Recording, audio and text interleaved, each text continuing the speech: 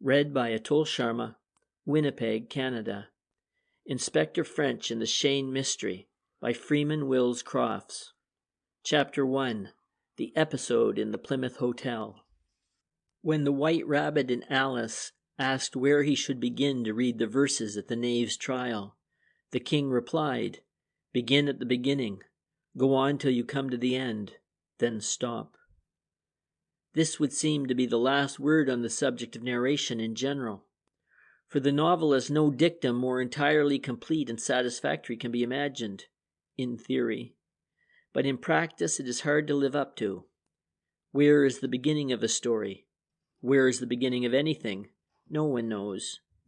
When I set myself to consider the actual beginning of Maxwell Cheyne's adventure, I saw at once that I should have to go back to Noah. Indeed, I was not at all sure whether the thing could be adequately explained unless I carried back the narrative to Adam, or even further. For Cheyne's adventure hinged not only on his own character and environment, brought about by goodness knows how many thousands of generations of ancestors, but also upon the contemporaneous history of the world, crystallized in the happening of the Great War and all that appertained thereto. So then, in default of the true beginning, let us commence with the character and environment of Maxwell Cheyne, following on with the strange episode which took place in the Edgecombe Hotel in Plymouth, and from which started that extraordinary series of events which I have called the Cheyne Mystery. Maxwell Cheyne was born in 1891, so that when his adventure began in the month of March, 1920, he was just 29.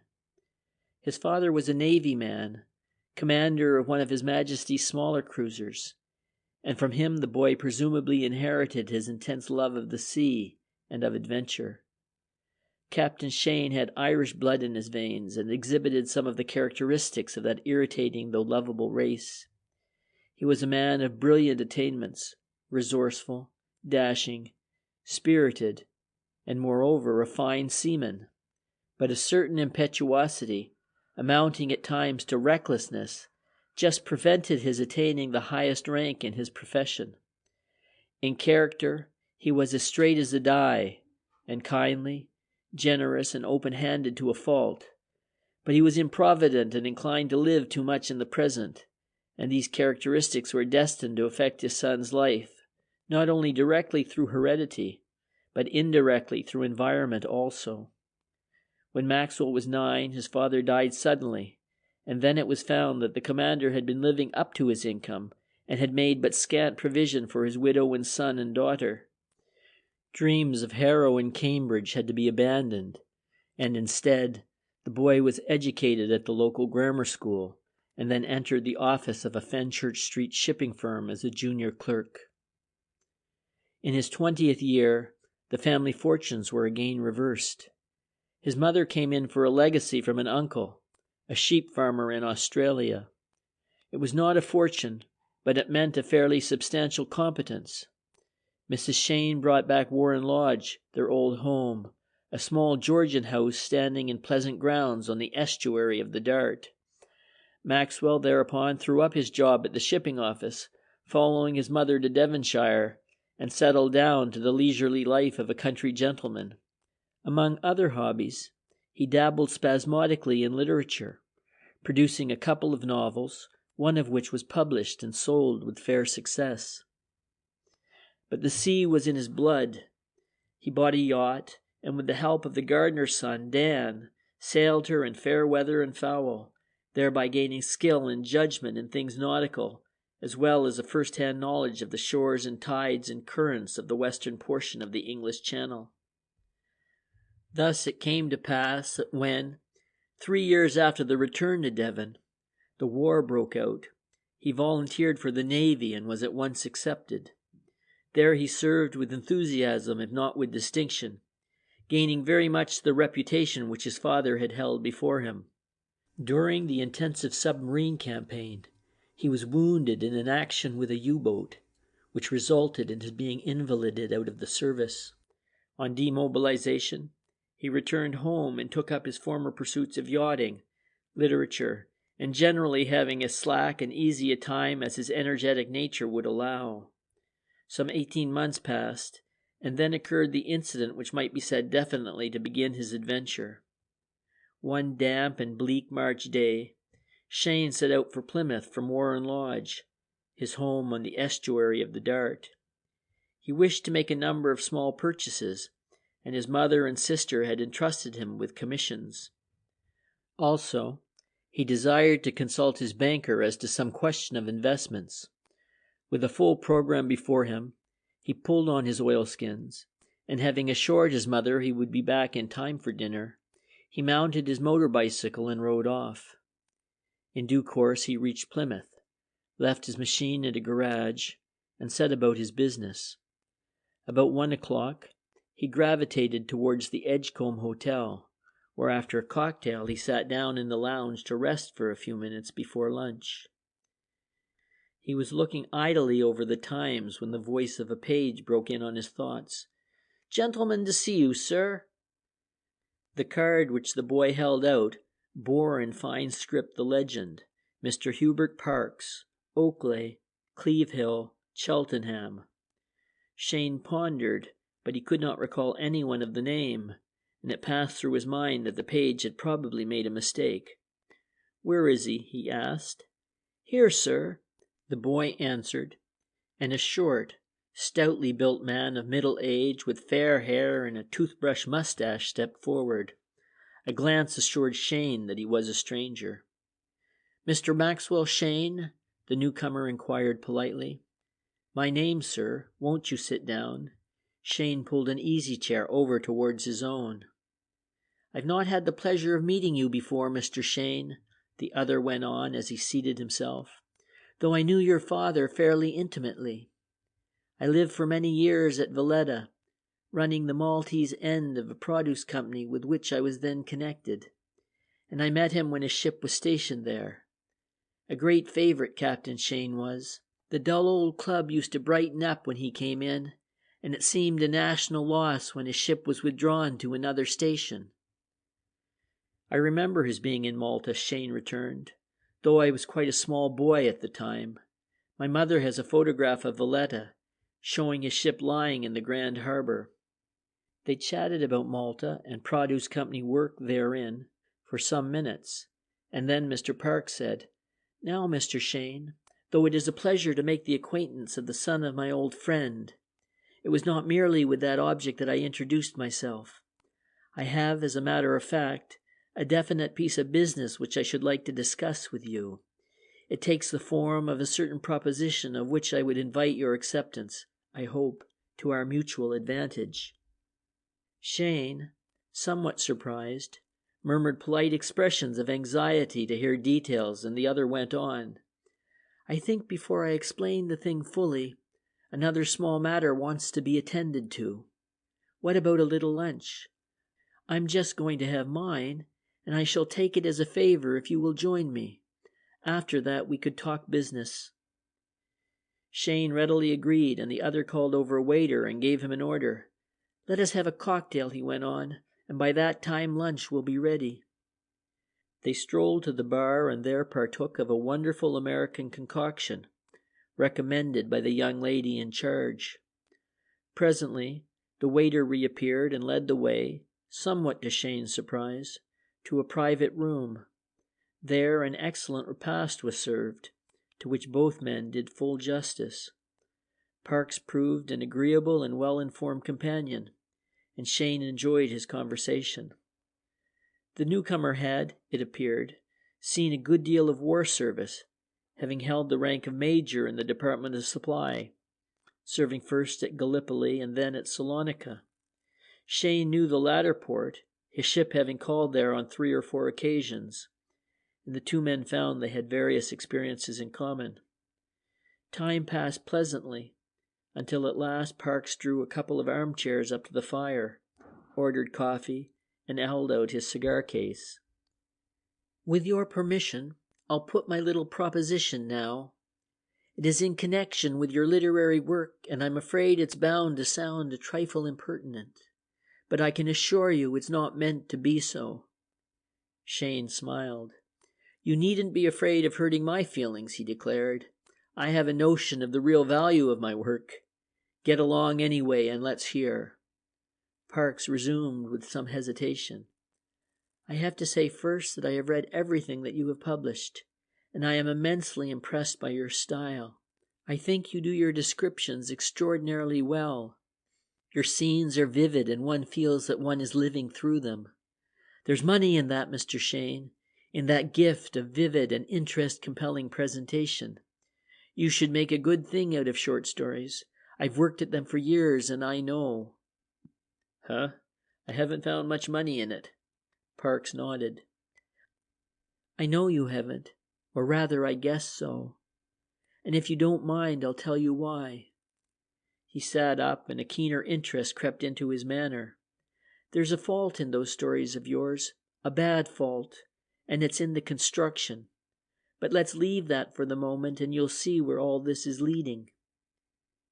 He broke off as a waiter arrived with the coffee, resuming, "Now I have a strong dramatic sense and a good working knowledge of literary construction. As I said, I've also tried short stories, and though they've not been an absolute failure, I couldn't say they've been really successful. On the whole, I should think, yours have done better, and I know why. It's my style. I try to produce a tale, say of a shipwreck. It is intended to be full of human feeling, to grip the reader's emotion, but it doesn't. It reads like a Board of Trade report. Dry, you understand, not interesting. Now, Mr. Cheyne," he sat up in his chair once more, this time almost in excitement, "you see what I'm coming to. Why should we not collaborate? Let me do the plots and you clothe them. Between us, we have all the essentials for success." He sat back and then saw the coffee. "I say," he exclaimed, "I'm sorry, but I didn't notice this had come. I hope it's not cold." He felt the coffee pot. "What about a liqueur? I'll ring for one. Or rather," he paused suddenly, "I think I've got something perhaps even better here." He put his hand in his pocket and drew out a small flask. "Old cognac," he said. "You'll try a little?" He poured some of the golden brown liquid into Cheyne's cup and was about to do the same into his own, when he was seized with a sudden fit of choking coughing. He had to put down the flask while he quivered and shook with the paroxysm. Presently he recovered, breathless. "Since I was wounded," he gasped apologetically, "I've been taken like that. The doctors say it's purely nervous, that my throat and lungs and so on are perfectly sound. Strange, the different ways this war leaves its mark." He picked up the flask, poured a liberal measure of its contents into his own cup, drank off the contents with evident relish, and continued. "What I had in mind, if you'll consider it, was a series of short stories, say a dozen, on the merchant marine in the war. This is the spring of 1920. Soon no one will read anything connected with the war, but I think that time has scarcely come yet. I have fair knowledge of the subject, and yours, of course, is first-hand. What do you say? I will supply 12 plots or incidents, and you will clothe them with, say, 5,000 words each. We shall sell them to the Strand or some of those monthlies, and afterwards publish them as a collection in book form." "By Jove," Cheyne said as he slowly sipped his coffee, "the idea is rather tempting. But I wish I could feel as sure as you seem to do about my own style. I'm afraid I don't believe it is as good as you pretend." "Mr. Cheyne," Parks answered deliberately, "you may take my word for it that I know what I am talking about. I shouldn't have come to you if I weren't sure. Very few people are satisfied with their own work. No matter how good it is, it falls short of the standard they have set in their minds. It is another case in which the outsider sees most of the game." Cheyne felt attracted by the proposal. He had written, in all, 17 short stories, and of these only 3 had been accepted, and those by inferior magazines. If it would lead to success, he would be only too delighted to collaborate with this pleasant stranger. It wasn't so much the money, though he was not such a fool as to make light of that part of it. It was success he wanted, acceptance of his stuff by good periodicals, a name and a standing among his fellow craftsmen. "Let's see what it would mean," he heard Park's voice, and it seemed strangely faint and distant. "I suppose, given the synopses, you could finish a couple of tales per week, say 6 weeks for the lot. And with luck, we should sell for £50 to £100 each. Say £500 for your 6 weeks' work, or nearly £100 per week. And there might be any amount more for the book rights, filming, and so on. Does the idea appeal to you, Mr. Cheyne?" Cheyne did not reply. He was feeling sleepy. Did the idea appeal to him? Yes. No. Did it? Did the idea... Drat this sleepiness. What was he thinking of? Did the idea... What idea? He gave up the struggle and, leaning back in his chair, sank into a profound and dreamless slumber. Ages of time passed, and Cheyne slowly struggled back into consciousness.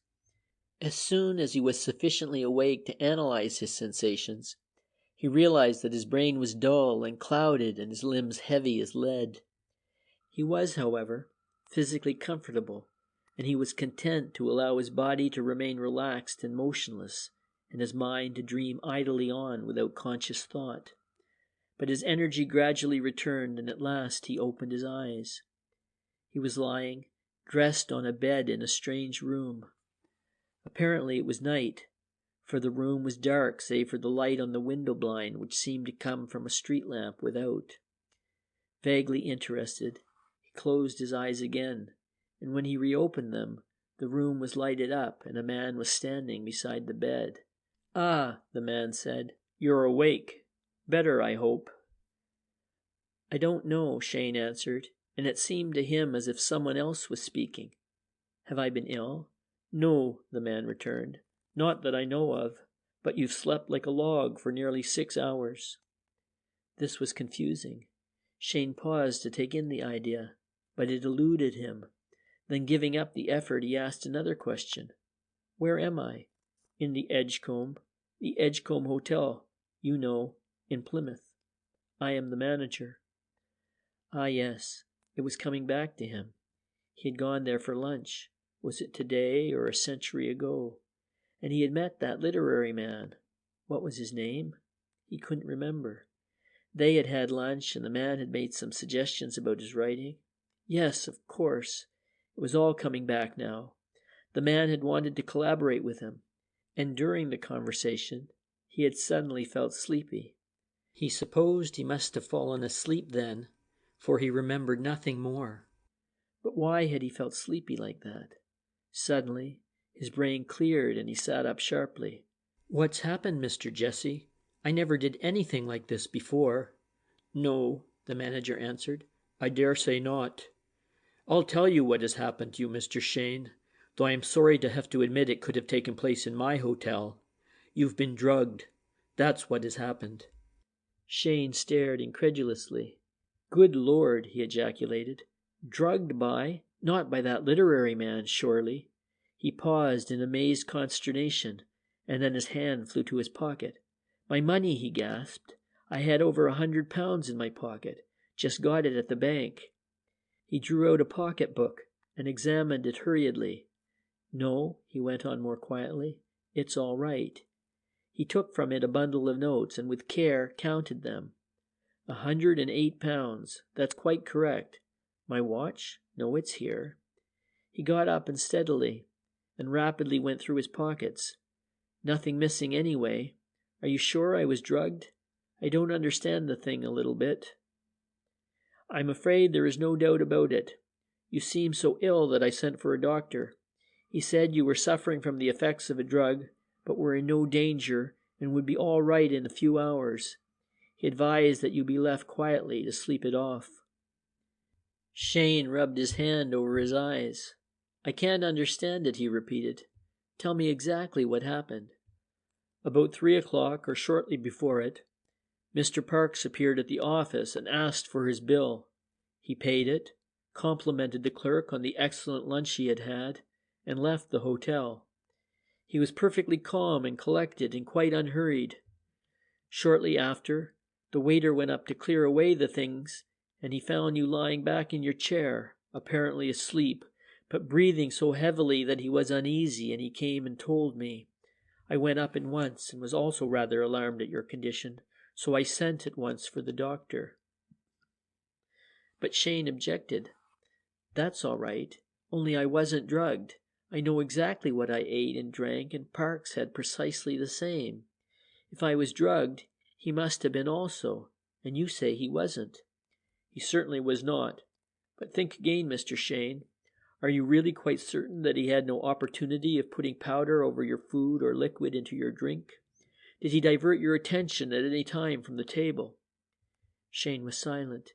He had remembered the flask of old brandy. "He put cognac in my coffee from his own flask," he admitted at length. "But it couldn't have been that." "Ah," the manager answered, in a satisfied tone. "It was that, I should swear. Why don't you think so?" "I'll tell you why I don't think so. Why, in fact, I know it wasn't. He put an even larger dose out of the same flask into his own cup, and he drank his coffee before I drank mine, so that if there was anything in the flask, he would have got knocked over first." The manager looked puzzled. "Don't think me discourteous, Mr. Cheyne, but I confess that I have my doubts about that. That episode of the flask looks too suspicious. Are you sure it was the same flask in each case? Did he pour straight into one cup after the other, or was there an interval in between? You realize, of course, that a clever conjurer could substitute a second flask for the first without attracting your notice." "I realize that right enough, but I am positive he didn't do so in this case. Though," he paused for a moment, "that reminds me that there was an interval between pouring into each cup. He got a fit of coughing after giving me mine and had to put down the flask. But when the paroxysm was over, he lifted it again and helped himself." "There you are," the manager declared. "During his fit of coughing, he substituted a different flask." "I'll swear he didn't. But can't we settle the thing beyond doubt? Have the cups been washed? If not, can't we get the dregs analyzed?" "I have already asked the doctor to have it done. He said he would get Mr. Pringle to do it at once. That's the city analyst. They're close friends, and Mr. Pringle would do it to oblige him. We should have his report quite soon. I am also having him analyze the remains on the plates which were used. Fortunately, owing to lunch being served in a private room, these had been stacked together and none had been washed. So we should be able to settle the matter quite definitely." Cheyne nodded as he glanced at his watch. "Good Lord," he cried. "It's 8 o'clock, and I said I should be home by 7. I must ring up my mother or she'll think something is wrong."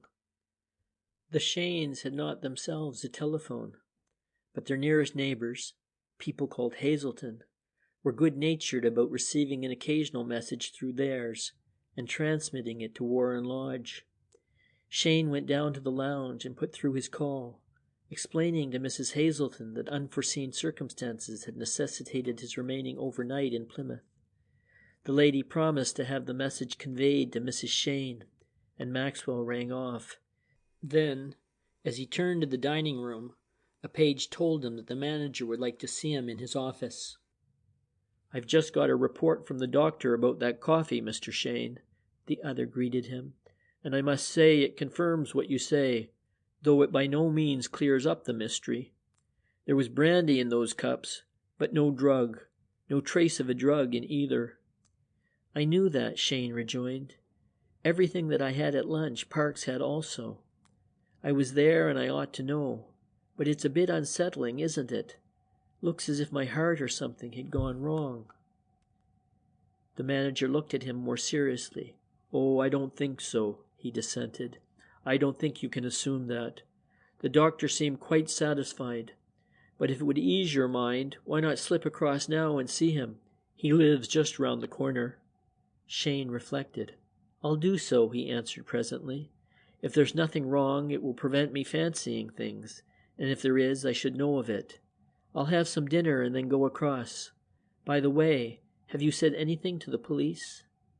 The manager hesitated. "No, I have not. I don't know that we've evidence enough. But in any case, Mr. Cheyne, I trust you do not wish to call in the police." The manager seemed quite upset by the idea, and spoke earnestly. "It would not do the hotel any good if it became known that a visitor had been drugged. I sincerely trust, sir, that you can see your way to keep the matter quiet." Cheyne stared. "But you surely don't suggest that I should take the thing lying down? If I have been drugged, as you say, I must know who has done it, and why. That would seem to me obvious." "I agree," the manager admitted, "and I should feel precisely the same in your place. But it is not necessary to apply to the police. A private detective would get you the information quite as well. See here, Mr. Cheyne, I will make you an offer. If you will agree to the affair being hushed up, I will employ the detective on behalf of the hotel. He will work under your direction and keep you advised of every step he takes. Come now, sir, is it a bargain?" Cheyne did not hesitate. "Why, yes," he said promptly. "That will suit me all right. I don't specially want to advertise the fact that I've been made a fool of, but I'd like to know what has really happened." "You shall, Mr. Cheyne. No stone shall be left unturned to get at the truth. I'll see about a detective at once. You'll have some dinner, sir?" Cheyne was not hungry, but he was very thirsty, and he had a light meal with a number of long drinks. Then he went round to see the doctor, to whom the manager had telephoned, making an appointment. After a thorough examination, he received the verdict. It was a relief to his mind, but it did not tend to clear up the mystery.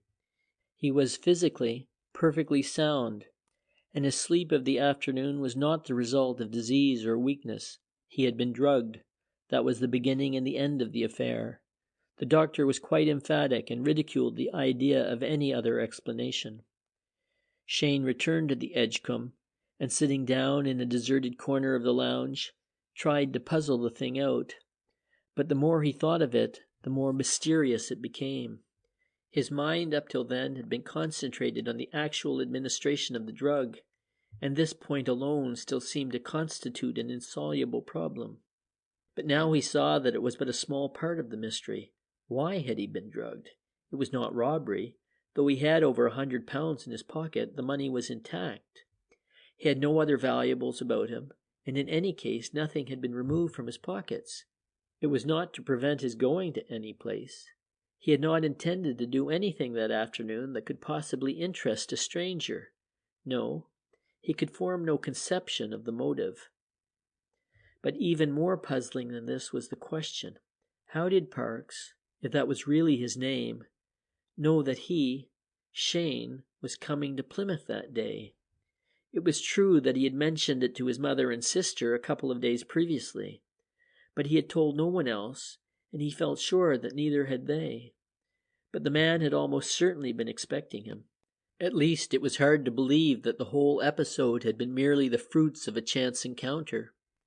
On the other hand, there was the difficulty that any other suggestion seemed even more unlikely.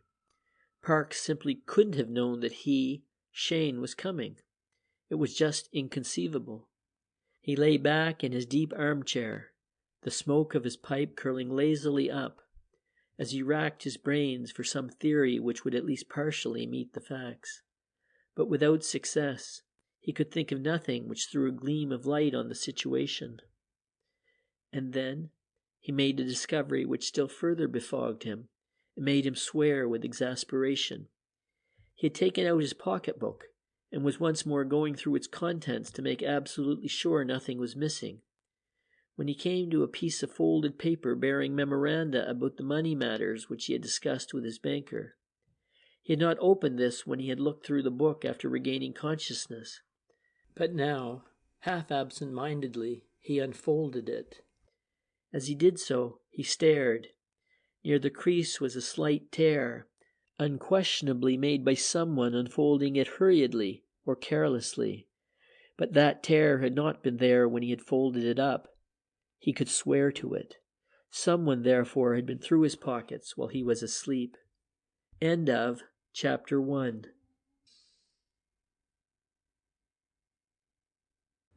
Burglary.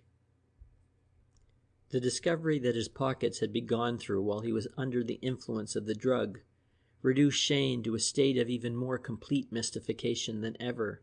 What had the unknown been looking for? He, Cheyne, had nothing with him that, so far as he could imagine, could possibly have interested any other person. Indeed, money being ruled out, he did not know that he possessed anywhere any paper or small object which it would be worth the stranger's while to steal. Novels he had read recurred to him, in which desperate enterprises were undertaken to obtain some document of importance. Plans of naval or military inventions which would give world supremacy to the power possessing them were perhaps the favorite instruments in these romances. But treaties which would mean war if disclosed to the wrong power, maps of desert islands on which treasure was buried, wills of which the existence was generally unknown, and letters compromising the good name of wealthy personages had all been used, time and again. But Cheyne had no plans or treaties or compromising letters from which an astute thief might make capital. Think as he would, he could frame no theory to account for Park's proceedings. He yawned, and getting up began to pace the deserted lounge. The effects of the drug had not entirely worn off, for though he had slept all the afternoon, he still felt slack and drowsy. In spite of its being scarcely 10 o'clock, he thought he would have a whiskey and go up to bed, in the hope that a good night's rest would drive the poison out of his system and restore his usual feeling of mental and physical well-being. But fate, once more in the guise of an approaching page, decreed otherwise. As he turned lazily towards the bar, a voice sounded in his ear. "Wanted on the telephone, sir." Cheyne crossed the hall and entered the booth. "Well," he said shortly. "Cheyne speaking." A woman's voice replied, a voice he recognized. It belonged to Ethel Hazelton, the grown-up daughter of that Mrs. Hazelton whom he had asked to inform Mrs. Cheyne of his change of plans. She spoke hurriedly, and he could sense perturbation in her tones. "Oh, Mr. Cheyne, I'm afraid I have rather disturbing news for you. When you rang up, we sent James over to Warren Lodge. He found Mrs. Cheyne and Agatha on the doorstep trying to get in. They had been ringing for some time but could not attract attention. He rang also, and then eventually found a ladder and got in through one of the upper windows. He opened the door for Mrs. Cheyne and Agatha. Can you hear me all right?" "Yes, clearly. Go on, please, Miss Hazelton." "They searched the house and they discovered Cook and Susan in their bedrooms, both tied up and gagged, but otherwise none the worse. They released them, of course, and then found that the house had been burgled." "Burgled?" Cheyne ejaculated sharply. "Great Scott!" He was considerably startled and paused in some consternation, asking then if much stuff was missing. "They don't know," the distant voice answered. "Your safe had been opened, but they hadn't had time to make an examination when James left.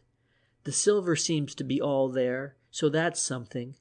James came back here with a message from Mrs. Cheyne, asking us to let you know, and I have been ringing up hotels in Plymouth for the last half hour. You know, you only said you were staying the night in your message. You didn't say where. Mrs. Cheyne would like you to come back if you can manage it." There was no hesitation about Cheyne's reply. "Of course I shall," he said quickly. "I'll start at once on my bicycle. What about telling the police?" "I rang them up immediately. They said they would go out at once. James has gone back also. He will stay and lend a hand until you arrive." "Splendid. It's more than good of you both, Miss Hazelton. I can't thank you enough. I'll be there in less than an hour." He delayed only to tell the news to the manager. "That's the explanation of this afternoon's affair at all events," he declared. "I was evidently fixed up so that I couldn't butt in and spoil sport. But it's goodbye to your keeping it quiet.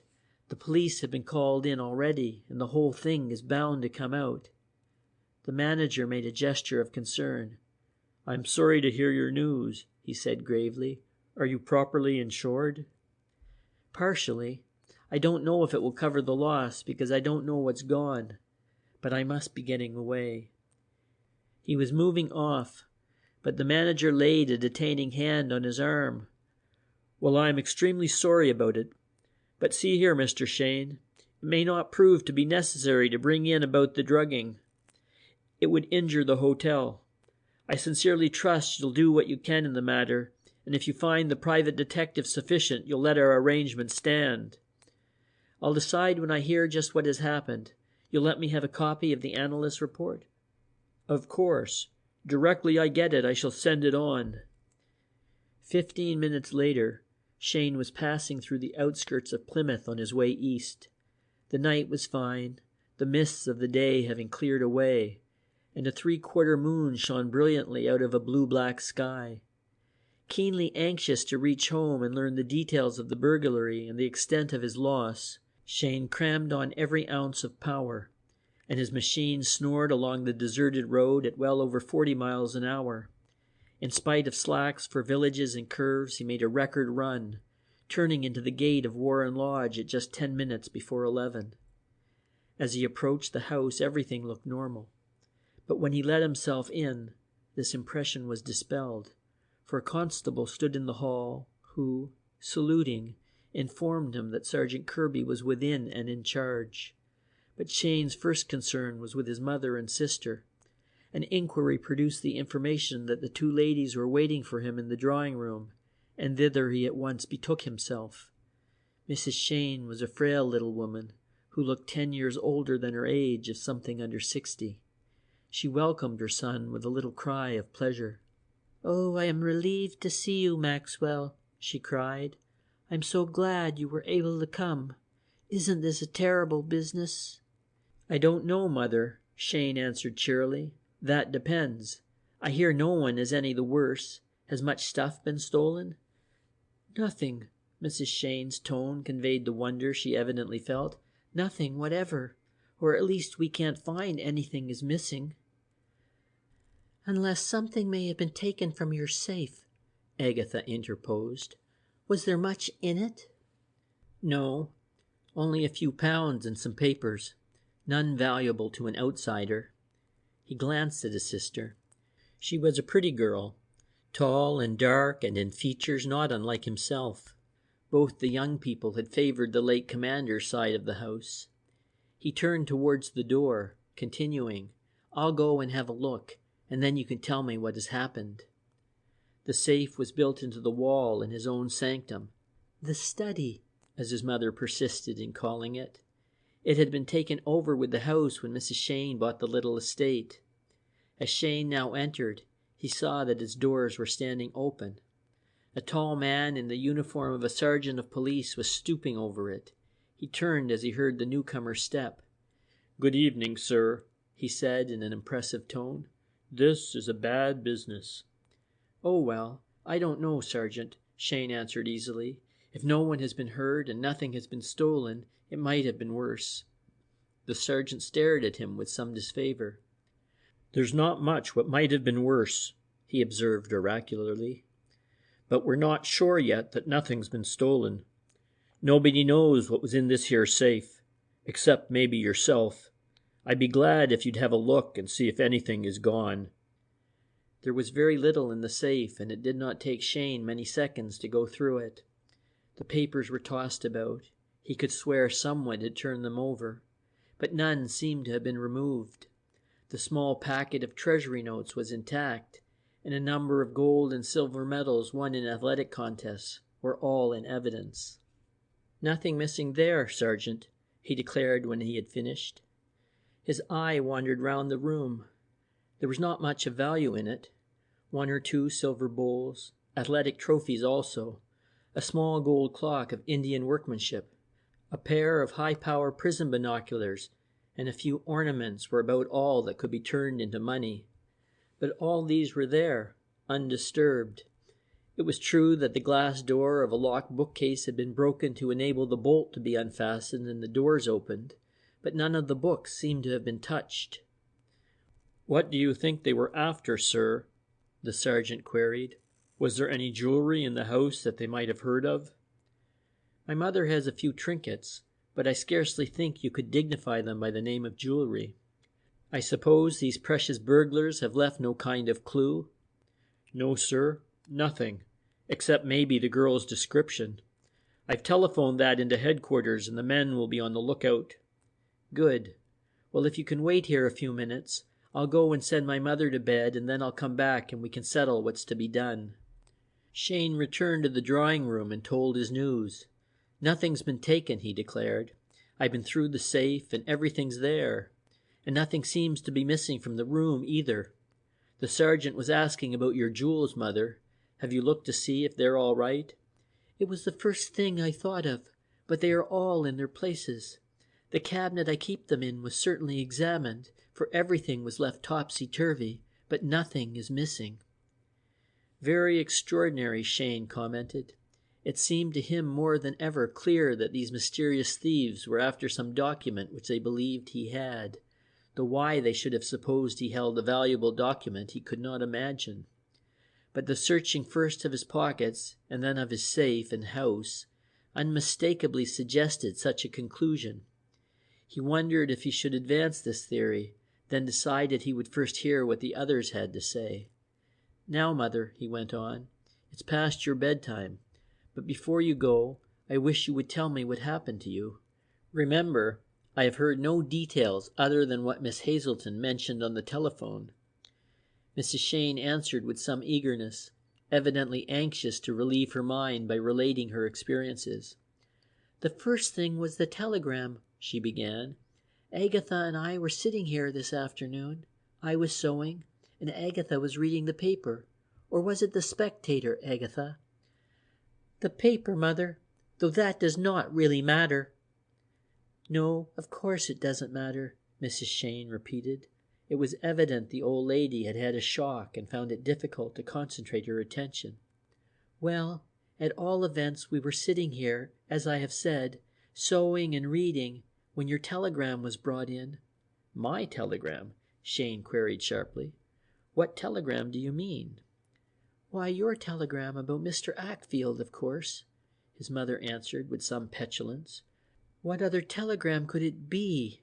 It did not give us much time, but... But, Mother dear, I don't know what you are talking about. I sent no telegram.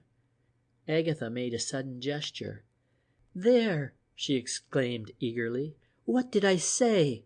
When we came home and learned what had happened and thought of your not turning up, she glanced at her brother, I said it was only a blind. It was sent to get us away from the house. Cheyne shrugged his shoulders good-humoredly. What he had half expected had evidently taken place. Dear people, he protested, this is worse than getting blood from a stone. Do tell me what has happened. You were sitting here this afternoon when you received a telegram. Very well now, what time was that? What time? Oh, what time did the telegram come, Agatha? Just as the clock was striking 4. I heard it strike immediately after the ring. Good, said Cheyne, in what he imagined was the manner of a cross-examining K.C. And what was in the telegram? The girl was evidently too much upset by her experience to resent his superior tone. She crossed the room and, taking a flimsy pink form from a table, handed it over to him. The telegram had been sent out from the General Post Office in Plymouth at 3:17 that afternoon, and read, You and Agatha please come without fail to Newton Abbot by 5:15 train, to meet Self and Ackfield about unexpected financial development. Urgent that you sign papers today. Ackfield will return Plymouth after meeting. You and I will catch 7:10 home from Newton Abbot. Maxwell. 3:17, and Parks had left the Edgecombe about 3. It seemed pretty certain that he had sent the telegram, but if so, what an amazing amount the man knew about them all. Not only had he known of Cheyne's war experience and literary efforts, and of his visit that day to the Edgecombe, but now it seemed that he had also known his address, of his mother and sister, and most amazing thing of all, of the fact that Mr. Ackfield of Plymouth was their lawyer and confidential adviser. Moreover, he had evidently known that the ladies were at home, as well as that they alone comprised the family. Surely, Cheyne thought, comparatively few people possessed all this knowledge, and the finding of Parks should therefore be a correspondingly easy task. Extraordinary, he said aloud. And what did you do? We got a taxi, Mrs. Cheyne answered. "Agatha arranged it by telephone from Mrs. Hazelton's. You tell him, Agatha. I'm rather tired." The old lady indeed looked worn out, and Cheyne interposed the suggestion that she should go up at once to bed, leaving Agatha to finish the story. But she refused, and her daughter took up the tale. "We caught the 5:15 ferry and went on to Newton Abbot.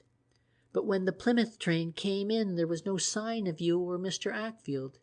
So we sat in the waiting room until the 7:10. I telephoned for a taxi to meet the ferry. It brought us to the door about 8:30.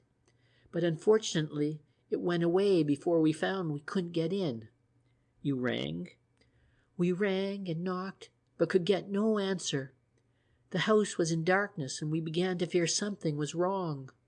Then, just as I was about to leave Mother in the summer house and run up to the Hazeltons to see if James was there, he appeared to say that you were staying in Plymouth overnight.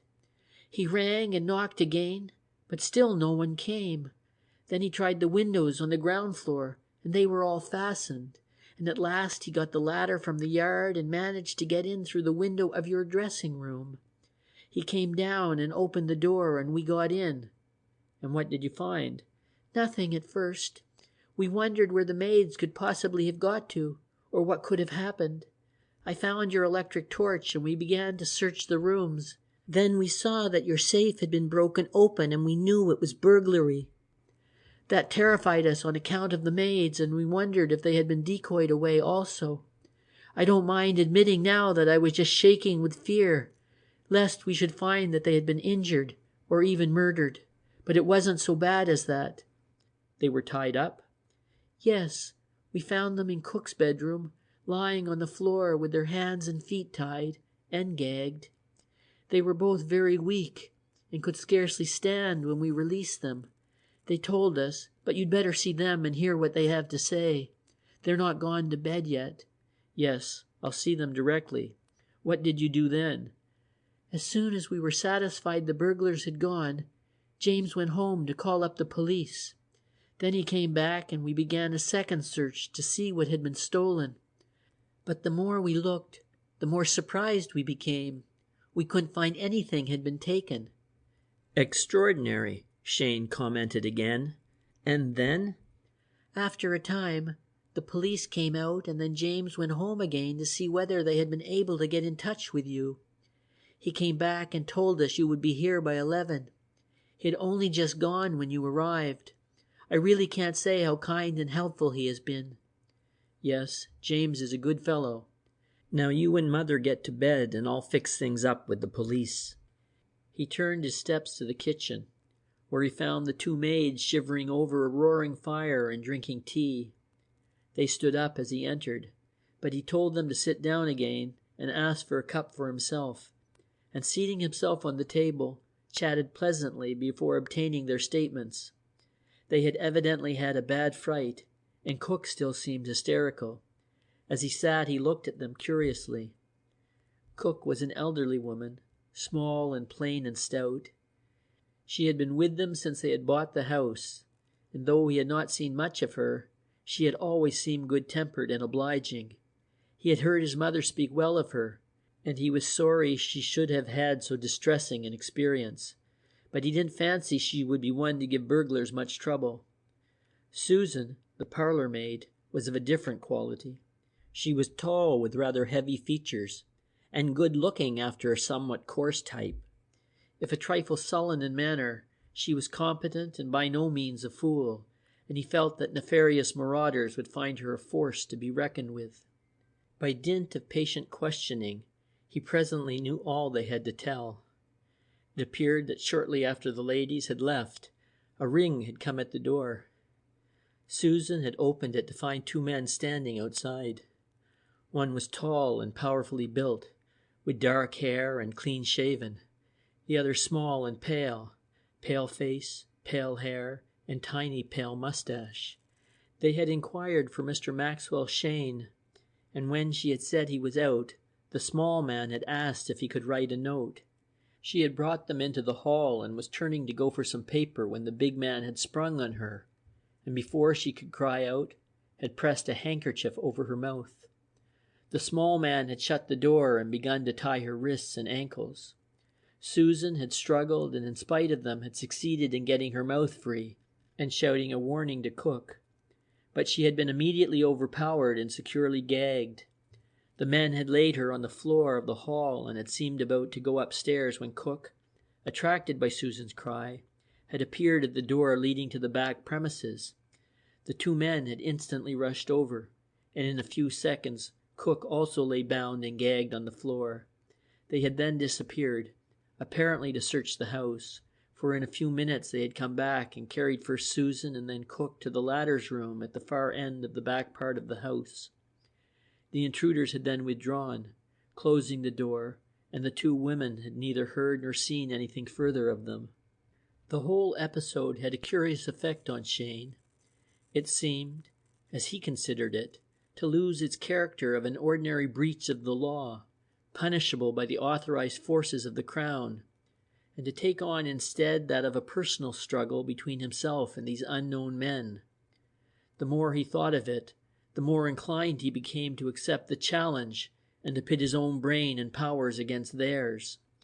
The mysterious nature of the affair appealed to his sporting instincts, and by the time he rejoined the sergeant in the study, he had made up his mind to keep his own counsel as to the Plymouth incident. He would call up the manager of the Edgecombe, tell him to carry on with his private detective, and have the latter down to Warren Lodge to go into the matter of the burglary. He found the sergeant attempting ineffectively to discover fingerprints on the smooth walls of the safe, sympathized with him in the difficulty of his task, and asked a number of deliberately futile questions. On the ground that nothing had been stolen, he minimized the gravity of the affair, questioned his power to prosecute should the offenders be forthcoming, and instilled doubts into the other's mind as to the need for special efforts to run them to earth. Finally, the man explaining that he had finished for the time being, he bade him good night, locked up the house, and went up to bed. There he lay for several hours, tossing and turning as he puzzled over the affair, before sleep descended to blot out his worries and soothe his eager desire to be on the track of his enemies. End of Chapter 2.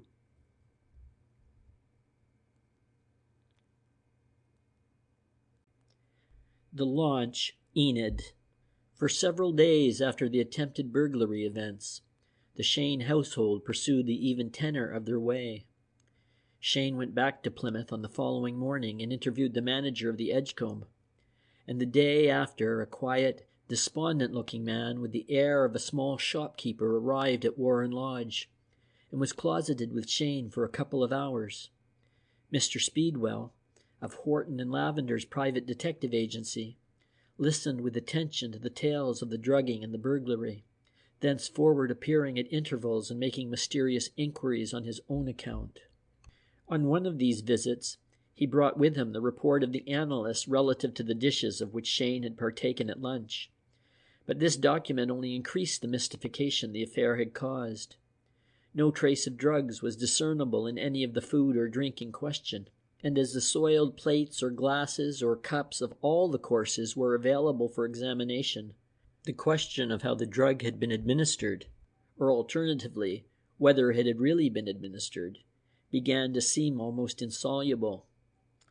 The cocktail taken with Parks before lunch was the only item of which a portion could not be analyzed, but the evidence of the barmaid proved conclusively that Parks could not have tampered with it.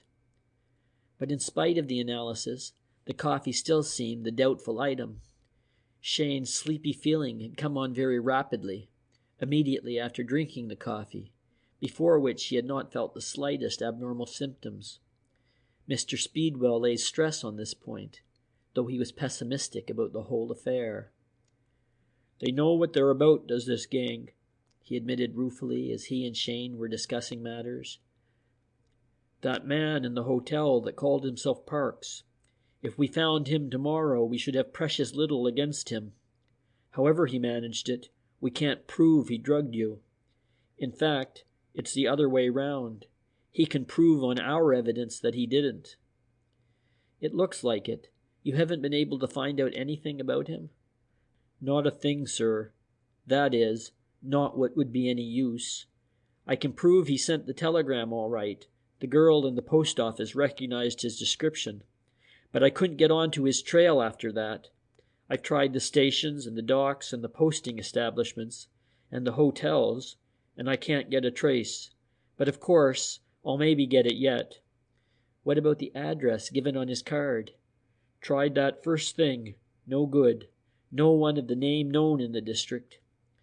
When did the man arrive at the hotel? Just after you did, Mr. Cheyne. He probably picked you up somewhere else and was following you to see where you'd get lunch. Oh, well, that explains something. I was wondering how he knew I was going to the Edgecombe.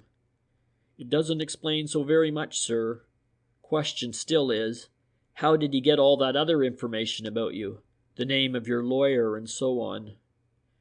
Cheyne had to admit that the prospects of clearing up the affair were not rosy. But what about the burglary? He went on more hopefully. That should be an easier nut to crack. Speedwell was still pessimistic. I don't know about that, sir, he answered gloomily. There's not much to go on there either. The only chance is to trace the men's arrival or departure. Now, individually, the private detective is every bit as good as the police. Better, in fact, because he's not so tied up with red tape. But he hasn't their organization. In a case like this, when the police with their enormous organization have failed, the private detective hasn't a big chance. However, of course, I've not given up. He paused, and then drawing a little closer to Cheyne and lowering his voice, he went on impressively. You know, sir, I hope you'll not consider me out of place in saying it, but I had hoped to get my best clue from yourself. There can be no doubt that these men are after some paper that you have, or that they think you have. If you could tell me what it was, it might make all the difference. Cheyne made a gesture of impatience. Don't I know that? He cried. Haven't I been racking my brains over that question ever since the thing happened? I can't think of anything. In fact, I can tell you there was nothing that I know of anyway, he added helplessly. Speedwell nodded, and a sly look came into his eyes. Well, sir, if you can't tell, you can't, and that's all there is to it.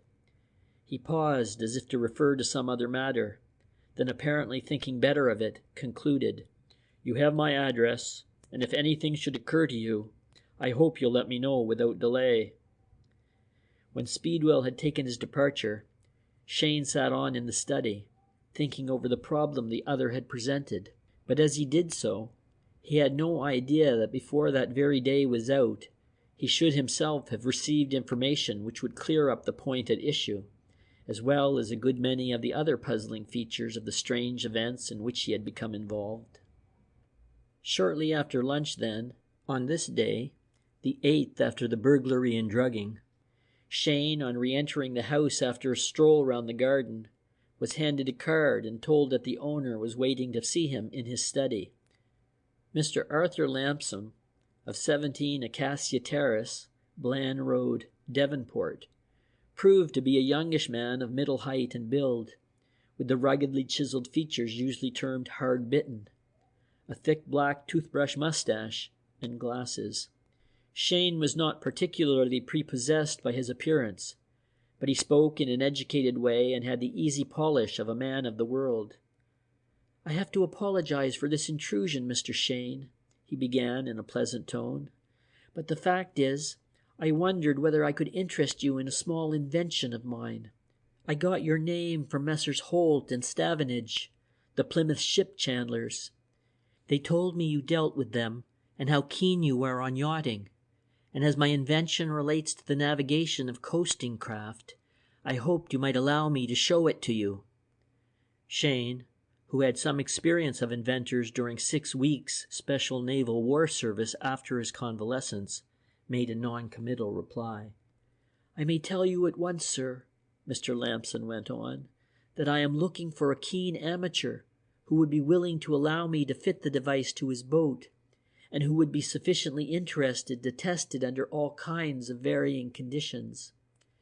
You see, though the thing works all right on a motor launch I have borrowed, I have exhausted my leave from my business, and am therefore unable to give it a sufficiently lengthy and varying test to find out whether it will work continuously under ordinary everyday seagoing conditions. If it proves satisfactory, I believe it would sell, and if so, I should of course be willing to take into partnership to a certain extent anyone who would help me to develop it. In spite of himself, Cheyne was impressed. This man was different from those with whom he had hitherto come in contact. He was not asking for money, or at least he hadn't so far. "Have you patented the device?" he asked, reckoning willingness to spend money on patent fees a test of good faith. "No, not yet," the visitor answered. "I have taken out provisional protection, which will cover the thing for 4 months more. If it promises well after a couple months' test, it will be time enough to apply for the full patent." Cheyne nodded. This was a reasonable and proper course. "What is the nature of the device?" he asked. The young man's manner grew more alert. He leaned forward in his chair and spoke eagerly. Cheyne frowned involuntarily as he recognized the symptoms. "It's a position indicator. It would, I think, be useful at all times, but during fog it would be simply invaluable, that is, for coasting work, you know. It would be no good for protection against collision with another ship, but for clearing a headland or making a harbor in a fog, it would be worth its weight in gold. The principle is, I believe, old, but I have been lucky enough to hit on improvements in detail which get over the defects of previous instruments. Speaking broadly, a fixed pointer, which may, if desired, carry a pen, rests on a moving chart. The chart is connected to a compass and to rollers operated by devices for recording the various components of motion. One is driven off the propeller. Others are set automatically mostly for such things as wind, run of tide, wave motion, and so on. The pointer always indicates the position of the ship, and as the ship moves, the chart moves to correspond. Steering then resolves itself into keeping the pointer on the correct line on the chart, and this can be done by night without guide lamps, or in a fog, as well as in daytime. The apparatus would also assist navigation through unbuoyed channels over covered mudflats, or in time of war, through charted minefields. I don't want to be a nuisance to you, Mr. Cheyne, but I do wish you would at least let me show you the device. You could then decide whether you would allow me to fix it to your yacht for experimental purposes." "I should like to see it," Cheyne admitted. "If you can do all you claim, I certainly think you have a good thing. Where is it to be seen?" "On my launch, or rather the launch I have borrowed." The young man's eagerness now almost approached excitement. His eyes sparkled and he fidgeted in his chair. "She is lying off Johnson's boat slip at Dartmouth. I left the dinghy there." "And you want me to go now?" "If you really will be so kind, I should propose a short run down the estuary and along the coast toward Exmouth, say for 2 or 3 hours. Could you spare so much time?" "Why, yes, I should enjoy it. I shall be back, say, between 6 and 7. "I'll have you back at Johnson's slip at 6 o'clock.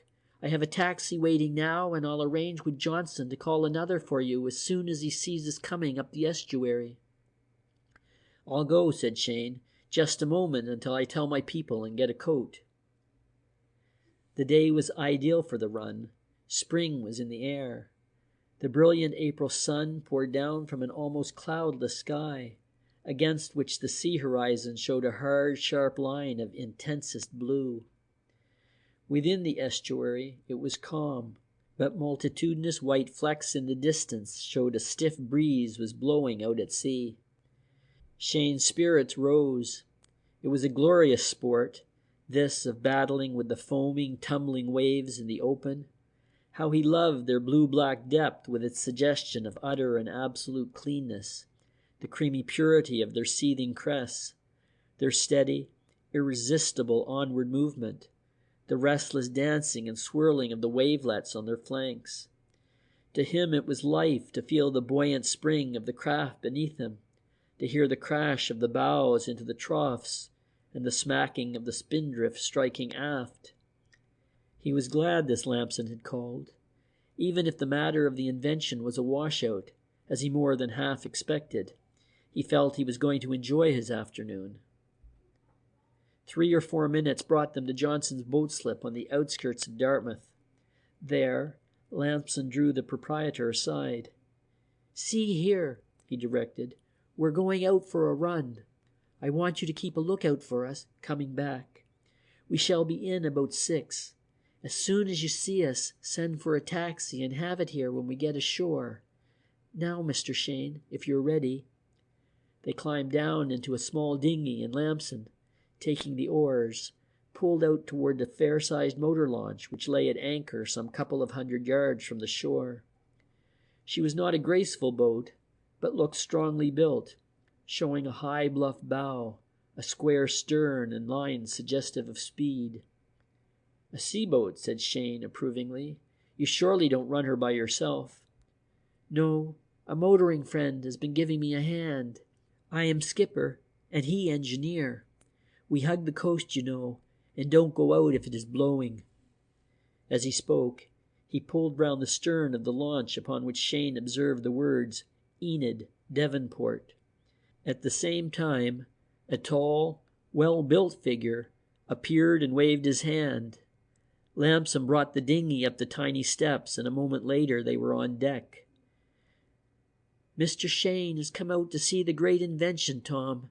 I almost hope that he is interested. My friend, Tom Lewisham, Mr. Cheyne."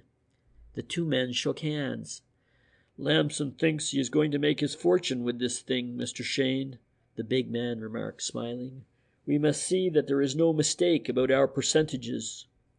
"If you want a percentage, you must work for it, my son," Lamson declared. "Mr. Cheyne must be back by 6, so get your old rattletrap going and we'll run down to the sea. If you don't mind, Mr. Cheyne, we'll get under way before I show you the machine, as it takes both of us to get started." "Right-o," said Cheyne. "I'll bear a hand if there's anything I can do." "Well, that's good of you. It would be a help if you would take the tiller while I'm making all snug. There's a bit of a tumble on outside." The boat was certainly a flyer. The charmingly situated old town dropped rapidly astern while Lamson made snug. Then he came aft, shouted down through the engine-room skylight for his friend, and when the latter appeared, told him to take the tiller. "Now, Mr. Cheyne," he went on, "now comes the great moment. I have not fixed the apparatus up here in front of the tiller, partly to keep it secret, and partly to save the trouble of making it weatherproof. It's down in the cabin, but you understand it should be up here. Will you come down?" He led the way down a companion to a diminutive saloon. "It's in the sleeping part, still forward." He pointed, and the 2 men squeezed through a door in the bulkhead into a tiny cabin, lit by electric light and with a table in the center and 2 berths on either side. On the table was a frame on the top of which was stretched a chart, and a light rod ran out from one side to a pointer fixed over the middle of the chart. "You can see that it's very roughly made," Lamson went on, "but if you look closely, I think you'll find that it works all right." Cheyne bent forward and examined the machine, and as he did so, mystification grew in his mind. The chart was not of the estuary of the Dart, nor, stranger still, was it connected to rollers. It was simply tacked on. What he now saw was merely the lid of a box. How it was moved he couldn't see. "I don't follow this," he said. "How do you get your chart to move if it's nailed down?" There was no answer, but as he swung round with a sudden misgiving, there was a sharp click. Lamson had disappeared and the door was shut. Cheyne seized the handle and turned it violently, only to find that the bolt of the lock had been shot. But before he could attempt further researches, the light went off, leaving him in almost pitch darkness. At the same moment, a significant lurch showed that they were passing from the shelter of the estuary into the open sea. He twisted and tugged at the handle. "Here, you, Lamson," he shouted angrily. "What do you mean by this? Open the door at once. Confound you! Will you open the door?" He began to kick savagely at the woodwork. A small panel in the partition between the cabins shot aside, and a beam of light flowed into Cheyne's. Lamson's face appeared at the opening. He spoke in an old-fashioned, stilted way, aping extreme politeness, but his mocking smile gave the lie to his protestations. "I'm sorry, Mr. Cheyne, for this incivility," he declared, "and hope that when you have heard my explanation you will pardon me. I must admit I have played a trick on you, for which I offer the fullest apologies. The story of my invention was a fabrication. So far as I am aware, no apparatus such as I have described exists. Certainly I have not made one. The truth is that you can do me a service, and I took the liberty of inveigling you here in the hope of securing your good offices in this matter." "You've taken a bad way of getting my help," Cheyne shouted wrathfully. "Open the door at once, damn you, or I'll smash it to splinters." The other made a deprecatory gesture. "Really, I beg of you, Mr. Cheyne," he said in mock horror at the other's violence. "Not so fast, if you please, sir. I have an answer to both your observations. With regard to the door, you will—" Cheyne interrupted him with a savage oath and a fierce onslaught of kicks on the lower panels of the door. But he could make no impression on them, and when, in a few moments, he paused breathless, Lamson went on quietly. "With regard to the door, as I was about to observe, it would be a waste of energy to attempt to smash it to splinters, because I have taken the precaution to have it covered with steel plates. They are bolted through and the nuts are on the outside. I mention this to save you." Cheyne was by this time almost beside himself with rage. He expressed his convictions and desires as to Lamson and his future in terms which from the point of view of force left little to be desired, and persistently reiterated his demand that the door be opened as a prelude to further negotiation. In reply, Lamson shook his head, and remarking that as the present seemed an inopportune moment for discussing the situation, he could postpone the conversation, he closed the panel and left the inner cabin once more in darkness.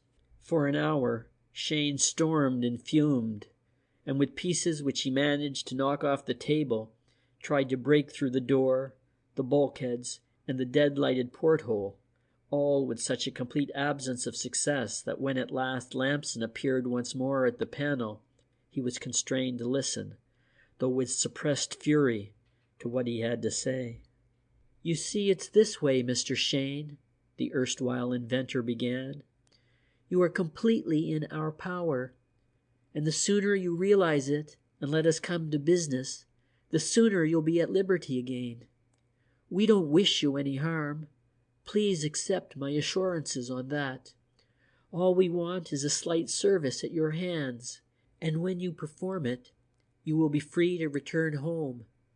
In fact, we shall take you back, as I said, with profuse apologies for your inconvenience and loss of time. But it is only fair to point out that we are determined to get what we want, and if you are not prepared to come to terms now, we can wait until you are."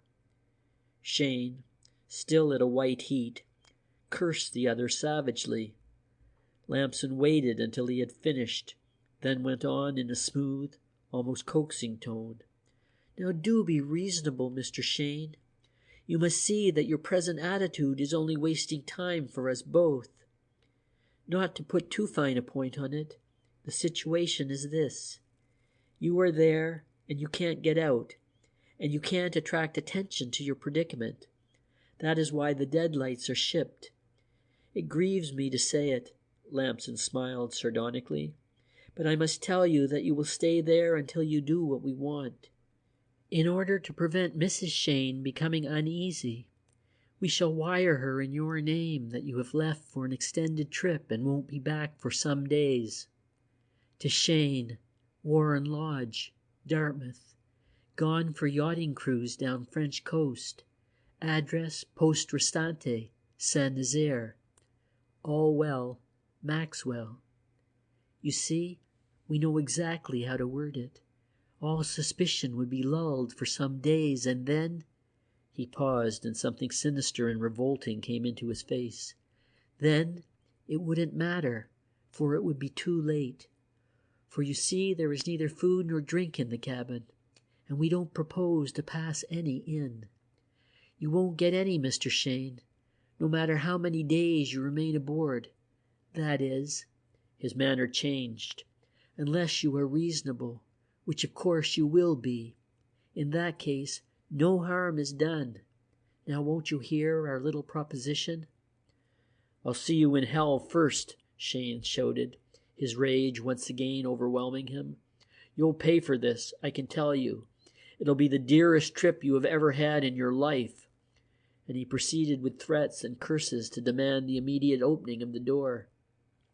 Lamson, a whimsical smile curling his lips, shrugged his shoulders at the outburst, and replied by withdrawing his head from the opening and sliding the panel to.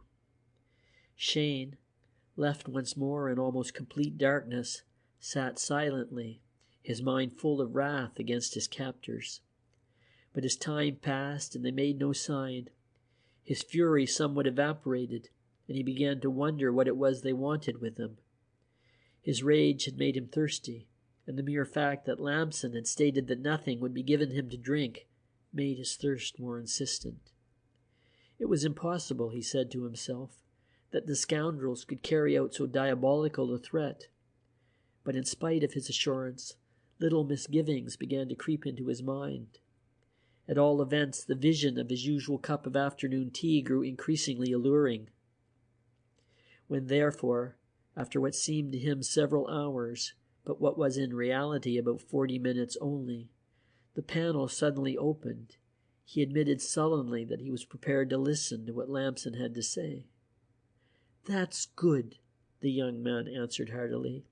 "If you could just see your way to humor us in this little matter, there is no reason why we should not part friends." "There's no question of friends about it," Cheyne declared sharply. "Cut your chatter and get on to business. What do you want?" A smile suffused Mr. Lamson's rough-hewn countenance. "Now that's talking," he cried. "That's what I've been hoping to hear. I'll tell you the whole thing, and you'll see it's only a mere trifle that we're asking. I can put it in 5 words. We want Arnold Price's letter." Cheyne stared. "Arnold Price's letter?" he repeated in amazement. "What on earth do you know about Arnold Price's letter?" "We know all about it, Mr. Cheyne, a jolly sight more than you do.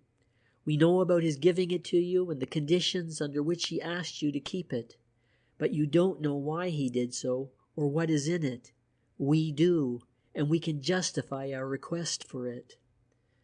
The demand was so unexpected that Cheyne sat for a moment in silence, thinking how the letter in question had come into his possession. Arnold Price was a junior officer in one of the ships belonging to the Fenchurch Street firm in whose office Cheyne had spent 5 years as clerk.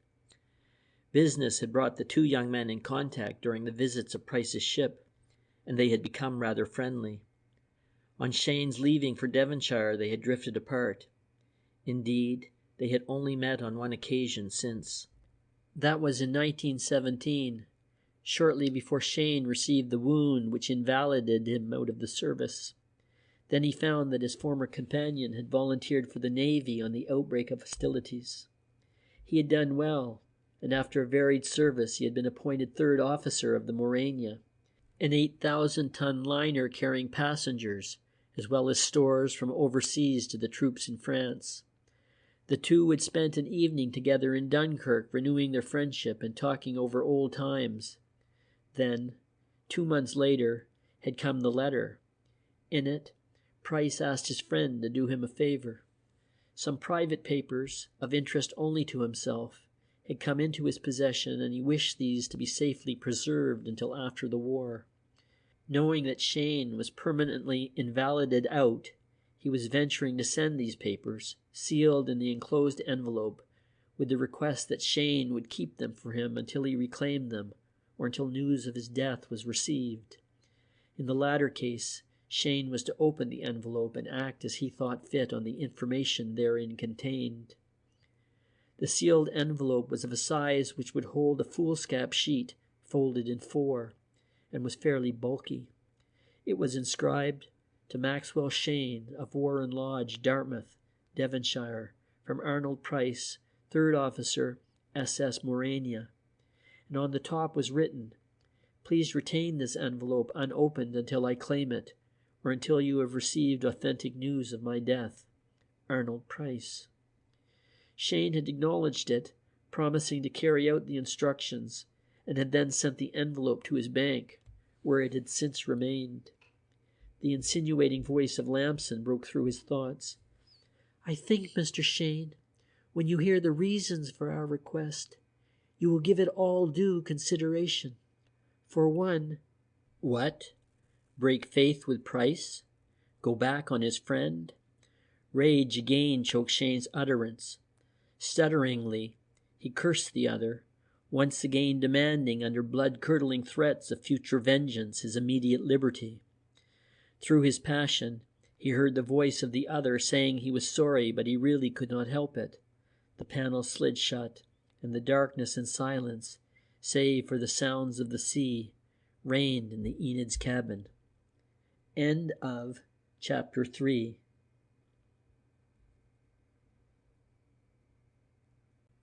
Concerning a Peerage. When Maxwell Cheyne's paroxysm of fury diminished, and he began once more to think collectedly about the unpleasant situation in which he found himself, a startling idea occurred to him. Here at last surely was the explanation of his previous adventures. The drugging in the hotel in Plymouth, the burglary at Warren Lodge, and now his kidnapping on the Enid were all part and parcel of the same scheme. It was for Price's letter that his pocketbook was investigated while he lay asleep in the private room at the Edgecombe. It was for Price's letter that his safe was broken open and his house searched by other members of the conspiracy. And it was for Price's letter that he now lay, a prisoner aboard this infernal launch. A valuable document, this of Price's, must surely be if it was worth such pains to acquire. Cheyne wondered how it had never occurred to him that it might represent the motive of the earlier crimes, but he soon realized that he had never thought of it as being of interest to anyone other than Price. Indeed, Price himself referred to his enclosure as some private papers, of interest to myself only. In that last phrase, Price had evidently been wrong, and Cheyne wondered whether he had been genuinely mistaken, or whether he had, from distrust of himself, deliberately misstated the case in order to minimize the value of the document. Price had certainly not shown himself anxious to regain it at the earliest possible moment. On the conclusion of peace, he had not accepted demobilization. He had applied for and obtained a transfer to the Middle East, where he had commanded one of the transports plying between Basra and Bombay in connection with the Mesopotamian campaign. So far as Cheyne knew, he was still there. He hadn't heard of him for many months, not indeed since he went out. While Cheyne had been turning over these matters in his mind, the launch had evidently been approaching land, as its rather wild rolling and pitching had gradually ceased, and it was now floating on an even keel. Cheyne had been conscious of the fact despite his preoccupation, but now his musings were interrupted by the stopping of the motor, and a few seconds later by the plunge of the anchor and the rattle of the running chain. In the comparative silence he shouted himself hoarse, but no one paid him the least attention. He heard, however, the dinghy being drawn up to the side, and presently the sound of oars retreating, but whether one or both of his captors had left he could not tell. In an hour or two the boat returned, but though he again shouted and beat the door of his cabin, no notice was taken of his calls. Then began for Cheyne a period which he could never afterwards look back on without a shudder. Never could he have believed that a night could be so long, that time could drag so slowly. He made himself as comfortable as he could in one of the bunks, but as the clothes and the mattress had been removed, his efforts were not crowned with much success. In spite of his weariness and of the growing exhaustion due to hunger, he could not sleep. He wanted something to drink. He was surprised to find that thirst was not localized in the parched throat or dry mouth. His whole being cried out for water. He could not have described the sensation, but it was very intense, and with every hour that passed it grew stronger. He turned and tossed in the narrow bunk, his restlessness and discomfort continually increasing. At last he dozed, but only to fall into horrible dreams from which he awoke unrefreshed and thirstier than ever. Cheyne had plenty of spirit and dash, but he lacked in staying power, and when the inevitable period of reaction to his excitement and rage came, he became plunged in a deep depression. These fellows had him in their power. If this went on and they really carried out their threat, he would have to give way sooner or later. He hated to think he might betray a trust. He hated still more to be coerced into doing anything against his own will. But when, as it seemed to him, weeks later, the panel shot back and Lamson's face appeared, his first decision was shaken, and he waited sullenly to hear what the other had to say. The man was polite and deprecating rather than blustering, and seemed anxious to make it as easy as possible for Cheyne to capitulate. "I hope, Mr. Cheyne," he began, "you will allow me to explain this matter more fully, as I cannot but think you have at least to some extent misunderstood our proposal. I did not tell you the whole of the facts, but I should like to do so now if you will listen." He paused expectantly. Cheyne glowered at him but did not reply, and Lamson resumed. "The matter is somewhat complicated, but I will do my best to explain it as briefly as I can. In a word, then, it relates to a claim for a peerage. I must admit to you that Lamson is not my name. It is Price, and the Arnold Price whom you knew during the war is my second cousin. Arnold's uncle and my father's cousin, St. John Price, is, or rather was, in the diplomatic service, and it is through his discoveries that the present situation has arisen. It happened that this St. John Price had occasion to visit South Africa on diplomatic business during the war, and as luck would have it, he took his return passage on the Morania, the ship on which his nephew Arnold was third officer. But he never reached England. He met his death on the journey under circumstances which involved a coincidence too remarkable to have happened otherwise than in real life." In spite of himself, Cheyne was interested. Price glanced at him and went on. "One night at the end of the voyage, when they were running without lights up the channel, a large steamer going in the same direction as themselves suddenly loomed up out of the darkness and struck them heavily on the starboard quarter. My cousin was on deck, though not in charge. He saw the outlines of the vessel as she was closing in, and he also saw that a passenger was standing at the rail, just where the contact was about to take place. At the risk of his own life, he sprang forward and dragged the man back. Unfortunately, he was not in time to save him, for a falling spar broke his back and only just missed killing Arnold. Then, as you may have guessed from what I said, it turned out that the passenger was none other than St. John Price. My cousin had tried to save his own uncle." Once more Price paused, but Cheyne still remaining silent, he continued. "St. John lingered for some hours, during most of which time he was conscious, and it was then that he told Arnold about his belief that he, Arnold, was heir to the barony of Hull. I don't know, Mr. Cheyne, if you are aware that the present Lord Hull is a man well on to 80 and is in failing health. He has no known heir, and unless some claimant comes forward speedily, the title will in the course of nature become extinct. As you probably know also, Lord Hull is a man of enormous wealth. St. John Price believed that he, Arnold, and myself were all descended from the eldest son of Francis, the 5th Baron Hull. This man had lived an evil, dissolute life, and England having become too hot to hold him, he had sailed for South Africa in the early part of the last century.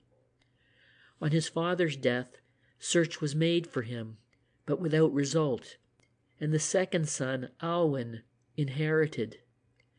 St. John had, after many years' labour, traced what he believed was a lineal descent from the scapegrace, and he had utilized his visit to South Africa to make further inquiries.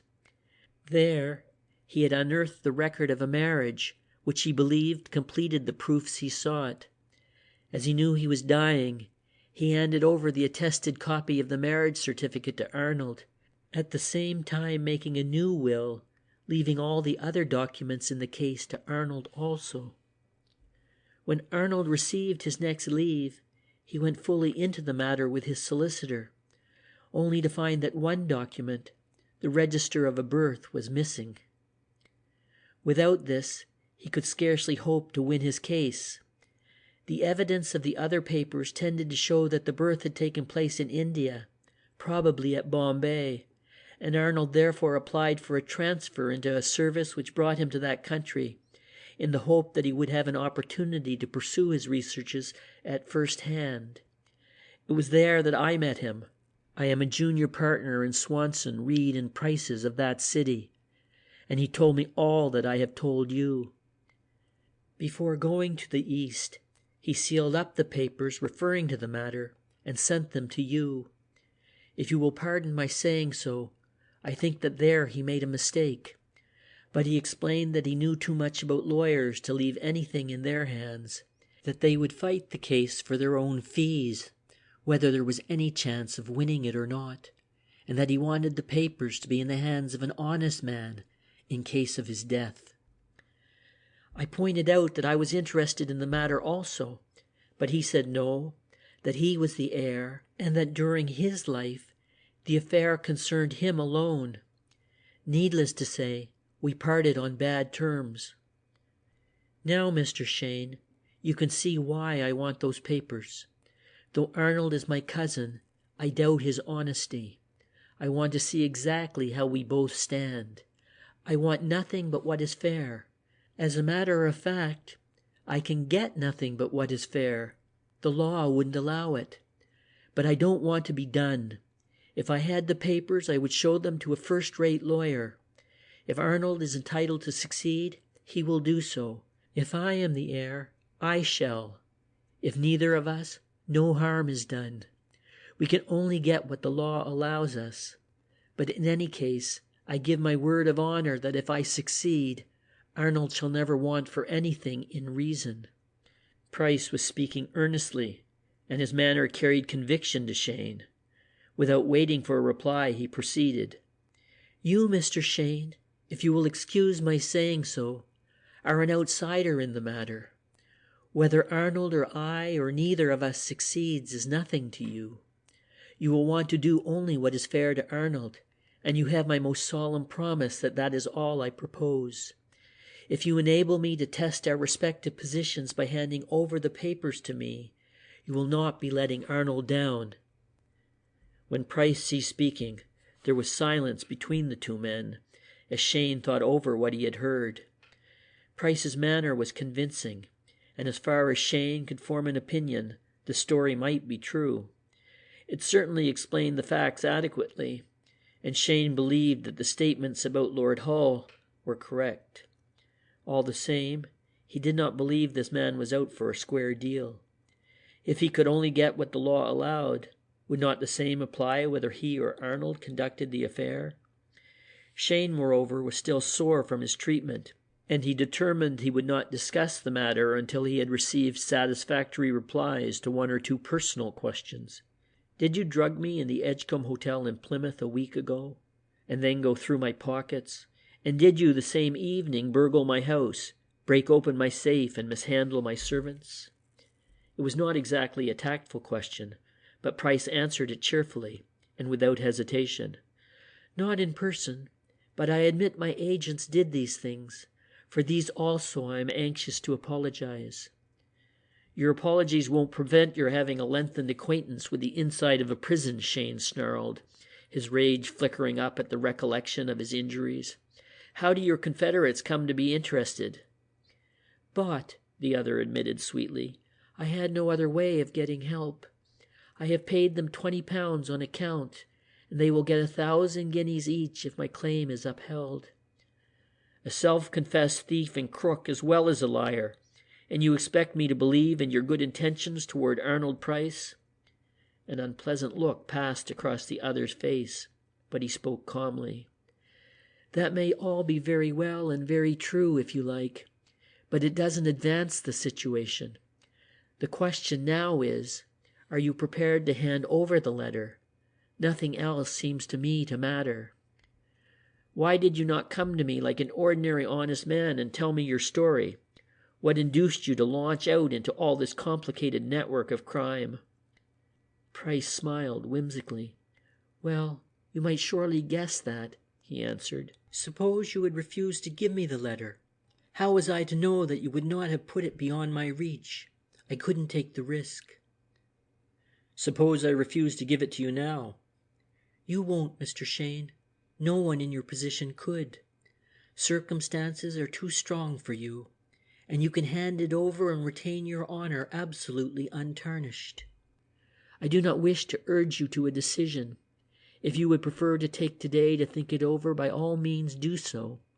I sent the wire to Mrs. Cheyne shortly before 6 last night, so she will not be uneasy about you."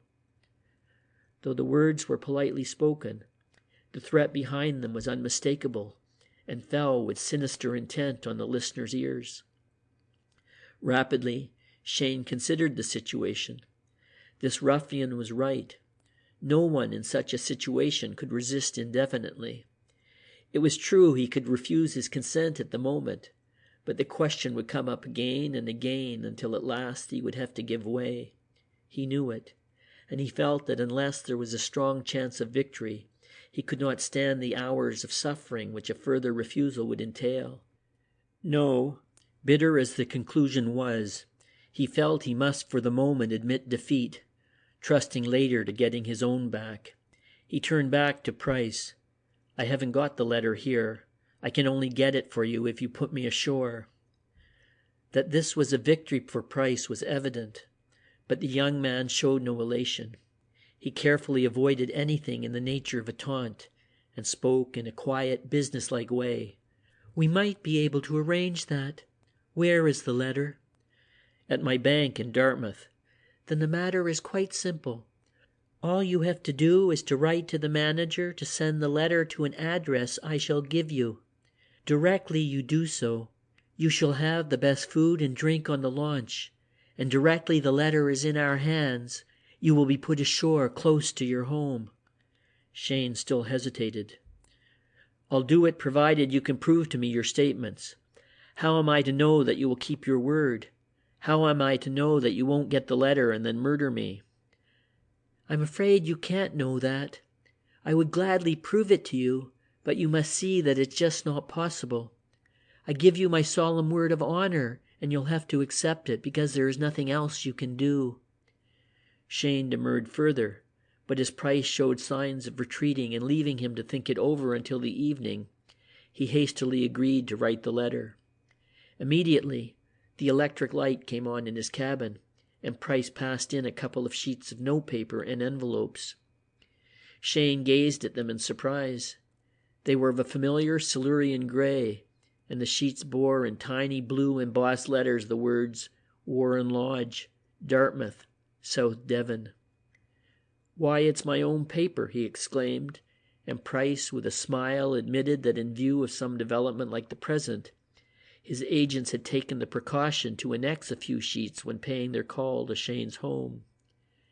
"If you will ask your manager to send the letter to Herbert Taverner, Esquire, Royal Hotel, Weymouth, it will meet the case.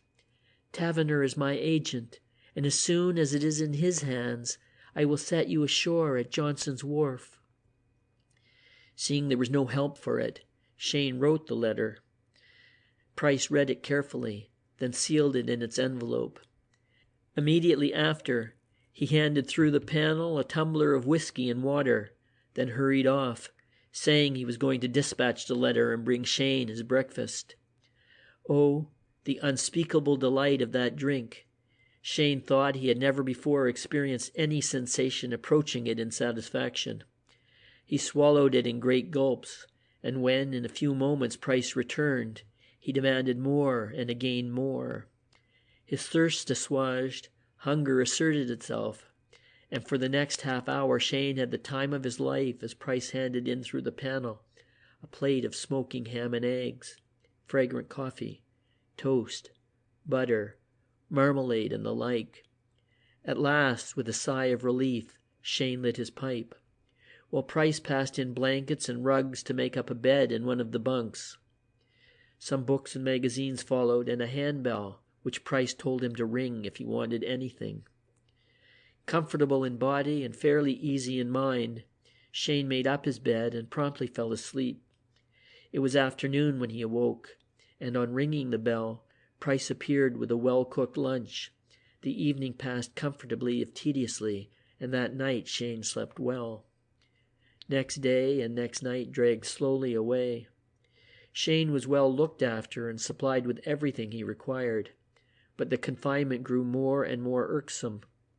However, he could not help himself, and he had to admit he might have fared worse, as he lay smoking in his bunk and brooding over schemes to get even with the men who had tricked him. About 10:30 on the second morning, he suddenly heard oars approaching, followed by the sounds of a boat coming alongside and someone climbing on board. A few moments later, Price appeared at the panel. "You will be pleased to hear, Mr. Cheyne, that we have received the letter safely. We are getting under way at once, and you will be home in less than 3 hours." Presently, the motor started, and soon the slow, easy roll showed they were out in the open, breasting the channel groundswell. After a couple of hours, Price appeared with his customary tray. "We are just coming into the estuary of the Dart," he said. "I thought perhaps you would have a bit of lunch before going ashore."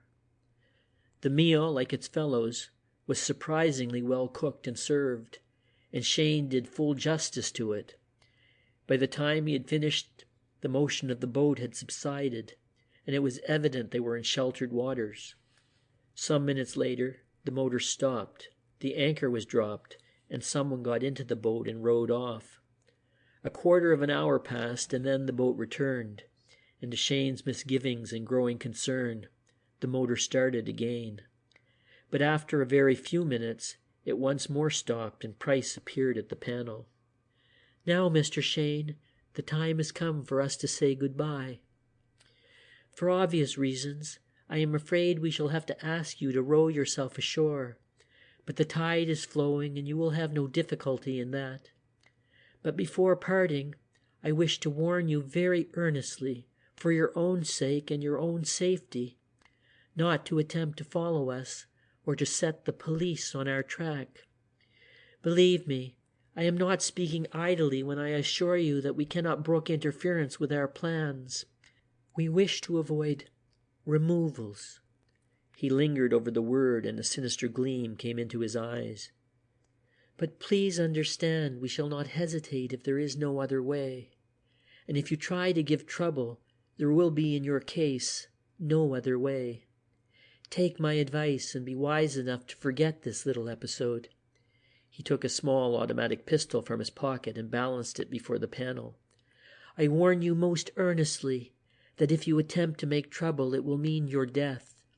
And with regard to trying to follow us, please remember that this launch has the heels of any craft in the district, and that we have a safe hiding place not far away."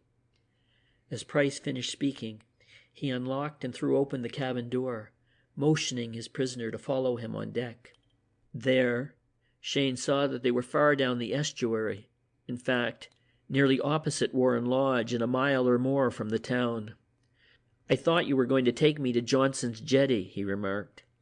"An obvious precaution," the other returned smoothly. "I trust you won't mind." The freshness and the freedom of the deck were inexpressibly delightful to Cheyne after his long confinement in the stuffy cabin. He stood, drawing deep draughts of the keen, invigorating air into his lungs, as he gazed at the familiar shores of the estuary, lighted up in the brilliant April sunlight. Nature seemed in an optimistic mood, and Cheyne, in spite of his experiences and Price's gruesome remarks, felt optimistic also. He still felt he would devote all his energies to getting even with the scoundrels who had robbed him, but he no longer regarded them with a sullen hatred. Rather, the view of the affair as a game, in which he was pitting his wits against theirs, gained force in his mind, and he looked forward with zest to turning the tables upon them in the not-too-distant future. In the launch's dinghy, which was made fast astern, was Lewisham, engaged in untying the painter of a second dinghy, which bore on its stern-board the words S. Johnson, Dartmouth. The explanation of the starting and stopping of the motor now became clear. The conspirators had evidently gone in to pick up this boat and had towed it down the estuary so as to ensure their escape before Cheyne could reach the shore to lodge any information against them. The painter untied, Lewisham passed it aboard the launch, and Price, drawing the boat up to the gunwale, motioned Cheyne into it. "As I said, I'm sorry we shall have to ask you to row yourself ashore, but the run of the tide will help you. Goodbye, Mr. Cheyne. I deeply regret all the inconvenience you have suffered, and most earnestly I urge you to regard the warning which I have given you." As he spoke, he threw the end of the painter into the dinghy, and, the launch's motor starting, she quickly drew ahead, leaving Cheyne seated in the small boat. Full of an idea which had just flashed into his mind, the latter seized the oars and began pulling with all his might, not for Johnson's jetty, but for the shore immediately opposite.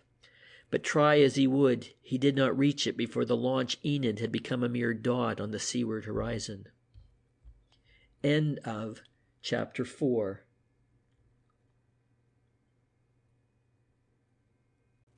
An Amateur Sleuth. Cheyne's great idea was that instead of proceeding directly to the police station and lodging an information against his captors, as he had at first intended, he should himself attempt to follow them to their lair. To enter upon a battle of wits with such men would be a sport more thrilling than big game hunting, more exciting than war. And if by his own unaided efforts he could bring about their undoing, he would not only restore his self-respect, which had suffered a nasty jar, but might even recover for Arnold Price the documents which he had required for his claim to the barony of Hull. Whether he was wise in his decision was another matter, but with Maxwell Cheyne, impulse ruled rather than colder reason, the desire of the moment rather than adherence to calculated plan. Therefore, directly a way in which he could begin the struggle occurred to him, he was all eagerness to set about carrying it out. The essence of his plan was haste, and he therefore bent lustily to his oars, sending the tiny craft bounding over the wavelets of the estuary and leaving a wake of bubbles from its foaming stern. In a few minutes he had reached the shore immediately beneath Warren Lodge, tied the painter round a convenient boulder, and racing over the rocky beach, had set off running towards the house. It was a short though stiff climb, but he did not spare himself, and he reached the garden wall within 3 minutes of leaving the boat. As he turned in through the gate, he looked back over the panorama of sea, the whole expanse of which was visible from this point, measuring with his eye the distance to Inner Froward Point, the headland at the opposite side of the bay, around which the Enid had just disappeared. She was going east, up channel, but he did not think she was traveling fast enough to defeat his plans. Another minute brought him to the house, and there, in less time than it takes to tell, he had seen his sister, explained that he might not be back that night, obtained some money, donned his leggings and waterproof, and starting up his motorbike, had set off to ride into Dartmouth. Pausing for a moment at the boat slip to tell Johnson of the whereabouts of his dinghy, he reached the ferry and got across the river to Kingsware with the minimum of delay possible. Then, once more mounting his machine, he rode rapidly off towards the east. The land lying eastward of Dartmouth forms a peninsula, shaped roughly like an inverted cone, truncated and connected to the mainland by a broad isthmus of the northwest corner. The west side is bounded by the River Dart, with Dartmouth and Kingsware to the southwest, while on the other 3 sides is the sea. Brixham is a small town at the northeast corner, while further north beyond the isthmus are the larger towns of Paignton and across Torbay, Torquay. Most of the ground on the peninsula is high, and the road from Kingswear in the southwest corner to Brixham in the northeast crosses a range of hills from which a good view of Tor Bay and the sea to the north and east is obtainable. Should the Enid have been bound for Torquay, Teignmouth, Exmouth, or any of the seaports close by, she would pass within view of this road, whereas if she was going right up channel, past Portland Bill, she would go nearly due east from the froward points. Cheyne's hope was that he should reach this viewpoint before she would have had time to get out of sight, had she been on the former course, so that her presence or absence would indicate the route she was pursuing. But when, having reached the place, he found that no trace of the Enid was to be seen, he realized that he had made a mistake. From Inner Froward Point to Brixham was only about 7 miles, to Paignton about 10, and to Torquay 11 or 12. The longest of these distances the launch should do in about 25 minutes, and as in spite of all his haste no less than 47 minutes had elapsed since he stepped into the dinghy, the test was evidently useless. But having come so far, he was not going to turn back without making some further effort. The afternoon was still young. The day was fine. He had had his lunch and cycling was pleasant. He would ride along the coast and make some inquiries. He dropped down the hill into Brixham, and turning to the left, pulled up at the little harbour. A glance showed him that the Enid was not there. He therefore turned his machine, and starting once more, ran the 5 miles odd to Paignton, at something well above the legal limit. Inquiries at the pier produced no result, but as he turned away, he had a stroke of unexpected luck. Meeting a coastguard, he stopped and questioned him, and was overjoyed when the man told him that though no launch had come into Paignton that morning, he had about 3/4 of an hour earlier seen one crossing the bay from the south and evidently making for Torquay. Quivering with eagerness, Cheyne once more started up his bicycle. He took the 3 miles to Torquay at a reckless speed, and there received his reward. Lying at the moorings in the inner harbour was the Enid. Leaving the bicycle in charge of a boy, Cheyne stepped up to a group of longshoremen and made his inquiries. Yes, the launch there had just come in, half an hour or more back. 2 men had come off her and had handed her over to Hugh Lair, the boatman. Lair was a tall, stout man with a black beard. In fact, there he was himself behind that yellow and white boat. Impetuous though he was, Cheyne's knowledge of human nature told him that in dealing with his fellows, the more haste frequently meant the less speed. He therefore curbed his impatience and took a leisurely tone with the boatsman. "Good day to you," he began. "I see you have the Enid there. Is she long in?" "'Bout 'arf an hour, sir," the man returned. "I was to have met her," Cheyne went on, "but I'm afraid I have missed my friends. You don't happen to know which direction they went in?" "Took a cab, sir. Taxi. Went towards the station." The station? That was an idea at least worth investigating. He slipped the man a couple of shillings lest his good offices should be required in the future, and hurrying back to his bicycle was soon at the place in question. Here, though, he could find no trace of his quarry. He learned that a train had left for Newton Abbot at 3:33, 5 minutes earlier. It looked very much as if his friends had travelled by it. For those who are not clear as to the geography of South Devon, it may be explained that Newton Abbot lies on the main line of the Great Western Railway, between Paddington and Cornwall, with Exeter 20 miles to the northeast and Plymouth some 30 odd to the southwest. At Newton Abbot, the line throws off a spur, which passing through Torquay and Paignton has its terminus at Kingswear, from which there is a ferry connection to Dartmouth on the opposite side of the river. From Torquay to Newton Abbot is only about 6 miles, and there is a good road between the two. Cheyne therefore, hearing that the train had left only 5 minutes earlier, and knowing that there would be a delay at the junction waiting for the main line train, at once saw that he had a good chance of overtaking it. He did not stop to ask questions, but leaping once more on his machine, did the 6 miles at the highest speed he dared. At precisely 4 p.m., he pushed the bicycle into Newton Abbot station, and handing half a crown to a porter, told him to look after it until his return. Hasty inquiries informed him that the train with which that from Torquay connected was a slow local from Plymouth to Exeter. It had not yet arrived, but was due directly. It stopped for 7 minutes, being scheduled out at 4:10 p.m. On chance, Cheyne bought a third single to Exeter, and pulling up his collar, pulling down his hat over his eyes, and affecting a stoop, he passed onto the platform. A few people were waiting, but a glance told him that neither Price nor Lewisham was among them. As, however, they might be watching from the shelter of one of the waiting rooms, he strolled away towards the Exeter end of the platform. As he did so, the train came in from Plymouth, the engine stopping just opposite where he was standing.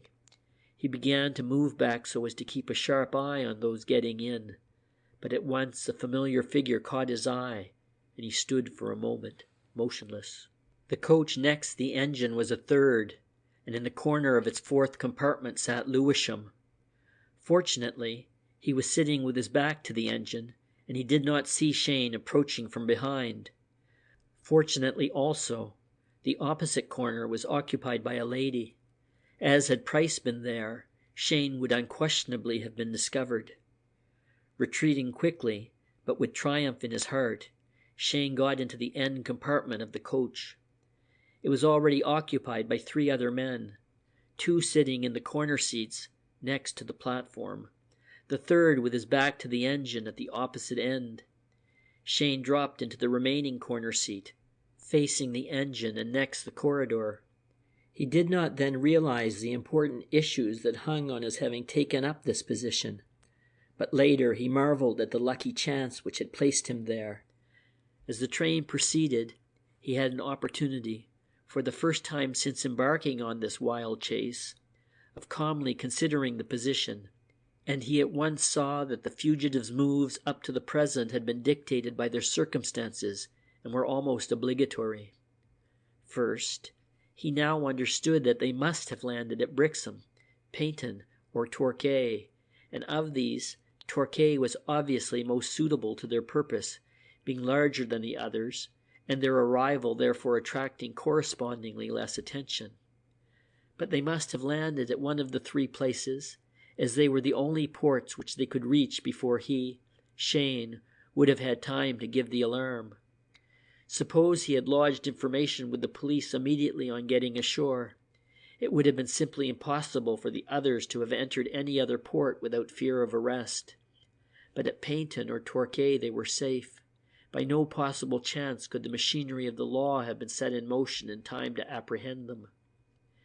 He saw also how the men came to be seated in the train from Plymouth when it reached Newton Abbot, and here again he was lost in admiration at the way in which the pair had laid their plans.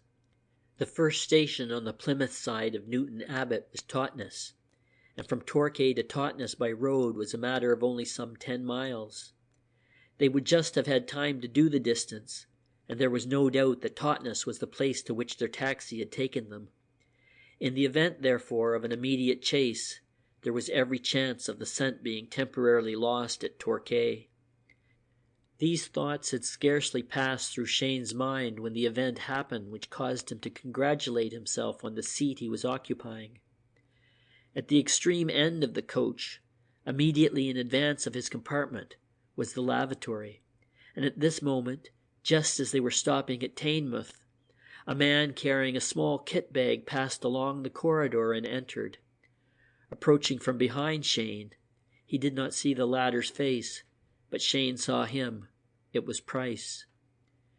Cheyne took an engagement book from his pocket and bent low over it lest the other should recognize him on his return.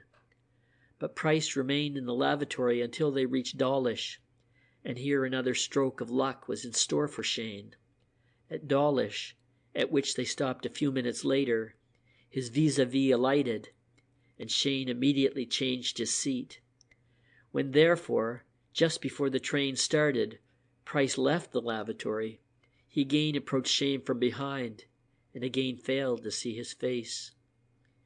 As he passed down the corridor, Cheyne stared at him. While in the lavatory, he had effected a wondrous change in his appearance. Gone now was the small dark mustache and the glasses. His hat was of a different type, and his overcoat of a different color. Cheyne watched him pause hesitatingly at the door of the next compartment, and finally enter. For some moments, as the train rattled towards Exeter, Cheyne failed to grasp the significance of this last move. Then he saw that it was, as usual, part of a well-thought-out scheme. Approaching Plymouth, Price had evidently left his compartment, almost certainly the fourth, where Lewisham sat, as if he were about to alight at the station. Instead of doing so, he had entered the lavatory. Disguised, or more probably, with the previous disguise removed, he had left it before the train started from Dawlish, and appearing at the door of the second compartment, had attempted to convey the idea, almost certainly with success, that he had just joined the train. A further thought made Cheyne swing across again to the seat facing the engine. They were approaching Starcross. Would Lewisham adopt the same subterfuge at this station? But he did not, and they reached Exeter without further adventure. The train going no further, all passengers had to alight. Cheyne was in no hurry to move, and by the time he left the carriage, Price and Lewisham were already far down the platform. He wished that he in his turn could find a false mustache and glasses, but he realized that if he kept his face hidden, his clothes were already a satisfactory disguise. He watched the two men begin to pace the platform, and soon felt satisfied that they were proceeding by a later train. They had reached Exeter at 5:02 p.m. Two expresses left the station shortly after, the 5:25 for Liverpool, Manchester, and the North, and the 5:42 for London. Cheyne sat down on a deserted seat near the end of the platform and bent his head over his notebook while he watched the others.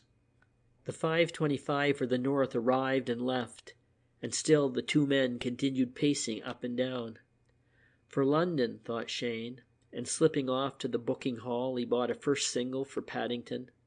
If the men were traveling third, he would be better in a different class. When the London express rolled majestically in, Price and Lewisham entered a third near the front of the train. Satisfied that he was still unobserved, Cheyne got into the first-class diner further back. He had not been very close to the men, but he noticed that Lewisham had also made some alteration in his appearance, which explained his not having changed in the lavatory on the local train. The expressway was very fast, stopping only once, at Taunton. Here Cheyne, having satisfied himself that his quarry had not alighted, settled himself with an easy mind to await the arrival at Paddington. He dined luxuriously, and when at 9 precisely they drew up in the terminus, he felt extremely fit and ready for any adventure that might offer itself. From the pages of the many works of detective fiction which he had at one time or another digested, he knew exactly what to do. Jumping out as the train came to rest, he hurried along the platform until he had a view of the carriage in which the others had traveled. Then, keeping carefully in the background, he awaited developments. Soon he saw the men alight, cross the platform, and engage a taxi. This move also he was prepared for.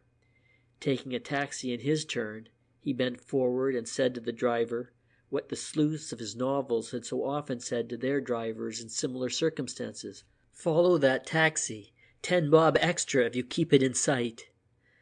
The driver looked at him curiously, but all he said was, "Right you are, governor," and they slipped out at the heels of the other vehicle into the crowded streets. Cheyne's driver was a skillful man, and they kept steadily behind the quarry, not close enough to excite suspicion, but too near to run any risk of being shaken off. Cheyne was chuckling excitedly and hugging himself at the success of his efforts thus far when, with the extraordinary capriciousness that fate so often shows, his luck turned. They had passed down Peerage Street and turned up Edgware Road, and it was just where the latter merges into Maida Vale that the blow fell. Here, the street was up and the traffic was congested. Both vehicles slackened down, but whereas the leader got through without a stop, Cheyne's was held up to give the road to cross traffic. In vain, Cheyne chafed and fretted. The raised arm of the law could not be disregarded, and when at last they were free to go forward, all trace of the other taxi had vanished. In vain, the driver put on a spurt. There were scores of vehicles ahead and 1,001 turnings off the straight road. In a few minutes, Cheyne had to recognize that the game was up, and that he had lost his chance. He stopped and took counsel with his driver, with the result that he decided to go back to Paddington, in the hope that when the other taxi had completed its run, it would return to the station rank. He had been near enough to take its number, and his man was able to give him the other driver's address, in case the latter went home instead of to the station. Having reserved a room at the station hotel, and written a brief note to his sister saying that his business had brought him to London, and that he would let her know when he was returning, he lit his pipe, and turning up the collar of his coat, fell to pacing up and down the platform alongside the cab rank. He was relieved to find that vehicles were still turning up and taking their places at the end of the line, and he eagerly scanned the number plate of each arrival. For endless eons of time he seemed to wait, and then, at last, a few minutes before 10, his patience was rewarded. Taxi Z1729 suddenly appeared and drew into position. In a moment, Cheyne was beside its driver. 10 bob over fare if you'll take me quickly to where you set down those 2 men you got off the Cornish Express, he said in a low, eager voice. This man also looked at him curiously and answered, "Right you are, governor." Then, having paused to say something to the driver of the leading car on the rank, they turned out into Peerage Street. The man drove rapidly along Edgware Road, through Maida Vale and on into a part of the town unfamiliar to Cheyne. As they rattled through the endless streets, Cheyne instructed him not to stop at the exact place, but slightly short of it, as he wished to complete the journey on foot. It seemed a very long distance, but still the man kept steadily on. The town was now taking on a suburban appearance, and here and there vacant building lots were to be seen. Presently, they passed an ornate building which Cheyne recognized as the tube station at Hendon, and shortly afterwards the vehicle stopped. Cheyne got out and looked about him, while the driver explained the lie of the land. They had turned at right angles off the main thoroughfare leading from town into a road which bore the imposing title of Hopefield Avenue. This penetrated into what seemed to be an estate recently handed over to the jerry builder, for all around were small detached and semi-detached houses in various stages of construction. Many were complete and occupied, but in scores of other cases the vacant lots still remained, untouched save for their "To Let Building" signboards. Leaving the taxi in a deserted crossroad, the driver signified to Cheyne that they should go forward on foot. 100 yards further on they reached another crossroad. The place was laid out in squares like an American city, and there the driver pointed to a house in the opposite angle, intimating that this was their goal. It was a small detached villa surrounded by a privet hedge and a few small trees and shrubs, evidently not long planted. The 2 adjoining lots, both along Hopefield Avenue and down the crossroad, Alwyn Road Cheyne saw its name was, were vacant. Facing it on both streets were finished and occupied houses, but in the angle diagonally opposite was a new building whose walls were only half up. Thrilled with eager anticipation and excitement, Cheyne dismissed the driver with his 10-shilling tip, and then turned to examine his surroundings more carefully and to devise a plan of campaign for his attack on the enemy's stronghold. He began by crossing Alwyn Road and by walking along Hopefield Avenue past the house. while he examined it as well as he could by the light of the street lamps. It was a 2-story building of rather pleasing design, apparently quite new and conforming to the type of small suburban villas springing up by the thousands all around London. As far as he could make out, it had the usual rectangular plan, a red-tiled roof with deep overhanging eaves and a large porch with, above it, a balcony, roofed over but open in front. A narrow walk edged with flower beds led across the 40 or 50 feet of lawn between the road and the hall door. On the green gate, Cheyne could just make out the words Laurel Lodge in white letters. So far as he could see, the house appeared to be deserted, the windows and fanlight being in darkness. After the 2 vacant lots was a half-finished house. Returning presently, he passed the house again, this time rounding its corner and walking down Alwyn Road. Between the first vacant lot and Laurel Lodge ran a narrow lane, evidently intended to be the approach to the back premises of the future houses. Glancing round and seeing that no one was in sight, Cheyne slipped into this lane and, crouching behind a shrub, examined the back of Laurel Lodge. It was very dark in the lane. Presently it would be lighter, as a quadrant moon was rising, but for the moment everything outside the radius of the street lamps was hidden in a black pall. The outline of the house was just discernible against the sky, though Cheyne could not from here make out the details of its construction. But, standing out sharply against its black background was one brightly illuminated rectangle, a window on the first floor. The window was open at the top, and the light-colored blind was pulled down, though even from where he stood, Cheyne could see that it did not entirely reach the bottom of the opening. Even as he watched, a shadow appeared on the blind. It was a man's head and shoulders, and it remained steady for a moment, then moved slowly out of sight. Stealthily, Cheyne edged his way forward. The back premises of Laurel Lodge were separated from the lane by a gate, and this Cheyne opened silently, passing within. Gradually, he worked his way round a tiny greenhouse and between a few flower beds until he reached the wall of the house. There he listened intently, but no sound came from above. If only I could get up to the window, he thought, I could see in under the blind. But there was no roof or tree upon which he might have climbed, and he stood motionless, undecided what to do next. Suddenly, an idea occurred to him, and full once more of eager excitement, he carefully retraced his steps until he reached the lane. It ran on between the rough wire palings, past the 2 vacant lots, and behind the adjoining half-finished house. Cheyne followed it until he reached the half-completed building, and then entering, he began to search for a short ladder. Every moment, the light of the rising moon was increasing, and after stumbling about and making noises which sent him into a cold sweat of apprehension, he succeeded, partly by sight and partly by feeling, in finding what he wanted. Then, with great care, he lifted it into the lane and bore it back to Laurel Lodge. With infinite pains he carried it through the gate, round the greenhouse, and past the flower beds to the house. Then, fixing the bottom on the grass plot which surrounded the building, he lowered it gently against the wall at the side of the window. A moment later, he reached the slot of clear glass showing beneath the blind and peered into the room. There he saw a sight so unexpected that in spite of his precarious position, a cry of surprise all but escaped him. End of Chapter 5.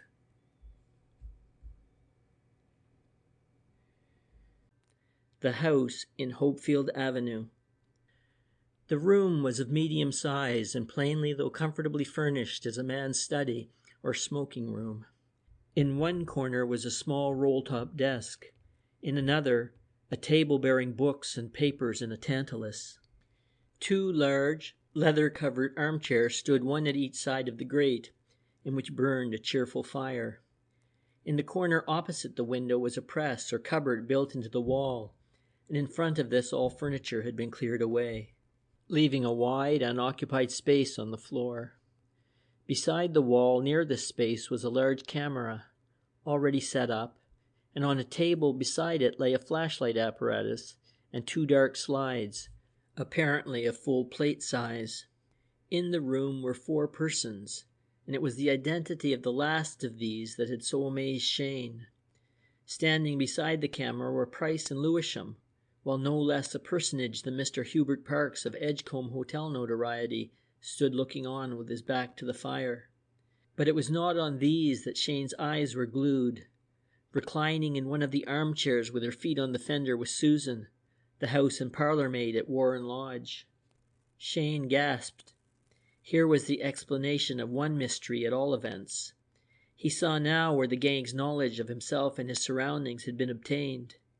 He remembered that he had discussed his visit to Plymouth during dinner, a day or 2 before the event. Susan had been waiting at table, and Susan had been the channel through which the information had been passed on. And the burglary. He could see Susan's hand in this also. In all probability she had taken full advantage of her opportunities to make a thorough search of the house for Price's letter, and it was doubtless only when it became necessary to deal with the safe that her friends had been called in. Probably also she had been waiting for them, and had admitted them and shown them over the house before submitting to be tied up as a blind to mislead the detectives who would presumably be called in.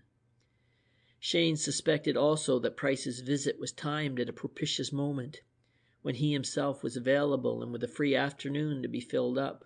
No doubt Susan's part in the affair had been vital to its success, but her participation also showed the extraordinary importance which the conspirators attached to the letter.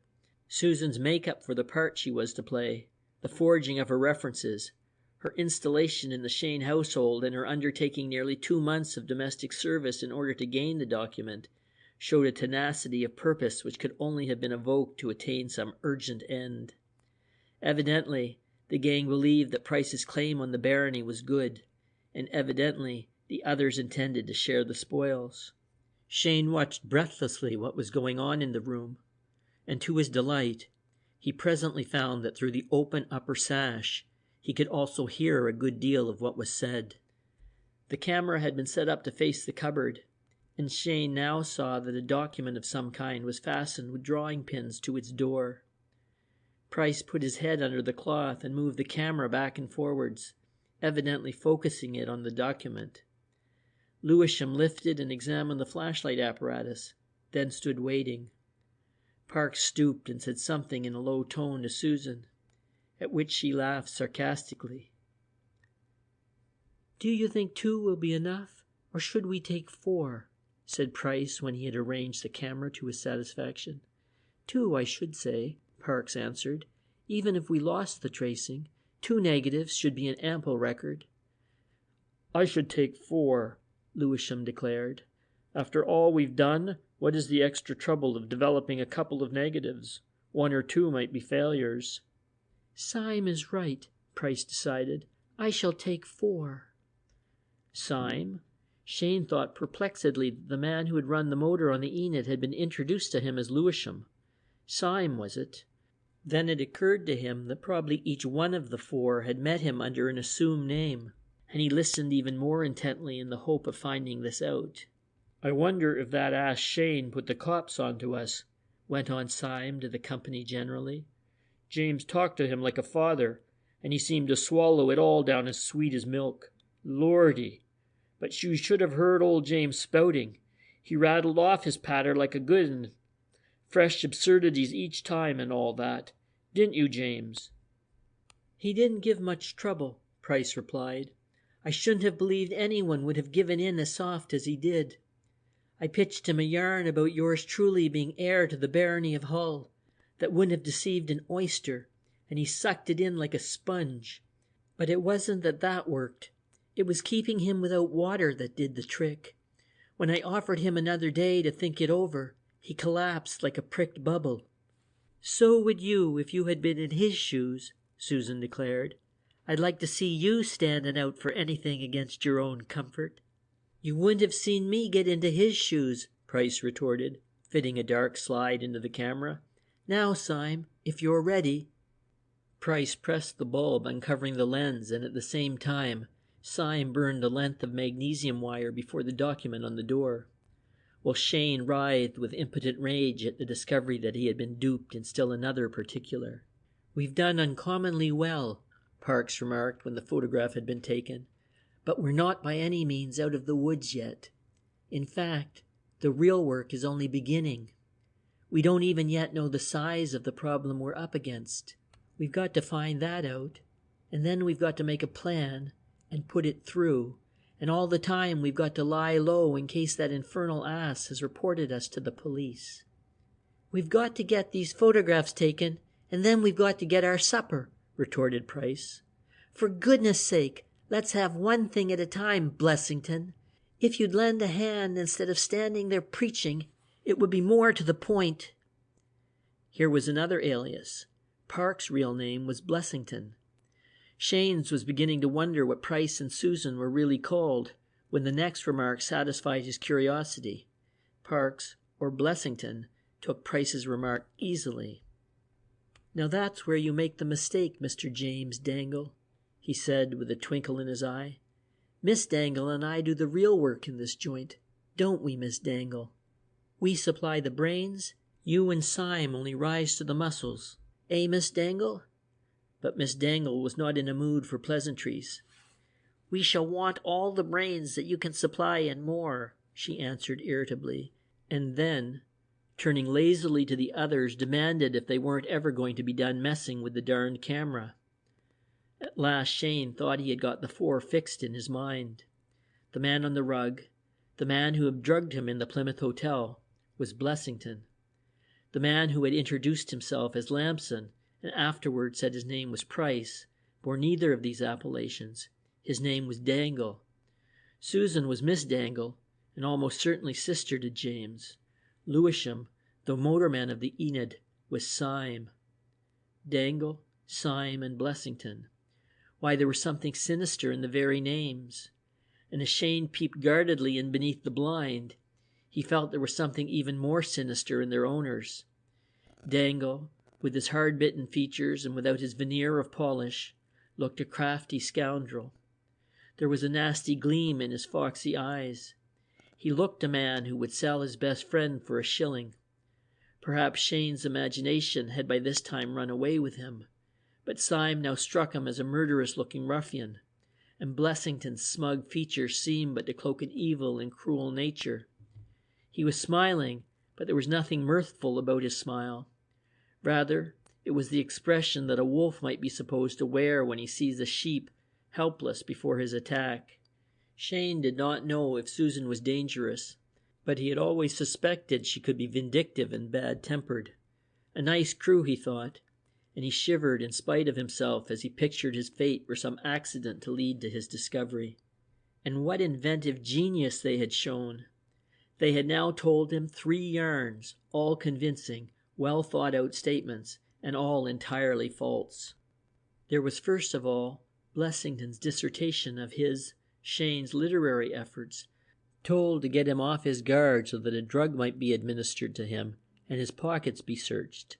Then there was the account of the position indicator for ships, detailed and plausible, a bait to lure him voluntarily aboard the Enid. Lastly, there was the story of the Hull succession, including the interesting episode of the attempted rescue of the Uncle St. John Price, undoubtedly related with the object of reducing Cheyne's scruples in handing over the letter.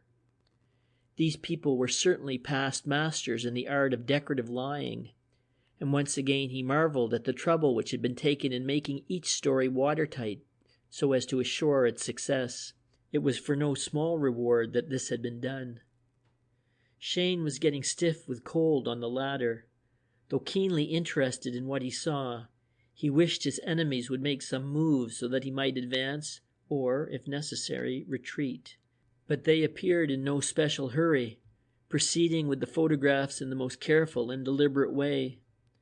A desultory conversation was kept up, only part of which he heard, but nothing further was said which threw any light on the identity of the conspirators or on the objects for which they were assembled. The work with the camera progressed, however, and presently 3 photographs had been taken. "Once more," he heard Dangle remark, and having pulled out the shutter, the whilom skipper of the Enid pressed the bulb and another photograph was taken. "That's 4 altogether," Dangle went on in satisfied tones. "I guess we're well provided for against accidents. What about that bit of supper, old lady?" "Aren't we waiting for you?" Susan demanded as she slowly pulled herself up out of the chair. "Gosh," she went on, lazily stretching herself and yawning, "but it's good to be done with Devonshire. I was fed up, I can tell you. Susan this and Susan that. Susan, we'll have tea now. Susan, you might bring a tray and take up the mistress's breakfast. Susan, you might light the fire in the study. Mr. Cheyne wants to work. Yeah, I guess I've about done my share." The men exchanged glances, but only Dangle spoke. "I guess you have, old girl," he conceded. "But finish out this job and you'll live like a lady for the rest of your life." "It'll be a poor lookout for you if I don't," she grumbled, and Syme having opened the door, she passed out, followed by the others. Cheyne, watching breathlessly, saw a light spring up in a ground-floor window, fortunately not below him but at the far end of the house. His heart beat quickly. Was it possible that his great chance had come already, and that the gang had delivered themselves into his hands? A little coolness, a little daring, a little nerve, and he believed he could carry off a coup that would entirely reverse the situation. The document on the wall must surely be that which the criminals had stolen from him. Could he not regain it while they were downstairs at their supper? He decided with fierce delight that he would try. It was an adventure after his own heart. Carefully, he grasped the lower sash and pressed gently upwards. To his delight, it moved. With infinite care, he pushed it higher and higher until at last he was able to work his way into the room. Evidently, he had not been heard, as the muffled sounds of conversation continued to rise unbrokenly from the supper room. He tiptoed lightly across the room and gazed in surprise at the document fixed to the wall. It was certainly not the copy of a birth or marriage certificate, nor anything connected with a claim to a barony. It was a sheet of tracing linen some 15 inches high by 12 inches wide, covered with little circles spaced irregularly and without any apparent plan, like the keys of a typewriter gone mad. Some of these circles contained numbers and others letters, also arranged without apparent plan. The only thing he could read about the whole document was a phrase, written in a circle from the center like the figures on a clock dial. "England expects every man to do his duty." Cheyne stared in amazement, but soon realizing that his time might be short, he silently removed the drawing pins, folded the tracing, and thrust it into his pocket. Then, turning to the camera, he withdrew the dark slide, opened first one and then the other of its shutters, closed them again, and replaced it in the camera. A few seconds sufficed to open and close the shutters of the other slide lying on the table. With a hurried glance round to make sure that no other paper was lying about which might also have formed part of the contents of Price's envelope, he tiptoed back to the window and prepared to make his escape. But as he laid his hand on the blind, he was halted by a sound from below. Someone had opened what was evidently the back door of the house, and had stepped out on the ground below the window. Then Syme's voice came grumbling and muffled. "Where the blazes do you keep the darn stuff? How can I find it in the dark?" There was a moment's pause. Then, in a changed voice, a sudden sharp call of, "Here, James! Look here quickly! What's this?" He had seen the ladder. Cheyne realized that his retreat was cut off. A sudden tumult arose downstairs. Hasty feet ran towards the garden, and voices spoke low and hurriedly beneath the window. Cheyne saw that his only hope lay in instant action. He silently hurried across the room, tore the door open, and ran to the head of the stairs. His hope was that he might slip down and out of the door while the others were still at the back of the house. But he was just too late. As he reached the stairs, he heard steps approaching the hall below. His retreat was cut off in this direction also. There remained only one thing to do, and he did it almost without thought. Opening the next door to that of the sitting room, he stepped noiselessly inside, closing the door save for a narrow chink through which he could hear and see what was happening. Two of the men had raced up to the sitting room, and peeping out, Cheyne saw that they were Blessington and Syme. In a moment they were out again and running down shouting, "It's gone, James. The tracing's gone." Sounds indicative of surprise and consternation arose from below, but Cheyne could no longer hear the words. Then, through the window, which also looked out over the garden, he heard Dangle's voice. "Keep guard of the house, Susan and Blessington. Come with me, Syme," and the sound of 2 pairs of feet rushing away towards the lane. Instinctively, Cheyne realized that his chance had come. It was now or never. If he could not escape while 2 of the conspirators were away, he would have no chance when all 4 were present. He came out of his hiding place and peeped through the well down into the hall. The electric light had been turned on and the hall was brilliantly illuminated. In it stood Blessington, glancing alternately up the stairs and out through a door to the back. In his hand he held an automatic pistol, and from the look of fury and desperation on his face, Cheyne had no doubt that he would not hesitate to use it if he saw him. "They must have only just gone," Blessington cried through the door with a lurid oath, and Susan's voice answered with another equally vivid string of blasphemy. Cheyne stood tense, scarcely daring to breathe and on the qui-vive to take advantage of any chance that might offer. But Blessington wasn't going to give chances.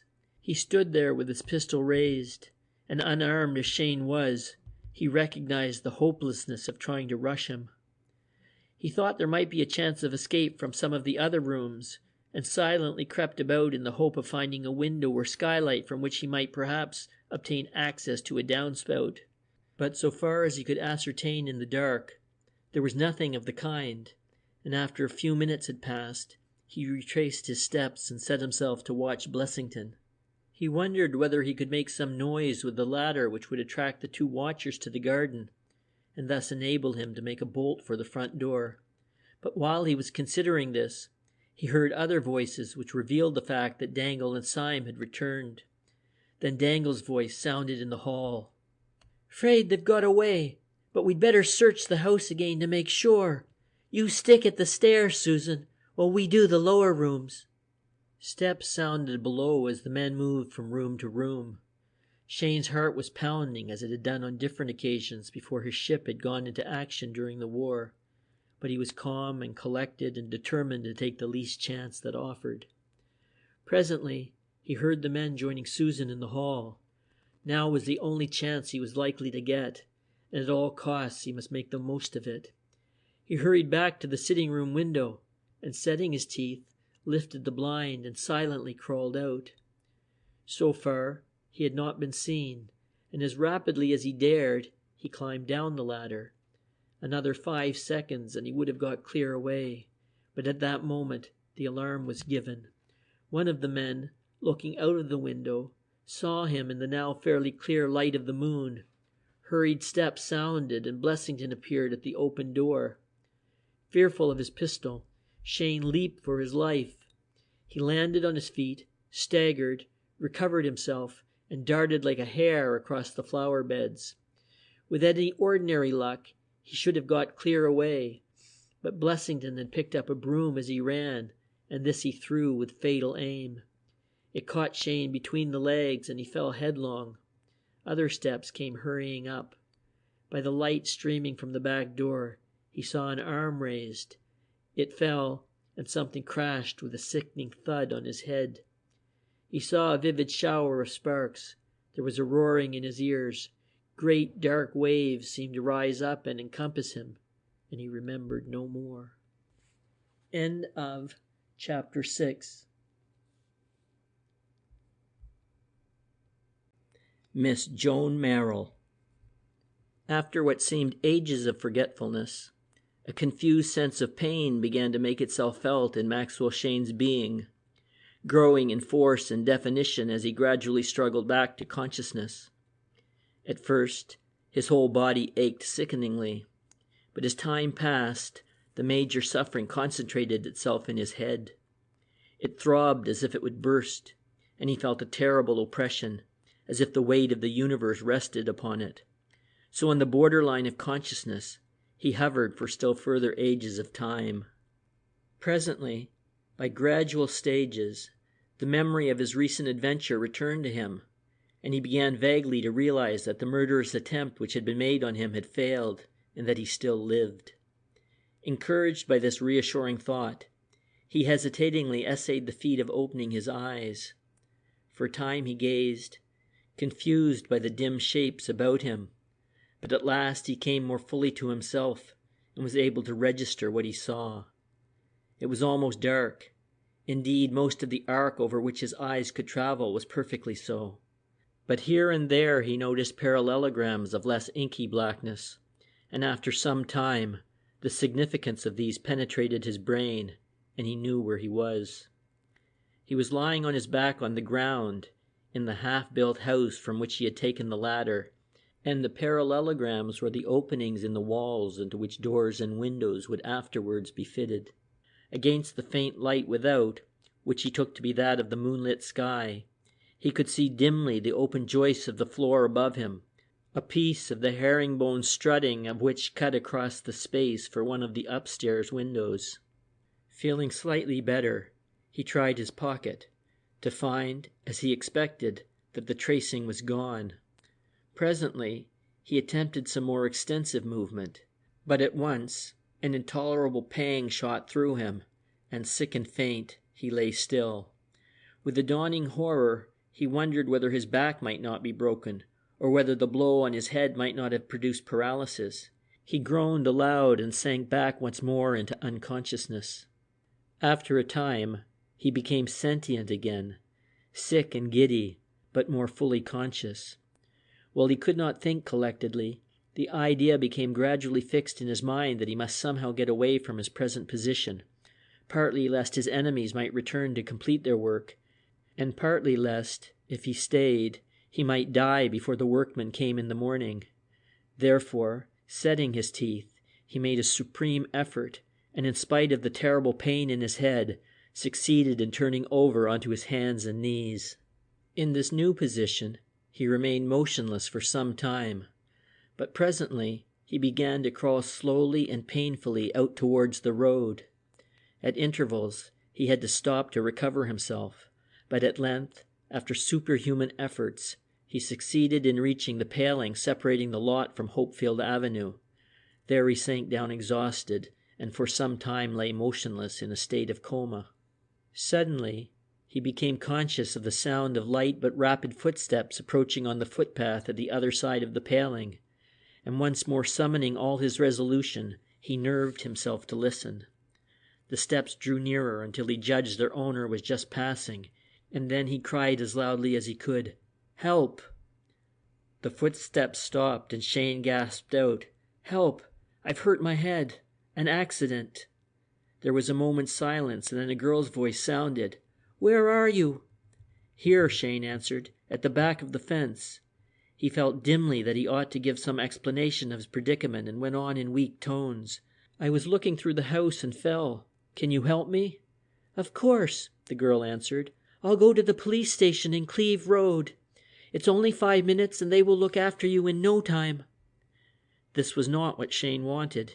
He had not yet decided whether he would call in the police, and he was much too upset at the moment to consider the point. In the meantime, therefore, it would be better if nothing was said.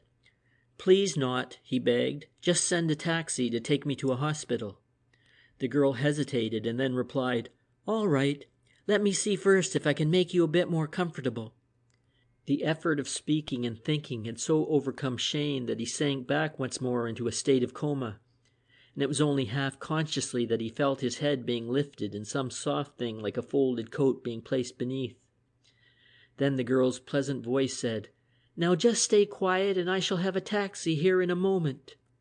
A further period of waiting ensued, and he felt himself being lifted and carried a few steps. A jolting then began, which so hurt his head that he fainted again, and for still further interminable ages he remembered no more. When he finally regained his faculties, he found himself in bed, physically more comfortable than he could have believed possible, but utterly exhausted. He was content to lie motionless, not troubling as to where he was or how he came there. Presently, He fell asleep, and when he awoke, he plucked up energy enough to open his eyes. It was light, and he saw that he was in hospital. Several other beds were in the ward, and a nurse was doing something at the end of the room. Presently she came over, saw that he was awake, and smiled at him. "Better?" she said cheerily. "I think so," he answered weakly. "Where am I, nurse?" "In the Albert Edward Hospital. You had a nasty knock on your head, but you're going to be all right. Now you're to keep quiet and not talk." Cheyne didn't want to talk, and he lay motionless, luxuriating in the complete cessation of effort. After a time, a doctor came and looked at him, but it was too much trouble to be interested about the doctor, and in any case he soon disappeared. Sometimes when he opened his eyes, the nurse was there, and sometimes she wasn't, and other people seemed to drift about for no very special reason. Then it was dark in the ward, evidently night again. The next day the same thing happened, and so for many days. He had been troubled with the vague thoughts of his mother and sister, and on one occasion, when he was feeling a little less tired than usual, he had called the nurse and asked her to write to his sister, saying that he had met with a slight accident and was staying on in town for a few days. Miss Cheyne telegraphed to know if she could help, but the nurse, without troubling her patient, had replied, "Not at present." At last, there came a time when Cheyne began to feel more his own man and able, without bringing on intolerable headache, to think collectedly about his situation. And at once, 2 points arose in his mind upon which he felt immediate decision must be made. The first was, what answer should he return to the inevitable questions he would be asked as to how he met with his injury? Should he lodge an information against Messrs. Dangle, Syme and Company, accuse them of attempted murder and put the machinery of the law in motion against them? Or should he stick to his tale that an accident had happened and keep the affair of Hopefield Avenue to himself? After anxious consideration, he decided on the latter alternative. If he were to tell the police now, he would find it hard to explain why he had not done so earlier. Moreover, with returning strength came back the desire which he had previously experienced, to meet these men on their own ground and himself defeat them. He remembered how exceedingly nearly he had done so on this occasion.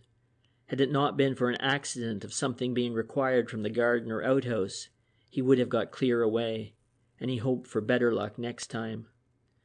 A third consideration also weighed with him. He was not sure how far he himself had broken the law. Housebreaking and burglary were serious crimes, and he had an uncomfortable feeling that others might not consider his excuse for these actions as valid as he did himself. In fact, he was not sure how he stood legally. Under the circumstances, would his proper course not have been to lodge an information against Dangle and Syme immediately on getting ashore from the Enid, and let the police with a search warrant recover Price's letter? But he saw at once that that would have been useless. The men would have denied the theft, and he could not have proved it. His letter to his bank manager would have been evidence that he had handed it over to them of his own free will. No, to go to the police would not have got him anywhere. In his own eyes he had been right to act as he had, and his only course now was to pursue the same policy and keep the police out of it. When, therefore, a couple of days later, the doctor, who had been puzzled by the affair, questioned him on it, he made up a tale. He replied that he had for some time been looking for a house in the suburbs, that the outline of that in question had appealed to him, and that he had climbed in to see the internal accommodation. In the semi-darkness he had fallen, striking his head on a heap of bricks. He had been unconscious for some time, but had then been able to crawl to the street where the lady had been kind enough to have him taken to the hospital. This brought him back to the second point which had been occupying his mind since he had regained the power of consecutive thought. The lady. What exactly had she done for him? How had she got him to the hospital and secured his admission? Had she taken a taxi? And if so, had she herself paid for it? Cheyne felt that he must see her to learn these particulars and to thank her for her kindness and help. He broached the subject to the nurse, who laughed and said she had been expecting the question. Miss Merrill had brought him herself to the hospital and had since called up a couple of times to inquire for him. The nurse presumed the young lady had herself paid for the taxi, as no question about the matter had been raised. This information seemed to Cheyne to involve communication with Miss Merrill at the earliest possible moment. The nurse would not let him write himself, but at his dictation she sent a line expressing his gratitude for the lady's action and begging leave to call on his leaving the hospital. In answer to this there was a short note signed Joan Merrill, which stated that the writer was pleased to hear that Mr. Cheyne was recovering, and that she would see him if he called. The note was headed 17 Horn Terrace, Burton Street, Chelsea. Cheyne admired the hand, and passed a good deal of his superabundant time speculating as to the personality of the writer, and wondering what a Chelsea lady could have been doing in the Hendon suburbs after midnight on the date of his adventure. When, therefore, a few days later he was discharged from the hospital, he betook himself to Chelsea with more than a little eagerness. Horn Terrace proved to be a block of workers' flats, and inquiries at number 17 produced the information that Miss Merrill occupied flat number 12, the top floor on the left-hand side. Speculating still further as to the personality of a lady who would choose such a dwelling, Cheyne essayed researches into the upper regions. A climb which left him weak and panting after his sojourn in bed brought him to the 10th floor, on which one of the doors bore the number he sought. To recover himself before knocking, he felt constrained to sit down for a few moments on the stairs, and as he was thus resting, the door of number 12 opened, and a girl came out. She was of middle height, slender and willowy, though the lines of her figure were somewhat concealed by the painter's blue overall which she wore. She was not beautiful in the classic sense, but few would have failed to find pleasure in the sight of her pretty, pleasant, kindly face, with its straightforward expression and the direct gaze of her hazel eyes. Her face was rather thin and her chin rather sharp for perfect symmetry, but her nose tilted adorably and the arch of her eyebrows was delicacy itself. Her complexion was pale, but with the pallor of perfect health. But her great glory was her hair. It covered her head with a crown of burnished gold, and though in Cheyne's opinion it lost much of its beauty from being shingled, it gave her an aureole like that of a medieval saint in a stained-glass window. Like a saint indeed she seemed to Cheyne.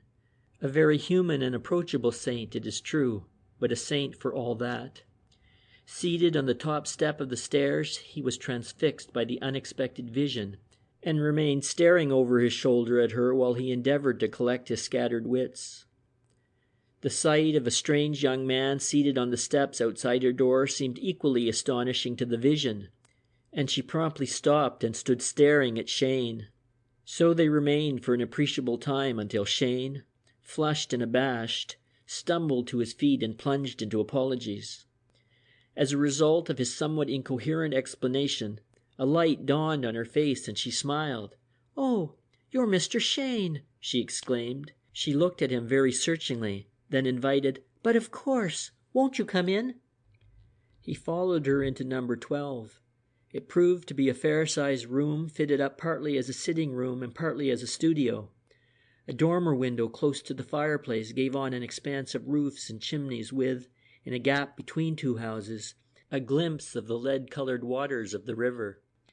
In the partially covered ceiling was a large skylight which lit up a model's throne, and an easel bearing a half-finished study of a woman's head. Other canvases, mostly figures in various stages of completion, were ranged round the walls, and the usual artist paraphernalia of brushes and palettes and color tubes lay about. Drawn up to the fire were a couple of easy chairs. Books and ashtrays lay on an occasional table, while on another table was tea equipage. A door beside the fireplace led to what was presumably the lady's bedroom. "Can you find a seat?" she went on, indicating the larger of the two armchairs. "You have come at a propitious moment. I was just about to make tea."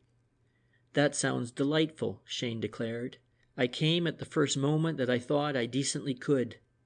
I was discharged from the hospital this morning, and I thought I couldn't let a day pass without coming to try at least to express my thanks for what you did for me." Miss Merrill had filled an aluminum kettle from a tap at a small sink, and now placed it on a gas stove. "We'll suppose the thanks expressed all due and right and proper," she answered. "But I'll tell you what you can do. Light the stove. It makes such a plop I hate to go near it." Cheyne, having duly produced the expected plop, returned to his armchair and took up again the burden of his tale. "But that's all very well, Miss Merrill. Awfully good of you and all that," he protested. "But it doesn't really meet the case at all. If you hadn't come along and played the Good Samaritan, I should have died. I was—" "If you don't stop talking about it, I shall begin to wish you had," she smiled. "How did the accident happen? I should be interested to hear that, because I've thought about it and haven't been able to imagine any way it could have come about." "I want to tell you." Cheyne looked into her clear eyes and suddenly said more than he had intended. "In fact, I should like to tell you the whole thing from the beginning. It's rather a queer tale. You mayn't believe it, but I think it would interest you. But first, please don't be angry, but you must let me ask the question. Did you pay for the taxi or whatever means you took to get me to the hospital?" She laughed. "Well, you are persistent. However, I suppose I may allow you to pay for that. It was 5 and 6, if you must know, and a shilling to the man because he helped to carry you and took no end of trouble." She blushed slightly as if recognizing the unconscious admission. "A whole 6 and 6 you owe me." "Is that all, Miss Merrill? Do tell me if there was anything else." "There was nothing else, Mr. Cheyne. That squares everything between us." "By Jove, that's the last thing it does. But if I mustn't speak of that, I mustn't. But please tell me this also. I understood from the nurse that you came with me to hospital. I am horrified every time I think of your having so much trouble, and I should like to understand how it all happened." "There's not much to tell," Miss Merrill answered.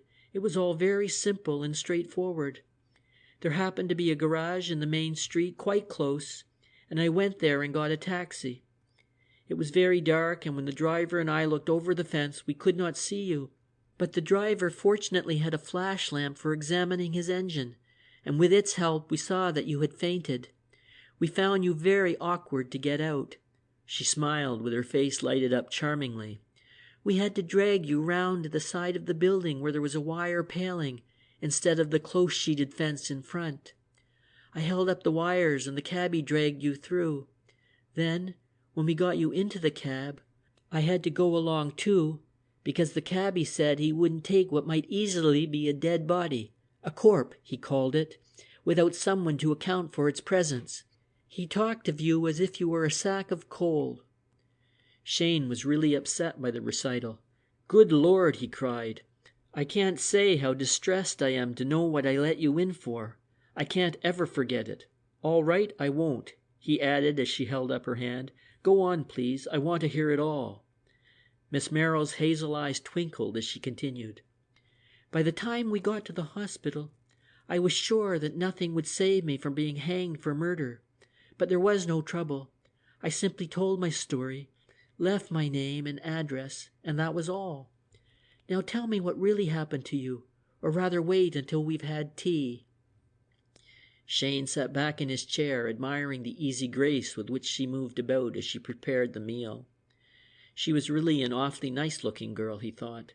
Not perhaps exactly pretty, but jolly-looking, the kind of girl it is a pleasure just to sit down and watch.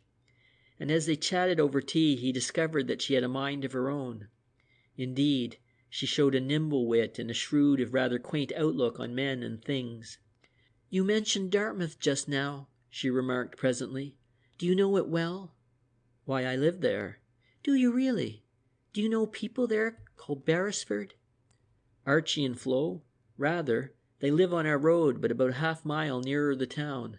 Do you know them?" "Flo only. I've been going to stay with them 2 or 3 times, though for one reason or another it has always fallen through. I was at school with Flo Salter she was then." "By Jove, Archie is rather a pal of mine. Comes out yachting sometimes, a good sort." "I've never met him, but I used to chum with Flo. Congratulations, Mr. Cheyne." Cheyne stared at her, and she smiled gaily across. "You haven't said that the world is very small after all," she explained. Cheyne laughed. "I didn't think of it, or I should," he admitted. "But I hope you will come down to the Beresfords. I'd love to take you out in my yacht. That is, if you like yachting." "That's a promise," the girl declared. "If I come, I shall hold you to it." When tea was removed and cigarettes were alight, she returned to the subject of his adventure. "Yes," Cheyne answered, "I should like to tell you the whole story if it really wouldn't bore you. But," he hesitated for a second, "you won't mind my saying that it is simply, desperately private. No hint of it must get out."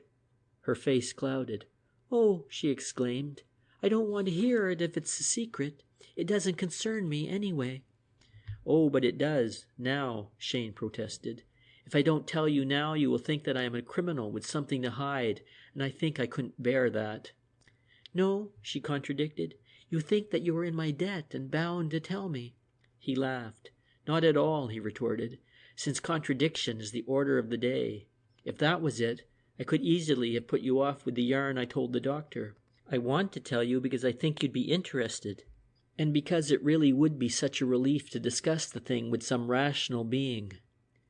She looked at him keenly as she demanded, "Honor bright?"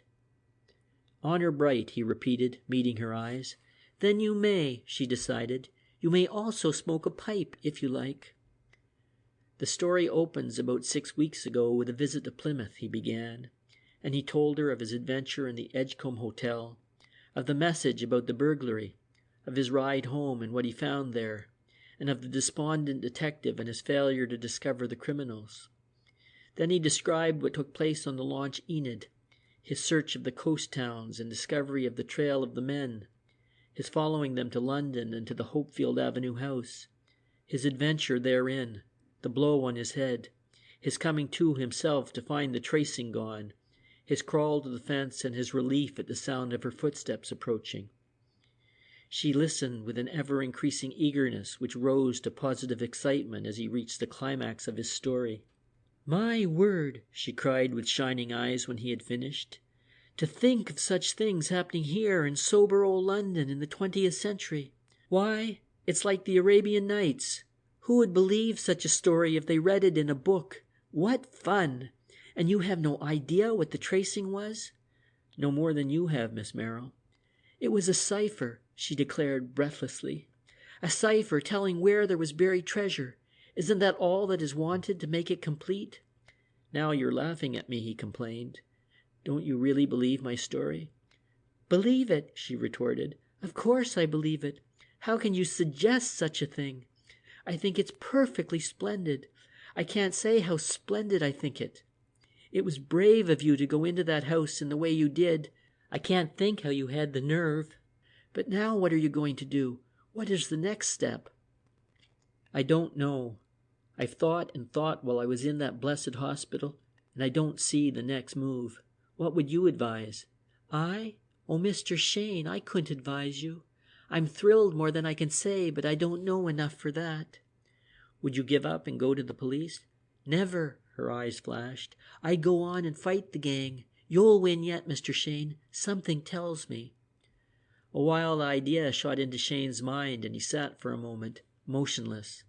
Then, swayed by a sudden impulse, he turned to the girl and said excitedly, "Miss Merrill, let's join forces. You help me." He paused, then went on quickly. "Not in the actual thing, I mean, of course. I couldn't allow you to get mixed up in what might turn out to be dangerous. But let me come and discuss the thing with you. It would be such a help." "No," she said, her eyes shining. "I'll join in if you like. I'd love it. But only if I share the fun. I'm either in altogether or out altogether." He stood up and faced her. "Do you mean it?" he asked seriously. "Of course I mean it," she answered as she got up also. "Then shake hands on it." Solemnly they shook hands, and so the firm of Cheyne and Merrill came into being. End of chapter 7.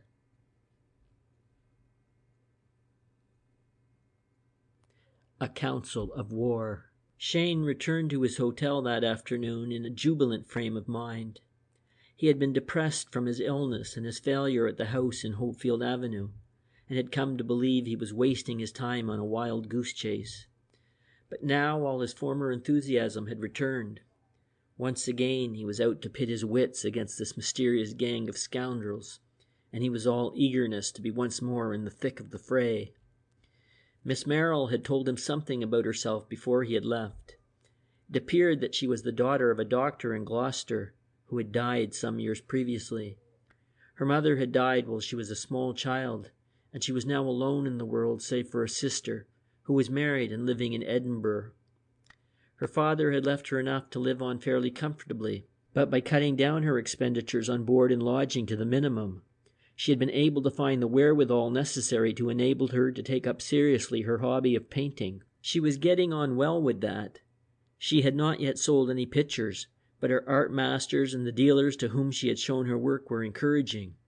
She also made a study of architectural details, moldings, string courses, capitals, etc., which, having photographed them with her half-plate camera and flashlight apparatus, she worked into decorative panels and head and tail pieces for magazine illustration and poster work. With these also she was having fair success. Cheyne was enthused by the idea of this girl starting out thus boldly to carve single-handed her career in the world, and he spent as much time that evening thinking of her pluck and of her chances of success as of the mysterious affair in which now they were both engaged. His first visit next day was to a man called Hake, whom he had met during the war and who was now a clerk in one of the departments of the Admiralty.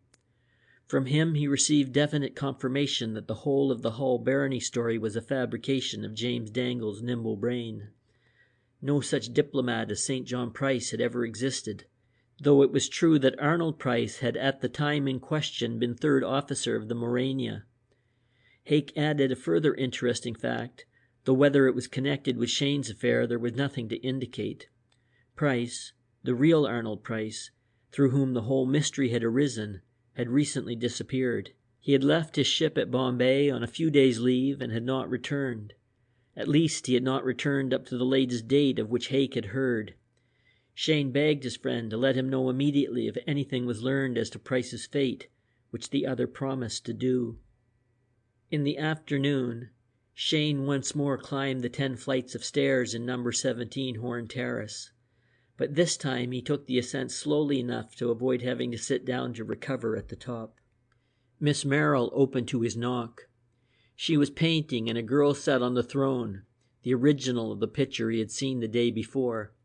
He was told that he might sit down and smoke so long as he kept perfectly quiet and did not interrupt, and for half an hour he lay in the big armchair watching the face on the canvas grow more and more like that of the model.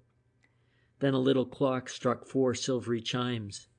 Miss Merrill threw down her brushes and palette and said, "Time!" and the model relaxed her position. Both girls disappeared into the bedroom and emerged presently, the model in outdoor garb and Miss Merrill without her overall. The model let herself out with a "Good afternoon, Miss Merrill," while the lady of the house took up the aluminum kettle and began to fill it. "Gas stove," she said tersely. Cheyne produced the expected plop, then stood with his back to the fire, watching his hostess's preparation for tea. The removal of the overall had revealed the light green knitted jumper of what he believed was artificial silk, with a skirt of a darker shade of the same color. A simple dress, he thought, but tremendously effective. How splendidly it set off the red gold of her hair, and how charmingly it revealed the graceful lines of her slender figure. With her comely, pleasant face and her clear, direct eyes, she looked one who would make a good pal. "Well, now, what's the program?" she said briskly when tea had been disposed of. Cheyne began to fill his pipe. "I scarcely know," he said slowly. "I'm afraid I've not any cut-and-dried scheme to put up, except that I already mentioned, to get into that house somehow and have a look around." She moved nervously.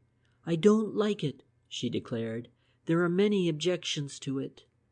"I know there are, but what can you suggest?" "First of all, there's the actual danger," she went on, continuing her own train of thought and ignoring his question. "These people have tried to murder you once already, and if they find you in their house again, they'll not bungle it a second time." "I'll take my chance of that." "But have you thought that they have an easier way out of it than that?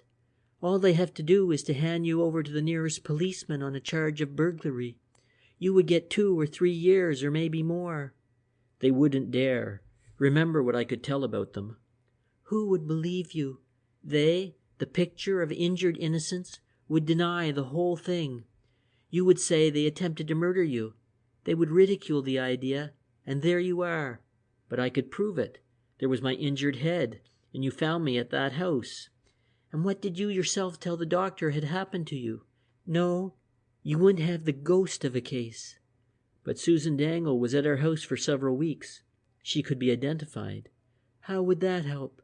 She would of course admit being there, but would deny everything else. And you couldn't prove anything. Why, the whole gang would point out that it was Susan's presence at your house that had suggested the whole story to you. Cheyne shook his head. I'm not so sure of that, he declared. There would be a good deal of corroborative evidence on my side. And then there was Blessington at the hotel at Plymouth. He could be identified by the staff. That's true, she admitted. But even that wouldn't help you much. He would deny having drugged you, and you couldn't prove he had. No, the more I think of it, the better their position seems to be. Well then, what's the alternative? She shook her head, and for a moment silence reigned. Then she went on. I've been thinking about the gang since you told me the story. It's another point, of course, but it occurs to me they must have had a fine old shock on the morning after your visit. Cheyne looked up sharply. What do you mean? He asked. Why, they must have been worried to death to know what had happened to you. Your dead body wasn't found.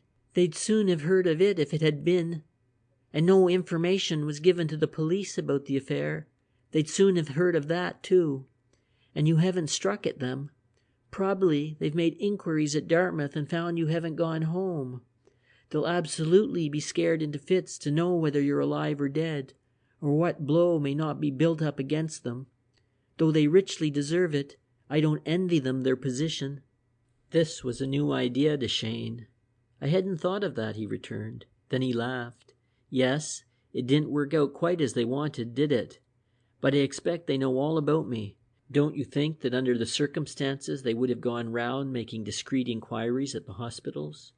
Well, that is at least something to be done. First job. Find out, if possible, if anyone asked about you at the Albert Edward. If that fails, same question elsewhere. Right, that's an idea, but it is not enough. Cheyne shook his head to give emphasis to his remark. We must do something more. And the only thing I can think of is to get into that house again and see what I can find. I'll risk the police. Miss Merrill was evidently thrilled, but not converted. I shouldn't be in too great a hurry, she counseled. How would it do if we went out there first and had a look around? I don't see that we should gain much by looking at the outside of the house. You never know. Let's go as soon as it gets dark tonight. If we see nothing, no harm is done. Cheyne was not averse to the idea of an excursion in the company of his new friend, and he readily agreed, provided Miss Merrill gave her word not to run into any danger. I think you should put on a hat with a low brim and wear something with a high collar, he suggested. I'll do the same, and in the dark we're not likely to be noticed even if any of the gang are about. Miss Merrill pointed out that as she was unknown to the gang, it did not matter if her features were seen, but Cheyne was insistent. You don't know, he said. We might both be seen, and then it would be as bad for you as for me. There'll be unavoidable risks enough in this job, without taking on any we needn't. They discussed their plans in detail.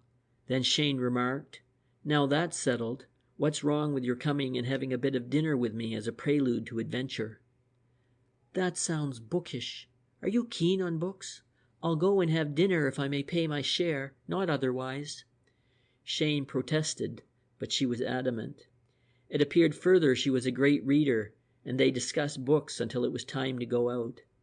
Then, after dinner at an Italian restaurant in Soho, they took the tube to Hendon and began to walk towards Hopefield Avenue. The night was chilly for mid-May, but calm and dry. It would soon be quite dark out of the radius of the street lamps, as the quarter moon had not yet risen and the clouds obscured the light of the stars. In the main street there was plenty of traffic, but Hopefield Avenue was deserted, and their footsteps rang out loudly on the pavements. Let's walk past it, Miss Merrill suggested, and perhaps we can hide and watch what goes on. They did so. Laurel Lodge looked as before, except the lower front windows were lighted up. Building operations, however, had been much advanced in the 6 weeks since Cheyne's last visit. The almost completed walls of a house stood on the next lot, and the house in which the supposed dead body of Cheyne had been abandoned was practically complete. "Half-finished houses are the stunt in this game," Cheyne observed. "Suppose we go back to that next door to our friends, and see from there if anything happens." 5 minutes later they had passed along the lane at the back of the house and taken up their positions in what was evidently to be the hall of the new house. A small window looked out from its side, not 40 feet from the hall door of Laurel Lodge. Cheyne made a seat of a plank laid across 2 little heaps of bricks, and they sat down and waited. They were so ignorant as to the steps usually taken by a detective in such a situation that their idea of watching the house was simply adopted in the macabre-ish hope that somehow something might turn up to help them. What that something might be, they had no idea. But with the extraordinary luck which so often seems reserved for those who blindly plunge, they had not waited 10 minutes before they received some really important information. The unconscious agent was a postman. They saw him first pass near a lamp further down the street and then watched him gradually approach, calling in one house after another. Presently, he reached the gate of Laurel Lodge and, opening it, passed inside. From where they sat, the watchers, being in line with the front of the house, were not actually in sight of the hall door. But there was a heap of building material in front of their hiding place, and Cheyne, slipping hurriedly out, crouched behind the pile in such a position that he could see what might take place. In due course, the postman reached the door, but instead of delivering his letters and retreating, he knocked and stood, waiting. The door was opened by a woman, and her silhouette against the lighted interior showed that she was not Susan Dangle. The woman was short, stout, and elderly. "Evening, ma'am," Cheyne heard the man say. "A parcel for you." The woman thanked him and closed the door, while the postman crossed to a house on the opposite side of the street. As soon as his back was turned, Cheyne left his hiding place and was strolling along the road when the postman again stopped onto the footpath. "Good evening, postman," said Cheyne. "I'm looking for people called Dangle somewhere about here. Could you tell me where they live?" The postman stopped and answered civilly. "They lived here, sir, or at least there were people of that name here till a few weeks ago. They lived over there." He pointed to Laurel Lodge. Cheyne made a gesture of annoyance. "Moved, have they? Then I've missed them. I suppose you couldn't tell me where they've gone?" The postman shook his head. "Sorry, sir, but I couldn't. If you was to go to the post office in Hendon, they might know, but I couldn't say nothing about it." Nor could the postman remember the exact date of the Dangles' departure. It was 5 or 6 weeks since, or maybe more, but he couldn't say for sure. Cheyne returned to Miss Merrill with his news. A sudden flitting on the Dangles' part seemed indicated, born doubtless of panic at the disappearance of the supposed corpse, and if this was the cause of their move, no application at the post office or elsewhere would bear fruit. "We should have foreseen this," Cheyne declared gloomily. "If you think of it, to make themselves scarce was about the only thing they could do. If I was alive and conscious, they couldn't tell how soon they might have a visit from the police." "Well, we've got to find them," his companion answered. "I'll begin by making inquiries at the house." "No," as Cheyne demurred, "it's my turn. You stay here and listen." She slipped out onto the road, and passing through the gate of Laurel Lodge rang the bell. The same elderly woman came to the door, and Miss Merrill asked if Miss Dangle was at home. The woman was communicative if not illuminating. No one called Dangle lived in the house, though she understood her predecessors had borne that name. She and her son had moved in only 3 weeks before, and they had only taken the house a fortnight before that. She did not know anything of the Dangles. Oh no, she had not taken the house furnished. She had brought her own furniture with her. Indeed, yes, moving was a horrible business, and so expensive. "That's something about the furniture," Miss Merrill said when, breathless and triumphant, she rejoined Cheyne. "If they took their furniture, We have only to find out who moved it for them. Then we can find out where it was taken." "That's the ticket," Cheyne declared admiringly. "But how on earth are we going to find the removers? Have you any ideas?" Miss Merrill looked at him quizzically. "Just full of 'em," she smiled. "And to prove it, I'll make you a bet. I'll bet you the price of our next dinner that I have the information inside half an hour. What time is it? 9:30. Very well, before 10 o'clock. But the information may cost you anything up to £1. Are you on?" "Of course I'm on," Cheyne returned heartily, though in reality he was not too pleased by the trend of affairs. "Do you want the £1 now?" "No, I have it. But whatever the information costs me, you may pay. Now, au revoir until 10 o'clock. She glided away before Cheyne could reply, and for some minutes he sat alone in the half-built porch wondering what she was doing and wishing he could smoke. It was cold sitting still in the current of chilly air which poured through the gaping brickwork. He felt tired and despondent, and realized against his will that he had been severely shaken by his experiences, and was by no means as yet completely recovered.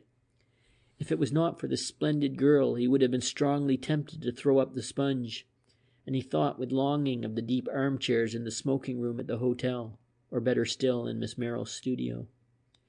Presently he saw her. She was crossing the street in front of Laurel Lodge.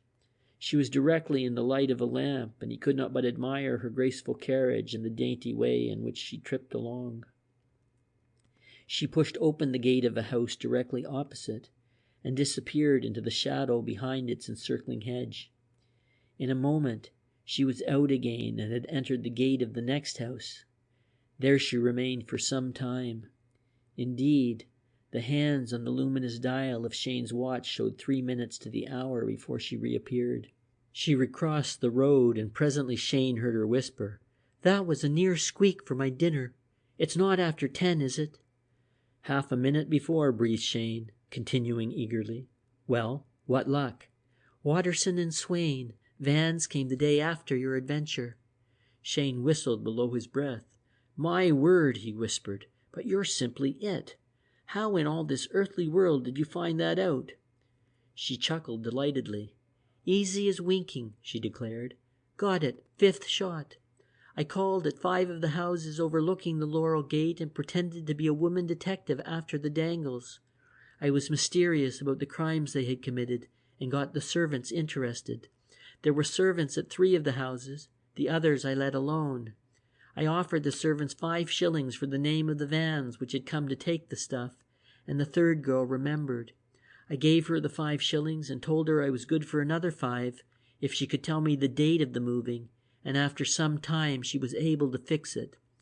She remembered she had seen the vans on the day of a party at her sister's, and she found the date of that from an old letter. Good for you, I say, Miss Merrill. If you're going to carry on like this, we shall soon have all we want. What's the next step? Inquiries at Watterson and Swain's?" "No," she said decidedly. "The next step for you is bed. You're not really well enough yet for this sort of thing. We've done enough for tonight. We'll go home." Cheyne protested, but as, apart from his health, it was obvious that inquiries could not at that hour be instituted at the furniture removers, he had to agree. "I shall go round and see them tomorrow morning," he remarked, as they walked back along Hopefield Avenue. "I suppose you couldn't manage to come at that time, or shall I wait until the afternoon?" She shook her head. "Neither," she answered. "I shall be busy all day, and you must just carry on." Cheyne felt a surprisingly keen disappointment. "But mayn't I come and report progress in the afternoon?" he begged. "Not until after 4. I shall be painting up till then."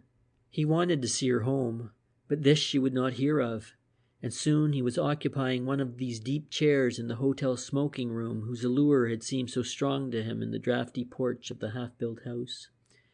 As he sat, he thought over the turn which this evening's inquiry had given to the affair in which he was engaged. It was clear enough now that Miss Merrill's view had been correct, and that the Dangles were scared stiff by the absence of information about the finding of his body. As he put himself in their place, he saw that flight was indeed their only course. What he marveled at was that they should have taken time to remove their furniture. From their point of view, it must have been a horrible risk, and it undoubtedly left, through the carrying contractor, a certain clue to their whereabouts. But when Cheyne began his inquiries on the following morning, he rapidly became less impressed with the certainty of the clue. A direct request at the firm's office for Dangle's address was met by a polite non possumus, and when during the dinner hour Cheyne succeeded in bribing a junior clerk to let him have the information, at a further interview the lad declared he could not find it. It was not until after 5 hours' inquiry among the drivers of the various vans which entered and left the yard that he learned anything, and even then he found himself no further on. The furniture, which had been collected from an unoccupied house, had been stored and still remained in Messrs. Watterson and Swain's warehouses. It was a weary and disgruntled Cheyne who at 6 o'clock that evening dragged himself up the 10 flights to Miss Merrill's room. But when he was seated in her big armchair with his pipe going and had consumed a whiskey and soda which she had poured out for him, he began to feel that all was not necessarily lost, and that life had compensations for failures in the role of amateur detective. She listened carefully to his tale of woe, finally dropping a word of sympathy with his disappointment and of praise for his efforts, which left him thinking she was certainly the good pal he expected her to be. "But that's not the worst," he went on gloomily. "It's bad enough that I have failed today, but it's a great deal worse that I don't know how I am going to do any better. Those Watterson and Swain people simply won't give away any information, and I don't see how else it's to be got." "There's not much to go on, certainly," she admitted. "That's where the police have the pull. They could go into that office and demand the Dangles' address. You can't. What about the others, that Syme and that Blessington? Could you trace them in any way?" Cheyne moved lazily in his chair. "I don't see how," he answered slowly. "We have little enough information about the Dangles, but there is still less about the others. We have practically nothing to go on. I wonder what a real detective would do in such a case. I feel perfectly certain he would find all four in a few hours. Ha! That gives me an idea." She sat up and looked at him eagerly, and then in answer to his question went on. "What about that detective who was already engaged on the case, the one the manager of the Plymouth Hotel recommended? Why not get hold of him and see what he can do? He was a private detective, wasn't he? Not connected with the police." "He was, and I have his name and address. By Jove, Miss Merrill, it's an idea. I'll go round and see him in the morning. He's a man I didn't take to personally, but what does that matter if he's good at his job?" Though Cheyne thus enthusiastically received his companion's suggestion, he was not greatly enamored of the idea. As he said, he had not liked the man personally, and he would have preferred to have kept the affair in his own hands. But he felt bankrupt of ideas for carrying on the inquiry, and if a professional was to be brought in, this man whom he knew and who was vouched for by the manager of the Edgecombe should be as good as another. He decided, however, that he would not employ the fellow on the case as a whole. His job should be to find the quartet, and if and when he did that, he could be paid his money and sent about his business. Cheyne felt that at this stage, at all events, he was not going to share the secret of the linen tracing. But Cheyne, like many another before him, was to learn the difficulties which beset the path of him who makes half-confidences. End of Chapter 8.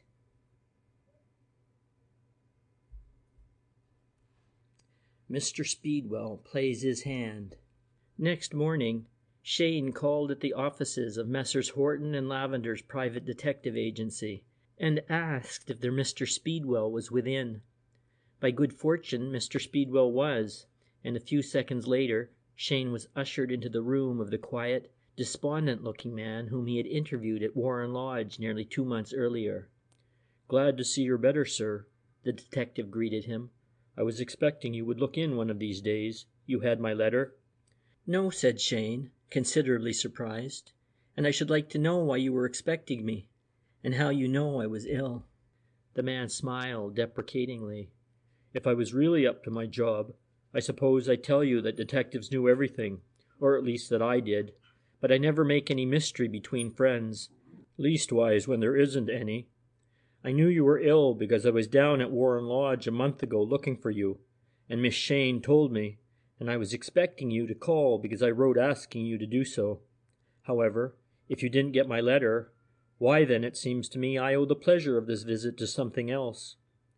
"You're quite right," said Cheyne. "You do. But before we get on to that, tell me what you called and wrote about." "I'll do so, sir. I called because I had got some information for you, and when I didn't see you, I wrote for the same reason, asking you to look in here." The man spoke civilly and directly, but yet there was something about him which rubbed Cheyne up the wrong way, something furtive in his manner, by which instinctively the other was repelled. It was therefore with rather less than his usual good-natured courtesy that Cheyne returned. "Well, here I am, then. What is your information?" "I'll tell you, sir, but first let me recall to your mind what I, acting for my firm, was asked to find out." He stressed the words, "acting for my firm," and as he did so, shot a keen, questioning glance at Cheyne. The latter did not reply, and Speedwell, after pausing for a moment, went on. "I was employed, or rather my firm was employed." What his point was Cheyne could not see, but he was evidently making one. "My firm was employed by the manager of the Edgecombe Hotel to investigate a case of alleged drugging which had taken place in the hotel. That was all, wasn't it?" "That or matters arising therefrom," Cheyne replied cautiously. The detective smiled, foxily. "Ah, I see you have taken my meaning, Mr. Cheyne. That or matters arising directly therefrom. That, sir, is quite correct. Now, I have found out something about that. Not much, I admit, but still something, though whether it is as much as you already are cognizant of is another matter." Cheyne felt his temper giving way. "Look here," he said sharply, "what are you getting at? I can't spend the day here. If you've anything to say, for goodness sake get along and say it, and have done with this beating about the bush." Speedwell made a deprecating gesture. "Certainly, sir, as you will, but—" He gave a dry smile. "Have you not overlooked the fact that you called in to consult me?" "I shall not do it now," Cheyne said angrily. "Give me the information that you're being paid for, and that will complete our business." "No, sir, but with the utmost respect. That will only begin it. I'll give you the information right away, but first I'd like to come to an understanding about this other business." "What under the sun are you talking about? What other business?" "The breaking and entering," Speedwell spoke now in a decisive, businesslike tone. "The breaking and entering of a house in Hopefield Avenue, Laurel Lodge, let us call it, on an evening just 6 weeks ago, on the 5th of April to be exact. I should really say the burglary, because there was also the theft of an important document. The owners of that document would be glad of information which would lead to the arrest of the thief." This astounding statement, made in the calm, matter-of-fact way in which the man was now speaking, took Cheyne completely aback. For a moment he hesitated. His character was direct and straightforward, but for the space of 2 seconds he was tempted to prevaricate, to admit no knowledge of the incidents referred to. Then his hot temper swept away all considerations of what might or might not be prudent, and he burst out, "Well, Mr. Speedwell, what of it? If you are so well informed as you pretend, you'll be aware that the parties lost no document on that night. I don't know what you're after, but it looks uncommonly like an attempt at blackmail." Mr. Speedwell seemed pained at the suggestion. He assured Cheyne that his remarks had been misinterpreted, and deprecated the fact that such an unpleasant word had been brought into the discussion. "All the same," he concluded meaningly, "I am glad to have your assurance that the document in question was not stolen from the house." Cheyne was not only mystified, but a trifle uneasy. He saw now that he had been maneuvered into a practical admission that he had committed burglary, and there was something in the way the detective had made his last remark that seemed vaguely sinister. "Well, what business of yours is it?" he said brusquely. "What do you hope to get out of it?" Speedwell nodded as he looked at the other out of his close-set, furtive eyes. "Now, sir," he answered approvingly, "that's what I like. That's coming to business, that is. I thought perhaps I could be of service to you, that's all. Here are these parties looking for you to make a prosecution for burglary, and here you are looking for them for a paper they have, and here I am," his face was inexpressibly sly, "in a position to help either party, as you might say. There's an old saying, sir, that knowledge is power, and many a time I've thought it's a true one." "And you want to sell your knowledge?" "Isn't it reasonable and natural? It's my business to get knowledge, and I have to work hard to get it too. You wouldn't have me give away the fruits of my work. It's all I have to live by." "Your knowledge belongs to your firm." "No, sir. Not in this case it doesn't. All this work was done in my own time. It was my hobby, so to speak. Besides, my firm didn't ask for the information and doesn't want it." "What do you want for it?" A momentary gleam appeared in Mr. Speedwell's eyes, but he replied quietly and without emotion, £200. £200, and you shall hear all I know, and have my best help in whatever you want to do into the bargain.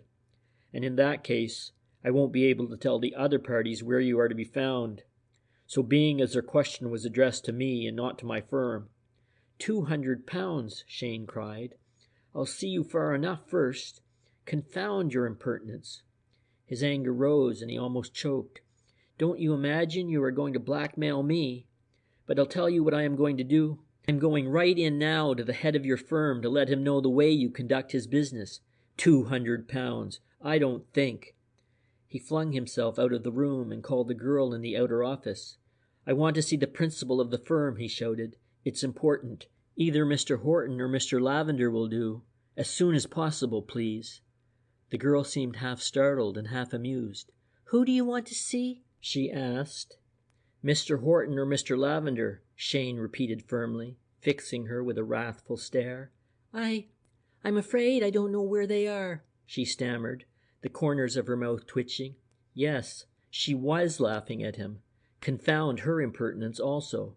"You don't know," he shouted furiously. "When will they be in?" The girl looked scared. Then her amusement evidently overcame her apprehension, and she giggled. "Not today, I'm afraid," she answered. "You see, Mr. Horton has been dead over 10 years, and Mr. Lavender at least 5. Cheyne glared at her as he asked thickly, "Then who is the present principal?" "Mr. Speedwell." "Damn," said Cheyne. Then, as he looked at the smiling face of the pretty clerk, he suddenly felt ashamed of himself. "I'm sure I beg your pardon," he said, and as he saw how neatly he had got his desserts, he laughed ruefully himself. This confounded temper of his, he thought, was always putting him into the wrong. He was just determining for the 1000th time that he would be more careful not to give way to it in the future, when Mr. Speedwell's melancholy voice fell on his ears. "Ah, that is better, sir. Won't you come back and let us resume our discussion?" Cheyne re-entered the private room. "I'm sorry I lost my temper," he said. "But really, your proposition was so very, I may say, amazing, that it upset me. Of course you were not serious in what you said." Mr. Speedwell leaned forward and became the personification of suave amiability. "I sell my wares in the best market, Mr. Cheyne," he declared. "You couldn't blame me for that. It's only business. But I don't want to drive a hard bargain with you. I would rather have an amicable settlement. I'm always one for peace and goodwill. An amicable settlement, sir. That's what I suggest." He beamed on Cheyne and rubbed his hands genially together. "If you have information which would be useful to me, I am prepared to pay its full value. As a matter of fact, I called for that purpose, but you couldn't have any worth £200, or anything like it." "No. Well, just what do you want to know?" "Dangle's address." "I can give you that. Anything else?" Cheyne hesitated.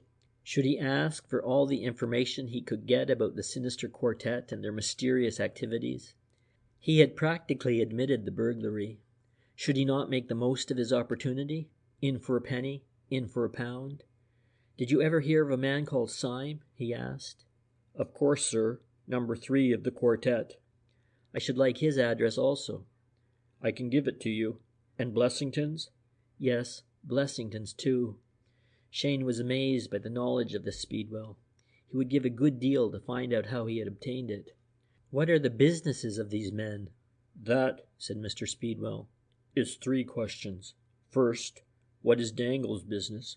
Second, what is Syme's business? Third, what is Blessington's business? Yes, sir, I can answer these questions also." "How did you find all that out?" Mr. Speedwell smiled and shook his head. "There, sir, you have me. I'm afraid I can't tell you that. You see, if we professional detectives were to give away our little methods to you amateur gentlemen, we should soon be out of business. You, sir, will appreciate the position. It would be parting with our capital, and no businessman can afford to do that. Anything else, Mr. Cheyne?" "You mentioned a paper." "Yes, sir." "Where is it?" "That I can answer partially." "What is it about?" "I do not know." "Ah, then there is something you do not know. What is the enterprise these men are going into in connection with the paper?" "That, Mr. Cheyne, I do not know either. You see, I am perfectly open with you. I have been conducting a sort of desultory inquiry into these men's affairs, partly because I was interested, partly because I thought I could turn my information into money. I have reached the point indicated in my answers. I can proceed with the investigation and learn the rest of what you wish to know. Assuming, of course, that we come to suitable terms, you can have the information I have already gained now, with, of course, the same proviso." "What are your terms?" £20 a question. You have asked 6 questions, to which I can give complete answers, and one which I can answer partially. Say 6 20s and 1 10. Total £130. "But it's iniquitous, scandalous, extortionate. I shouldn't think of paying such a sum." "No, sir, that's a matter for yourself alone. It seems to me, then, that our business is completed." The man paused, then, as Cheyne made no move, continued confidentially. "You see, sir, I needn't tell a gentleman like yourself that value is relative and not absolute. If I hadn't another party willing to pay for my information about you, I couldn't possibly afford to refuse what you might be pleased to offer. But if I don't get my 130 from you, I'll get it from the other party. It's a matter of pounds for me." "But how do I know you won't get my 130 and then go to the other party for his?" Mr. Speedwell smiled craftily. "You don't know, sir. In these matters, one person has to take the other's word. You pay your money, and you get the information you ask for. You don't pay, and I keep it. It's for you to say what you'll do." Cheyne sat in thought. It was evident this man could give him valuable information, and he was well aware that if he had employed him to obtain it, it might easily have cost him more than the sum asked. He did not doubt either that the quartet had asked for information about himself. When his dead body had not been found, it would have been a likely move. But he was surprised that they should have asked under their own names. But then again, they mightn't have. Speedwell might have found these out. It was certainly an extraordinary coincidence that himself and the gang should have consulted the same private detective, though of course there was nothing inherently impossible in it. On the whole, he felt disposed to pay the money. He was comfortably enough off, and he would scarcely feel it. The payment would not commit him to anything, or put him in any way in the power of this detective. Moreover, the man was evidently skillful at his job, and it might be useful enough to have him on his side. And last, but not least, after his failure of the day before, it would be a pleasure to go back to Miss Merrill and tell her how well he had succeeded on this occasion. "Look here," he said, "I don't think you can expect me to believe that these people came and asked you to find the burglar who made off with their confidential paper, so that they might prosecute. That's rather tall, you know. Why didn't they go direct to the police?" "I'm only telling you what they said. I'm not saying I believed it was really what they wanted." Speedwell paused. "As a matter of fact, I don't mind telling you what I think." He went on presently. "I believe they are scared about you, and they want to find you to finish up the job they bungled. That's what I think, but I may be wrong." "And if I pay you your 130, you'll give me your pledge not to give them the information?" Mr. Speedwell looked pained. "I don't think I said that, sir. It was 200 that was mentioned. But see here, I don't want to be grasping. If you make it the even 150, I'll answer your questions and not theirs. Is it a bargain, sir?" Yes, said Cheyne. I have my checkbook here, and I'll fill you in a check for the money as soon as I get your replies. Mr. Speedwell beamed. Excellent, sir. An amicable settlement. That's what I like. Well, sir, I can trust you to keep your word. Here are the answers to your questions. He took a bulky notebook from his pocket and continued. First question. Dangle's present address. Earlswood, Dalton Avenue, Wembley. He waited while Cheyne wrote the address, and then went on. Second question. Syme's present address. 12 Colton Street, Putney. Again a pause, and then. Third question. Blessington's present address. Earlswood, Dalton Avenue. The same as Dangle's? The same as Dangle's, or rather, to be strictly accurate, Dangle's is the same as Blessington's. Blessington lives at this place and has for several years. Dangle joined him about 6 weeks ago.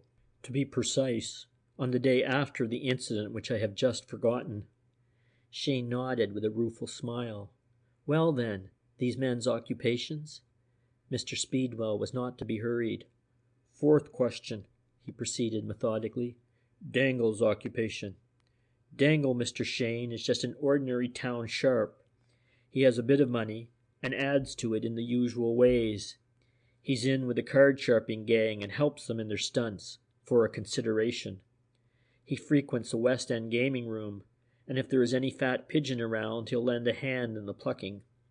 The sister helps as a decoy. They're a warm pair, and I should think are watched by the police. They'll not want their dealings with you to come into the limelight anyway, so you've got a pull over them there. Has Dangle no ostensible profession? Not that I know of, unless you call billiard playing a profession. You might give me the address of the gaming rooms. 27 Greenway Lane, Knightsbridge. What about Syme? Syme is another of the same kidney. He does the nightclub end and brings likely mugs onto the gaming rooms. A plausible ruffian, Syme. A man without scruple, and bad to be up against. He has no ostensible business either. And Blessington? Blessington is, in my opinion, the worst of the three. He has 10 times the brains of the other two put together, and is an out-and-out scoundrel. He's well enough off in a small way, and is supposed to have made his money by systematic blackmail. He's supplying the cash for this little do of yours, whatever it may be. He is believed at Wembley to be something in the city, but I don't think he has any job. Lives on the interest of his money, I should think. Cheyne noted the replies, marveling how the detective had come to learn so much. Then he asked his 7th question. Where is the paper? That, sir, I can only answer partially. It is, or was up till quite lately, in Blessington's possession. Whether he carries it about with him or keeps it in his house or in his bank, I don't know. He may even have lent it to one of the others, but he is the chief of the enterprise, and it appears to belong to him. That's all right, Cheyne admitted. Now what were you going to tell me apart from these questions, the information you wrote about? Simply, sir, that the man who drugged you in the Edgecombe Hotel in Plymouth was named Stuart Blessington, that he lived at Wembley, and that he drugged you in order to ascertain if you carried on your person a certain paper of which he was in search. You can't tell me how he did it? No, sir. Some simple trick, of course, but I had no chance to find it out. I might perhaps suggest that he had 2 similar flasks, one innocent and the other drugged, and that he changed them by sleight of hand while attracting your attention elsewhere. Cheyne shook his head. He had thought of this explanation before, but it was not satisfactory. He had been watching the man, and he was satisfied he had not played any such trick. Besides, this would not explain why no trace of drug was found in the food. Speedwell, however, could make no further suggestion. Cheyne put away his notebook. There's another thing I should like to know, he said, and that is how you have learned all this. I suppose you won't tell me. Speedwell smiled as he shook his head. Some day, sir, when the case is over. You see, if I were to show you my channels of information, you would naturally use them yourself. And then where should I come in? A man in my job soon learns where to pick up a bit of knowledge. It's partly practice and partly knowing the ropes. And there's another thing I wish, Cheyne went on as if he had not heard the other. and that is that you had gone a bit further in your researches and learned what the paper was, and what game that gang is up to. The detective's manner became more eager. That's what I was coming to myself, Mr. Cheyne. If you want that information, I can get it for you, but it may cost you a bit of money. It would depend on the time I should have to spend on it, and the risks I should have to run. If you would like me to take it on for you, I could do so, but of course, it's a matter for yourself altogether. Cheyne reflected. This Speedwell had certainly done an amazing amount of work already on the case, and his success so far showed that he was a shrewd and capable man. To engage him to complete the work would probably be the quickest way of bringing the matter to a head, and the easiest, so far as he himself was concerned. But then he would lose all the excitement and the fun. He had pitted his wits against these men, and to hand the affair over to Speedwell would be to confess himself beaten. Moreover, he would have to admit his failure to Miss Merrill, and to forego any more alarms and excursions in her company. No, he would keep the thing in his own hands, for the present at all events. He therefore said that he was obliged for the other's offer, which later on he might be glad to accept, but that for the moment he would not make any further move. Right, sir. Whatever you say, Speedwell agreed amicably. I might add what indeed you'll be able to guess for yourself from what I've told you, that this crowd is a pretty shrewd crowd, and they'll not, so to speak, be beating the air in this job of yours. They're going for something, and you may take it from me that something will be worth their going for. At least, if not, I'll eat my hat. I quite agree with you, Cheyne returned, fumbling in his pocket. It now remains for me to write my check, and then we shall be square. Cheyne counted the hours until 4 o'clock, and as soon as he dared, he set off for number 17 Horn Terrace. Indeed, he timed his visit so well that as he reached the top of the 10th flight of steps, the door of room number 12 opened and the model emerged. She held the door open for him, and 10 minutes later, he was seated in the big armchair, drinking the usual cup of fragrant China tea. Miss Merrill listened with close attention to his story, but she was not so enthusiastic at his success as he could have wished. She made no comment until he had finished, and then her remark was, if anything, disparaging. "I don't quite like it, you know," she said slowly. "From your description of him, it certainly looks as if that detective was playing a game of his own. It doesn't sound straight. Do you think you can trust him?" "Not as far as I can see him, but how can I help myself? I expect the addresses he gave me are all correct, but I'm not at all satisfied that he won't go straight to the gang and tell them he has found me, and get their money for that."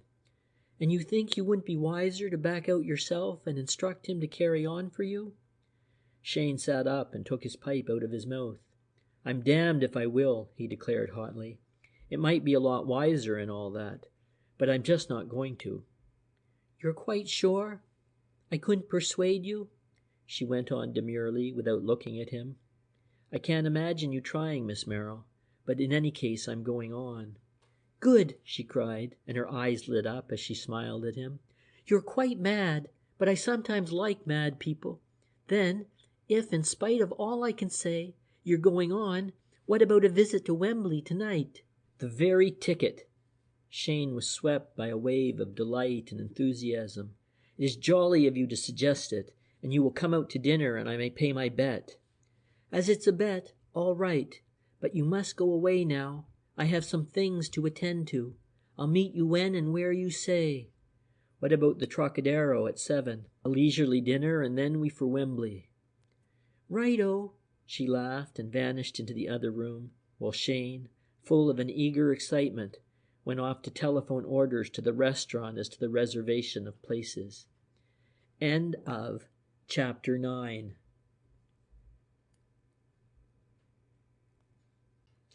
The new firm gets busy. Cheyne and Joan Merrill took a Wembley Park train from Baker Street shortly before 9 that evening, and a few minutes later alighted at the station whose name was afterwards to become a household word throughout the length and breadth of the British Empire. But at that time, the exhibition was not yet thought of, and the ground, which was later to hum with scores of thousands of visitors from all parts of the world, was now a dark and deserted plain.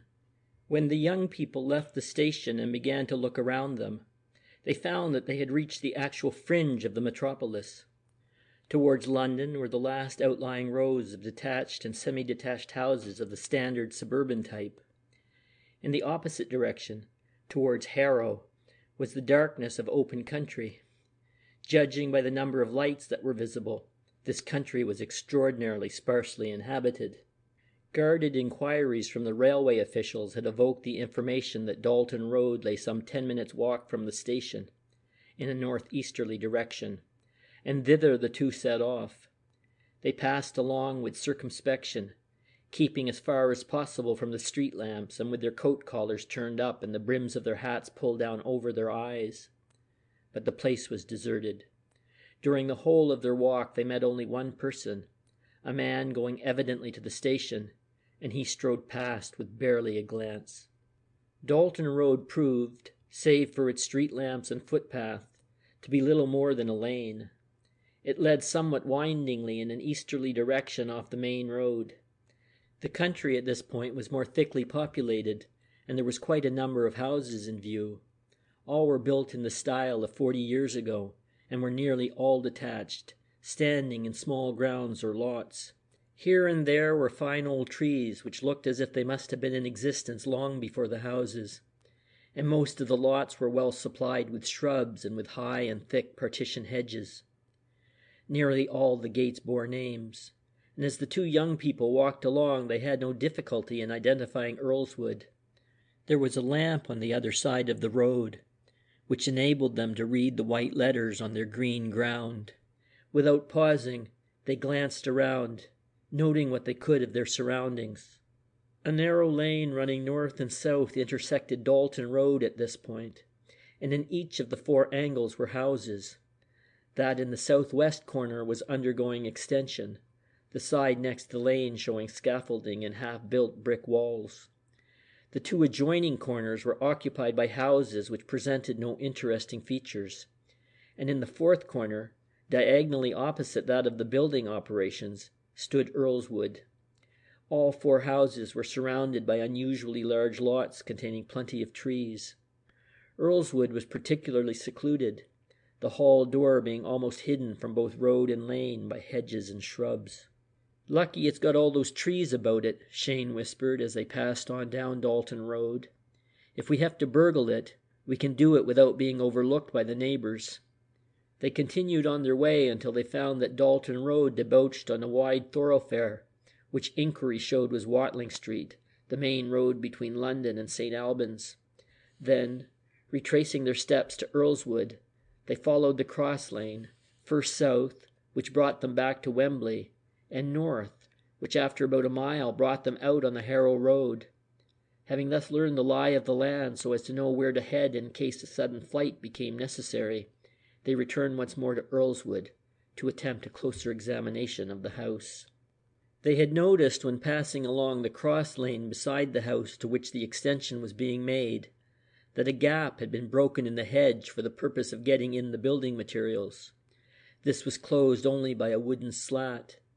With one consent they made for the gap, slipped through, and crouching in the shadow of the shrubs within, set themselves to watch Earlswood.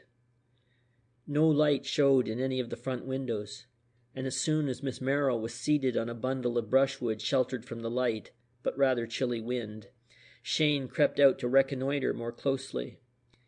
Making sure that no one was approaching, he slipped through the hedge, and then, crossing both road and lane diagonally, passed down the lane at the side of Earlswood.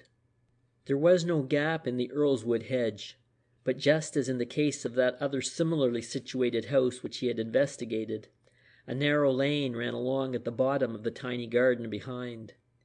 Cheyne turned into this and stood looking at the back of the house. The whole proceeding seemed familiar, a repetition of his actions on the night he traced the gang to Hopefield Avenue. But the back of this house was in darkness, and pushing open a gate, he passed from the lane to the garden and silently approached the building.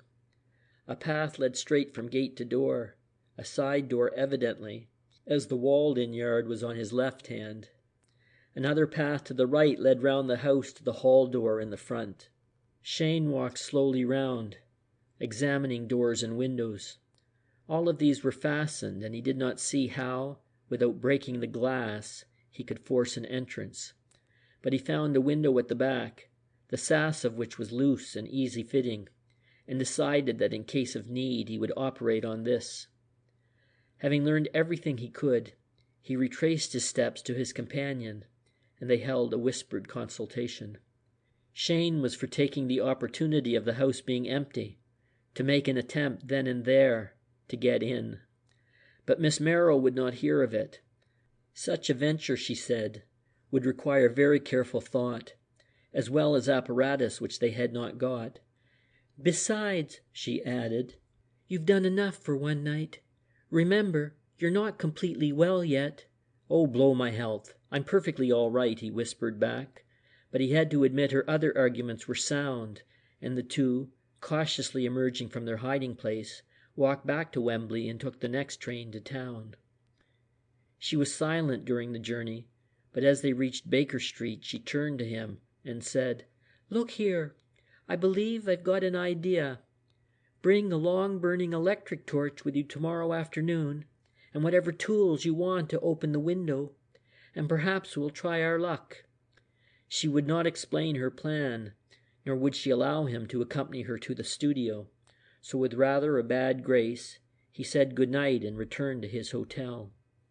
The next day he spent in making an assortment of purchases.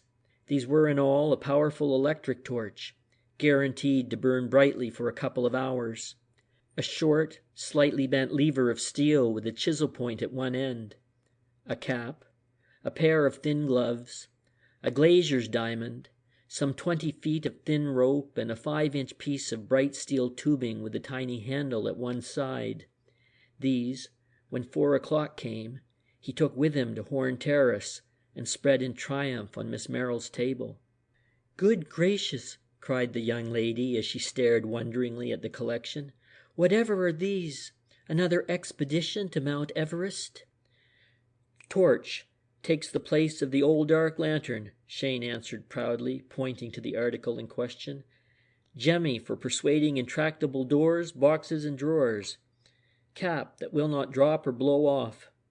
Gloves to keep one's fingerprints off the furniture. Diamond for making holes in panes of glass.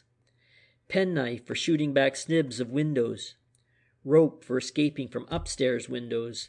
And this," he picked up the bit of tube and leveled it at her. "What price this for bluffing out of a tight place? If the light's not too good, it's a pretty fair imitation. Also," he pointed to his feet, "rubber-soled shoes for silence." She gave a delightful little ripple of laughter, then became serious. "Have you no anklets?" she asked anxiously. "Don't say you've forgotten your anklets." "Anklets," he repeated. "What do you mean? I don't follow." "To guard against the bites of sharks, of course," she declared. "Don't you remember the White Knight had them for his horse?" Cheyne was so serious and eager that he felt somewhat dashed, but he joined in the laugh, and when they had had tea, they settled down to talk over their arrangements. Then it seemed that she really had a plan, and when Cheyne heard it, he became immediately enthusiastic. Like all good plans, it was simple, and soon they had the details cut and dry. "Let's try tonight," Cheyne cried in excitement. "Yes, I think we should.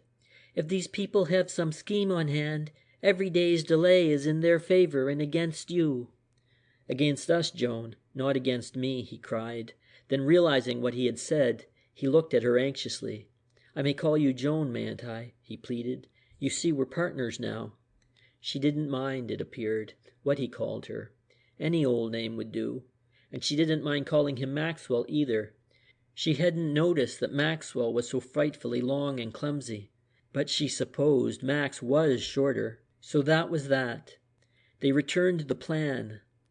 Though they continued discussing it for nearly an hour, neither was able to improve on it, except that they decided that the first thing to be done if they got hold of the tracing was to copy their adversaries and photograph it. "Drat this daylight saving," Cheyne grumbled. "If it wasn't for that, we could start a whole hour earlier. As it is, There is no use going out there before 9. He paused and then went on. Queer thing that these two houses should be so much alike, this Earlswood and the one in Hopefield Avenue, both at crossroads, both with lanes behind them, and both surrounded by gardens and hedges and shrubs. Very queer, Joan admitted, especially as there probably aren't more than 100,000 houses of that type in London. But it's all to the good. You'll feel at home when you get in. They sparred pleasantly for some time. Then after a leisurely dinner they tubed to Baker Street and took the train to Wembley Park. It was darker than on the previous evening, for the sky was thickly overcast. There had been some rain during the day, but this had now ceased, though the wind had turned east and it had become cold and raw.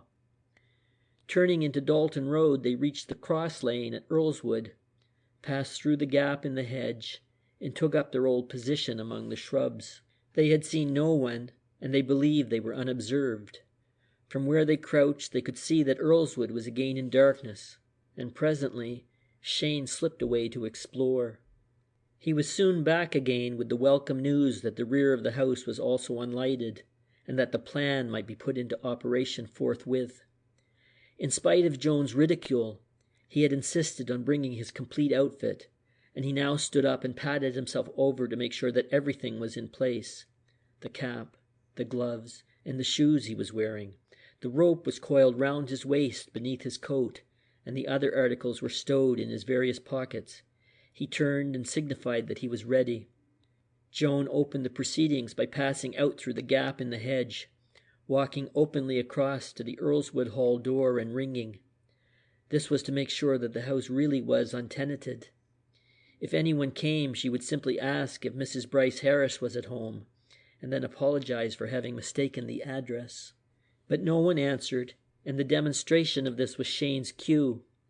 When he had waited for 5 minutes after Joan's departure, and no sound came from across the road, he in his turn slipped out through the gap in the hedge, and after a glance round, crossed Dalton Road and passing down by the side of Earlswood, turned into the lane at the back. On this occasion, he could dimly see the gate into the garden, which was painted white, and he passed through, leaving it open behind him, and reached the house. The point upon which Joan's plan hinged was that, owing to the shrubs in front of the building, it was possible to remain concealed in the shadows beside the porch, invisible from the road. She proposed, therefore, to stay at the door while Cheyne was carrying on operations within, and to ring if anyone approached the house, adding a double knock if there was urgent danger. She would hold the newcomer with inquiries as to the whereabouts of the mythical Mrs. Bryce Harris, thus ensuring time for her companion to beat a retreat. She herself also would have time in which to vanish before her victims realized what had happened. Feeling, therefore, that he would have a margin in which to withdraw if flight became necessary, Cheyne set to work to force an entrance. He rapidly examined the doors and windows, but all were fastened as before. Choosing the window with the loose sash, upon which he had already decided, he took his knife and tried to open the catch. The two sashes were rabbeted where they met, but he was able to push the blade up right through the overhanging wood of the upper sash and lever the catch round until it snapped clear. Then, withdrawing the knife, he raised the bottom sash. A moment later he was standing on the scullery floor. His first care was to unlock and throw open the back door, so as to provide an emergency exit in case of need. Then he closed and refastened the scullery window, darkening with a pencil the wood where the knife had broken a splinter. As he said to himself, there was no kind of sense in calling attention to his visit. He crossed the hall and silently opened the front door to see that all was right with Joan. Then, closing it again, he began a search of the house. The building was of old-fashioned design, a narrow hall running through its center from back to front. 5 doors opened off this hall, leading to the dining room and the kitchen at one side, a sitting room and a kind of library or study at the other, and the garden at the back. Upstairs were 4 bedrooms, one unoccupied, and a servant's room. Cheyne rapidly passed through the house, searching for likely hiding places for the tracing. Soon he came to the conclusion that unless some freak place had been chosen, it would be in one of two places, either a big roll-top desk in the library or an old-fashioned escritoire in one of the bedrooms. Both of these were locked. Fortunately, there was no safe. He decided to try the desk first.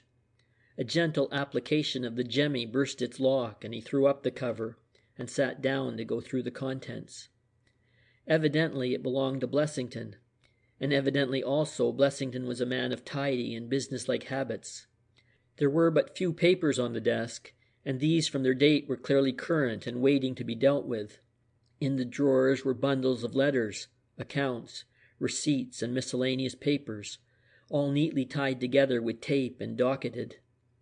In one of the side drawers was a card index, and in another a vertical numeralpha letter file. Through all of these Cheyne hurriedly looked, but nowhere was there any sign of the tracing.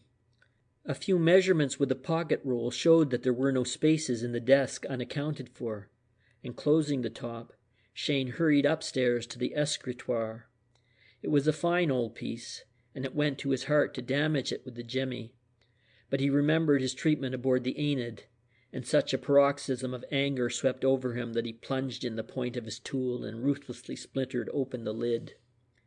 The drawers were fastened by separate locks, and each one Cheyne smashed with a savage satisfaction. Then he began to examine their contents. This was principally bundles of old letters, tied up in the same methodical way as those downstairs. Cheyne did not read anything, but from the fragments of sentences which he could not help seeing, there seemed ample corroboration of Speedwell's statements that Blessington lived by professional blackmail. He felt a wave of disgust sweep over him as he went through drawer after drawer of the obscene collection. But here also no luck met his efforts, and with a sinking heart he took out his rule to measure the escritoire. And then he became suddenly excited, as he found that the thickness of the wood at the back of the drawers, which normally should have been about half an inch, measured no less than 4 inches. Here, surely, there must be a secret drawer. He examined the woodwork, but nowhere could he see the slightest trace of an opening. He pressed and pulled and pushed, but still without result. No knob would slide, no panel to press. But of the existence of the space there was no doubt. There was room for a receptacle 6 inches by 12 by 3, and moreover, all 6 sides of it sounded hollow when tapped. There was nothing for it but force. With a sharp stroke he rammed the point of the jemmy into the side. It penetrated, he levered it down, and with a grinding, cracking sound, the wood split and part of it was prized off. Eagerly, Cheyne put the torch to the opening, and he chuckled with satisfaction as he saw within the familiar lilac gray of the tracing. Once again he inserted the point of the jemmy to prize off the remainder of the side. But the heavy wood at the top of the piece prevented his getting a leverage. He withdrew the tool to find a fresh purchase, but as he did so, the front doorbell rang. Several sharp, jerky peals. Frantically, he jammed in the jemmy, intending by sheer force to smash out the wood, but his position was hampered, and it cracked but did not give. As he tried desperately for a fresh hold, an urgent double knock sounded from below. Sweating and tugging with the jemmy, he heard voices outside the window, and then, with a resounding crack, the panel gave. He plunged in his hand, seized the tracing, thrust it and the jemmy into his pocket, and rushed out of the room. But as he did so, he heard the front door open and Dangle's voice from below. "It sounded in the house. Didn't you think so?" And Susan's, "Yes, upstairs, I thought." Cheyne looked desperately round for a weapon. Near the head of the stairs stood a light cane chair, and this he seized as he dashed down. As he turned the angle of the stairs, Dangle switched on the light in the hall, and with a startled oath ran forward to intercept him. With all his might, Cheyne hurled the chair at the other's head. Dangle threw up his arms to protect his face, and by the time he recovered himself, Cheyne was in the hall, doubling round the newel post. Both Dangle and Susan clutched at the flying figure, but Cheyne, twisting like an eel, tore himself free and made at top speed for the back door. This he slammed after him, rushing as fast as he could down the garden. He slackened only to pull the gate to as he passed through it, then sped along the lane, and turning at its end away from Dalton Road, tore off into the night. These proceedings were not in accordance with the plan. The intention had been that on either recovering the tracing or satisfying himself that it was not in the house, Cheyne would close the back door, and letting himself out by the front, would meet Joan, pull the door to after them, walk round the house, and quietly disappear via the garden and lane. But the possibility of an unexpected flight had been recognized. It had been decided that in such a case the first thing would be to get rid of the tracing, so that in the event of capture the fruits of the raid would at least be safe. Therefore, on all the routes away from Earlswood, hiding places had been fixed on, from which Joan would afterwards recover it. Along the lane, the hiding place was the back of a wall approaching a culvert, and over this wall Cheyne duly threw the booty as he rushed along. By this time, Dangle was out on the road and running for all he was worth. But Cheyne had the advantage of him.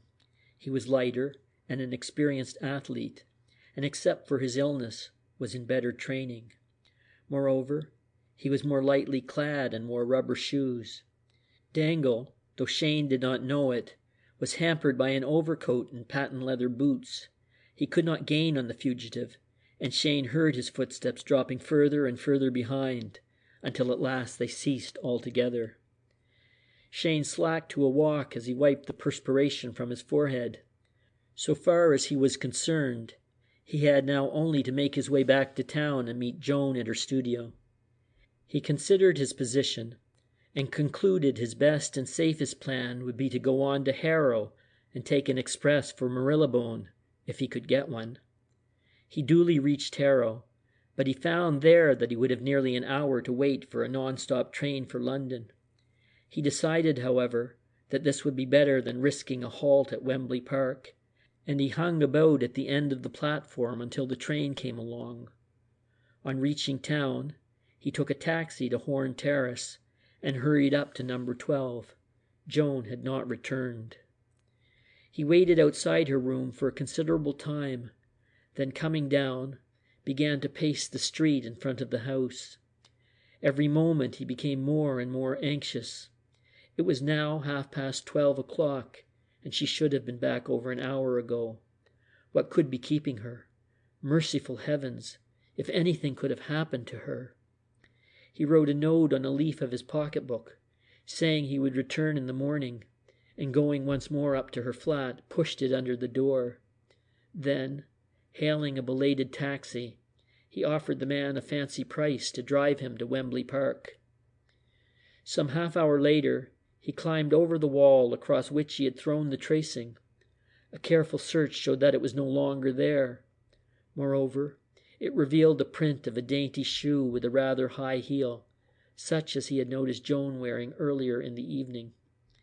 He returned to the shrubs at the gap where they had waited, but there he could find no trace of her at all. Then he walked all round Earlswood, but it was shrouded in darkness. Finally, his taximan having refused to wait for him, and all traffic being over for the day, he set out to walk to London, which he reached between 3 and 4 o'clock. He had some coffee at a stall, and then returned to his hotel. But by 7 he was once more at Horn Terrace.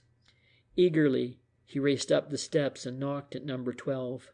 There was no answer.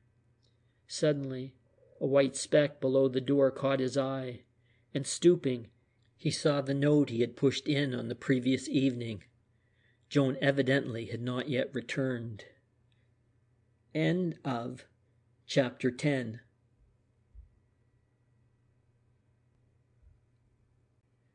Otto Schulz's secret.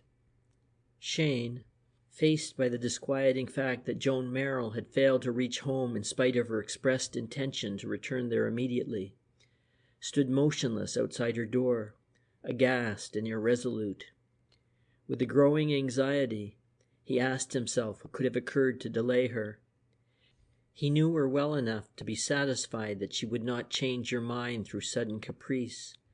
Something had happened to her, and as he considered the possibilities, he grew more and more uneasy. The contingency was one which neither of them had foreseen, and for the moment he was at a loss as how to cope with it. First, in his hot-blooded way, he thought of buying a real pistol, returning to Earlswood and shooting Blessington and Dangle unless they revealed her whereabouts. Then, reason told him that they really might not know, that Joan might have met with an accident or for some reason have gone to friends for the night, and he thought of putting the matter in Speedwell's hands. But he soon saw that Speedwell had not the means or the organization to deal adequately with the affair, and his thoughts turned to Scotland Yard. He was loath to confess his own essays in illegality in such an unsympathetic milieu, but of course no hesitation was possible if Joan's safety was at stake. Still pondering the problem, he turned and slowly descended the stairs. He would wait, he thought, for an hour or perhaps 2, say until 9. If by 9 o'clock she had neither turned up nor sent a message, he would go to Scotland Yard, no matter what the consequences to himself might be. Thinking that he should go back to his hotel in case she telephoned, he strode off along the pavement. But he had scarcely left the doorway when he heard his name called from behind, and swinging round, he gazed in speechless amazement at the figure confronting him. It was James Dangle. For a moment they stared at one another, and then Cheyne saw red. "You infernal scoundrel!" he yelled, and sprang at the other's throat. Dangle, stepping back, threw up his hands to parry the onslaught, while he cried earnestly, "Steady, Mr. Cheyne. For heaven's sake, steady. I have a message for you from Miss Merrill." Cheyne glared wrathfully, but he pulled himself together and released his hold. "Don't speak her name, you blackguard," he said thickly. "What's your message?" "She is all right," Dangle answered quickly, "but the rest of it will take time to tell.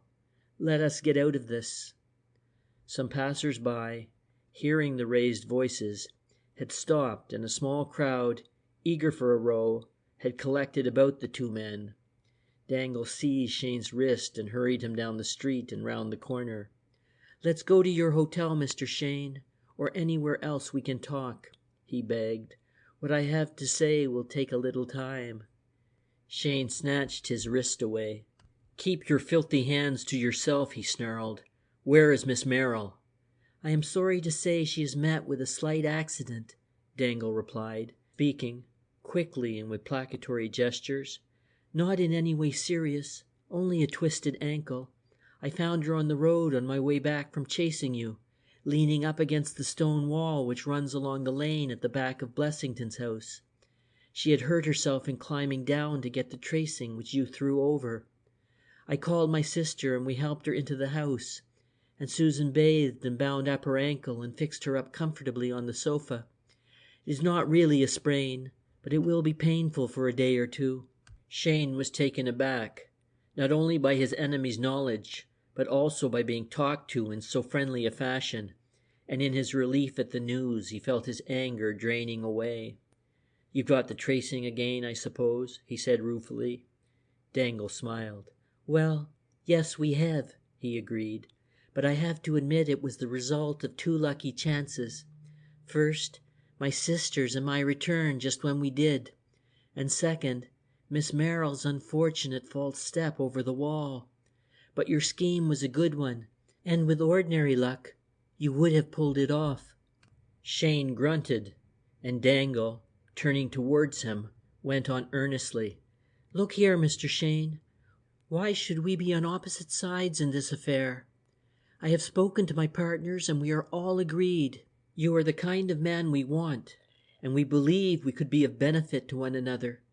In fact, to make a long story short, I am authorized to lay before you a certain proposition.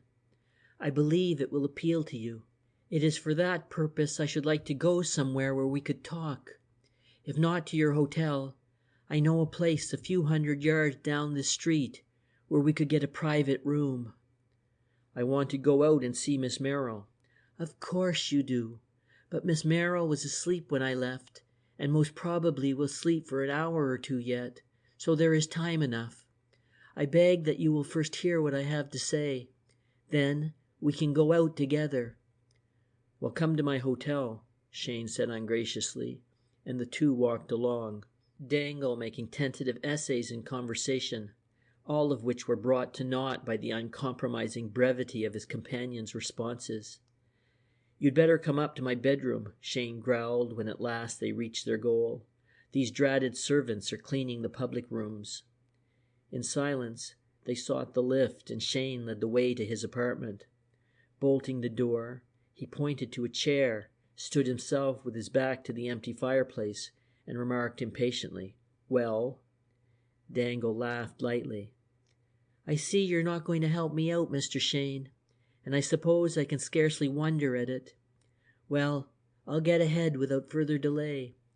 But as I've a good deal to say, I should suggest you sit down, and if you don't mind, I'll smoke. Try one of these Coronas.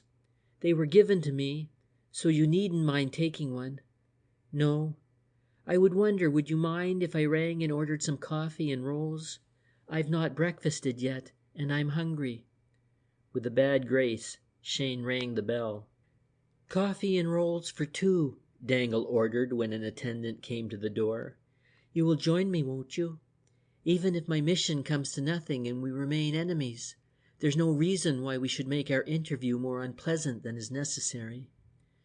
Cheyne strode up and down the room. "But I don't want the confounded interview," he exclaimed angrily. "For goodness sake, get along and say what you have to say and clear out. I haven't forgotten the Enid." "No, that was illegal, wasn't it? Almost as bad as breaking and entering, burglary and theft. But now, there's no kind of sense in squabbling. Sit down and listen, and I'll tell you a story that will interest you in spite of yourself." "I shouldn't wonder," Cheyne said with sarcasm as he flung himself into a chair. "But if it's going to be more lies about St. John Price and the Hull succession, you may save your breath." Dangle smiled whimsically. "It was for your sake, Mr. Cheyne. Perhaps not quite legitimate, but still done with the best intention. I told him that yarn. I admit, of course, it was a yarn. Simply to make it easy for you to give up the letter. I knew nothing would induce you to part with it if you thought it dishonorable. Hence the story." Cheyne laughed harshly. "And what will be the object of the new yarn?" "This time, it won't be a yarn. I will tell you the truth." "And you expect me to believe it?" Dangle leaned forward and spoke more earnestly. "You will believe it, not, I'm afraid, because I tell it, but because it is capable of being checked. A great portion of it can be substantiated by inquiries at the Admiralty and elsewhere, and your reason will satisfy you as to the remainder." "Well, go on and get it over anyway." Dangle once more smilingly shrugged his shoulders, lit his cigar, and began. "My tale commences as before with our mutual friend, Arnold Price, and once again it goes back to the year 1917. In February of 17, Arnold Price was, as you know, third mate of the Morania, and I was on the same ship in command of her bow gun. She had guns mounted fore and aft. I hadn't known Price before, but we became friends, not close friends, but as intimate as most men who were cooped up together for months on the same ship. In February 17, as we were coming into the bay on our way from South Africa, we sighted a submarine. I needn't worry you with the details of what followed. It's enough to say that we tried to escape and, failing, showed fight. As it chanced, by a stroke of the devil's own luck, we pumped a shell into her just abaft the conning tower, after she rose and before she could get her gun trained on us. She heeled over and began to sink by the stern. I confess that I'd have watched those devils drown, as they had done many of our poor fellows, but the old man wasn't that way inclined, and he called for volunteers to get out one of the boats. Price was the first man to offer, and they got a boat lowered away and pulled for the submarine. She disappeared before they could get up to her, and we could see her crew clinging to wreckage. The men in the boat pulled all out to get there before they were washed away, for there was a bit of a sea running, the end of a southwester that had just blown itself out. Well, some of the crew held on, and they got them into the boat. Others couldn't stick it and were lost. The captain was there, clinging onto a lifebelt, but just as the boat came up, he let go and was sinking, when Arnold Price jumped overboard and caught him and supported him until they got a rope round him and pulled him aboard. I didn't see that myself, but I heard about it afterwards. The captain's name was Otto Schulz, and when they got him aboard the Morania and fixed up in bed, they found that he had a knock on the head that would probably do for him, but all the same, Price had saved his life, and what was more, had saved it at the risk of his own. That is the first point in my story." Dangle paused and drew at his cigar. As he had foretold, Cheyne was already interested. The story appealed to him, for he knew that for once he was not being told a yarn. He had already heard of the rescue. In fact, he had himself congratulated Price on his brave deed. He remembered a curious point about it. A day or two later, Price had been hit in an encounter with another U-boat, and he and Schulz had been sent to the same hospital, somewhere on the French coast. There, Schulz had died, and from there Price had sent the mysterious tracing, which had been the cause of all these unwanted activities. "We crossed the bay without further adventures," Dangle resumed, "but as we approached the channel, we sighted another U-boat. We exchanged a few shots without doing a great deal of harm on either side, and when a destroyer came on the scene, Brother Fritz emerged and disappeared. But as luck would have it, one of his shells burst over our forecastle. Both Price and I were there, I at my gun and he on some job of his own, and both of us got knocked out. Price had a scalp wound, and I a bit of shell in my thigh, neither very serious, but both stretcher cases. We called at Brest that night, and next morning they sent us ashore to hospital. Schulz was sent with us, by what seems now a strange coincidence, but what was, I suppose, ordinary and natural enough. We were put into adjoining beds in the same ward. That is the second point of my story." Again, Dangle paused, and again Cheyne reflected that so far he was being told the truth. He wondered with a growing thrill if he was really going to learn the contents of Price's letter to himself, and the meaning of the mysterious tracing, as well as the circumstances under which it was sent. He nodded to show he had grasped the point, and Dangle went on. "Price and I soon began to improve, but the blow on Schultz's head turned out pretty bad, and he grew weaker and weaker. At last, he got to know he was going to peg out, as you will see from what I overheard. I was lying that night in a sort of waking dream, half asleep and half conscious of my surroundings. The ward was very still. There were 6 of us there, and I thought all the others were asleep. The night nurse had just had a look round and had gone out again. She had left the gas lit, but turned very low.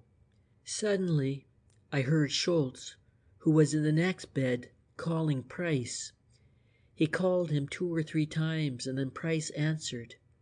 'Look here, Price,' Schulz said, 'are those other blighters asleep?' He talked as good English as you or me. Price said, 'Yes,' and then Schulz went on to talk. Now, I don't know if you'll believe me, Mr. Cheyne, but though, as a matter of fact, I overheard everything he said, I didn't mean to listen. I was so tired and dreamy that I just didn't think of telling him I was awake, and indeed, if I had thought of it, I don't believe I should have had the energy to move. You know how it is when you're not well. Then, when I did hear it was too late, I just couldn't tell him that I had learned his secret." As Dangle spoke, there was a knock at the door, and a waiter arrived with coffee. Dangle paid him, and without further comment poured some out for Cheyne and handed it across. Cheyne was by this time so interested in the tale that his resentment was forgotten, and he took the cup with a word of thanks. "Go on," he added. "I'm interested in your story, as you said I should be."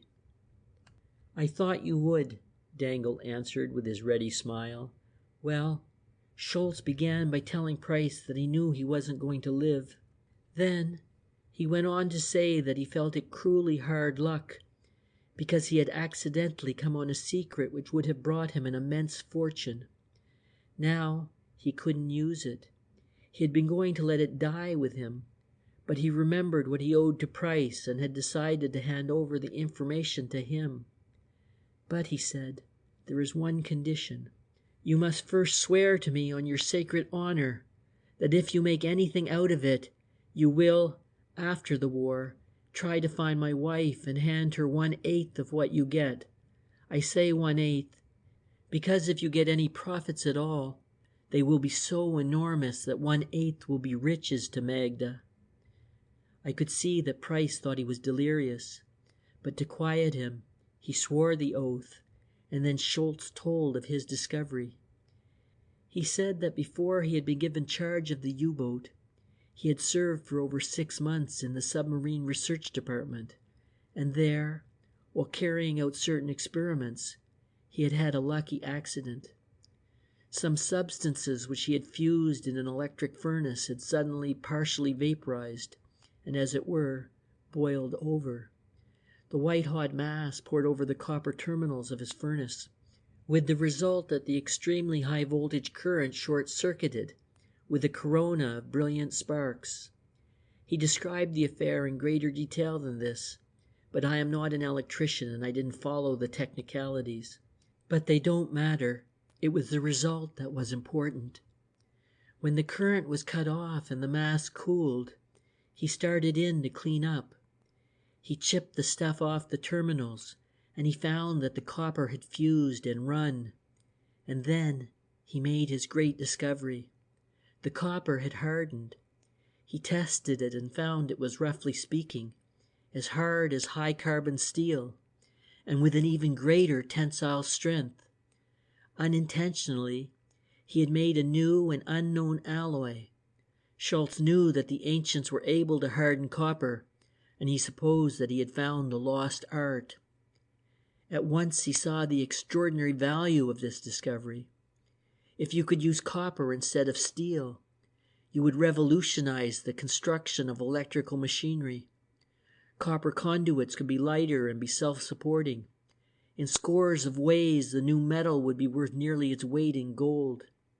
He could not work at the thing by himself, so he told his immediate superior, who happened also to be a close personal friend. The two tried some more experiments, and to make a long story short, they discovered that if certain percentages of certain minerals were added to the copper during smelting, it became hard. The minerals were cheap and plentiful, so that practically the new metal could be produced at the old price. This meant, for example, that they could make parts of machines of the new alloy, which would weigh, and therefore cost, only about 1/4 of those of ordinary copper. If they sold these at half or even 3/4 of the old price, they would make an extremely handsome profit. But their idea was not to do this, but to sell their discovery to Krupp's or some other great firm, who, they believed, would pay £1 million sterling or more for it.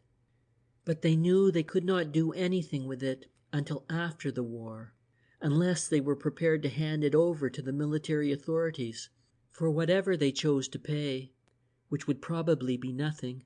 While they were still considering their course of action, both were ordered back to sea. Schulz's friend was killed almost immediately, Schulz being then the only living possessor of the secret. Panic-stricken, lest he too should be killed, he prepared a cipher giving the whole process, and this he sealed in a watertight cover and wore it continuously beneath his clothes. He now proposed to give it to Price, partly in return for what Price had done, and partly in the hope of his wife eventually benefiting. I saw him hand over a small package, and then I got the disappointment of my life, and so I'm sure did Price. Schulz was obviously growing weaker, and now he spoke with great difficulty. But he made a final effort to go on. The key to the cipher, he began, and just then the sister came back into the room. Schulz stopped, but before she left he got a weak turn and fell back unconscious. He never spoke again, and next day he was dead. In his absorption, Dangle had let his cigar go out, and now he paused to relight it. Cheyne sat, devouring the story with eager interest. He did not for a moment doubt it. It covered too accurately the facts which he already knew. He was keenly curious to hear its end, whether Dangle, having obtained the cipher, had read it, and what was the nature of the proposal the man was about to make. Next day, I approached Price on the matter. I said I had involuntarily overheard what Schulz had told him, and as the affair was so huge, asked him to take me into it with him. As a matter of fact, I thought then, and think now, that the job was too big for one person to handle. However, Price cut up rough about it, wouldn't have me as a partner on any terms, and accused me of eavesdropping. I told him to go to hell, and we parted on bad terms. I found out, I may as well admit, by looking through the letters in his cabin while he was on duty, that he had sent the packet to you, and when I had made inquiries about you, I was able to guess his motive. You, humanly speaking, were a safe life. You were invalided out of the service. He would send the secret to you to keep for him till after the war, or to use as you thought best if he were knocked out. You will understand, Mr. Cheyne, that though keenly interested in the whole affair, while I was in the service I couldn't make any move in it. But directly I was demobbed, I began to make inquiries. I found you were living at Dartmouth, and it was evident from your way of life that you hadn't exploited the secret. Then I found out about Price, learned that he was on one of the Bombay Basra troop ships, and that though he had applied to be demobbed, there were official delays. The next thing I heard about him was that he had disappeared. You knew that? Dangle seemed to have been expecting the other to show surprise. Yes, I knew it. I learned it at the same time that I learned St. John Price was a myth. Well, it's quite true. He left his ship at Bombay on a few days' leave to pay a visit up country, and was never heard of again. Presumably he is dead. And now, Mr. Cheyne, Dangle shifted uneasily in his seat and glanced deprecatingly at the other. Now I come to a part of my story which I should be glad to omit, but I must tell you everything, so that you may be in a position to decide on the proposal I'm going to make. At the time I was financially in very low water. My job had not been kept for me, and I couldn't get another. I was pretty badly hit, and worse still, I had taken to gambling in the desperate hope of getting some ready money. One night, I had been treated on an empty stomach, and being upset from the drink, I plunged more than all my remaining capital. I lost, and then I was down and out, owing fairly large sums to two men, Blessington and Syme. In despair, I told them of Schultz's discovery. They leaped at it, and said that if my sister Susan and myself would join in an attempt to get hold of the secret, they would not only cancel the debts, but it would offer us a square deal, and share alike. Well, I shouldn't have agreed, of course, but, well, I did. It was naturally the pressure they brought to bear that made me do it, but it was also partly due to my resentment at the way Price had turned me down. We thought that as far as you were concerned, you were probably expecting nothing, and would therefore suffer no disappointment. And we agreed unanimously to send both Frau Schulz and Mrs. Price equal shares with ourselves. I don't pretend any of us were right, Mr. Cheyne, but that's what happened. I can understand it very well, said Cheyne. He was always generous to a fault, and this frank avowal had mollified his wrath. But you haven't told me if you read the cipher. I'm coming to that, Dangle returned. We laid our plans for getting hold of the package, and with some forged references, Susan got a job as a servant in your house. She told us that so far as she could see, the package would either be about your person or in your safe, and as she couldn't ascertain the point, we laid our plans to find out. As you know, they drew blank, and then we devised the plant on the Enid. That worked, but you nearly turned the tables on us in Hopefield Avenue. How you traced us I can't imagine, and I hope later on you'll tell me.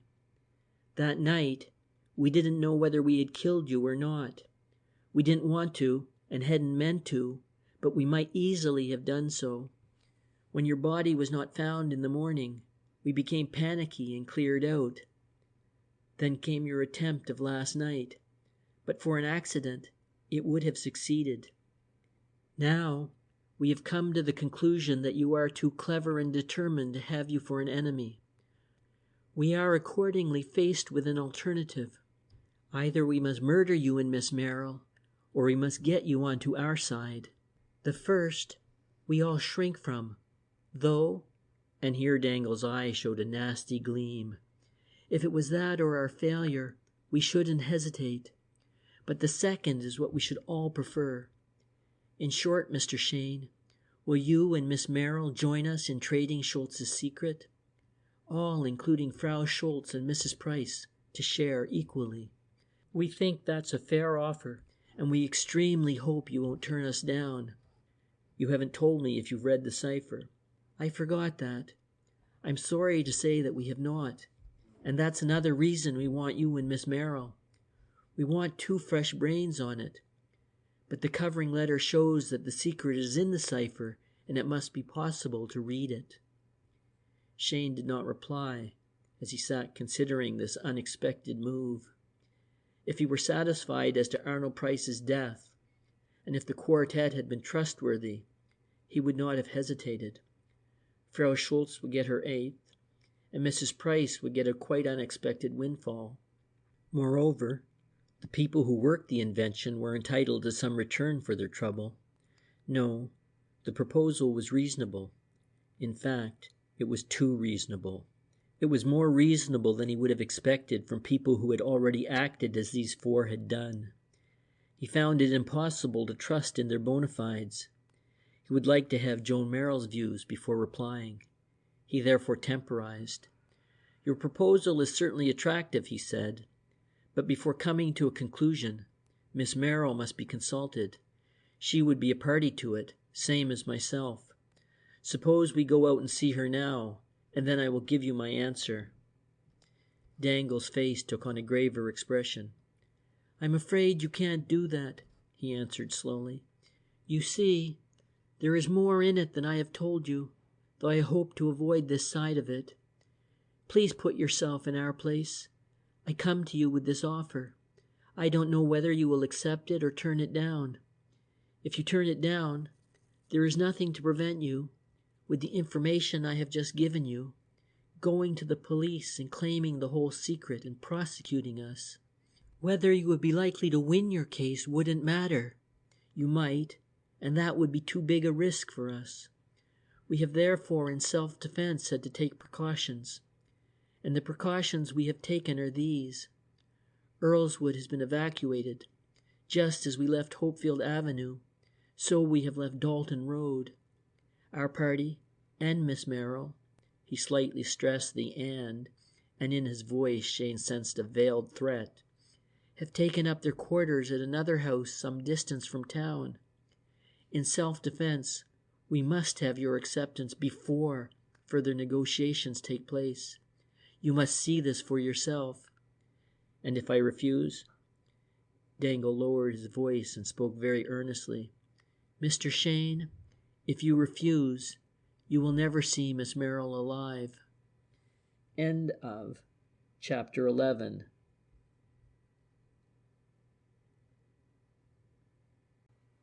In the enemy's lair. With some difficulty, Cheyne overcame a sudden urge to leap at his companion's throat. "You infernal scoundrel," he cried thickly. "Injure a hair of Miss Merrill's head and you and your confounded friends will hang. I'll go to Scotland Yard. Do you think I mind about myself?" Dangle gave a cheery smile. "Right, Mr. Cheyne," he answered briskly. "By all means. Just do go to Scotland Yard and make your complaint. And what are you going to tell them? That Miss Merrill is in the hands of a dangerous gang of ruffians and must be rescued immediately? And the present address of this gang is—" He looked quizzically at the other. "I don't think so. I'm afraid Scotland Yard would be too slow for you. You see, my friends are waiting for a telephone message from me. If that is not received, or if it is unsatisfactory, well, don't let us discuss unpleasant topics, but Miss Merrill will be very, very sorry." Cheyne choked with rage, but for the moment he found himself unable to reply. That he was being bluffed he had no doubt, and in any other circumstances he would have taken a stronger line. But where Joan Merrill was concerned, he could run no risks. It was evident that she really was in the power of the gang. Dangle could not possibly have known about the throwing of the tracing over the wall, unless he really had found her as he had described. A very short cogitation convinced Cheyne that these people had them in their toils. Application to Scotland Yard would be useless. No doubt the police could find the conspirators, but they could not find them in time. So far as retaliation or a constructive policy was concerned, he saw that he was down and out. His thoughts turned to the proposal Dangle had made him. It was certainly fair. Too fair, he still thought. But if it was a genuine offer, he need have no qualms about accepting it. Frau Schulz, Mrs. Price, Joan, and himself were all promised shares of the profits. A clause could be put in covering Price, if he afterwards turned out to be alive. The gang might be a crowd of sharpers and thieves, so at least the melancholy Speedwell had said. But as Cheyne came to look at it, they had not really broken the law to a much greater extent than he had himself. His case to the authorities, suppose he were to lay it before them, would not be so overwhelmingly clear. Something could be said for, or rather against, both sides. If he had to give way, he might as well give way with good grace. He therefore choked down his rage and, turning to Dangle, said quietly, "I see you've won this trick. I'll accept your offer and go with you." Dangle, evidently delighted, sprang to his feet. "Splendid, Mr. Cheyne," he cried warmly, holding out his hand. "Shake hands, won't you? You'll not repent your action, I promise you." But this was too much for Cheyne. "No," he declared, "not yet. You haven't satisfied me of your bona fides. I'm sorry, but you have only yourselves to thank.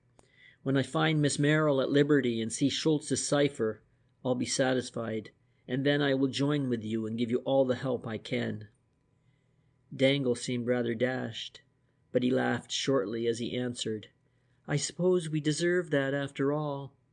But you will soon be convinced. There is just a formality to be gone through before we start. Though you may not believe my word, we believe yours, and we have agreed that all that we want before taking you further into our confidence is that you swear an oath of loyalty to us. You won't object to that, I presume?" Cheyne hesitated. Then he said, "I swear on my sacred honor that I will loyally abide by the spirit of the agreement which you have outlined, insofar as you and your friends act loyally to me and to Miss Merrill, and to that extent only." "That's reasonable and good enough," Dangle commented. "Now, if you'll excuse me, I'll go and phone to the others. You will understand," he explained on his return, "that my friends are some distance away from Wembley, and it will therefore take them a little time to get in. If they start now, they will be there as soon as we are." It was getting towards 10 o'clock when Cheyne and Dangle turned into the gateway of Earlswood. A yellow car stood at the footpath, at sight of which Dangle exclaimed, "See, they've arrived." His ring brought Blessington to the door, and the latter greeted Cheyne apologetically, but with the same charm of manner that he had displayed in the Edgecombe Hotel at Plymouth. "I do hope, Mr. Cheyne," he declared, "that even after all that has passed, we may yet be friends. We admire the way you have fought your corner, and we feel that what we both up to the present have failed to do may well be accomplished if we unite our forces. Come in and see if you can make friends with Syme." "I came to see Miss Merrill," Cheyne answered shortly. "If Miss Merrill is not produced and allowed to go without restraint, our agreement is non est." "Naturally," Blessington returned smoothly. "We understand that that is a sine qua non, and so Miss Merrill will be produced. She is not here. She is at her house in the country, in charge of Miss Dangle, and that for 2 reasons. The first is this. She met with, as doubtless you know, a trifling accident last night, and her ankle being a little painful, she was kept awake for some time. This morning when we left, she was still asleep. We did not, therefore, disturb her. That you will appreciate, Mr. Cheyne, and the other reason you will appreciate equally. We had to satisfy ourselves by a personal interview that you really meant to give us a square deal." He raised his hand as Cheyne would have spoken. "There's nothing in that to which you need take exception. It is an ordinary business precaution, nothing more or less." "And when will Miss Merrill be set at liberty?" "While I don't admit the justice of the phrase, I may say that as soon as we have all mutually pledged ourselves to play the game, I will take the car back to the other house, and when Miss Merrill has taken the same oath, will drive her to her studio. Perhaps you would write her a note that you have sworn it, as she mightn't believe me. There are a few preliminaries to be arranged, which Dangle and Syme can fix up with you. If you are at the studio at midday, you will be in time to welcome Miss Merrill." This did not meet with Cheyne's approval. He wished to go himself to the mysterious house with Blessington, but the latter politely but firmly conveyed to him that he had not yet irrevocably committed himself on their side, and until he had done so, they could not give away their best chance of escape should the police become interested in their movements. Cheyne argued with some bitterness, but the other side held the trumps, and he was obliged to give way. This point settled, nothing could have exceeded the easy friendliness of the trio. If Arnold Price were alive, he would share equally with the rest. Would Mr. Cheyne come to the study while the formalities were got through? Did he consider this oath, typewritten, would meet the case? Well, they would take it first, binding themselves individually to each other and to him. Each of the 3 swore loyalty to the remaining quintet, the oaths of Joan Merrill and Susan being assumed for the moment. Then Cheyne swore, and they all solemnly shook hands. "Now that's done, Mr. Cheyne, we'll prove our confidence in you by showing you the cipher. But first perhaps you would write to Miss Merrill. Also, if any point is not quite clear to you, please do not hesitate to question us." Cheyne was by no means enamored of the way things had turned out. He had been forced into an association with men with whom he had little in common and whom he did not trust. Had it not been for the trump card they held in the person of Joan Merrill, nothing would have induced him to throw in his lot with them. But now, contingent on their good faith to him, he had pledged his word, and though he was not sure how far an enforced pledge was binding, he felt that as long as they kept their part of the bargain, he must keep his. He therefore wrote his letter, and then turning to Blessington, answered him civilly. "There is one thing I should like to know. I have thought about it many times. How did you drug me in the hotel in Plymouth, without my knowledge, and without leaving any traces in the food?" Blessington smiled. "I'll tell you that with pleasure, Mr. Cheyne," he answered readily, "but I confess I am surprised that a man of your acumen was puzzled by it. It depended upon prearrangement, and given that, was perfectly simple. I provided myself with the drug. If you don't mind, I won't say how, as I might get someone else into trouble, but I got a small vial of it. I also took 2 other small bottles, one full of clean water, the other empty, together with a small cloth. Also, I took my extra special flask. Syme, like a good fellow, get my flask out of the drawer of my wrecked escritoire. He smiled ruefully at Cheyne. Then I prepared for our lunch, the private room, the menu, and all complete. I told them at the hotel we had some business to arrange, and that we didn't want to be disturbed after lunch. You know, of course, that I got all details of your movements from Miss Dangle. Yes, I understand that. As Cheyne spoke, Syme re-entered the room, putting down on the table the flask which had figured in the scene at the hotel. Blessington handed it to Cheyne. "Examine that flask, Mr. Cheyne," he invited. "Do you see anything remarkable about it?" It seemed an ordinary silver pocket flask, square and flat, and with a screw-down silver stopper. It was chased on both sides with a plain but rather pleasing design, and the base was flat so that it would stand securely. But Cheyne could see nothing about it in any way unusual. "Open it," Blessington suggested. Cheyne unscrewed the stopper and looked down the neck, but except that there was a curious projection at one side, which reduced the passage down to half the usual size, it seemed as other flasks. Blessington laughed. "Look here," he said, and seizing a scrap of paper, he drew the 2 sketches which I reproduce. "The flask is divided down the middle by a diaphragm C, so as to form 2 chambers, A and B. In these chambers are put 2 liquids, of which one is drugged and the other isn't. E and F are 2 half diaphragms, and D is a very light and delicately fitted flap valve, which will close the passage to either chamber.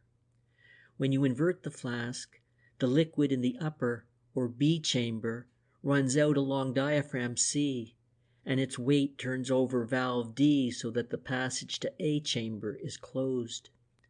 The liquid from B then pours out in the ordinary way.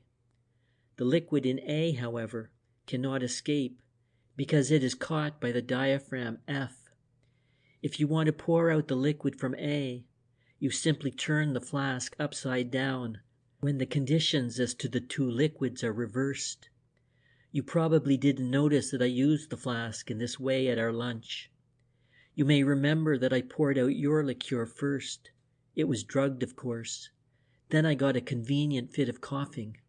That gave me an excuse to set down the flask and pick it up again. But when I picked it up, I was careful to do so by the other side, so that undrugged liqueur poured into my own cup. I drank my coffee at once to reassure you. Simple, wasn't it?" "More than simple," Cheyne answered with unwilling admiration in his tone. "A dangerous toy, but I admit deuced ingenious. But I don't follow even yet. That would have left the drug remains in the cup." "Quite so. But you have forgotten my other 2 bottles and my cloth. I poured the dregs from your cup into the empty bottle, washed the cup with water from the other, wiped it with my cloth, poured out another cup of coffee and drank it, leaving harmless grounds for any inquisitive analyst to experiment with." "By Jove," said Cheyne, then adding regretfully, "if we had only tried the handle of the cup for fingerprints." "I put gloves on after you went over." Cheyne smiled. "You deserved to succeed," he admitted ruefully. "I succeeded in drugging you," Blessington answered, "but I did not succeed in getting what I wanted. Now, Mr. Cheyne, you would like to see the tracing. Show it to him, Dangle, while I go back to the other house for Miss Merrill." Dangle left the room, returning presently with the blue-gray sheet which had been the pivot upon which all the strange adventures of the little company had turned. Cheyne saw at a glance it was the tracing which he had secured in the upper room in the house in Hopefield Avenue. There in the corners were the holes made by the drawing pins which had fixed it to the door while it was being photographed. There were the irregularly spaced circles with their letters and numbers, and there, written clockwise in a large circle, the words, "England expects every man to do his duty." Cheyne gazed at it with interest, while Dangle and Syme sat watching him. What on earth could it mean? He pondered a while, then turned to his companions. "Have you not been able to read any of it?" he queried. Dangle shook his head. "Not so much as a single word, not a letter even," he declared. "I tell you, Mr. Cheyne, it's a regular sneezer. I wouldn't like to say how many hours we spent, all of us, working at it. And I don't think there's a book on ciphers in the whole of London that we haven't read. And not a glimmer of light from any of them. Blessington had a theory that each of these circles was intended to represent one or more atoms, according to the number it contained, and that certain circles could be grouped to make molecules of the various substances that were to be mixed with the copper. I never could quite understand his idea, but in any case, all our work hasn't helped us to find them. The truth is that we're stale. We want a fresh brain on it, and particularly a woman's brain. Sometimes a woman's intuition will lead her to a lucky guess. We hope it may in this case." He paused, then went on again. "Another thing we tried was this. Suppose that by some system of numerical substitution, each of these numbers represents a letter. Then groups of these letters together with the letters already in the circles should represent words. Of course, it is difficult to group them, though we tried again and again. At first the idea seemed promising, but we could make nothing of it. We couldn't find any system, either of substitution or of grouping, which would give a glimmering of sense. No, we're up against it, and no mistake, and when we think of the issues involved, we go nearly mad from exasperation. Take the thing, Mr. Cheyne, and see what you and Miss Merrill can do. That is the original, but I have made a tracing of it, so that we can continue our work simultaneously." Cheyne felt himself extraordinarily thrilled by this recital, and the more he examined the mysterious markings on the sheet, the more interested he grew. He had always had a penchant for puzzles, and ciphers appealed to him as being perhaps the most alluring kind of puzzles extant. Particularly did this cipher attract him, because of the circumstances under which it had been brought to his notice. He longed to get to grips with it, and he looked forward with keen delight to a long afternoon and evening over it with Joan Merrill, whose interest in it would, he felt sure, be no whit less than his own. Certainly, he thought, his former enemies had made a good beginning. So far they were playing the game, and he began to wonder if he had not to some extent misjudged them, and if the evil characters given them by the gloomy Speedwell were not tinged by that despondent individual's jaundiced outlook on life in general. Dangle had left the room, and he now returned with a bottle of whiskey and a box of cigars. "A drink and a cigar to cement our alliance, Mr. Cheyne," he proposed, "and then I think our business will be done." Cheyne hesitated, while a vision of the private room in the Edgecombe Hotel rose in his memory. Dangle read his thoughts, for he smiled and went on. "I see you don't quite trust us yet, and I don't know that I can blame you. But we really are all right this time. Examine these tumblers and then pour out the stuff yourself, and we'll drink ours first. We must get you convinced of our goodwill." Cheyne hesitated, but Dangle insisting, he demonstrated to his satisfaction that his companions drank the same mixture as himself. Then Dangle opened the cigar box. "These are specially good, though I say it myself. The box was given to Blessington by a rich West Indian planter. We only smoke them on state occasions, such as the present. Won't you take one?" Cheyne felt it would be churlish to refuse, and soon the three were puffing such tobacco as Cheyne at all events had seldom before smoked. Syme then excused himself, explaining that though business might be neglected, it could not be entirely ignored. And Cheyne, thereupon taking the hint, said that he too must be off.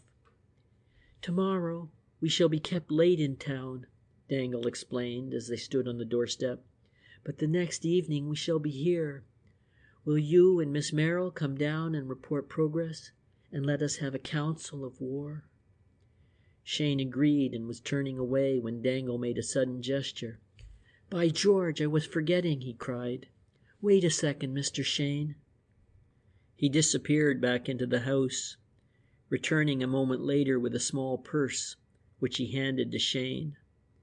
"Do you happen to know if that is Miss Merrill's?" he inquired. "It was found beside the chair in which we placed her last night, when we carried her in." Cheyne recognized the article at once. He had frequently seen Joan use it. "Yes, it's hers," he answered, to which Dangle replied, asking if he would take it for her.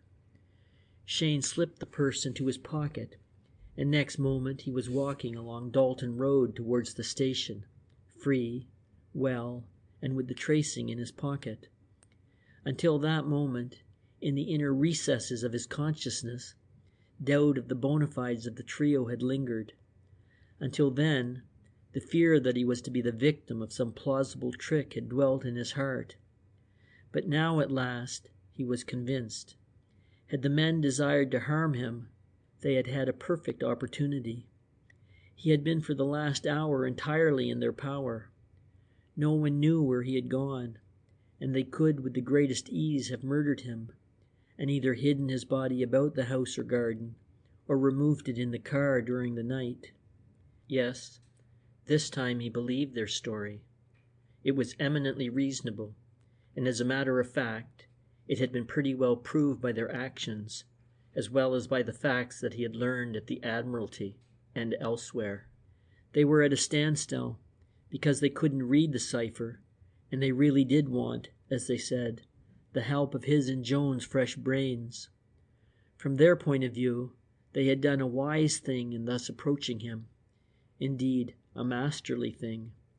Cheyne was not conceited, and he did not consider his own mental powers phenomenal, but he knew he was good at puzzles, and at the very least, he and Joan were of average intelligence. Moreover, they were the only other persons who knew of the cipher, and it was the soundest strategy to turn their antagonism into cooperation. He reached North Wembley to find a train about to start for town, and some half-hour later he was walking up the platform at Euston. He looked at his watch. It was barely 11. An hour would elapse before Joan would reach her rooms, and that meant that he had more than half an hour to while away before going to meet her. It occurred to him that in his excitement he had forgotten to breakfast, and though he was not hungry, he thought another cup of coffee would not be unacceptable. Moreover, he could at the same time have a look over the cipher. He therefore went to the refreshment room, gave his order, and sat down at a table in a secluded corner. Then, drawing the mysterious sheet from his pocket, he began to examine it. As he leaned forward over his coffee, he felt Joan's purse in his pocket, and suddenly fearful, lest in his eagerness to tell her his experiences he should forget to give it to her, he took it out and laid it on the table, intending to carry it in his hand until he met her. Then he returned to his study of the tracing.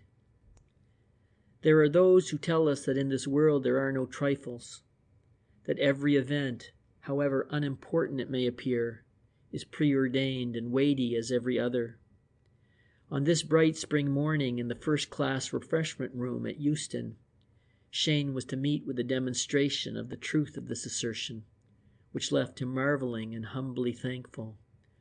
For there took place what seemed to be a trifling thing, and yet that trifle proved to be the most important event that had ever taken place, or was to take place, in his life.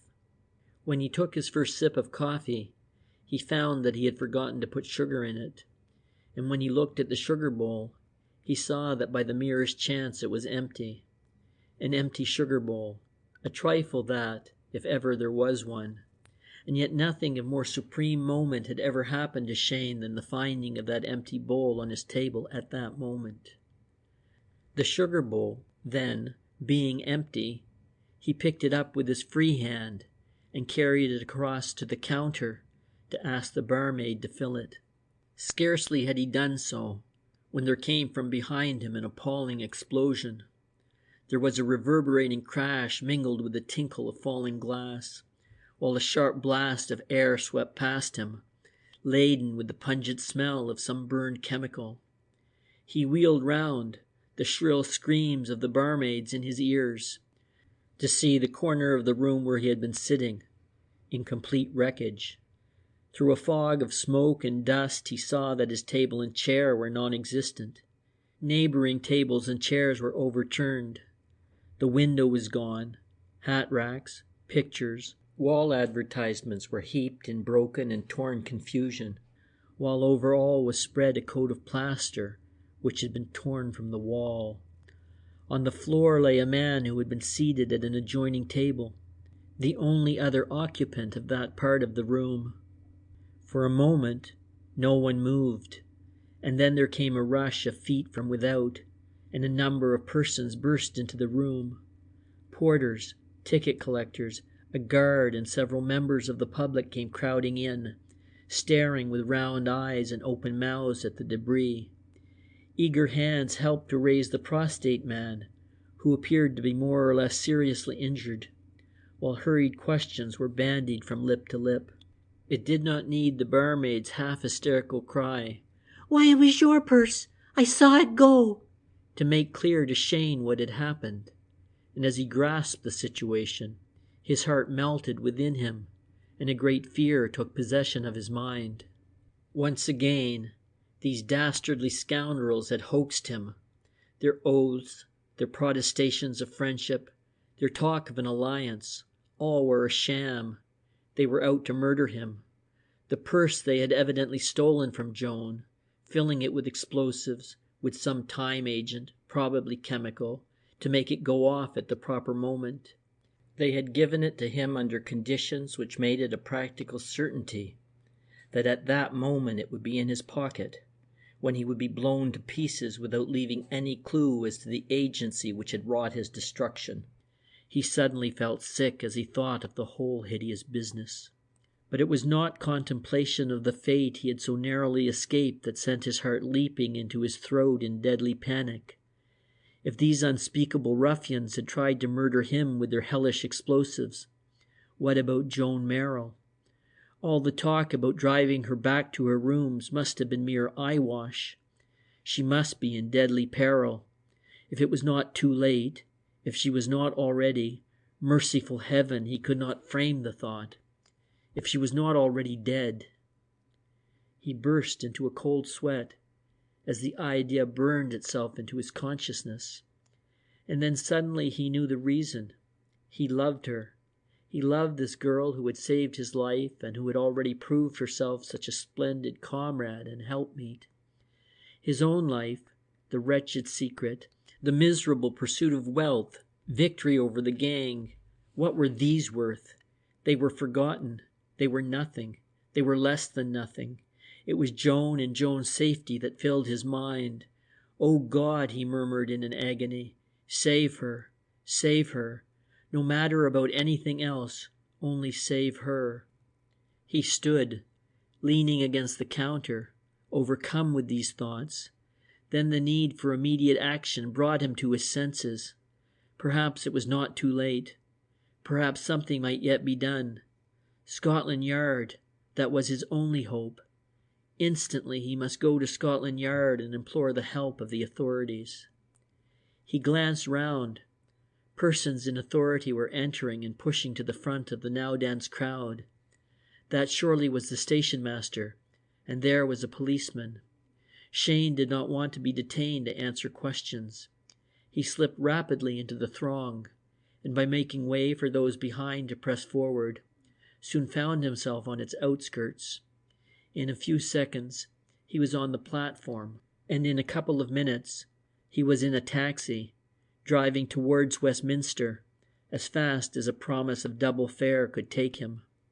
He raced into the great building on the embankment and rather incoherently stated his business. He was asked to sit down, and after waiting what seemed to him interminable ages, but what was really something under 5 minutes, he was told that Inspector French would see him. Would he please come this way? End of chapter 12.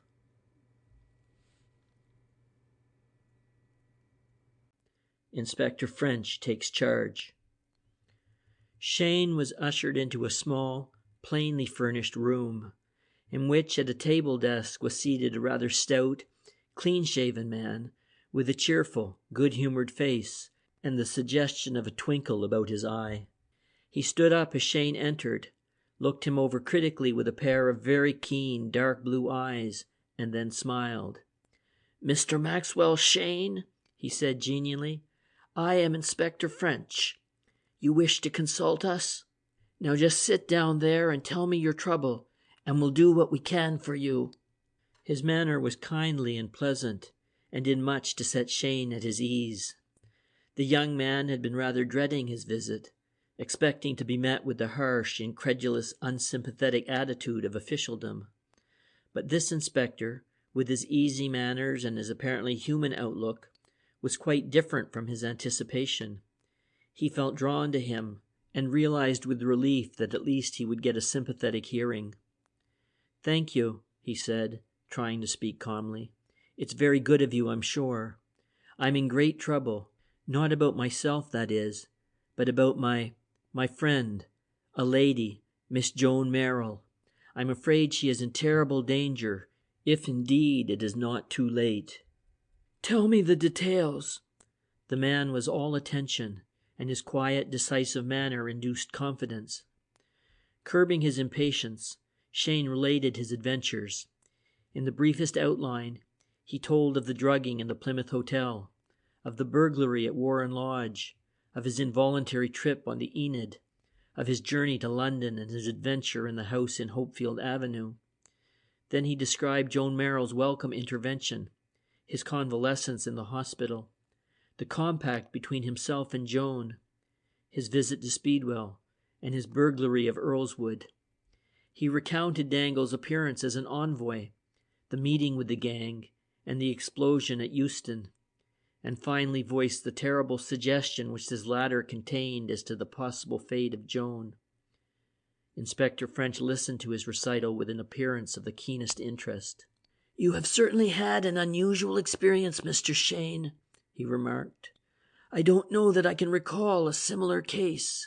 Now I think we may take it that Miss Merrill's safety is our first concern. We shall go out to this house, Earlswood, and see if we can learn anything about her there. The other activities of the gang must wait. Excuse me a moment." He gave some orders through his desk telephone, resuming, "I should think the house has probably been vacated. These people would cover their traces until they learned from the papers that you had been killed. However, we'll soon know that. Wait here until I arrange about warrants, and then we'll start." He disappeared for some minutes, while Cheyne fretted and chafed and tried to control his impatience. Then he returned, and slipping an automatic pistol into his pocket, invited Cheyne to follow him. He led the way downstairs and out into a courtyard in the great building. 2 motor cars were just drawing up at the curb, while at the same moment no less than 8 plainclothes men appeared from another door. The party having taken their places, the 2 vehicles slid out through a covered way into the traffic of the town. "We shall go round to Chelsea first," French explained, "and make sure there is no news of Miss Merrill."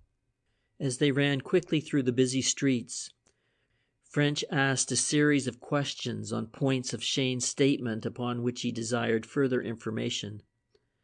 "If this trip draws blank, as I fear it will," he observed, "I shall want you to tell me your story again, this time with all the detail you can possibly put into it. For the moment, there's not time for that."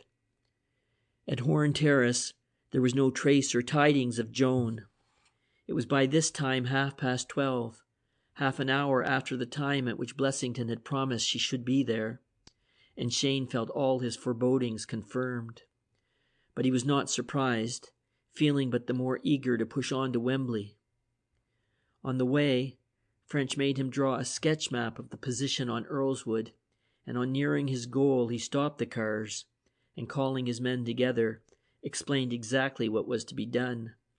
Then, telling Cheyne to sit with the driver and direct him to the front gate, they again mounted and went forward. At a good rate they swung into Dalton Road, and Cheyne pointing the way, his car stopped at the gate, while the other ran on down the crossroad to the lane at the back. The men sprang out, and in less time than it takes to tell, the house was surrounded. Cheyne followed French as he hurried up to the door and gave a thundering knock. There was no answer, and walking round the house, the two men examined the windows. These being all fastened, French turned his attention to the back door, and after 2 or 3 minutes' work with a bunch of skeleton keys, the bolt shot back, and followed by Cheyne and 2 of his men, he entered the house. A short search revealed the fact that the birds had flown. Hurriedly it seemed, as everything had been left exactly as during Cheyne's visit. On the table in the sitting room stood the glasses from which they had drunk their whiskey. The box of cigars lay open beside them, and the chairs were still drawn up to the table. But there was no sign of Syme or Dangle, and a hurried look round revealed no clue to their whereabouts. "I feared as much," French commented as he sent a constable to call in the men who were surrounding the house. "But we still have 2 strings to our bow." He turned to the others and rapidly gave his orders. "You, Hingston and Tucker, remain here and arrest anyone who enters this house. Simmons, go to Lock Street off Southampton Row and find Speedwell of Horton and Lavender's detective agency. You know him, don't you? Well, find him and tell him this affair has developed into attempted murder and abduction. And ask him, can he give any information to the Yard? Tell him I'm in charge. The rest of you come with me to... What did Speedwell give you as Syme's address, Mr. Cheyne? All right, I have it here. To 12 Colton Street, Putney. We shall carry out the same plan there. Surround the house and then enter and search it. All got that? Come along, Mr. Cheyne." They hurried back to the cars and were soon running, somewhat over the legal speed, back to town. French, though he had shown energy enough at Earlswood, was willing to chat now in a pleasant, leisurely way, though he continued to interlard his remarks with questions on the details of Cheyne's story. Then he took over the tracing and examined it curiously. "I'll have a go at this later," he said as he put it in his pocket, "but I can scarcely believe they would have given you the genuine article." Cheyne would have questioned this opinion, reminding his companion he had seen the tracing pinned up to be photographed in the house in Hopefield Avenue. But just then they swung into Colton Street, and the time for conversation had passed. Contrary to his expectation, they ran past number 12 without slackening, turned down the first side street beyond it, and there came to a stand. "There's the end of the passage behind the house," French pointed when his men had dismounted. "Carter and Jones and Marshall, go down there and watch the back. No doubt you counted and know it's the 8th house. You other 2 men and you, Mr. Cheyne, come with me." He turned back into Colton Street, and with his 3 followers strode rapidly up to number 12. It was like its neighbors, a small 2-storied single terrace house of old-fashioned design. Indeed, the narrow road with its 2 grimy rows of almost working-class dwellings seemed more like one of those terrible streets built in the last century in the slum districts of provincial towns than a bit of mid-London. A peremptory knock from French producing no result, he had once more recourse to his skeleton keys. The door was easier to negotiate than the last, and in less than a minute it swung open and the 4 men entered the house. On the right of the hall was a tiny sitting room, and there they found the remains of what appeared to have been a hastily prepared meal. 4 chairs were drawn up to the small central table, on which were part of a loaf, butter, an empty sardine tin, eggshells, 2 cups containing tea leaves and 2 glasses smelling of whiskey. French put his hand on the teapot. "Feel that, Mr. Cheyne," he exclaimed. "They can't be far away." The teapot was warm, and when Cheyne looked into the kitchen adjoining, he found that the kettle on the gas ring was also warm, though the ring itself had grown cold. If the 4 lunchers were Blessington and Company, as seemed indubitable, they must indeed be close by, and Cheyne grew hot with eager excitement as he thought that French and he might be within reasonable sight of their goal. Meanwhile, French and his men had carried out a rapid search of the house, without result except to prove that once more the birds had flown. But as to the direction which their flight had taken, there was no clue. "I don't expect we'll see them back," French said to Cheyne, "but we must take no chances." He turned to his men. "Jones and Marshall, stay here in the house and arrest anyone who enters. You, Carter, make inquiries in these houses to the right, and you, Hobbs, do the same to the left. Come, Mr. Cheyne, you and I will try the other side of the street." They crossed to the house opposite, and French knocked. The door was opened by a young woman who seemed thrilled by French's statement that he was a police officer making inquiries about the occupiers of number 12, but who was unable to give him any useful information about them. A man lived there. She believed his name was Syme, but she did not know either himself or anything about him. No, she hadn't seen any recent arrivals or departures. She had been engaged at the back of the house during the whole morning, and had not looked out across the street. Yes, she believed Syme lived alone except for an elderly housekeeper. As far as she knew, he was quite respectable.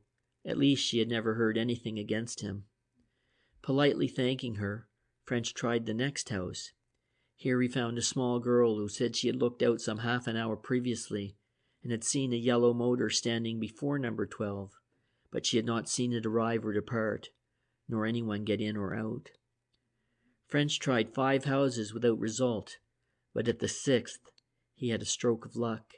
In this house, it appeared that there was a chronic invalid, a sister of the woman who opened the door. This poor creature was confined permanently to bed, and in the hope of relieving the tedium of the days, she had had the bed drawn close to her window, so as to extract what amusement she could from the life of the street.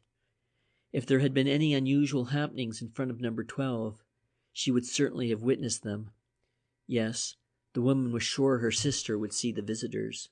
"Lucky chance, that," French said as they waited to know if they might go up. "If this woman's eyes and brain are unaffected, she'll have become an accurate observer, and will probably learn all there is to know." In a moment, the sister appeared beckoning, and going upstairs they found in a small front room a bed drawn up to the window, in which lay a superior-looking elderly woman with a pale, patient face lined by suffering, in which shone a pair of large, dark, intelligent eyes. She was propped up the better to see out, and her face lighted up with interest at her unexpected callers. As she lay down among the books on the coverlet, an intricate-looking piece of fancy sewing, Inspector French bowed to her. "I'd like to say how much I appreciate your kindness in letting us come up, madam," he said with his pleasant, kindly smile.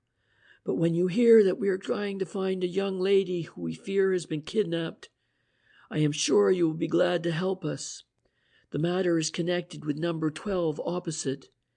Can you tell me if any persons arrived or left it this morning?" "Oh, yes, I can," the invalid replied in cultivated tones. A lady born, though fallen on evil days, thought Cheyne. "I like to watch the people passing, and I did notice arrivals and departures at number 12. About, let me see, 11:30, or perhaps a minute or two later, a motor drove up to number 12, a yellow car, fair size and covered in. 3 men got out and went into the house. One was Mr. Syme, who lives there. The others I didn't know. Mr. Syme opened the door with his latchkey. In a couple of minutes one of the strangers came out again, got into the car and drove off. "That the car you saw outside Earlswood, Mr. Cheyne?" asked French. "Certain to be," Cheyne nodded. "It was a yellow covered-in car of medium size, number XL7305. "I didn't observe the number," the lady remarked. "The bonnet was facing towards me." "What was the driver like, madam?" queried Cheyne. "One of Mr. Syme's companions drove. He was short and rather stout, with a round face and what I believe is called a toothbrush mustache." "That's Blessington, all right. And was the third man of medium height and build, with a clean-shaven, somewhat rugged face?" "Yes, that exactly describes him." "And that's Dangle. There's no question about the party, Inspector." "None. Then, madam, you saw—" "That, as I said, was about 11:30. About 1:30, the man you have called Blessington came back with the car. He got out, left it, and went into the house. In about a quarter of an hour, he came out again and started his engine. Then the other two men followed, assisting a young lady who appeared to be very weak and ill. She seemed scarcely able to walk, and they almost carried her. Another girl followed, who drew the door of the house after her." Cheyne started on hearing these words, and looked with an agonized expression at the inspector. "What were they like, these women?" he breathed through his dry lips. But both men knew the answer. The girl assisted out by Simon Dangle was undoubtedly Joan Merrill, and the other equally certainly was Susan Dangle. "She was lame? The one you thought ill?" Cheyne persisted. "She had twisted her ankle?" "Perhaps so," the lady returned, "but I do not think so. She seemed to me to step equally well on each foot. It was more as if she was half asleep, or very weak. Her head hung forward, and she did not seem to notice where she was going." Cheyne made a gesture of despair.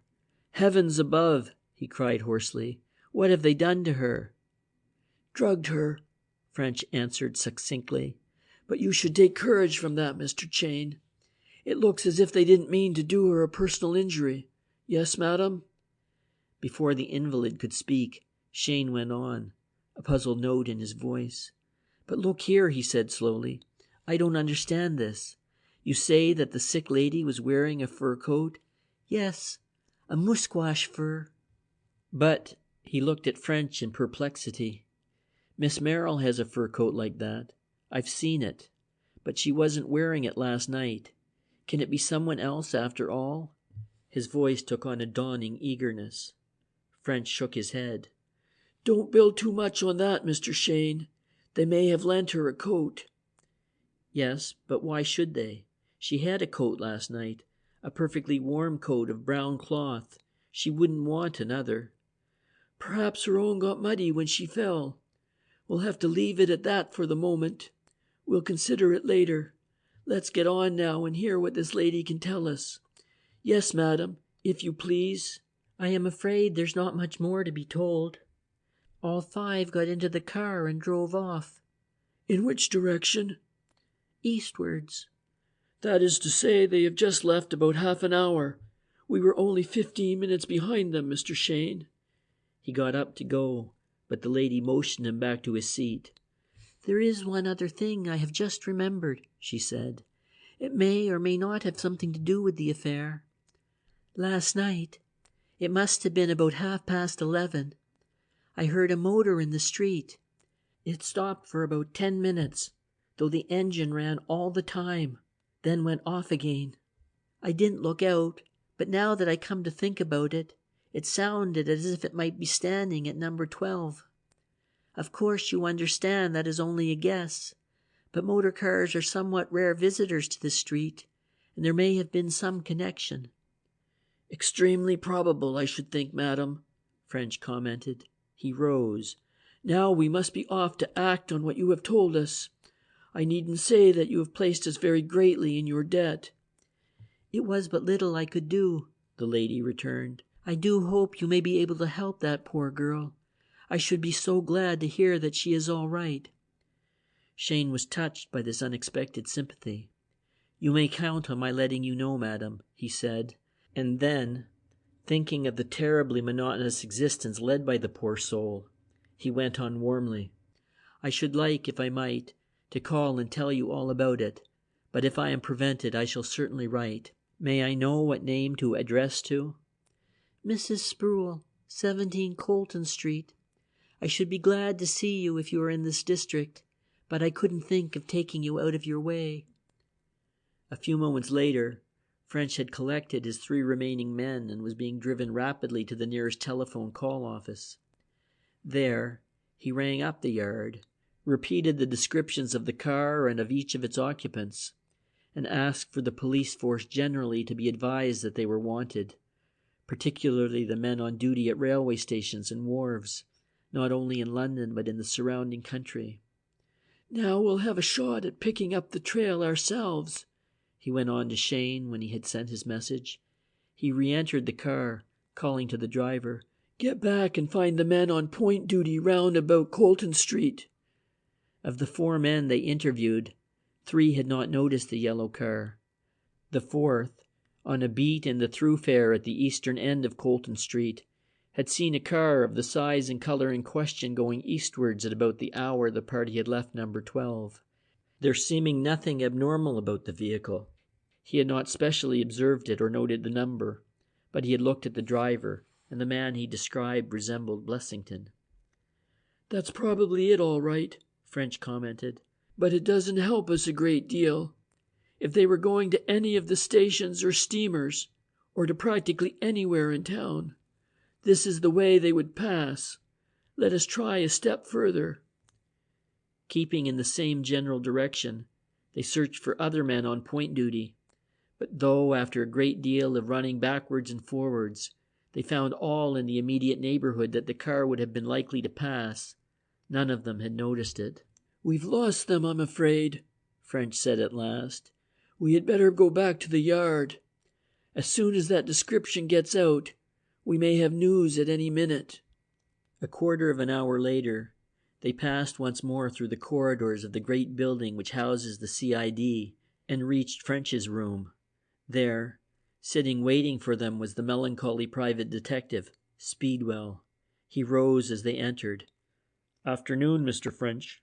Afternoon, Mr. Cheyne," he said ingratiatingly, rubbing his hands together. "I got your message, Mr. French, and I thought I'd better call round. Of course I'll tell you anything I can to help." French beamed on him. "Now that was good of you, Speedwell. Very good. I'll not forget it. Did Simmons tell you what had happened?" "Not in detail, only that Blessington, Syme, and the Dangles were wanted." "Well, Mr. Cheyne here and Miss Merrill were out there last night." He shook his head reproachfully at Cheyne, while a twinkle showed in his eyes. "And your friends got hold of Miss Merrill, and we can't find her. Mr. Cheyne they enticed into the house with a fair story. They led him to believe that Miss Merrill would be in her studio when he got back to town, and gave him her purse, which they said she had dropped. It contained a time bomb, and only the merest chance saved Mr. Cheyne from being blown to bits. There are charges against the quartet of attempted murder of Mr. Cheyne and of abduction of Miss Merrill. Can you help us at all?" Speedwell shook his head. "I doubt it, Mr. French. I doubt it, sir. I found out a little, not very much, but all the information I have is at your disposal." Cheyne stared at him. "But how can that be?" he exclaimed. "You were in their confidence, to some extent at all events. Surely you got some hint of what they were after." Speedwell made a deferential movement, and his smile became still more oily and ingratiating. "Now, Mr. Cheyne, sir, you mustn't think too much of that. That was what we might call in the way of business." He glanced sideways at Cheyne from his little foxy, close-set eyes. "You can't complain, sir, but what I answered your questions, and you'll admit you got value for your money." "I don't understand you," Cheyne returned sharply. "Do you mean that that tale you told me was a lie, and that you weren't employed by these people to find the man who burgled their house?" Speedwell rubbed his hands together more vigorously. "A little business expedient, sir. Merely an ordinary little business expedient. It would be a foolish man who would not display his wares to the best advantage. I'm sure, sir, you'll agree with that." Cheyne looked at him fiercely for a moment. "You infernal rogue," he burst out hotly. "Then your tale to me was a tissue of lies, and on the strength of it you cheated me out of my money. Now you'll hand that £150 back. Do you hear that?" Speedwell's smile became the essence of craftiness. "Not so fast, sir. Not so fast," he purred. "There's no need to use unpleasant language. You asked for a thing and agreed to pay a certain price. You got what you asked for, and you paid the price you agreed. There was no cheating there." Cheyne was about to retort, but French, suave and courteous, broke in. "Well, we can talk of that afterwards. I think, Mr. Cheyne, that Mr. Speedwell has made us a satisfactory offer. He says he will tell us everything he knows. For my part, I am obliged to him for that, as he is not bound to say anything at all. I think you will agree that we ought to thank him for the position he is taking up, and to hear what he has to say. Now, Speedwell, if you are ready, take a cigar first and make yourself comfortable." "Thank you, Mr. French. I am always glad, as you know, sir, to assist the yard or the police. I haven't much to tell you, but here is the whole of it." He lit his cigar, settled himself in his chair, and began to speak. End of chapter 13.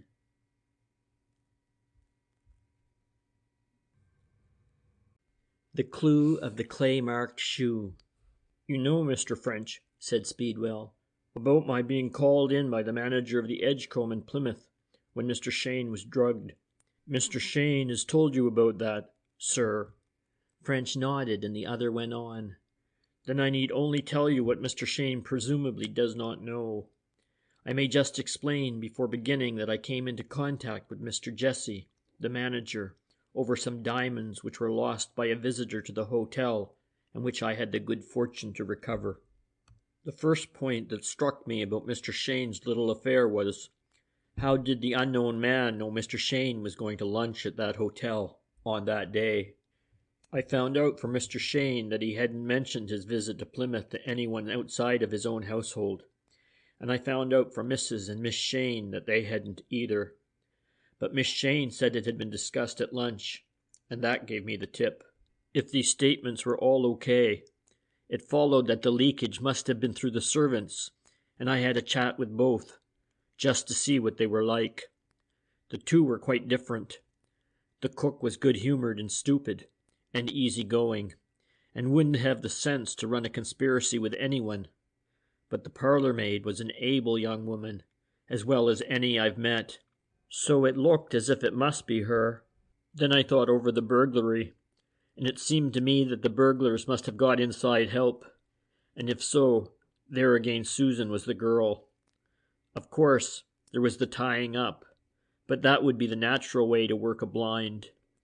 I noticed that the cook's wrists were swollen, but Susan's weren't marked at all, so I questioned the cook, and I got a bit of information out of her that pretty well proved the thing. She said she heard the burglars ring and heard Susan go to the door, but she said it was 3 or 4 minutes before Susan screamed. Now, if Susan's story was true, she would have screamed far sooner than that, for according to her, the men had only asked could they write a letter when they seized her, so that again looked like Susan. You follow me, sir? Again French nodded, while Cheyne broke in. "You never told me anything of that." Speedwell smiled once more his crafty smile. "Well, no, Mr. Cheyne. I didn't mention it, certainly. It was only a theory, you understand. I thought I'd wait till I was sure. Well, gentlemen, there it was. Someone wanted some paper that Mr. Cheyne had. It was almost certainly a paper, as they searched his pocketbook, and Susan was involved. I hung about Warren Lodge, and all the time I was watching Susan. I found she wrote frequent letters and always posted them herself, so that was suspicious too. Then one day when she was out, I slipped up to her room and searched around. I found a writing case in her box of much too good a kind for a servant, and a blotting paper pad with a lot of ink marks. When I put the pad before a mirror, I made out an address written several times. Mr. J. Dangle, Laurel Lodge, Hopefield Avenue, Hendon. So that was that. Speedwell paused and glanced at his auditors in turn, but neither replying, he resumed. I generally try to make a friend when I'm on a case. They're useful if you want some special information. So I chummed up with the housemaid at Mrs. Hazelton's. Friends of Mr. Cheyne's. Live quite close by. I told this girl I was on the burglary job, and that there would be big money in it if the thieves were caught, and that if she helped me she should get her share. I told her I had my suspicions of Susan, said I was going to London, and asked her would she watch Susan and keep me advised of how things went on. She said yes, and I gave her a couple of pounds on account, just to keep her eager, while I came back to town to look after Dangle. In spite of the keen interest with which he was listening to these revelations, Cheyne felt himself seething with indignant anger. How had he been hoodwinked by this sneaking scoundrel, with his mean, ingratiating smile and his assumption of melancholy? He could have kicked himself as he remembered how he had tried to cheer and encourage the mock pessimist. He wondered which was the more hateful, the man's deceit or the cynical way he was now telling of it. But apparently unconscious of the antagonism which he had aroused, Speedwell calmly, and Cheyne thought disgustedly, a trifle proudly, continued his narrative. I soon found that James Dangle lived at Laurel Lodge. He was alone except for a daily char, but up till a short while earlier his sister had kept house for him. When I learned that his sister had left Laurel Lodge on the same day that Susan took up her place at Warren Lodge, I soon guessed who Susan really was. I thought that when these two would go to so much trouble, the thing they were after must be pretty well worth while, and I thought it might pay me if I could find out what it was. So I shadowed Dangle and learned a good deal about him.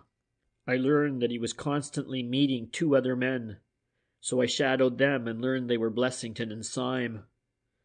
Blessington, I guessed first time I saw him, was the man who had drugged you, Mr. Cheyne, for he exactly covered your and the manager's descriptions.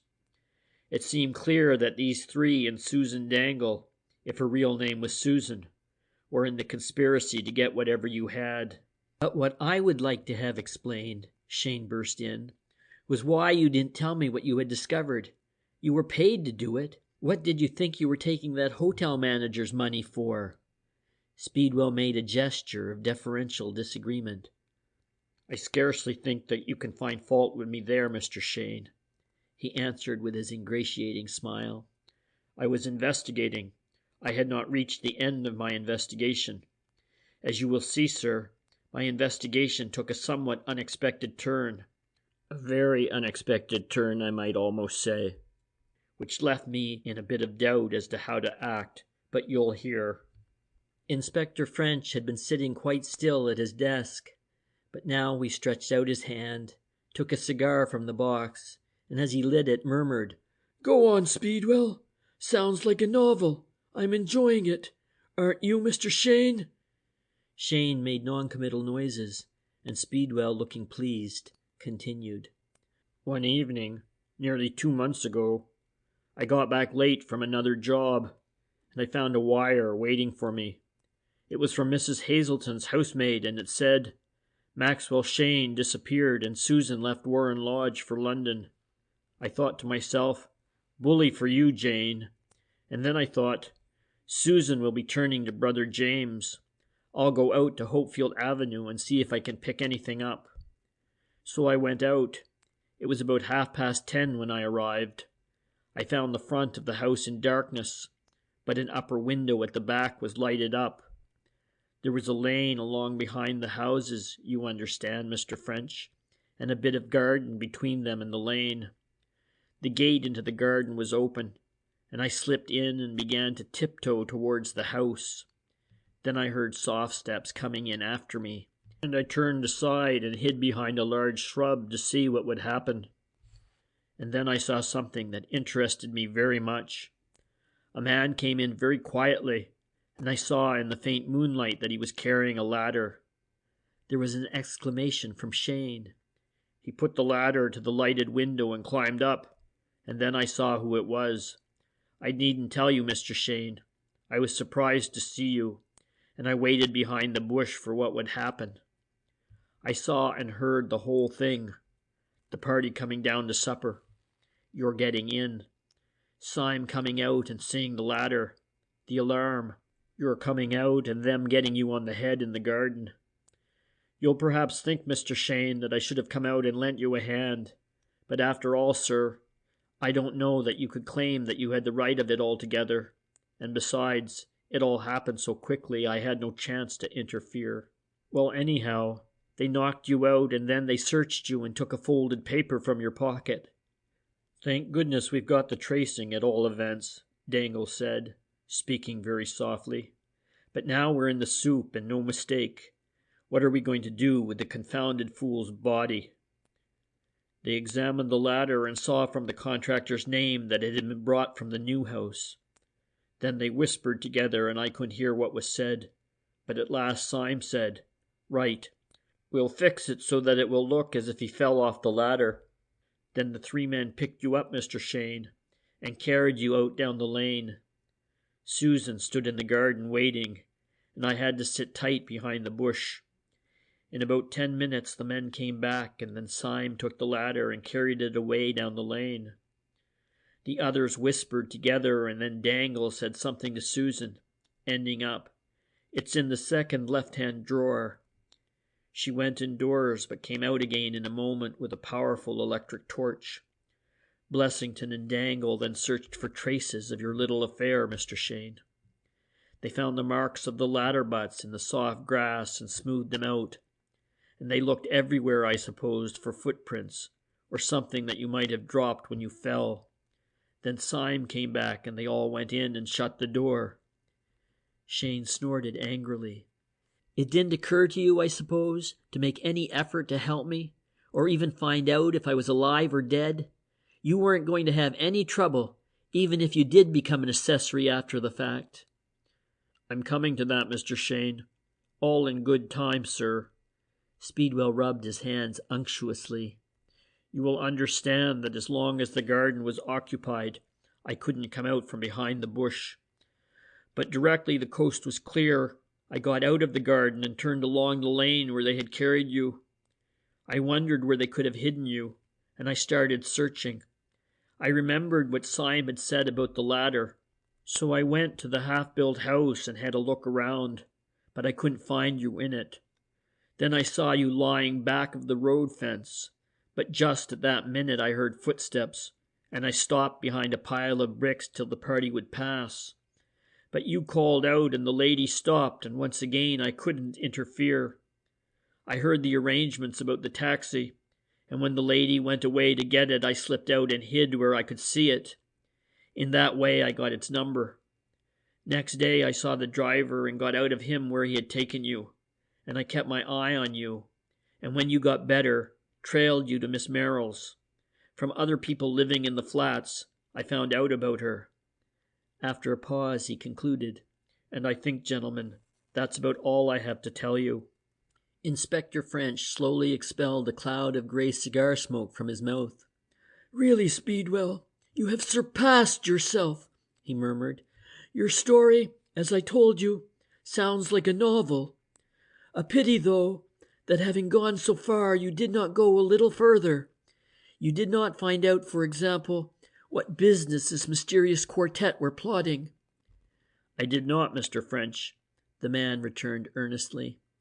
"I gathered that it was connected with the tracing that Dangle spoke of, and I imagined the tracing was what they had been wanting for Mr. Cheyne, and evidently had got. But I didn't get a sight of it, and I have no idea of their game." "And did you find out nothing that might be a help? Where did those 3 men spend their time? What did they do in the daytime?" "Just what I told Mr. Cheyne, sir. I gave him perfectly correct information in everything. Dangle is a town sharp and helps run a gambling room in Knightsbridge. Syme is another of the same, collects pigeons in the night clubs for the others to pluck. Blessington, I got the hint, lived by blackmail, but I've no proof of this. Anything else? No, Mr. French, not that I know. Unless, He hesitated. unless one thing. It may or may not be important. I don't know. It's this. Dangle during those last 3 or 4 weeks. He's been away nearly half the time from London, on the continent. I don't know to what country, but it must be France or Belgium or Holland, I should think, or maybe Ireland, because he has crossed over one night and crossed back the next. I know that because of a remark I overheard him make to Syme in a tube lift where I was standing just behind him. It was a Wednesday, and he said, "I'm crossing tonight, but I'll be back on Friday morning." This seemed to be the sum total of Speedwell's knowledge, or at least all he would divulge, and he presently departed, apparently cheered by French's somewhat cryptic declaration that he would not forget the part the other had played in the affair. He perhaps would not have been so pleased had he heard French's subsequent comments to Cheyne. A dangerous man, Mr. Cheyne, for an amateur to deal with, though he's too much afraid of the yard to try any monkeying with me. I may tell you in confidence that he was dismissed from the force on suspicion of taking bribes to let a burglar get away. I needn't say the thing couldn't be proved, or he would have seen the inside of a convict prison. But there was no doubt at all that he was guilty. Since that he has been caught sailing rather close to the wind, but again he just managed to keep himself safe. But the result is, he would do anything to curry favor here, and indeed once or twice he has been quite useful. I shouldn't be at all surprised if he had been blackmailing Blessington and Company in connection with your attempted murder. Ugh! Cheyne made a gesture of disgust. The very sight of the man makes me sick. Then his look of anxious eagerness returning, he went on. But, Inspector, his story is all very well and interesting and all that, but I don't see that it helps us to find Miss Merrill, and that is the only thing that matters. The only thing to you, perhaps, French returned, but not the only thing to me. This whole business looks uncommonly like conspiracy for criminal purposes, and if so, it automatically concerns the yard. He glanced at the clock on the wall before his desk. Let's see now, it's just 5 o'clock. Before giving up for the day, I should like to have a look over Miss Merrill's room, to settle that little question of the fur coat, and I should like you to come with me. Shall we go now? Cheyne sprang to his feet eagerly. Action was what he wanted, and his heart beat more rapidly at the prospect of visiting a place where every object would remind him of the girl he loved, and whom, in spite of himself, he feared he had lost. Impatiently, he waited while French put on his hat and left word where he could be found in case of need. Some 15 minutes later, the two men were ascending the stairs of the house in Horn Terrace. The door of number 12 was shut, and to Cheyne's knock there was no response. "I'm afraid you needn't expect Miss Merrill to have got back," French commented. "I had better open the door." He worked at it for a few moments, first with his bunch of skeleton keys, then with a bent wire, until the bolt shot back, and pushing open the door, they entered the room. It was just as Cheyne had last seen it, except that the kettle and tea equipage had been tidied away. French stood in the middle of the floor, glancing keenly round on the contents. Then he moved to the other door. "This her bedroom?" he inquired as he pushed it open and looked in.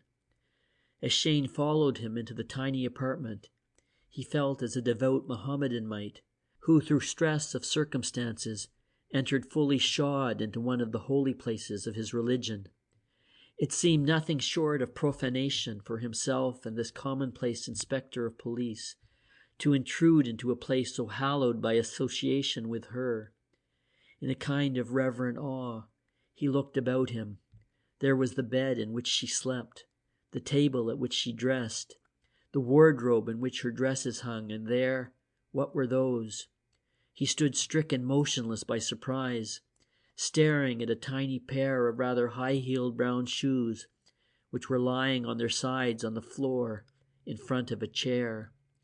French noted his expression. "What is it?" he queried. following the direction of the other's eyes. "Her shoes," Cheyne said in a tone of wonder, as he might have said, "her diamond coronet." French frowned. "Well, what's wonderful about that?" he asked with the nearest approach to sharpness in his tone that Cheyne had yet heard. "Her shoes," Cheyne repeated. "Her shoes that she wore last night." It was now French's turn to look interested. "Sure of that?" he asked, picking up the shoes. "Certain. I saw them on her in the train to Wembley. Unless she has two absolutely identical pairs, she was wearing those." French had been turning the shoes over in his hand. "You said you saw a mark of where someone had slipped on the bank. Behind the wall you threw the tracing over," he went on. "You might describe that mark." It was just a kind of scrape on the sloping ground, with the footprint below it. Her foot had evidently slipped down till it came to a firmer place. "Right foot or left?" "Right." "And which way was the toe pointing? Towards the bank or parallel with it?" "Parallel. She had evidently climbed up diagonally." "Quite so. Now another question. If you were standing in the field looking towards the bank, did she climb towards the right hand or the left?" "The left." "And the soil where the mark was, you might describe that." "It was rather light in color, a yellowish brown. It was clayey, and the print showed clearly, as it would in stiff putty." French nodded. "Then, Mr. Cheyne, if all your data are right, and if the footprint was made by Miss Merrill when she was wearing these shoes, I should expect to find a mark of yellowish clay on the outside of the right shoe. Isn't that correct?" Cheyne thought for a moment, then signified his assent. "I turn up this shoe," French continued, suiting the action to the word, "and I find here the very mark I was expecting. See for yourself. I think we may take it then, not only that Miss Merrill made the mark on the bank, and of course made it last night, but also that she was wearing these shoes when she made it, and that would coincide with your observation." "But," cried Cheyne, "I don't understand. How did the shoes get here? Miss Merrill wasn't here since we left to go to Wembley." "How do you know?" "Well, that's what Dangle said. I don't mean, of course, that I believe Dangle. Everything else he said to me has turned out to be a lie. But in this case, the circumstances seem to prove this story. If he didn't see Miss Merrill, how did he know of her getting over the wall for the tracing? And if he didn't capture her, then why did she not return here? Or rather, suppose she did return, why should she go away again without leaving a note or sending me a message?" French shook his head. "I don't know," he answered. "I merely asked the question, and your answer certainly seems sound. But now let us look about the coat." He opened the wardrobe door. "Is the cloth coat she was wearing last night here?"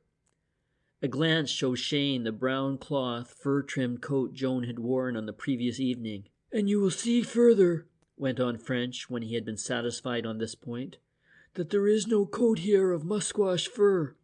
You say she had one?" "Yes, I have seen her wearing it several times." "Then I think Mrs. Sproul saw her wearing it today. We may take it, I think, either that she returned here last night and changed her clothes, or else that someone brought in her coat and shoes, left them here, and took out her others." "The latter, I should think," Cheyne declared. "Why?" "Because I don't think she would come here of her own free will and leave again without sending me some message." French did not reply. He had rather taken the view that if the girl was the prisoner of the gang, the garments would not have been changed, and the more he thought over it, the more probable this seemed.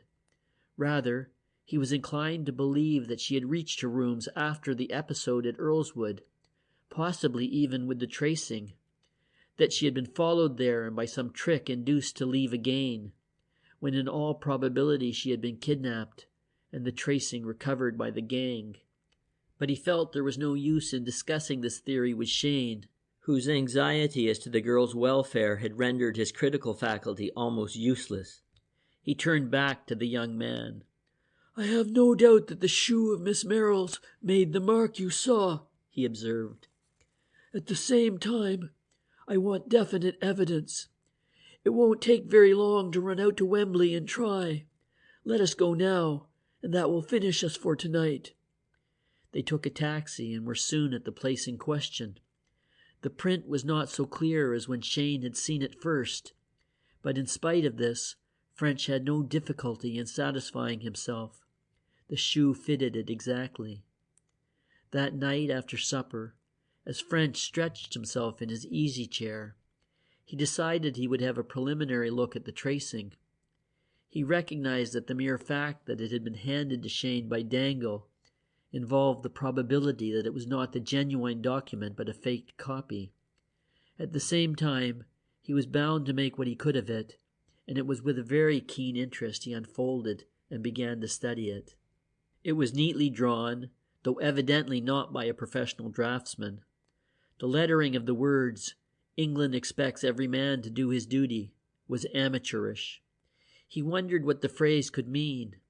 It did not seem to ring quite true. In his mind, the words ran, "England expects that every man this day will do his duty," but he rather thought this was the version in the song, and if so, the wording might have been altered from the original for metrical reasons. He determined to look up the quotation on the first opportunity. On the other hand, it might have been condensed into 8 words in order to fit round the sheet. It was spaced in a large circle among the smaller circles, like the figures of a clock. It conveyed to him no idea whatever, except the obvious suggestion of Nelson. Could Nelson, he wondered, or Trafalgar, be the key word in some form of cipher? As he studied the sheet, he noted some points which Cheyne appeared to have missed, or which at all events he had not mentioned. While the circles were spaced without any apparent plan, absolutely irregularly it seemed to French, there was some evidence of arrangement in their contents. Those nearer the edges of the tracing contained letters, while those more centrally situated bore numbers. There was no hard and fast line between the two, as letters and numbers appeared, so to speak, to overlap each other's territory. But broadly speaking, the arrangement held. He noticed also a few circles which contained neither numbers nor letters, but instead tiny irregular lines. There were only some half-dozen of these, but all of them, so far as he could see, occurred on the neutral territory between the number zone and the letter zone. These irregular lines represented nothing that he could imagine, and no two appeared of the same shape. That the document was a cipher he could not but conclude, and in vain he puzzled over it until long past his usual bedtime. Finally, locking it away in his desk, he decided that when he had completed the obvious investigations which still remained, he would have another go at it, working through all the possibilities that occurred to him, systematically and thoroughly.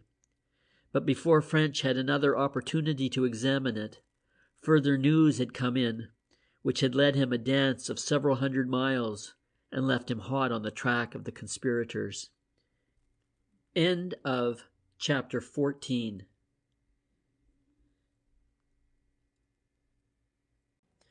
The torn hotel bill. On reaching the yard next morning, Inspector French began his day by compiling a list of the various points on which obvious investigation still remained to be made. He had already determined that these should be carried through with the greatest possible dispatch, leaving a general consideration of the case over until the results should be available. The immediate questions were, of course, was Joan Merrill alive? And if so, where was she? These must be solved as soon as possible. The further matters relating to the hiding place and aims of the gang could wait. It was, however, likely enough that if French could find Joan, he would have at least gone a long way toward solving her captor's secret. Perhaps the most promising of all the lines of inquiry open to him were the detailed searches of Blessington's and Syme's houses, and he decided he would begin with these. Accordingly, having called Sergeant Carter and a couple more men, he went out to Earlswood and set to work. French was extraordinarily thorough. Nothing in that house, from the water cistern space in the roof to the floors of the pantries and the tool shed in the yard. Nothing escaped observation. The furniture was examined, particularly the writing desk and the old escritoire. The carpets were lifted and the floors tested. The walls were minutely inspected for secret receptacles. The pages of the books were turned over. The clothes, of which a respectable wardrobe remained, were gone through, with special attention to the pockets. Nothing was taken for granted. Everything was examined. Even the outside of the house and the soil of the garden were looked at, and at the end, some 4 hours after they had begun, French had to admit that his gains were practically nil. The reservation was in respect of 4 objects, from one or more of which he might conceivably extract some information, though he was far from hopeful. The first was the top sheet of Blessington's writing pad.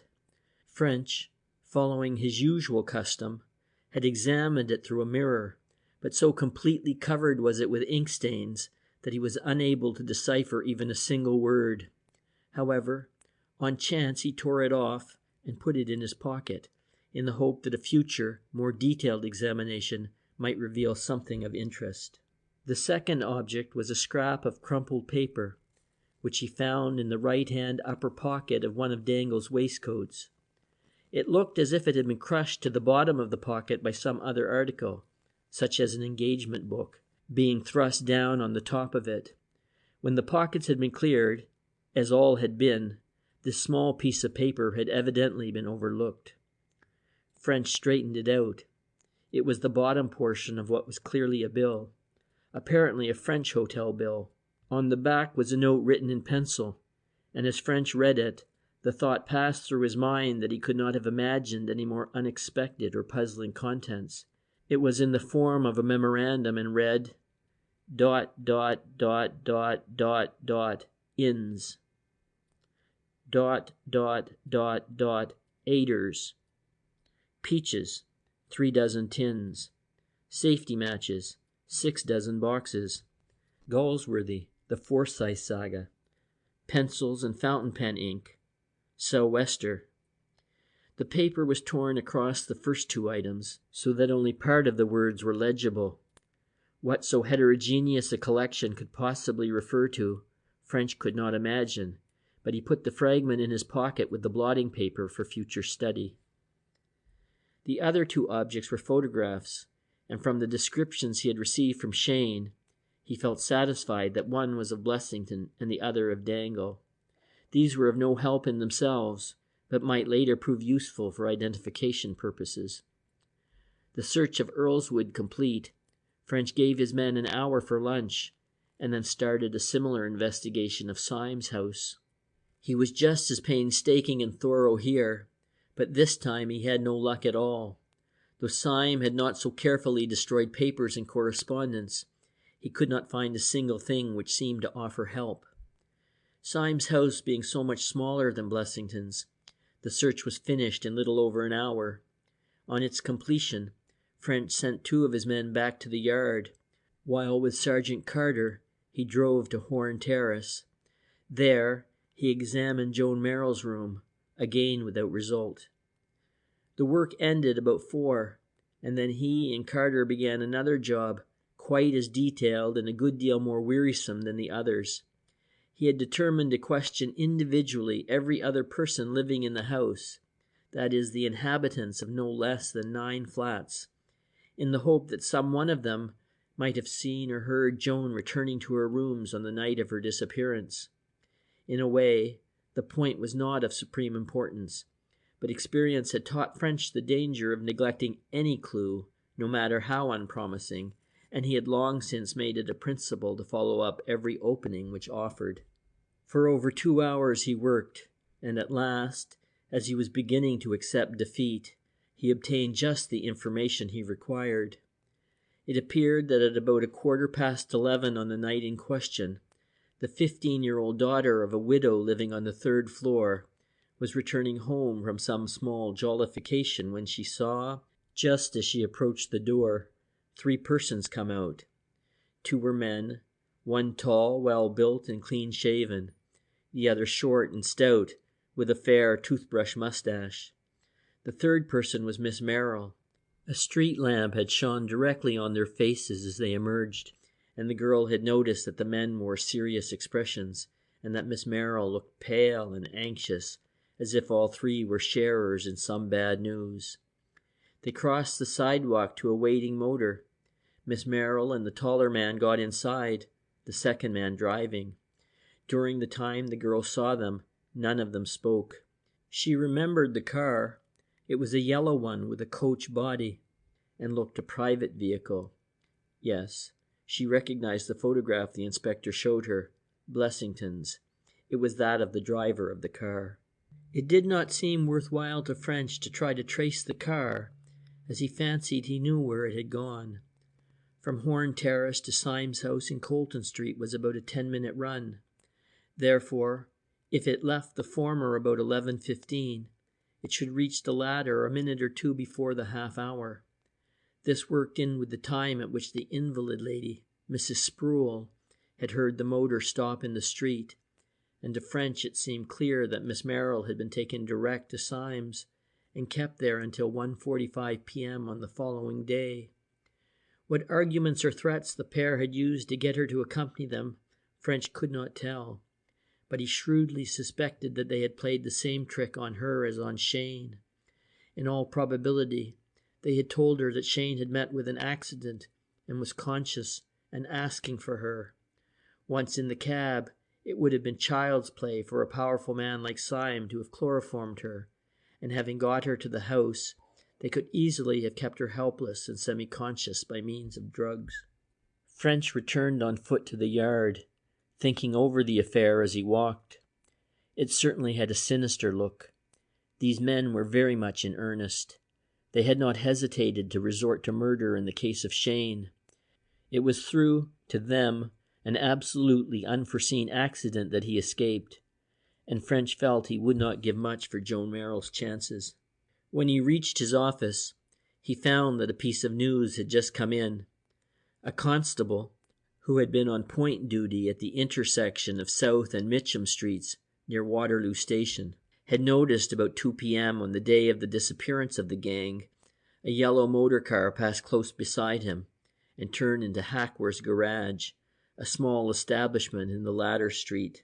Though he had not observed the vehicle with more than the ordinary attention such a man will give to the passing traffic, his recollection both of the car and driver led him to the belief that they were those referred to in the yard circular. The constable was waiting to see French, and made his report with diffidence, saying that though he thought he was right, he might easily be mistaken. "Quite right to let me know anyhow, Wilson," French said heartily. "If you've seen Blessington's car, it may give us a valuable clue. And if you're mistaken, there's no harm done. We've nothing to lose by following it up." He glanced at his watch. "It's past my dinner hour, but I'll take a taxi and go round to this garage on my way home. You better come along." 10 minutes later, the two men reached Hackworth's establishment, and pushing open the door of the tiny office, asked if the manager was about. "I'm John Hackworth, yes, sir," said a stout man in shabby grey tweeds. "Want a car?" "I want a word with you, Mr. Hackworth," said French pleasantly. "Just a small matter of private business." Hackworth nodded and indicated a further door. "In here," he invited, and when French and the constable had taken the 2 chairs the room contained, he briskly repeated, "Yes, sir." At this hint not to waste valuable time, French promptly introduced himself and propounded his question. Mr. Hackworth looked impressed. "You don't tell me that gent was a wrong 'un," he said anxiously. Then another idea seeming to strike him, he continued, "Of course it don't matter to me in a way, for I've got the car. I'll tell you about it." French produced his photograph of Blessington. "Tell me first if that's the man," he suggested. Mr. Hackworth pushed the card up to the electric bulb. "It's him," he declared. "It's him and no mistake. He walked in here yesterday. No, the day before. About 11 and asked to see the boss. 'I've got a car,' he said when I went forward, 'and there's something wrong with the engine. Sometimes it goes all right and sometimes it doesn't. "Maybe," he said, "you'll start it up and it'll run a mile or two well enough. Then it begins to miss, and the speed drops perhaps to 8 or 10 miles. I don't know what's wrong." "What about your petrol feed?" I said. "Sounds like your carburetor, or maybe your strainer or one of the pipes choked." "I thought it might be that," he said, "but I couldn't find anything wrong. However, I want you to look it over. That is, if you can lend me a car while you're doing it." "Well, sir, I needn't go into all the details, and to make a long story short, I agreed to overhaul the car and lend him an old Napier while I was at it. He went away, and same day, about 2 or before it, he came back with his car, a yellow Armstrong Siddeley. It seemed to be all right then, but he said that was just the trouble. It might be all right now, and it would be all wrong within a minute's time. So I gave him the Napier. It was a done machine, worth very little, but would go all right, you understand. He asked me how long I would take, and I said I'd have it for him next day. That was yesterday. He had 3 or 4 suitcases with him, and he transferred these across. Then he got into the Napier and drove away, and that was the last I saw of him." "And what was wrong with his own car?" "There, sir, you have me beat. Nothing, or nothing anyhow that I could find." "Was the Napier a 4-seater?" 5, 3 behind and 2 in front." "A coach body?" "No, but with a good canvas cover, and he put it up, too, before starting." "Raining?" "Neither raining nor like rain, nor no wind neither." "How long was he here altogether?" "Not more than 5 or 6 minutes. He left just as soon as he could change the cars." French, having put a few more questions, got the proprietor to write out a detailed description of the Napier. Next, he begged the use of the garage telephone and repeated the description to the yard, asking that it should be circulated among the force without delay. Finally, he thanked the stout Mr. Hackworth for his help, and with Constable Wilson left the establishment. "Now, Wilson," he said, "you've done a good day's work. I'm pleased with you. You may get along home, and if I want anything more, I'll let you know in the morning." But though it was so late, French did not follow his subordinate's example. Instead, he stood on the sidewalk outside the garage, thinking hard. As to the nature of the defect in the engine of the yellow car, he had no doubt. What was wrong with it was just what Hackworth had said was wrong with it, nothing whatever. French could see that the whole episode was simply a plan on Blessington's part to change the car and thus cover up his traces. The yellow Armstrong Siddeley was known to be his by many persons, and Blessington wanted one which, as he would believe, could not be traced. He would have seen from the papers that Cheyne had escaped the fate prepared for him, and he would certainly suspect that the outraged young man would put his knowledge at the disposal of the police. Therefore, the yellow car was a danger, and another must be procured in its place. The trick was obvious, and French had heard of something like it before. But though the main part of the scheme was clear to French, the details were not. From the statement of Mrs. Sproul, the invalid of Colton Street, the yellow car had left Syme's house at about 1:45. According to this Hackworth, it had reached the garage at a minute or so before 2. Now, from Colton Street to the garage was a 10 or 12 minutes drive. Therefore Blessington must have gone practically direct. Moreover, when he left Colton Street, Joan, Merrill, and the other members of the gang were in the car. But when he reached the garage, he was alone. Where had the others dismounted? Another question suggested itself to French, and he thought that if he could answer it, he would probably be able to answer the first as well. Why did Blessington select this particular garage? He did not know this Hackworth. The man had said he had never seen Blessington before. Why then this particular establishment, rather than one of the scores nearer Syme's dwelling? For some minutes, French puzzled over this point, and then a probable explanation struck him. There, just 100 yards or more away, was a place admirably suited for dropping his passengers and picking them up again, Waterloo Station. What more natural for Blessington than to pull up at the departure side with the yellow Armstrong Siddeley and set them down. What more commonplace for him than to pick them up at the arrival side with the black Napier?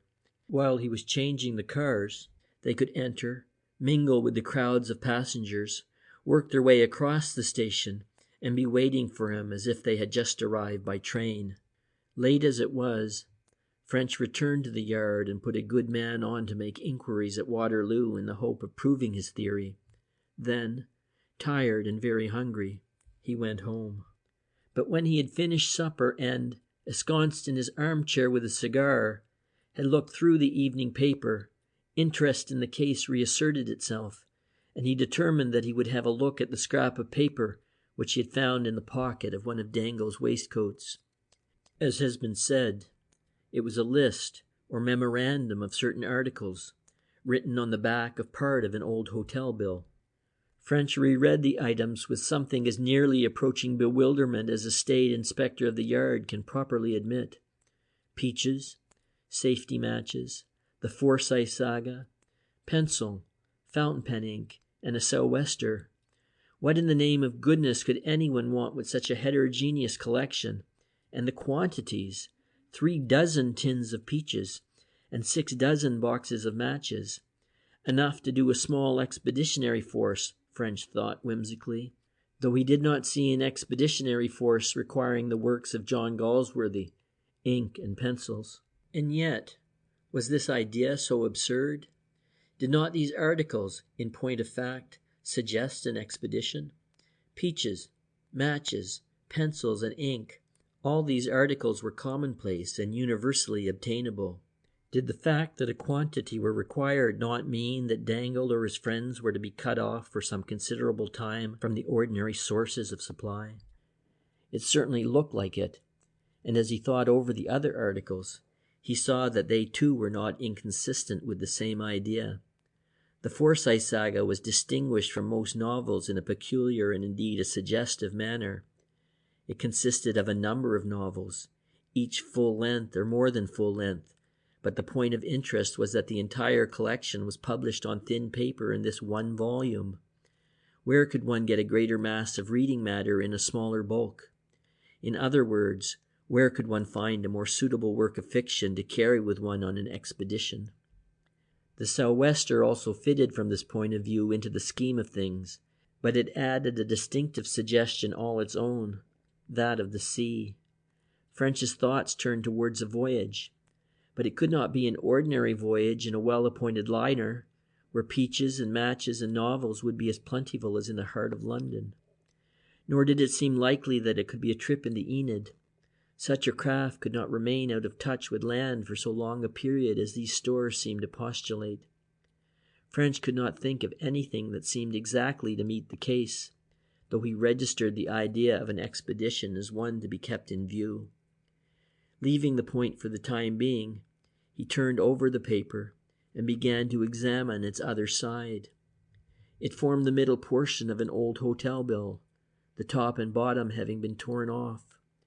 The items indicated a stay of one night only, being merely for bed and breakfast. The name of the hotel had been torn off with the billhead, and also all but a few letters of the green rubber receipt stamp at the bottom. French felt that if he could only ascertain the identity of the hotel, it might afford him a valuable clue, and he settled down to study it in as close detail as possible. He recalled two statements that Speedwell had made about Dangle. First, the melancholy detective had said that commencing about a fortnight after the acquisition by the gang of Price's letter and the tracing, Dangle had begun paying frequent visits to the continent or Ireland. And secondly, that in a tube lift, he had overheard Dangle say that he was crossing on a given night, but would be back the next. French thought that he might take it for granted that this bill had been incurred on one of these trips. He wondered if Dangle had always visited the same place, as, if so, the bill would refer to an hotel near enough to England to be visited in one day. Of none of this was there any evidence, but French believed that it was sufficiently probable to be taken as a working hypothesis. If it led nowhere, he could try something else. Assuming then that one could cross to the place in one night and return the next, It was obvious that it must be comparatively close to England, and the language on the bill being French, it must be in France or Belgium. He took an atlas and a Continental Bradshaw and began to look out the area over which this condition obtained. Soon he saw that while the whole of Belgium and the northwest of France, bounded by a rough line drawn through Chalon, Nancy, Dijon, Angoulême, Chartres, and Brest, were within the possible limit, giving a reasonable time in which to transact business, it was more than likely the place did not lie east of Brussels and Paris. He turned back to the torn bill. Could he learn nothing from it? First, as to the charges. With the francs standing at 8, 24 francs seemed plenty for a single room, though it was by no means exorbitant.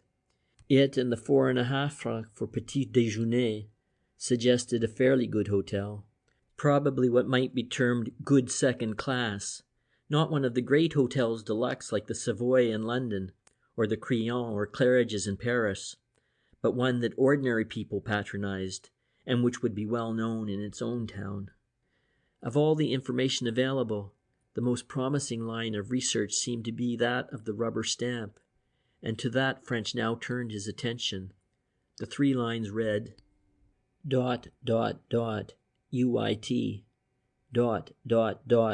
LON ... S. French thought he had something that might help here.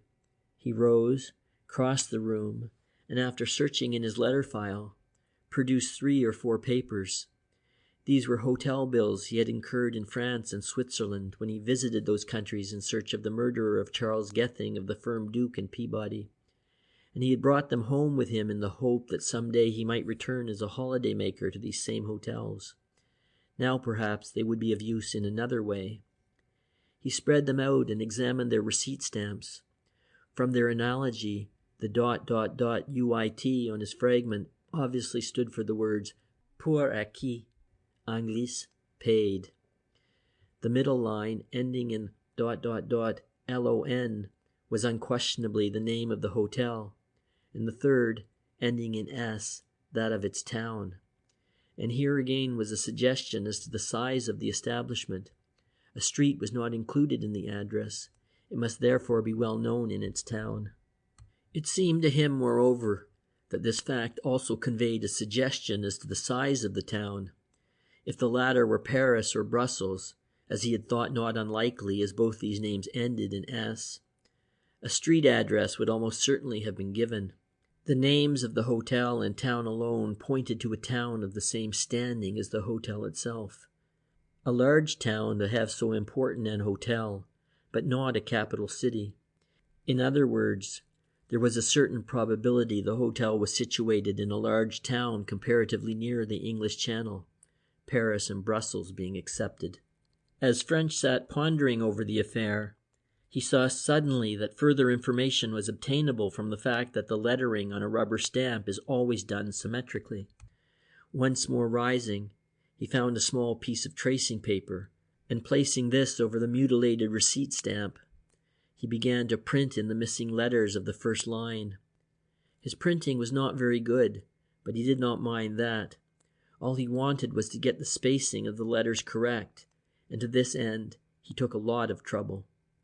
He searched through the advertisements in several papers until he found some type of the same kind as that of the ... UIT, and by carefully measuring the other letters, he at last satisfied himself as to just where the P of pour acquis would stand.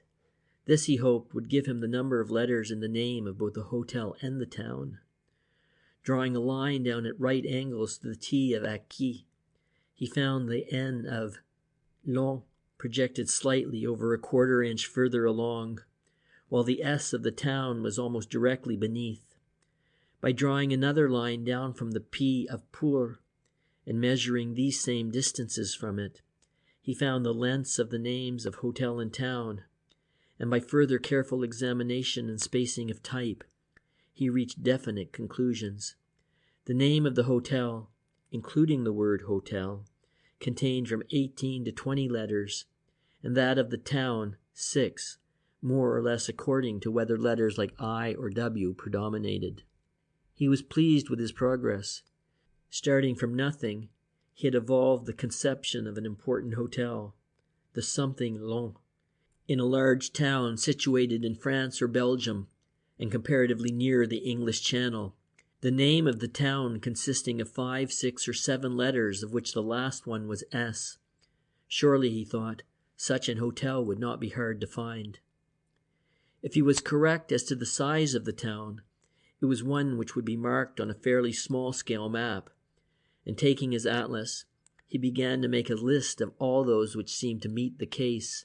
He soon saw there were a number: Calais, Amiens, Beauvais, Étaples, Arras, Soissons, Troyes, Ypres, Bruges, Roullet, and Malines. He had by this time become so excited over his quest that in spite of the hour, it was long past his bedtime. He telephoned to the Yard to send him Bedecker's guides to northern France and Belgium, and when these came, he began eagerly looking up the hotels in each of the towns on his list. For a considerable time, he worked on without result. Then suddenly he laughed from sheer delight. He had reached Bruges, and there, third on the list, was Grand Hôtel du Sablon. Moreover, this name exactly filled the required space. "Got it in one," he chuckled, feeling immensely pleased with himself. But French, if sometimes an enthusiastic optimist and again a down-and-out pessimist, was at all times thorough. He did not stop at Bruges. He worked all the way through the list, and it was not until he had satisfied himself that no other hotel fulfilling the conditions existed in any of the other towns that he felt himself satisfied.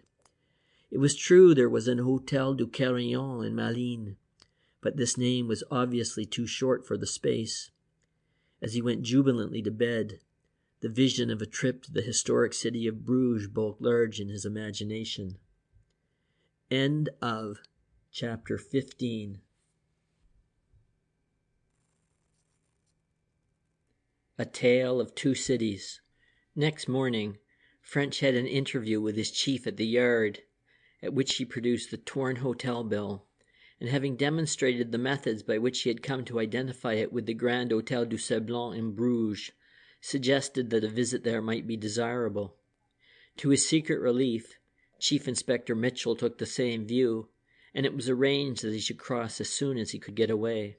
On his return to his room, he found Cheyne waiting for him. The young man seemed to have aged by years since his frenzied appeal to the Yard, and his anxious face and distrait manner bore testimony to the mental stress through which he was passing. Eagerly, he inquired for news. "None so far, I'm sorry to say," French answered, "except that we have found that Miss Merrill did return to her rooms that night." And he told what he had learned of Joan's movements, as well as of his visit to Hackworth's garage, and of Blessington's exchange of cars. But of Bruges and the hotel bill he said nothing. Cheyne, he felt sure, would have begged to be allowed to accompany him to Belgium, and this he did not want. But in his kindly way, he talked sympathetically to the young man, reiterating his promise to let him know directly anything of importance was learned. Cheyne having reluctantly taken his leave, French turned to routine business, which had got sadly behind during the last few days. At this he worked all the morning, but on his return from lunch he found that further news had come in. Sergeant Burnett, the man he had put on the Waterloo Station job, was waiting for him and reported success in his mission. He had, he said, spent the whole of the day from early morning at the station, and at last he had obtained what he wanted. A taximan on a nearby stand had been called to the footpath at the arrival side of the station at about 2 p.m. He had drawn up behind an old black car, which he had thought was a Napier. His own fare, a lady, kept him waiting for a few seconds while she took a somewhat leisurely farewell of the gentleman who was seeing her off. And during this time he had idly watched the vehicle in front. He had seen an invalid lady in a sable-colored fur coat being helped in. There was a second lady with her, and a tall man. The three got in, and the car moved off at the same time as his own. Sergeant Burnett had questioned the man on the appearance of the travelers, and was pretty certain that they were Joan, Susan, and Syme. Dangle, so far as he could learn, was not with them.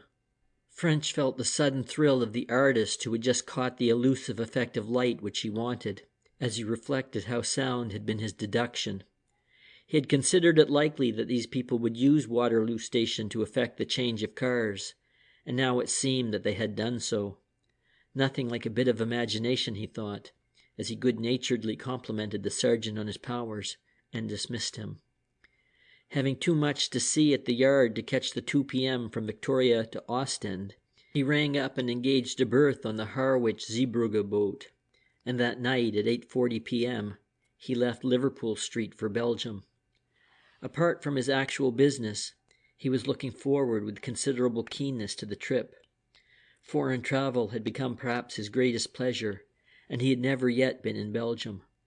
Moreover, he had always heard Bruges mentioned as the paradise of artists, and in a rather shamefaced way, he admitted an interest in and appreciation of art. He had determined that if at all possible, he would snatch enough time to see at least the more interesting parts of the old town. They left the Parkston Quay at 10:30, and by 6 next morning, French was on deck. He was anxious to miss no possible sight of the approach of Zeebrugge. He had read with a thrilled and breathless interest the story of what was perhaps the greatest naval exploit of all time, as indeed, who has not? And as the long, low line of the famous mole loomed up rather starboard of straight ahead, his heart beat faster, and a lump came in his throat.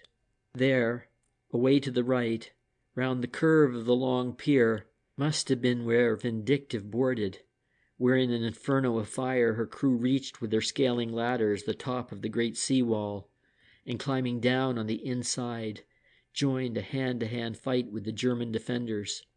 And here, at the left-hand end of the huge semicircle, was the lighthouse, which he was now rounding as Thetis, Intrepid, and Iphigenia rounded it on that historic night.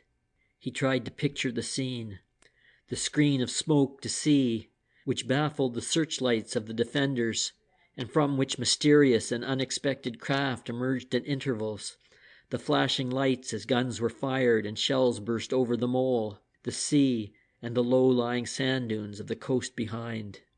The din of hell in the air, fire, smoke, explosion, and death, and those 3 ships passing on.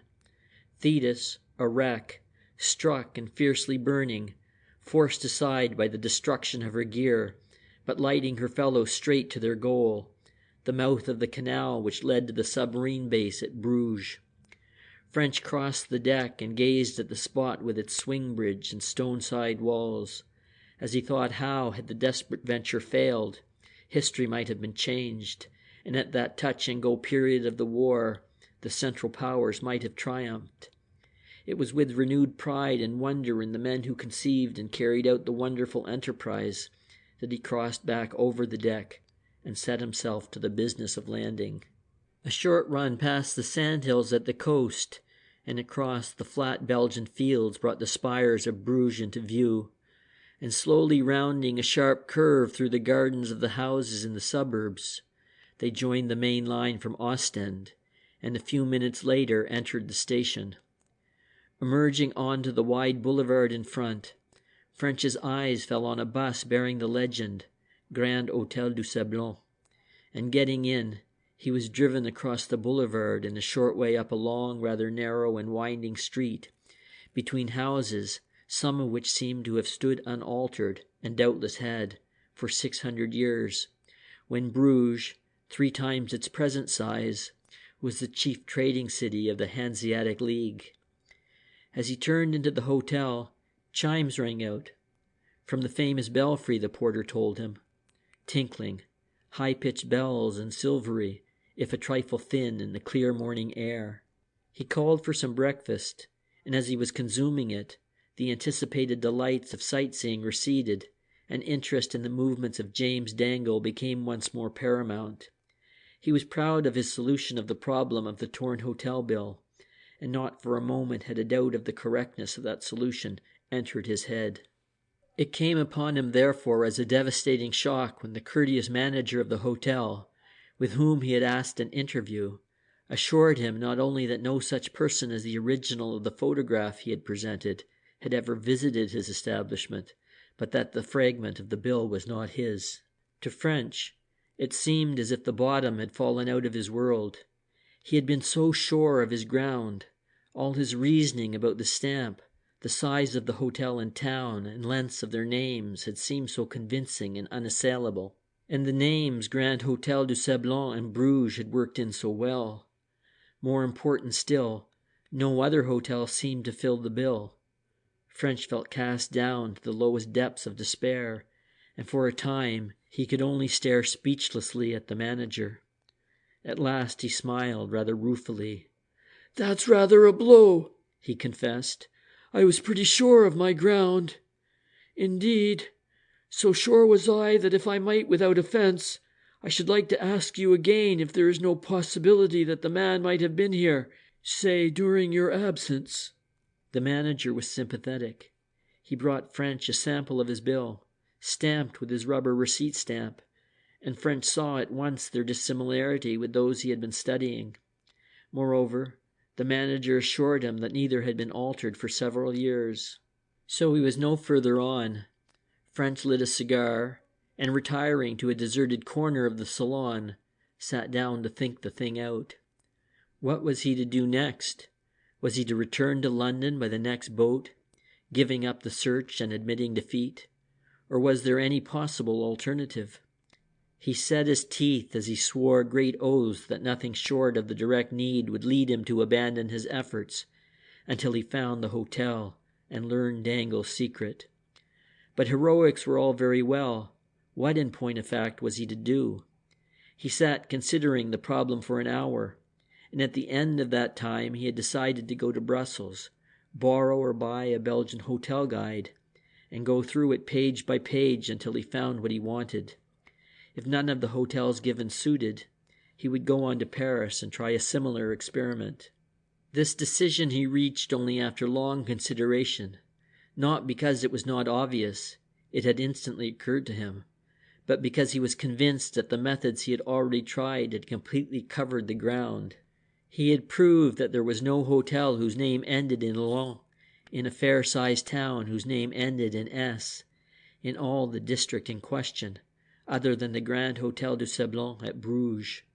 There still remained, however, the chance that it might be a southern French or Swiss hotel, and he saw that he would have to make sure of this before returning to London. Still buried in thought, he walked slowly back to the station to look up trains to Brussels. The fact that he was in the most interesting town in Belgium no longer stirred his pulse. His disappointment and anxiety about his case drove all irrelevant matters from his mind, and he felt that all he wanted now was to be at work again, to retrieve his error. He reached the station and began searching the huge timetable boards for the train he wanted.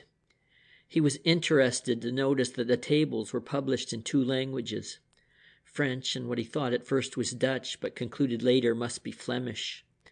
Idly, he compared the different spelling of the names of the towns: Brugge and Bruges, Ghent and Gand, Brussels and Bruxelles, Ostend and Ostend.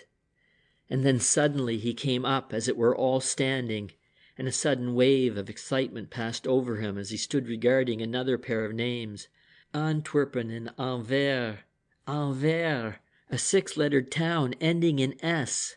He cursed himself for his stupidity. He had always thought of the place as Antwerp, but he ought to have known its French name, Anvers. Once more he was alert and full of eager optimism. Had he got it at last?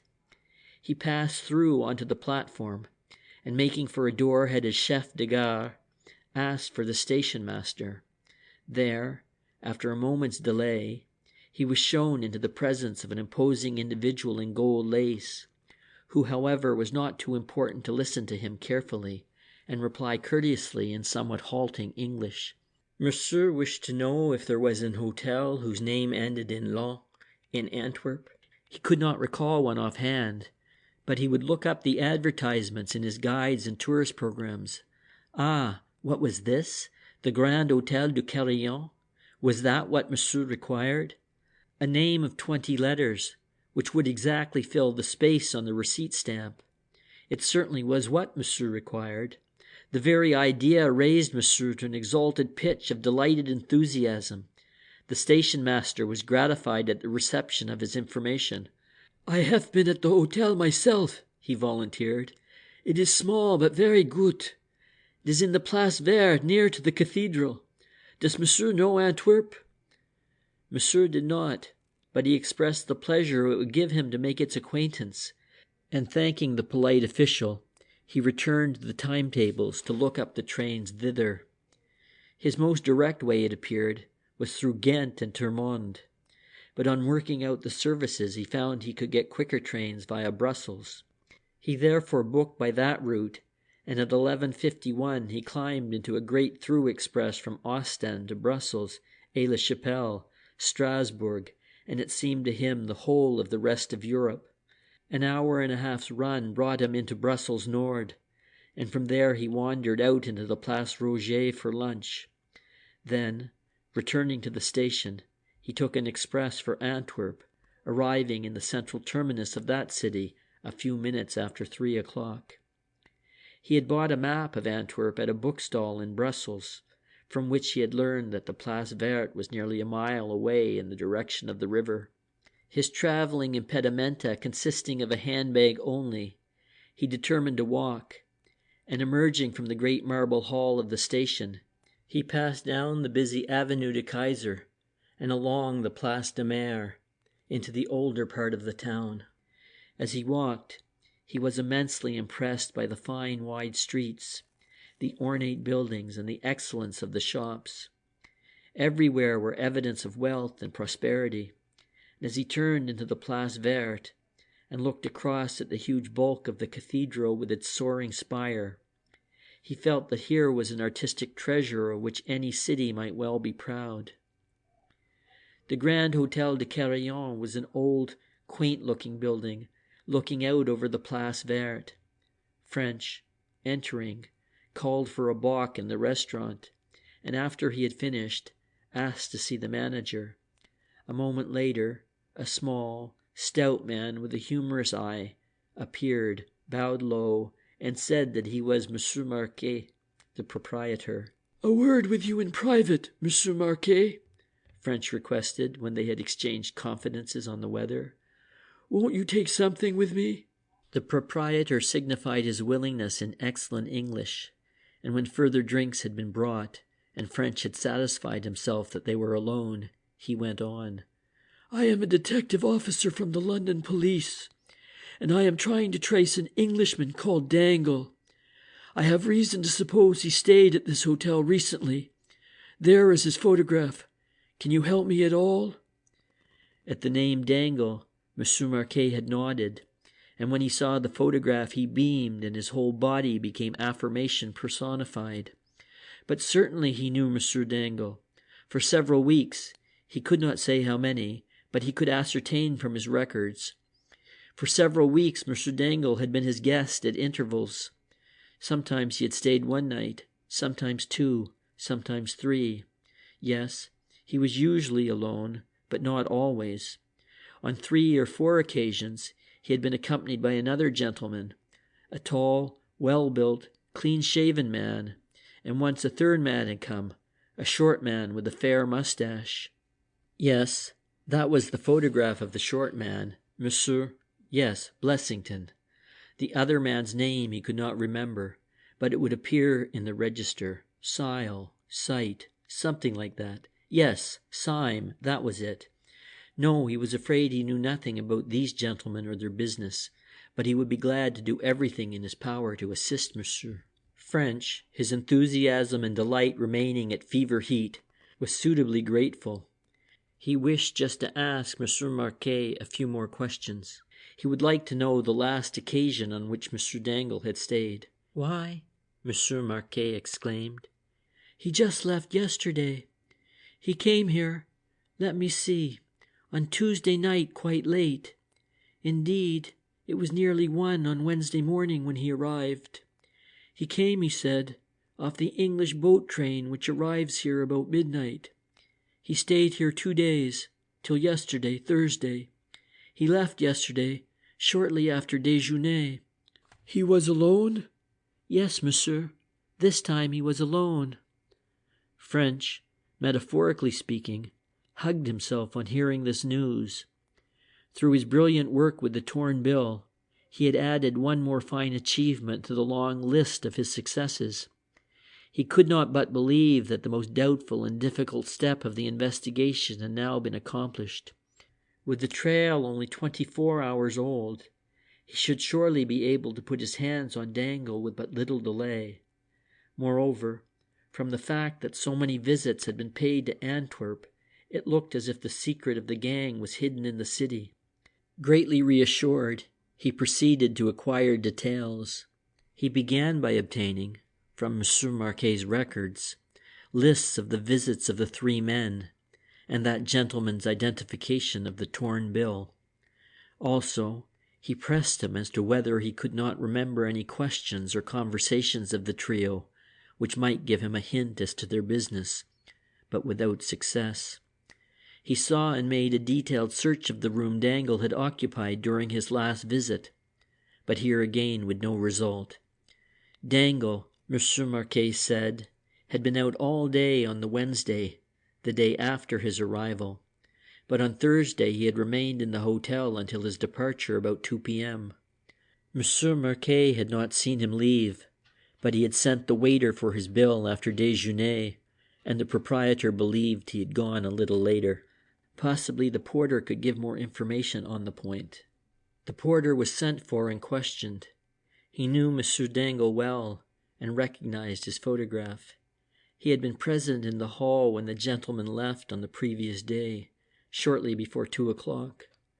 M. Dangle had walked out of the hotel with his suitcase in his hand, declining the porter's offer to carry it for him or call a taxi. The trams, however, passed the door, and the porter had assumed M. Dangle intended to travel by that means. No, he had not noticed the direction he took. There was a still stand, or tramway halt, close by. Dangle had not talked to the porter further than to wish him good day when he met him. He had not asked questions, or given any hint of his business in the town. Following his usual procedure under such circumstances, French next asked for interviews with all those of the staff who had come in any way in contact with his quarry. But in spite of his most persistent efforts, he could not extract a single item of information as to the man's business or movements. Baffled and weary from his journey, French took his hat and went out in the hope that a walk through the streets of the fine old city would clear his brain and bring him the inspiration he needed. Crossing beneath the trees of the Place Verte, he passed round the cathedral to the small square from which he could look up at the huge bulk of the west front, with its 2 unequal towers, one a climbing marvel of decoration, lace in stone, the other unfinished, and topped with a small and evidently temporary spire. Then, promising himself a look round the interior before leaving the town, he regained the tram line from the Place Verte, and following it westwards, in 2 or 3 minutes came out on the great terraces lining the banks of the river. The first sight of the Scheldt was one which French felt he would not soon forget. Well on to half a mile wide, it bore away in both directions, like a great highway leading from this little Belgium to the uttermost parts of the earth. Large ships lay at anchor in it, as well as clustering along the wharves to the south. This river frontage of wharves and sheds and cranes and great steamers extended as far as the eye could reach. He had read that it was 3.5 miles long, and that excluded the huge docks for which the town was famous. As he strolled along, he became profoundly impressed, not only with the size of the place, but more particularly with the attention which had been given to its artistic side. In spite of all this commercial activity, the city did not look sordid. Thought had been given to its design. One might almost say loving care. Why, these very terraces on which he was walking, with their cafes and their splendid view of the river, were formed on neither more nor less than the vast roofs of the dock sheds. French, who knew most of the English ports, felt his amazement grow at every step. He followed the quays right across the town till he came to the Gare du Sud. Then, turning away from the river, he found himself in the Avenue du Sud. From this, he worked back along the line of great avenues which had replaced the earlier fortifications, until eventually, nearly 3 hours after he had started, he once again turned into the Place Verte and reached the Carillon. He ordered a room for the night and some strong tea, after which he sat on in his secluded corner of the comfortable restaurant and smoked a meditative cigar. His walk had done him good. His brain had cleared, and the weariness of the journey and the chagrin of his deadlock had vanished. His thoughts returned to his problem, which he began to attack in the new. He puzzled over it for the best part of an hour, without making the slightest progress, and then he began to consider how far the ideas he had already arrived at fitted in with what he had since learned of Dangle's movements. He had thought that the nature of the articles on Dangle's list suggested a sea expedition. He remembered the delight with which, many years earlier, he had read The Riddle of the Sands, and he thought that had Dangle contemplated just such another cruise as that of the heroes of that fascinating book, he might well have got together the articles in question. But since these ideas had passed through his mind, French had learned the following fresh facts. 1. From a fortnight after obtaining the tracing, Dangle had been paying frequent visits to Antwerp. 2. He had on these occasions put up at the Carillon. 3. His last visit had followed immediately on the failure to murder Cheyne, with its almost certain result of the calling in of Scotland Yard. 4. He had on this last visit remained at the Carillon for 2 days, leaving about 2 p.m. on the Thursday, the previous day. 5. He had carried his handbag from the hotel, without calling for a taxi. At first, French could not see that these additional facts had any bearing on his theory, but as he continued turning them over in his mind, he realized that all but one might be interpreted as tending in the same direction. 1. Dangle's visits to Antwerp. Supposing Dangle had been planning some secret marine expedition, where, French asked himself, could he have found a more suitable base from which to make his arrangements? Antwerp was a seaport. Moreover, it was a great seaport, large enough for a secret expedition to set sail from without attracting notice. It was a foreign port, away from the inquisitive notice of the British police. But on the other hand, it was the nearest great port to London. If these considerations did not back up his theory, they at least did not conflict with it. 2. Why had Dangle put up at the Carillon? The hotels near the station were the obvious ones for English visitors. Could it be because the Place Verte was close to the river and the shipping? This, French admitted to himself, sounded far-fetched, and yet it might be the truth. 3. The dispersal and disappearance of the gang immediately on the probability of its activities becoming known to the police looked suspiciously like a flight. 4. Could it be that Dangle's arrival in Antwerp was ahead of schedule? That is, the flight brought him there 2 days before the expedition was to start? Or could it be that on his arrival he immediately set to work to organize the departure, but was unable to complete his arrangements for 2 days? At least it might be so. Lastly, had he carried his bag from the hotel for the same reason as he might have chosen the hotel? That he was going, not to the station, but the few hundred yards to the quays, thence to start on this maritime expedition? Again, it might be so. French was fully aware that the whole of these elaborate considerations had the actual stability of a house of cards. Each and every one of his deductions might be erroneous, and the facts might be capable of an entirely different construction. Still, there was at least a suggestion that Dangle might have left Antwerp by water shortly after 2 o'clock on the previous day.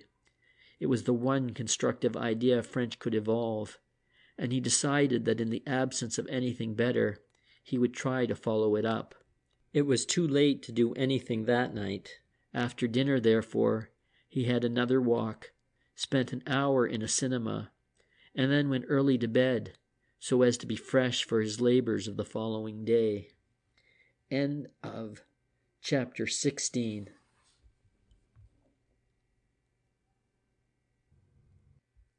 On the flood tide.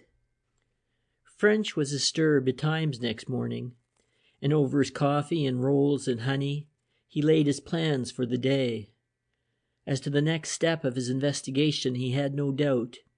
He must begin by finding out what vessels had left the city after 2 p.m. on the previous Thursday. That done, he could go into the question of the passengers each carried, in the hope of learning that Dangle was among them. At the outset, he was faced by the handicap of being a stranger in a strange land. If Antwerp had been an English port, he would have known just where to get his information, but here he was unfamiliar with the ropes. He did not know if all sailings were published in any paper, or available to the public at any office. Moreover, his ignorance of both French and Flemish precluded his mixing with clerks or dock loafers from whom he might pick up information. Of course, there were the Belgian police, but he did not wish to apply to them if he could carry out his job by himself. However, this part of his problem proved easier of solution than he had expected. Inquiries at the post office revealed the fact that there was a shipping agency in the Rue des Tanneurs, and soon he had reached the place, found a clerk who spoke English, and put his question. When French wished to be suave, as he usually did, he could, so to speak, have wheedled his best bone from a bulldog. Now, explaining in a friendly and confidential manner who he was and why he wanted the information, he begged the other's good offices. The clerk, flattered at being thus courteously approached, showed a willingness to assist, with the result that in 10 minutes French had the particulars he needed. He turned into a cafe, and calling for a bock, sat down to consider what he had learned. And of this, the very first fact filled him with delight, as it seemed to fit in with the theory he had evolved. On Thursday, it had been high water at 2:30 p.m. By 2:30, the dock gates had been opened, and it appeared that, taking advantage of this, several steamers had left shortly after that hour. This was distinctly encouraging, and French turned to the list of ships with a growing hope that the end of his investigation might be coming into sight. In all, 11 steamers had left the port on the day in question, between the hours of 2 and 6 p.m., the period he had included in his inquiry. There was, first of all, a Canadian Pacific liner, which had sailed from the Keys at 3 p.m., and at 3:30, a small passenger boat had left for Oslo and Bergen. The remaining boats were tramps. There were 4 coasters, 2 for Newcastle, 1 for Goole, and 1 for Belfast, a 6,000-tonner for Singapore and the Dutch islands, another slightly smaller ship for Genoa and Spezia, and another for Boston, USA. Then there was a big 5-masted sailing ship, bound with a general cargo for Buenos Aires and the River Plate. And finally, there was a small freighter in ballast for Casablanca. Of these 11 ships, the Windjammer at once attracted French's attention. Here was a vessel on which, if you took a passage, you might easily require 36 tins of peaches before you reached your journey's end. He determined to begin with this, taking the other ships in order according to the position of their offices. Fortunately, in each case, the clerk had given him the name of the owners or agents. His first call, therefore, was at an old-fashioned office in a small street close to the Steen Museum. There he saw Monsieur Leblanc, the owner of the Windjammer, and explained his business, but Monsieur Leblanc could not help him. The old gentleman had never heard of Dangle, nor had anyone resembling his visitor's photograph called or done any business with his firm. Moreover, no passengers had shipped on the Windjammer, and the crew that had sailed was unchanged since the previous voyage. This was not encouraging, and French went on to the next item on his program, the headquarters of the small freighter which had sailed in ballast for Casablanca. She was owned by Messrs. Merrill and Lowenthal, whose office was further down the Rue des Tanneurs, and 5 minutes later he had pushed open the door and was inquiring for the principal. This was a more modern establishment than that of M. Leblanc. Though small, the office ran to plate-glass windows, teak furniture, polished brass fittings, and encaustic tiles, while the two typists he could envisage through the small inquiry window seemed unduly gorgeous as to raiment and pert as to demeanor. He was kept waiting for some minutes, then told that M. Merrill, the head of the business, was away, but that M. Lowenthal, the junior partner, would see him. His first glance told French that M. Lowenthal was a man to be watched.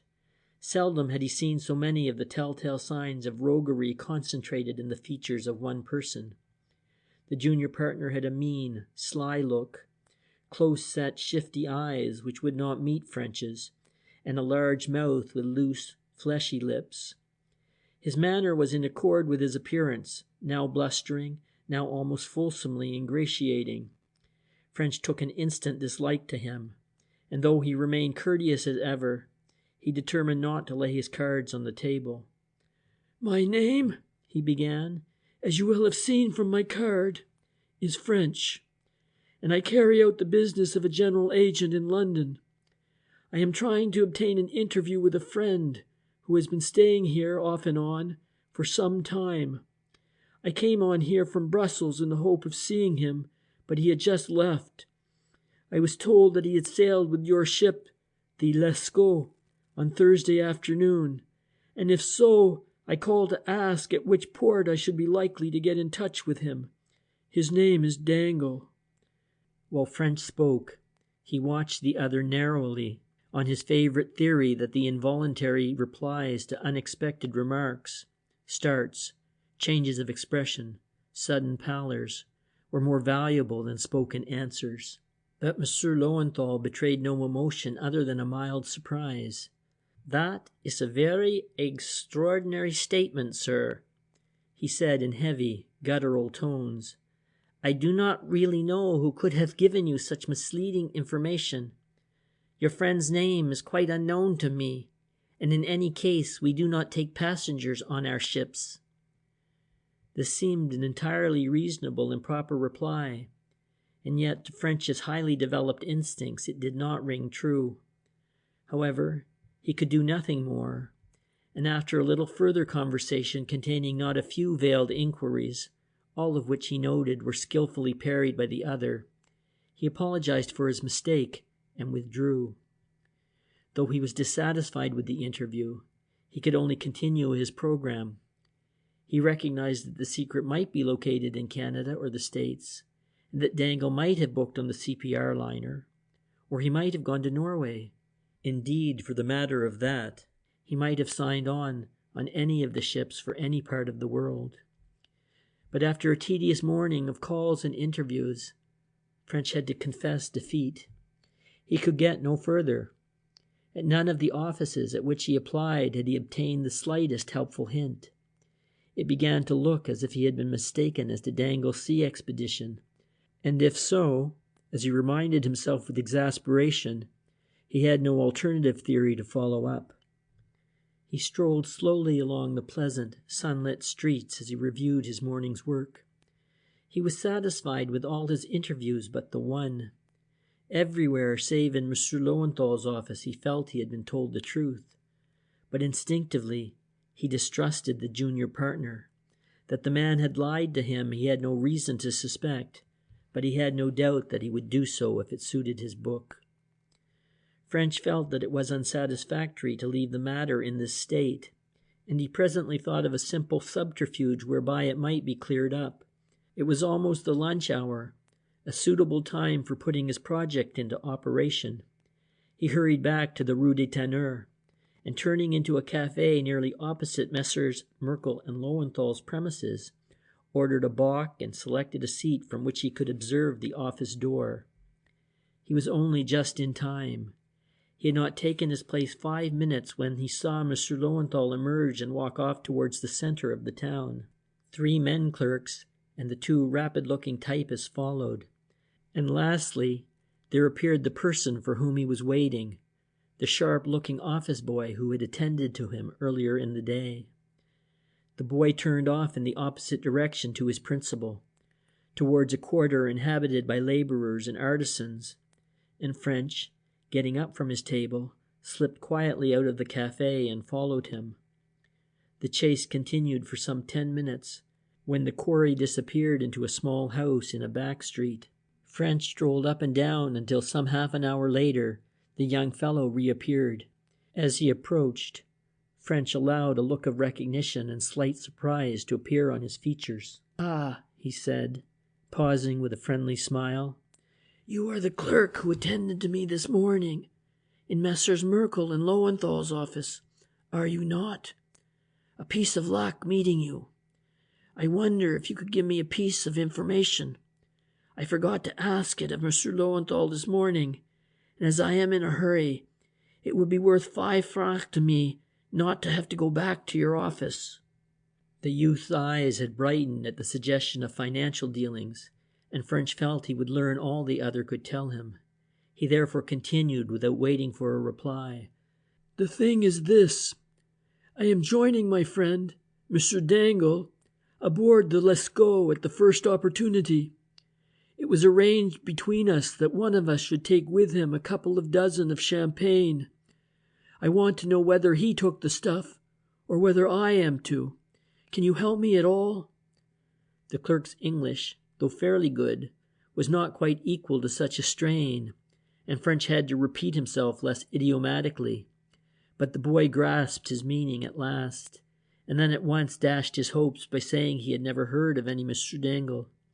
"There he is," French went on, producing his photograph. "You must have seen him scores of times."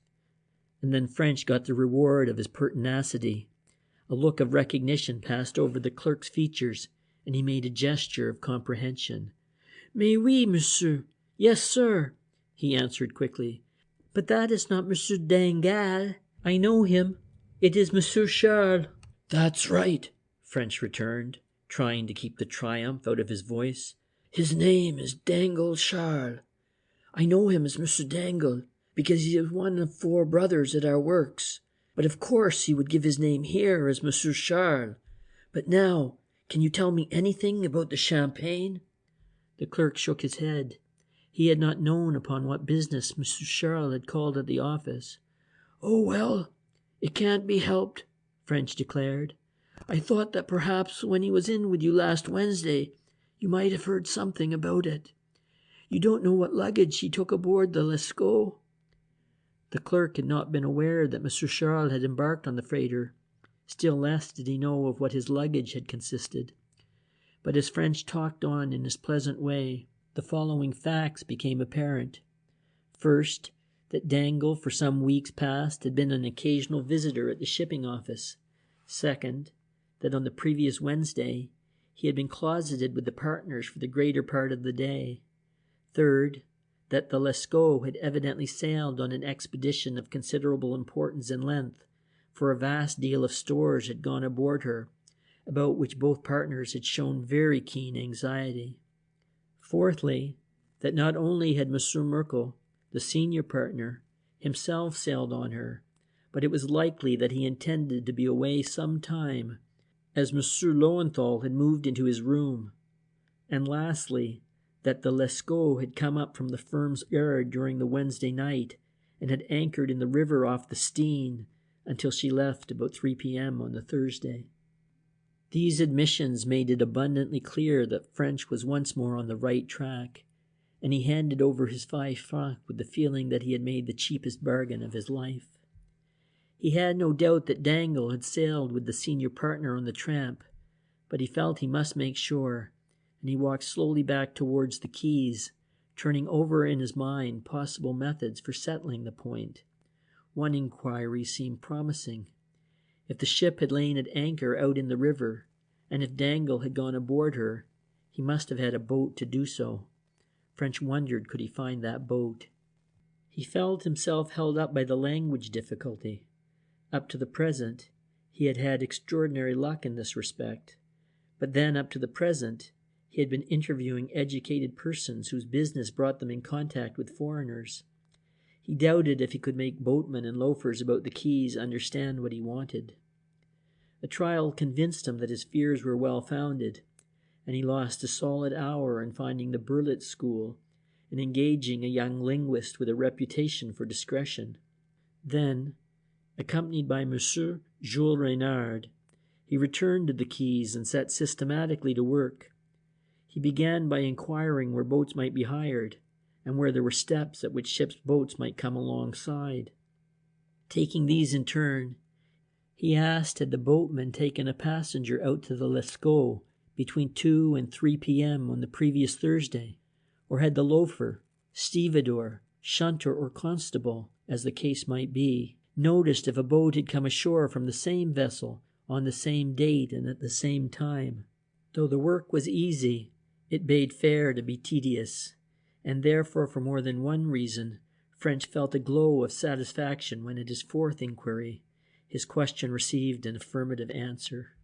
A wizened old man, one of a small knot of longshoremen whom Monsieur Reynard addressed, separated himself from his companions and came forward. He said that he was a boatman, and that he had been hailed by a man, an Englishman, he believed, at the time stated, and had rowed him out to the ship. "Ask him if that's the man," French directed, producing Dangle's photograph, though he felt there could be no doubt as to the reply. He was therefore immensely dashed when the boatman shook his head. This was not the man at all. The traveller was a short, rather stout man with a small, fair moustache. French gasped. The description sounded familiar. Taking out Blessington's photograph, he passed it over. This time the boatman nodded. Yes, that was the man he had rowed out. He had no doubt of him whatever. This was unexpected, but most welcome news. Though as French thought over it, he saw that it was not so surprising after all. If Dangle was in it, why not Blessington? And for the matter of that, why not Syme also? In this case, he wondered where Susan could be, and more acutely, what had been the fate of Joan Merrill. Possibly, he thought, his inquiries about Dangle would solve these questions also. Half an hour later, he struck oil for the second time. Another boatman, a little further along the quays, had also rowed a passenger out to the Lascaux, and this one, it appeared, was Dangle. But though French kept working steadily away, he could hear nothing of Syme. In the end, it was a suggestion of Reynard's that put him once more on the trail. The interpreter proved an intelligent youth, and when he had grasped the point at issue, he stopped and pointed to the river. "You say, monsieur, the ship, she lie there, opposite the Musée Steen, is it not so? Bon, we have walked along all the quays near to that. Your friends would not have hired boat from further on. It is too far.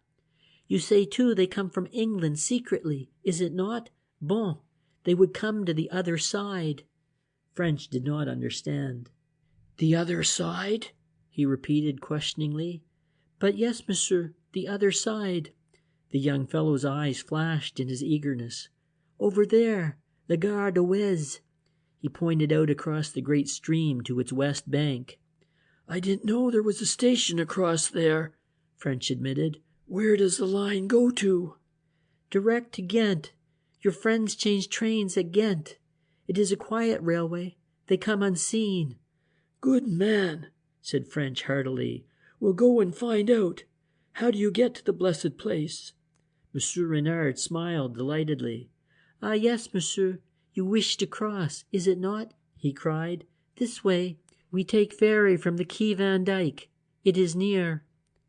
Half an hour later, they had reached the Tête de Flandre, the low-lying western bank of the Scheldt. It bore a small but not unpicturesque cluster of old-fashioned houses, nestling about one of the historic Antwerp forts. Reynard, now apparently quite as interested in the chase as French, led the way along the river bank from boatman to boatman, with the result that before very many minutes had passed, French had obtained the information he wanted.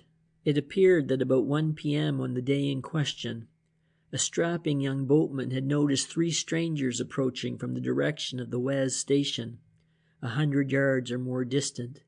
They consisted of a tall, clean-shaven man of something under middle age, and 2 women, both young. One was tall and strongly made and dark as to hair and eyes. The other was slighter and with red gold hair. The smaller one seemed to be ill, and was stumbling along between the other 2, each of whom supported her by an arm.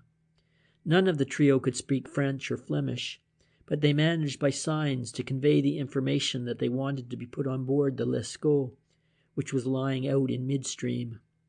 The man had rowed them out, and they had been received on board by an elderly gentleman with a dark beard. Further questions produced the information that the fair lady appeared to be seriously ill, though whether it was her mind or body that was affected, the boatman couldn't be sure. She was able to walk, but would not do so unless urged on by the others. She had not spoken or taken any interest in the journey. She had not appeared even to look round her, but had sat gazing listlessly at nothing, with a vacant expression in her eyes. Her companions had had real difficulty in getting her up the short ladder onto the Lescaut's deck. The news was rather unexpected to French. About Joan Merrill it was both disconcerting and reassuring. The former because he could not see that the gang had anything but a sinister reason for inveigling the young girl aboard the ship. Probably she will fall overboard at night, he thought. The latter because she was at least still alive, or had been 2 days ago. It was quite evident that she was drugged, probably with morphine or something similar. It might, however, mean that while wishing Joan no harm, they were taking her with them on their expedition to ensure her silence as to their movements. As French returned across the ferry, he kept on puzzling as to Lowenthal's position. Could Lowenthal be arrested? Was he in league with the gang?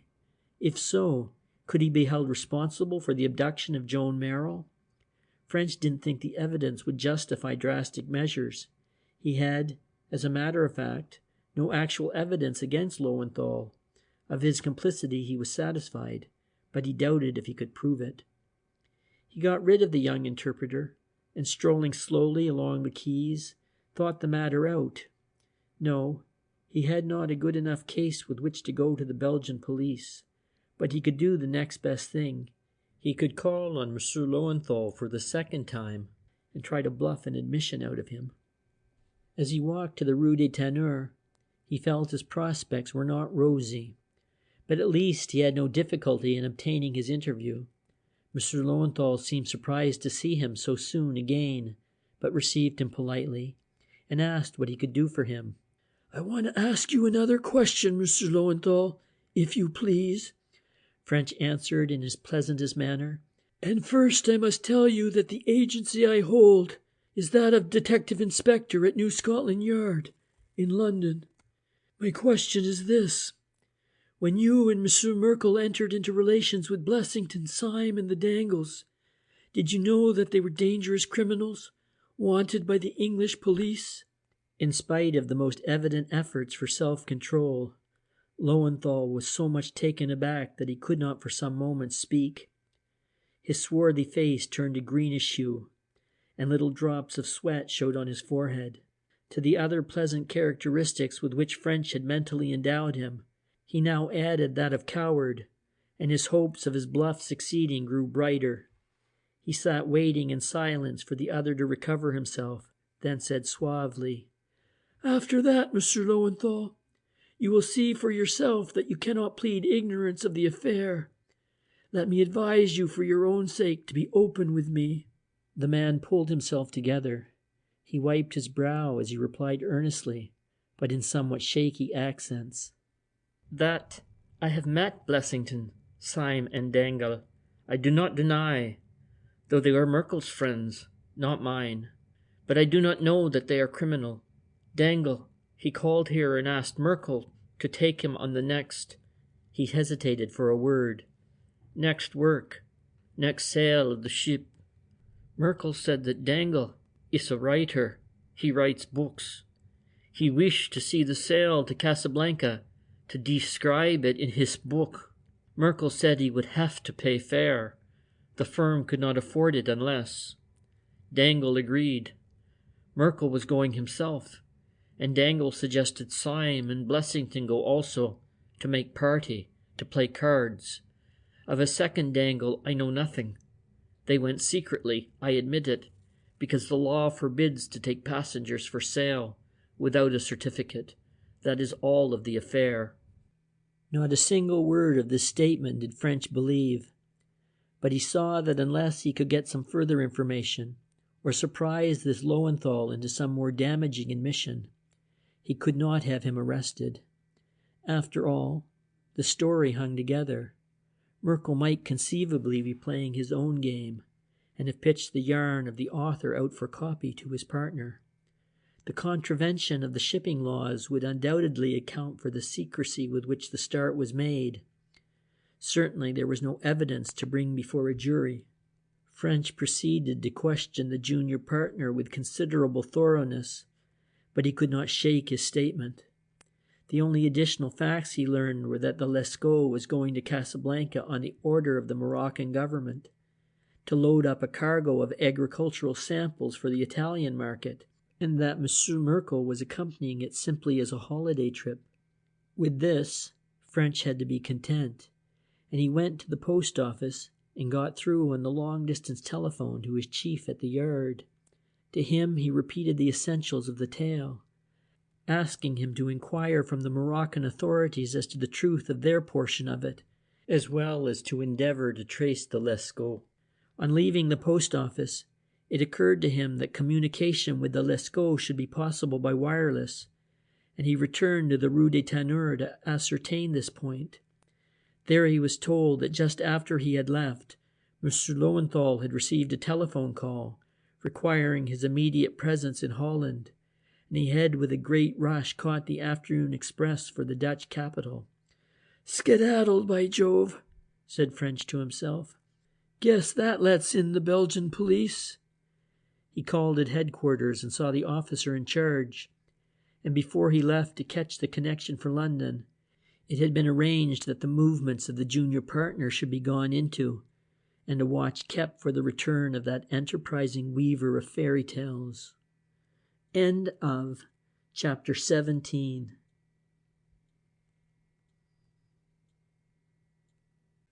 A visitor from India.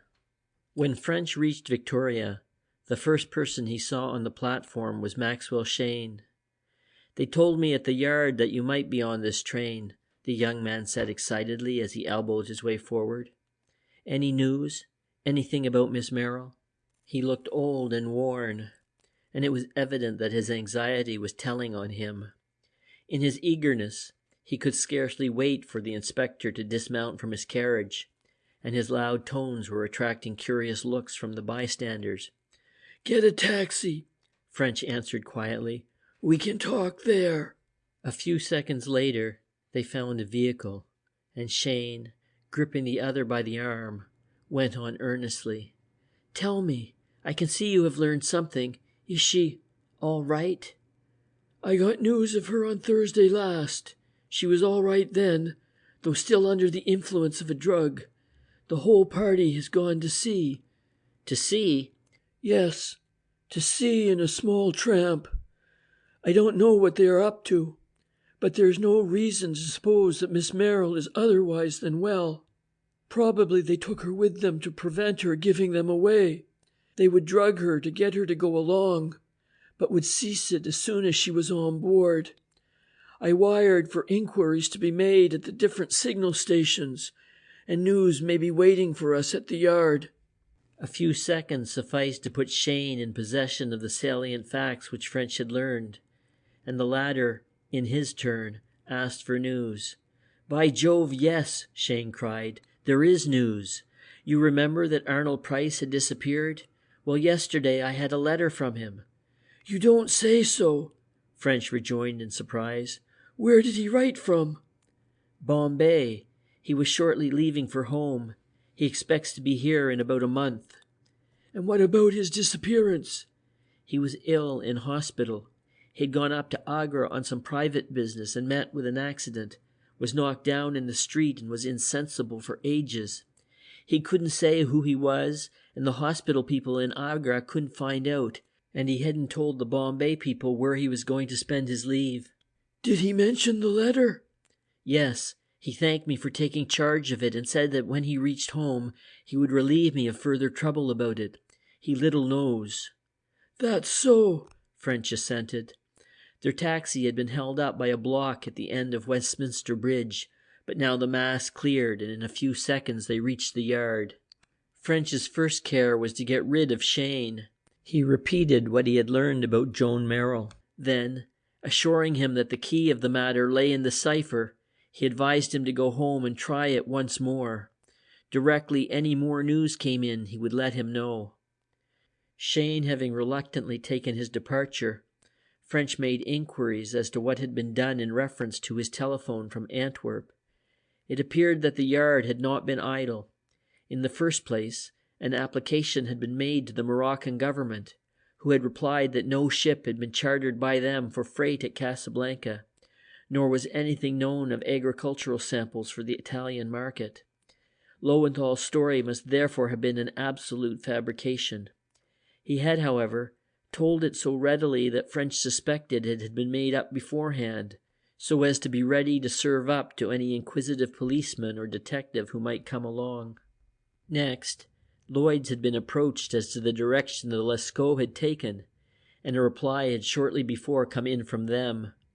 It stated that up to noon on that day, the vessel had not been reported from any of their stations, but this, French realized, might not mean so much. If she had gone south down the English Channel, it would have been well on to dark before she reached the Straits of Dover. In any case, had she wished to slip through unseen, she had only to keep out to the middle of the passage, when, in ordinary weather, she would have been invisible from either coast. On the other hand, had she gone north, she would almost naturally have kept out of sight of land. It was true that in either case, she would have been likely to pass some other vessel which would have spoken her, and the fact that no news of such recognition had come to hand seemed to indicate that she was taking some unusual course out of the track of regular shipping. French wired this information to the Antwerp police, and then, his chief being disengaged, went in and gave him a detailed account of his adventures in Belgium. Chief Inspector Mitchell was impressed by the story. He sat back in his chair and treated French to a prolonged stare as the latter talked. At the end of the recital, he remained sitting motionless for some moments, whistling gently below his breath. Any theories? He said at last. French shook his head. Well, no, sir, he answered slowly. It's not easy to see what they're after, and it's not easy to see either why the whole gang wanted to go. It looked at first as if they were just clearing out because of Cheyne's coming to the yard, but it's more than that. The arrangements were made too long ago. They have been dealing with that Antwerp firm for several weeks. The hard copper was all a story? Looks like it, sir. As a matter of fact, every single statement those men made that could be tested has been proved false. Even when there didn't seem any great object in a yarn, they pitched it. Lies seemed to come easier to them. Well, I've known a few good cases of that, and so have you, French. It's a habit that grows. Now, what's your next move? French hesitated. For the moment, the outlook's not very cheery, he said at last. All the same, I can't believe that boat can go away out of the Scheldt and disappear. In my judgment, she's bound to be reported before long, and I'm looking forward to getting word of her within the next day or so. Then I have no doubt that the tracing is some kind of cipher, and if we could read it, we should probably get light on the whole affair. Why shouldn't you read it? Try it again. I intend to, sir, but I don't hope for much result, because I don't believe we've got the genuine document. I don't believe they would have handed it, nor a copy of it either, to a man they intended to murder, lest it should be found on his body. I'd state long odds they gave him a fake. I think you're probably right, the chief admitted. Try at all events. You never know your luck. He bent over his desk, and French, realizing that the interview had come to an end, quietly left the room. Then, seeing there was nothing requiring his attention urgently, and tired after his journey, he went home. But contrary to his expectations, the next day passed without any news of the Lescaut, and the next, and many days after that, nor could all his efforts with the tracing throw any light on that mysterious document. As time passed, he began to grow more and more despondent, and the fear that he was going to make a mess of the case grew steadily stronger. In vain he laid his difficulties before his wife. For once that final source of inspiration failed him. Mrs. French did not take even one illuminating notion. When the third week had gone by, something akin to despair seized upon the inspector.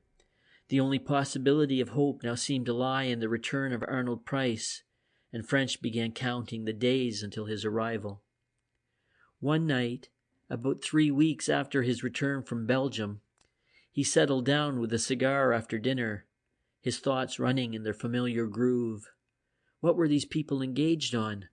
Was there any way in which he could find out? Had he overlooked any evidence or any inquiries?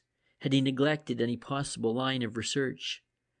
The more he considered the affair in all its bearings, the more conscious he became of the soundness of the advice he had given to Cheyne, and which in his turn he had received from his chief. Unquestionably in the tracing lay the solution he required, and once again he racked his brains to see if he could not by any means devise a way to read its message. On this point he concentrated, going over and over again everything he had learned about it. For perhaps an hour he remained motionless in his chair, while the smoke from his cigar curled up and slowly dissolved into the blue haze with which the room was becoming obscured. And then, suddenly, he sat up and with a dawning, tremulous eagerness considered an idea which had just leaped into his mind. He had suddenly remembered a statement made by Cheyne when he was giving his first rather incoherent account of his adventures. The young man said that it had been arranged between himself and Joan Merrill that if either were lucky enough to get the tracing into his or her possession, the first thing he or she would do would be to photograph it. Now, in juxtaposition with that statement, French recalled the facts. First, that Joan must have reached her flat on the night of her abduction at least several minutes before Blessington and Syme arrived with their car. And secondly, that during those minutes she had the tracing with her, the genuine tracing, as there was every reason to believe. Had Joan photographed it? French was overwhelmed with amazement and chagrin at his failure to think of this point before. Nor could he acquit Cheyne of a like astounding stupidity. For himself, he felt there was no excuse whatever. He had even specially noticed the girl's camera and the flashlight apparatus which she used for her architectural details when he was searching her rooms, but he had then, and since then up till this moment, entirely and completely forgotten the arrangement made between the partners. Late as it was, French decided to go then and there to ascertain the point. The key of Joan's flat was at the yard, and 20 minutes later he had obtained it and was in a taxi bowling towards Horn Terrace. He kept the vehicle while he ran up the 10 flights to number 12 and secured the camera. Then, hastening down, he was driven back to the yard. By a piece of good luck he found a photographer who had been delayed by other important work, and him he pressed into the service forthwith. With some grumbling, the man returned to his dark room, French, too eager to await his report, accompanying him. A few moments sufficed to settle the question. The camera contained a roll of films, of which the first 7 had been exposed, and a short immersion in the developer showed that numbers 5, 6, and 7 bore the hoped-for impress.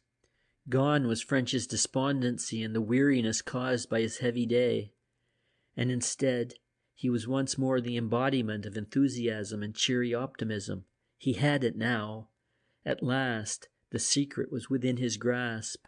Of his ability to read the message, now that he was sure he had the genuine one, he had no doubt.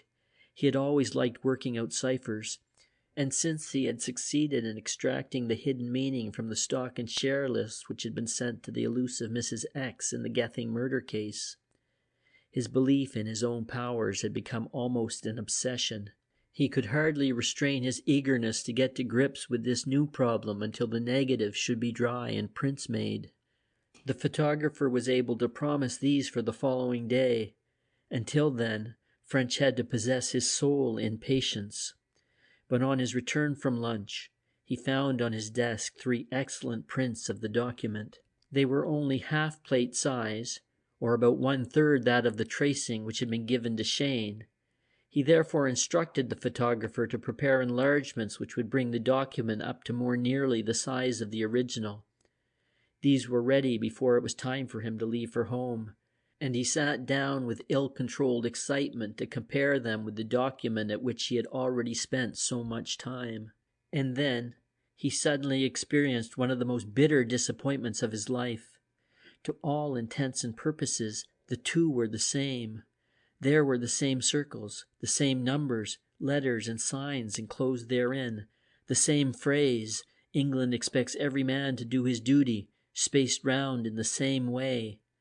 The tracing had not been very accurately done, as some of the circles seemed slightly out of place, but the discrepancies were trifling and seemed obviously due to careless copying. He gave vent to a single bitter oath, then sat motionless, wrapped in the most profound gloom.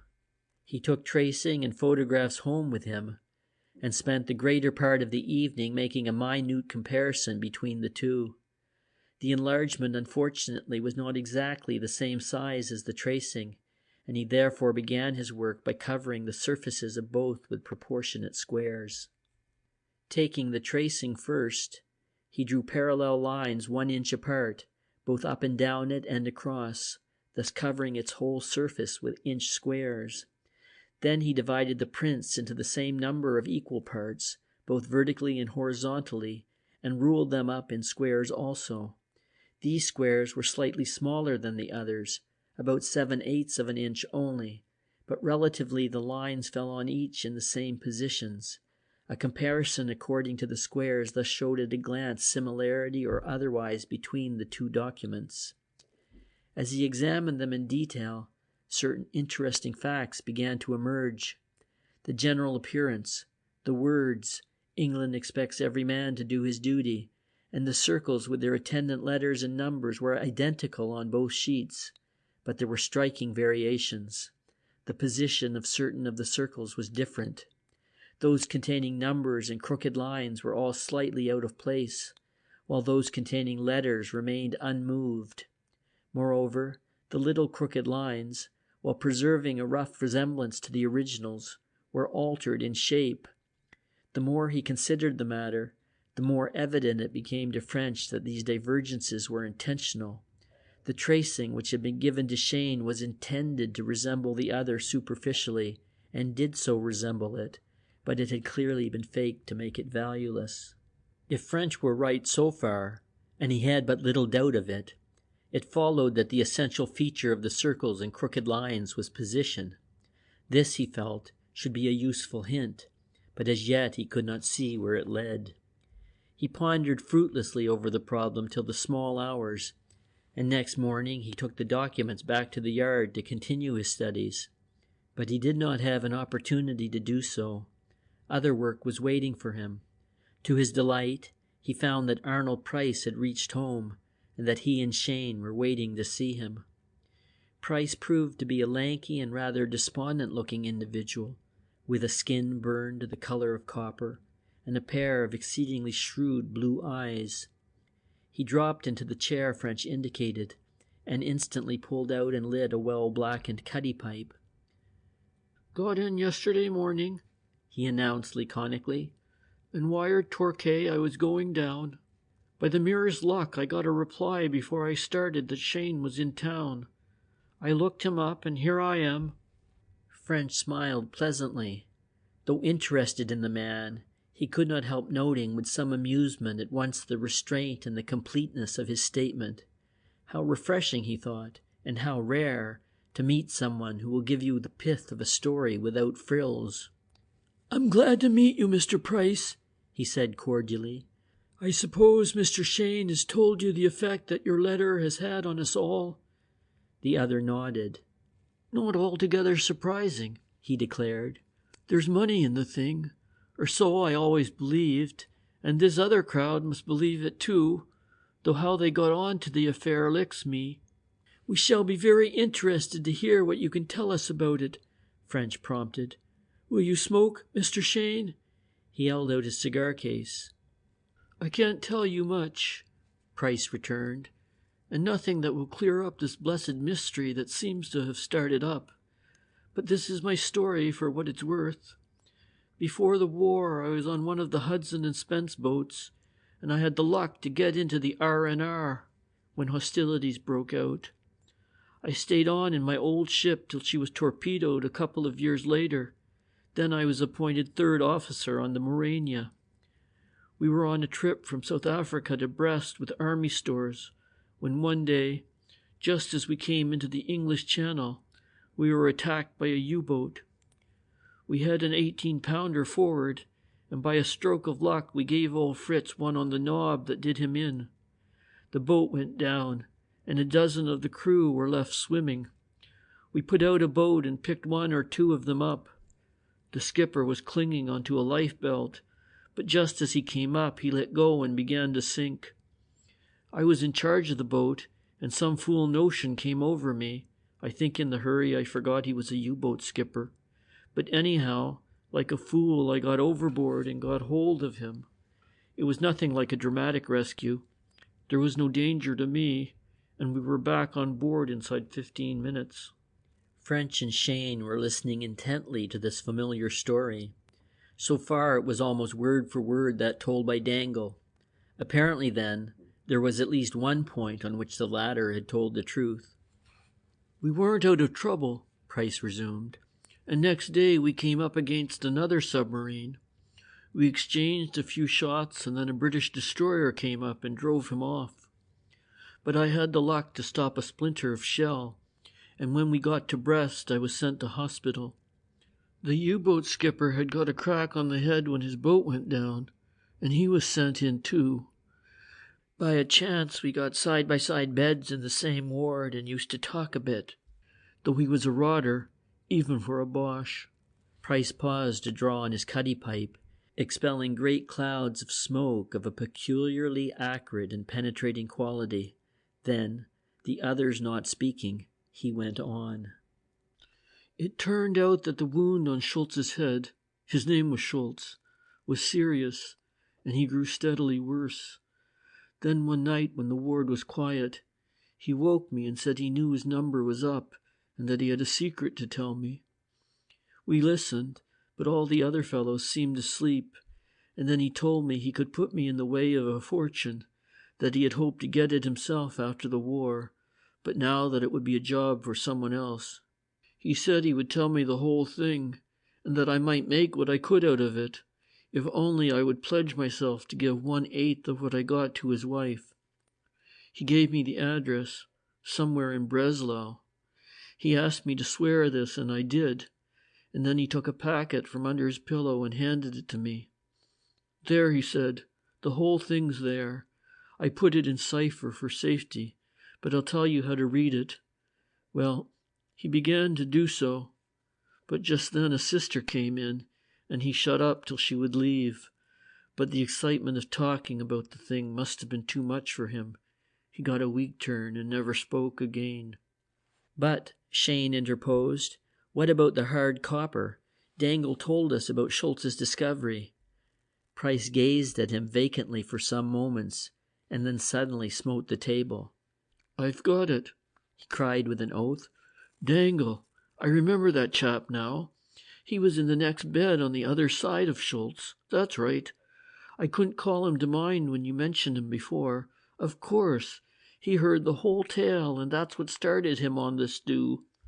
I know, Cheyne returned. He admitted that all right, but he told us about the hard copper. You haven't mentioned that. Price shook his head. Don't know what you're talking about, he declared. What do you mean by hard copper?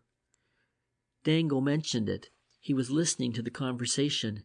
He told us all that about Schultz's story of the fortune, and about his wife and all that, just as you have.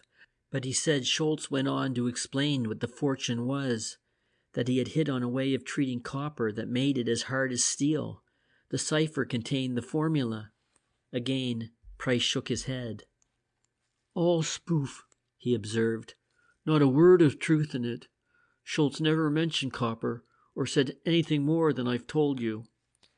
French spoke for the first time. "We found this Dangle a man of imagination all through, and it is easy to see why he invented that particular yarn. By that time he had undoubtedly read the cipher and wanted something to mislead Mr. Cheyne as to its contents.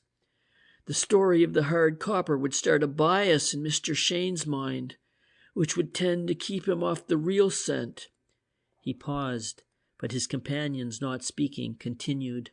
"Now we have that bias cleared away, at least one interesting fact emerges.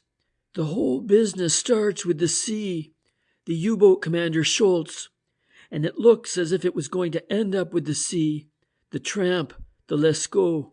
As French said these words, an idea flashed into his mind, and he went on deliberately, but with growing excitement. "And when we connect the idea of a U-boat commander giving a message which ends with a sea expedition, with the fact which I have just discovered, that the essence of his cipher is the position of the markings on it, we seem to be getting somewhere." Price smote his thigh. "By Jemima," he cried, "I've got you.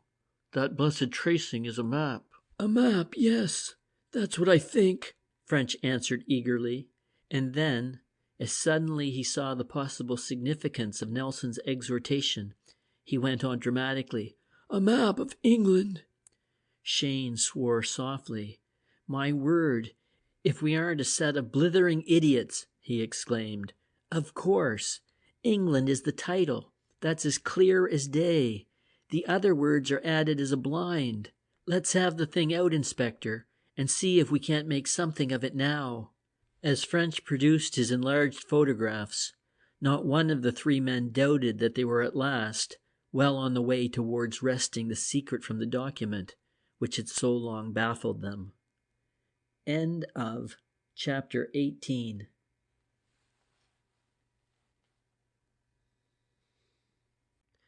The message of the tracing. Inspector French spread the photograph on his desk, and Cheyne and Price, having drawn up chairs, all three gazed at it as if expecting that in the light of their great idea its message would have become obvious. But in this they were disappointed. The suggestion did not seem in any way to help either French or Cheyne, and Price, who of course had not seen the document before, was satisfactorily mystified. Granted that the thing was a map, granted even that it was a map of England, its meaning remained just as provokingly hidden as ever. Presently Price gave vent to an exclamation. "Hang it all," he cried irritably, and then, "I suppose those numbers couldn't be soundings. Could they give depths at the circles?" "That's an idea," Cheyne cried, but French shook his head. "I think there's more in it than that," he observed. "If you examine those numbers, you'll find that they're consecutive. They run from 1 to 36. Soundings wouldn't lend themselves to such an arrangement. You may be right, Mr. Price, and we must keep your idea in view, but I don't see it working out for the moment." Silence reigned for a few moments. Then Price sat back from the table and spoke again. "Look here, Inspector," he said, knocking the ashes out of his pipe and beginning to fill it with his strong black mixture. "You said something just now I didn't quite follow. Let's get your notion clear. You talked of this thing beginning with the sea, at Schulz, and ending with the sea, at Lescaut, and Schulz's message being a map. Just what was in your mind?" "Only the obvious suggestion that if you leave a message which provokes an expedition, you must also convey in your message the destination of that expedition, and a map seems the simplest way of doing it. But on second thoughts, I question my first conclusion. There must be an explanation of the secret, as well as a direction of how to profit by it, and it would seem to me doubtful that such an explanation could be covered by a map." "Sounds all right, that," Price admitted. "Have you any idea what the secret might be? Sounds like a treasure, or salvage, or something of that kind." I scarcely think salvage, French answered. The Lascaux is not a salvage boat, and a boat not specially fitted for the purpose would be of little use. But I thought of treasure all right. This Schulz might have robbed his ships. There would always be money aboard, and even during the war many women traveled with jewelry. The man might easily have made a cache of valuables somewhere round the coast. Easily, Cheyne intervened. Or he might have learned of some valuable deposit in some out-of-the-way cove round the coast, like those chaps in that clinking tale of Maurice Drake's W.O.2. "As at Terneuzen?" said French. "I read that book. One of the best I ever came across. It's a possibility, of course." The talk here became somewhat rambling, Price not having read W.O.2 and wanting to know what it was about, but French soon reverted to his photograph. He reminded his hearers that they were all interested in its elucidation. Miss Merrill's safety, his own professional credit, Cheyne's peace of mind, and Price's fortune, all were at stake. "We have," he went on, "evolved the idea that perhaps this tracing may be a map of England. On further thought, that suggestion does not seem promising, but as we have no other, let us work on it. Assume it is a map of England, and let us see if it leads us anywhere." There were murmurs of assent from his hearers, and he continued. "Now it seems to me the first thing to do is to try if we can fit these circles and lines into the map of England. Is there anything corresponding to them in English geography?" No one being able to answer this query, French went on. "I think we must distinguish between the letter circles on the one hand and those of the numbers and lines on the other. The position of the former was not altered in the faked copy. That of the latter was. From this, may we not assume that the message lies in the numbers and lines only? Possibly the letters were added as a blind, as we have already assumed the words, 'expects every man to do his duty,' were added as a blind to England. Suppose at all events that we eliminate the letter circles and concentrate on the others for our first effort." "That sounds all right." "Good. Let us go a step further. Have you noticed the distribution of the numbers, letters, and lines? The numbers are bunched, roughly speaking, towards the center, the letters round the edge, and the irregular lines between the two. Does this central mass give us anything?" "I get you," Price replied.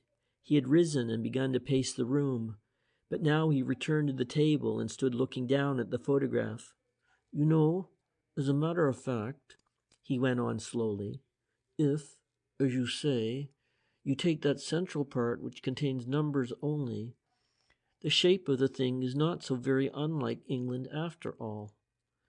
Suppose the numbers represent land and the letters sea.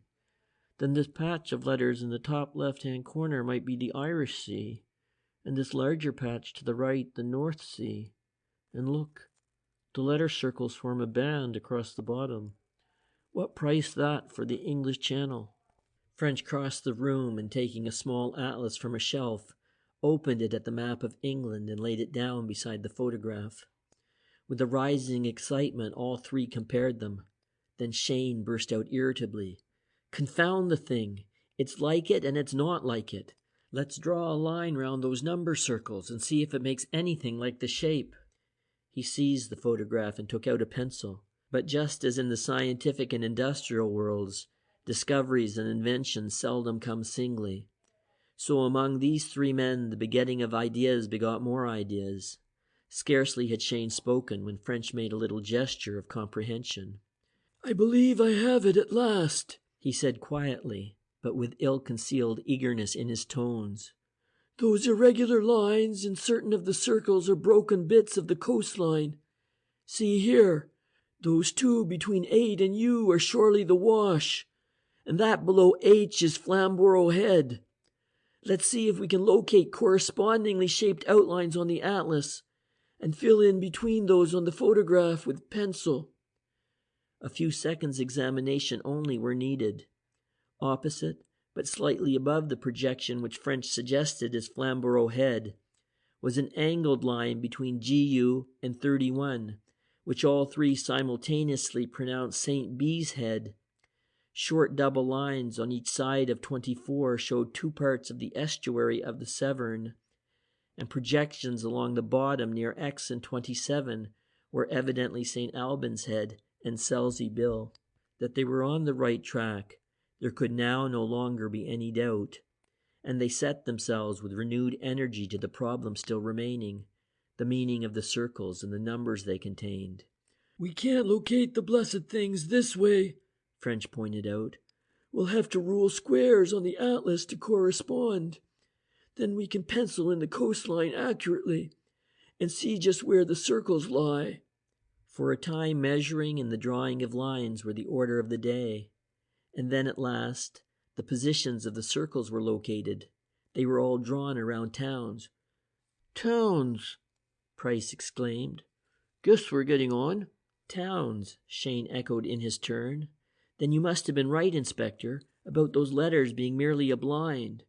"I think so," French admitted. "Look at it in this way. If only the towns and coast were marked, the shape of England would show too clearly. But adding those letter circles disguises the thing, prevents the shape becoming apparent. Now I may be wrong, but I am beginning to question very much if this map has anything to do with indicating a position. I mean directly. I am beginning to think it is merely a cipher. Let us test this at all events. Let us write down the names of the towns in the order of the numbers and see if that gives us anything." He took a sheet of paper, while Price found number 1 on the photograph, and Cheyne identified its position with that of a town on the atlas map. "Number 1, said Cheyne, "is Salisbury." French wrote down, 1, Salisbury. "Number 2, went on Cheyne, "is Immingham." 2, Immingham, wrote French as he remarked. "Salisbury, Immingham, S.I. That goes all right so far." The next 3 towns were Liverpool, Atoxeter, and Reading, and though none of the men could see where SILUR was leading, it was at least pronounceable. But when the next 3 letters were added, French gave a mighty shout of victory. Number 6 was Ipswich, number 7 Andover, and number 8 Nottingham. IAN added to SILUR made Silurian. "Silurian," French cried, striking the table a mighty blow with his clenched fist. "Silurian, that begins to show a light." The others stared. "Don't you recognize the name?" went on French. "The Silurian was a big anchor liner, and she was torpedoed on her way to the States, with 2.5 millions in gold bars aboard."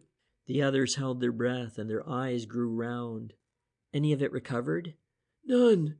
It was in mid-Atlantic." "But," stammered Cheyne at last, "I don't follow." "I don't follow myself," French returned briskly. "But when the cipher which leads to a maritime expedition begins with a wreck, with 2.5 millions aboard, well then, I say it is suggestive. Come along. Let's read the rest of the thing. We'll know more then." With breathless eagerness, the other towns were looked up, and at last French's list read as follows: 1. Salisbury. 2. Immingham. 3. Liverpool. 4. Atoxeter. 5. Reading. 6. Ipswich. 7. Andover. 8. Nottingham. 9. Oxford. 10. Northampton. 11.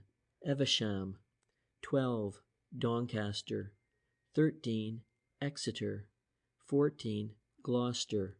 15. Ripon. 16. Ely. 17. Eastbourne. 18. Wigan. 19. Exmouth. 20. Swansea. 21. Tunbridge. 22. Nuneaton. 23. Ilfracombe. 24. Newport. 25. Eaglescliffe. 26. Taunton. 27. Eastleigh. 28. Ebbw. 29. Northallerton. 30. Folkestone. 31. Appleby. 32. Tamworth. 33. Huntingdon. 34. Oldham. 35. Middlesbrough. 36. Southend. Taking the initials in order, read Silurian 1 degree west 19 fathoms, or dividing it into its obvious words, Silurian 1 degree west 19 fathoms. The three men stared at one another. 19 fathoms, Price gasped at last. But if she's in 19 fathoms, that gold will be salvable. French nodded. And I guess Dangle and Company have gone to salve it. They wouldn't want a salvage boat for gold. They'd get it with a diver's outfit. But, Cheyne went on in a puzzled tone, I've not got this straight yet. If she's in 19 fathoms, why has she not been salved by the Admiralty? Look at the Laurentic. She was put down off the Swilly in Ireland, and they salved her gold, 5 million pounds worth. Salved practically every penny, and in 20 fathoms too. Price was considering another problem. 1 degree west, he murmured. What under heaven does that mean? 1 degree west of what? Surely not the meridian of Greenwich. If so, what is the latitude? There's no mention of it. French could not answer either of the questions, and he did not try. Instead, he picked up his telephone receiver and made a call. Hello? Is that Lloyd's? Put me through to the record department, please. Is Mr. Sam Puller there? Tell him Inspector French of Scotland Yard wants to speak to him. Hello? Sam? Yes. Haven't seen you for ages. Look here, Sam. I want you to do me a favor. It's rather urgent, and I'd be grateful if you could look after it just now. Yes, I'll hold on. I want to know anything you can tell me about the sinking of the Silurian. You remember? She had 2.5 million on her in gold, and the U-boats got her somewhere between this country and the States. I think in 17. What's that? Yes, all that and anything else you can tell me. He took the receiver from his ear. Friend of mine in Lloyd's, he explained. We ought to get some light from his reply. Silence reigned for a couple of minutes. Then French spoke again. Let me repeat that, he said, seizing a pad and scribbling furiously. Latitude 41 degrees, 36 minutes north. Longitude 28 degrees, 53 minutes west. Right. How was that known? But there was no direct information? Was the gold insured? Well, it's an involved business I could hardly tell you over the phone. I'll explain it first time we meet. Thank you, Sam. Much obliged. He rang off and then made a departmental call. Put me through to Inspector Burns. That you, Burns? I'm on to something a bit in your line. Could you come down here for half an hour? Burns is our authority on things nautical, he told the others. Began life as a sailor and has studied all branches of sea lore. We always give him shipping cases. We'll wait till he comes, and then I'll tell you what I learned from Lloyd's. Isn't it a strange thing, Cheyne remarked, that Schulz should have chosen England for his map and English for his cipher? Wouldn't the natural thing have been for him to have chosen Germany and German? He could have headed it, for instance, Deutschland über alles, and used the initials of German towns for his phrase. I thought of that, French returned. But we have to remember he prepared the cipher to mislead Germans, not English. In that case, I think he was right to use English. It made the thing more difficult. He had scarcely finished speaking when the door opened, and a tall, alert-looking young man entered the room. French introduced him as Inspector Burns and pointed to a chair. Seat yourself, Burns, and listen to my tale. These gentlemen are concerned with a curious story. And he gave a brief resume of the strange events which had led up to the existing situation. Now, he went on, when we found it was connected with the Silurian, I rang up Sam Puller at Lloyd's, and this is what he told me. The Silurian sailed from this country on the 16th of February, 1917. She was bound for New York, and she had 2.5 millions on her in bullion, as well as a fair number of passengers. She was a big boat, an anchor liner of some 15,000 tons. You remember about her?" "Well, I should think so," Burns returned as he lit a cigarette. "Why, I was on that job. Getting her away, I mean. All kinds of precautions were taken. A tale was started that she would load up the gold at Plymouth and would sail. I forget the exact date now, but it was 3 days after she did sail. It was my job to see that the German spies about Plymouth got hold of this tale, and we had evidence that they did get it, and moreover sent it through to Germany, and that the U-boats were instructed accordingly. As a matter of fact, the Silurian came from Brest, where she had landed army stores from South America, and the bullion went out in a tender from Folkestone and was transferred at night in the Channel, in the middle of a ring of destroyers. While preparations were being made at Plymouth for her arrival, she was away hundreds of miles towards the States." "But they got her all the same." "Oh yes, they got her, but not all the same. She escaped the boats that were looking out for her. It was a chance boat that found her, somewhere, if I remember rightly, near the Azores." "That's right," French answered. "Instead of going directly west, so Sam Puller told me, she went south to avoid those submarines you spoke of, and which were supposed to be operating off the Land's End. Her course was followed by wireless, down to near the Spanish coast, and then across fairly due west. She was last seen by a Cape boat, some 30 miles west of Finisterre. Then a message was received from her when she was some 250 miles north of the Azores, that a U-boat had come along and had ordered her to stop. The message gave her position and went on to say that a boat was coming aboard from the submarine. Then it stopped, and that was the last thing that was heard of her. Not a body or a boat or a bit of wreckage was ever picked up, and it was clear that everyone on board was lost. Then, after a time, confirmation was obtained. Our intelligence people in Germany intercepted a report from the commander of the submarine who sank her, giving details. She had been sunk in latitude 41 degrees 36 minutes north, longitude 28 degrees 53 minutes west, which confirmed the figure set out in her last wireless message. 4 boats had got away, but the commander had fired on them and had sunk them one after another, so that not a single member of the passengers or crew should survive." "Dirty savages," Burns commented. "But people in open boats wouldn't have had much chance there anyway, particularly in February. If they had been able to keep afloat at all, they would probably have missed the Azores, and it's very unlikely they would have made the Spanish or Portuguese coast. It would have been too far." French pushed forward his atlas. "Just whereabouts did she sink?" he inquired. "About there." Burns indicated a point north of the Azores. "But this atlas is too small to see it. Send someone to my room for my large atlas. You'll see better on that." French having telephoned his instructions, Burns went on. "She's evidently lying on what is called the Dolphin Rise. The Dolphin Rise is part of a great ridge which passes down the middle of the Atlantic from near Iceland to well down towards the Antarctic Ocean. This ridge is covered by an average of some 1,700 fathoms of water, with vastly greater depths on either side. It is volcanic and is covered by great submarine mountain chains. Where the tops of these mountains protrude above the surface, we get, of course, islands, and the Azores are such a group."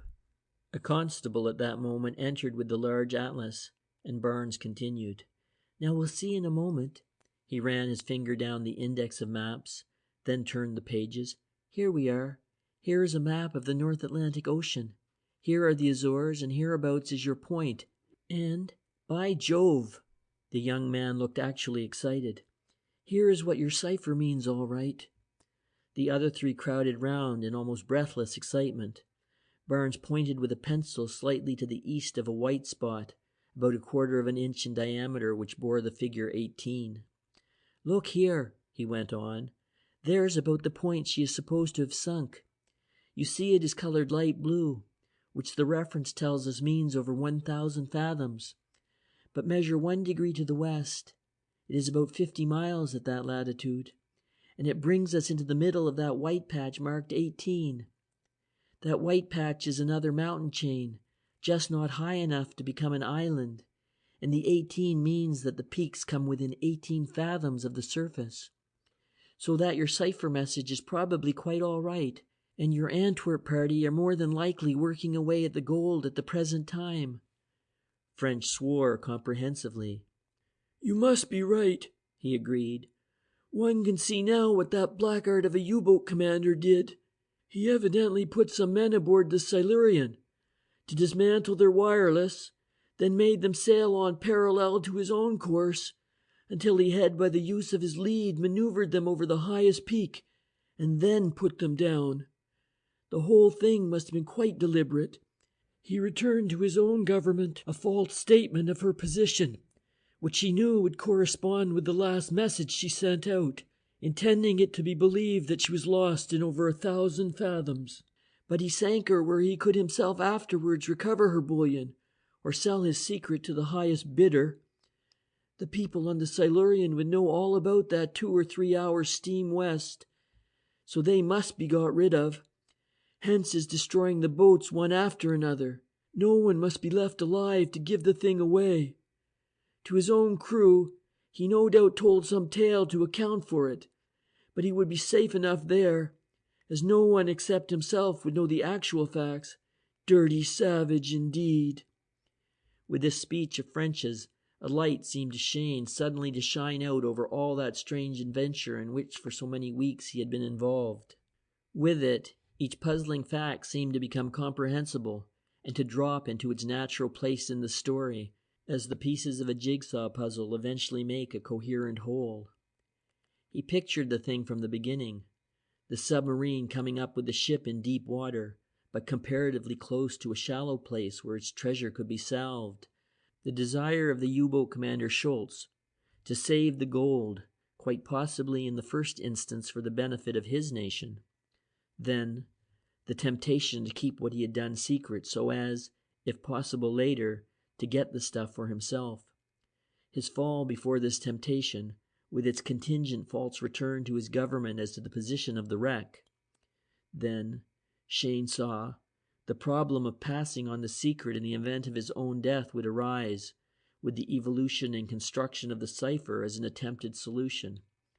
As a result of Schultz's fatal wound, the cipher was handed to Price, and Schulz was doubtless about to explain how it should be read when he was interrupted by the nurse. Before another chance offered, he was dead. Given the fact that Dangle overheard the dying man's story, and that Dangle's character was what it was, Cheyne now saw that the remainder of his adventure could scarcely have happened otherwise than as it had. To obtain the cipher was Dangle's obvious course, and there was no reason to doubt his own statement of how he set about it. A search among Price's papers showed the latter had sent the document to Cheyne, and from Cheyne, Dangle had evidently decided to obtain it. But nothing could be done till after the war, nor, presumably, without financial and other help. In this lay, doubtless, the reason for the application to Blessington and Syme, and these two being roped in, the unscrupulous trio set themselves to work. Susan Dangle assisted by obtaining a post as servant at Warren Lodge, and thus gained detailed information which enabled the others to lay their plans. And so, in a quite orderly sequence, event had followed event, until now it looked as if the climax had been reached. Like a flash, these thoughts passed through Cheyne's mind, and like a flash he saw what depended on them. Now they knew where Joan Merrill had been taken, if she was still alive, and he simply could not bring himself to admit any other possibility. She was on that boat of Merkel's some 250 miles north of the Azores. From that something surely followed. He turned to French and spoke in a voice which was hoarse from anxiety. "What about an expedition to the place?" French nodded decisively. "We must arrange one without delay," he said. "I think the Admiralty is our hope. That gold wasn't insured. It was a government business. I'll go and tell the chief about it now and get him to see the proper authorities. Meanwhile," he looked, for French, quite sharply at the others, Not a word of this must be breathed." Intense interest was excited in the higher circles of the Admiralty by the news which reached them from the yard. Great personages bestirred themselves to issue orders, with the result that with enormously more promptitude than a man in the street can bring himself to associate with a government department, a fast boat, well equipped with divers and gear, was got ready for sea.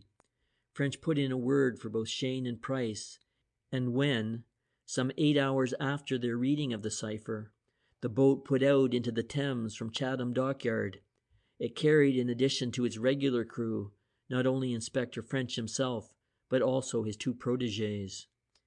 End of chapter 19.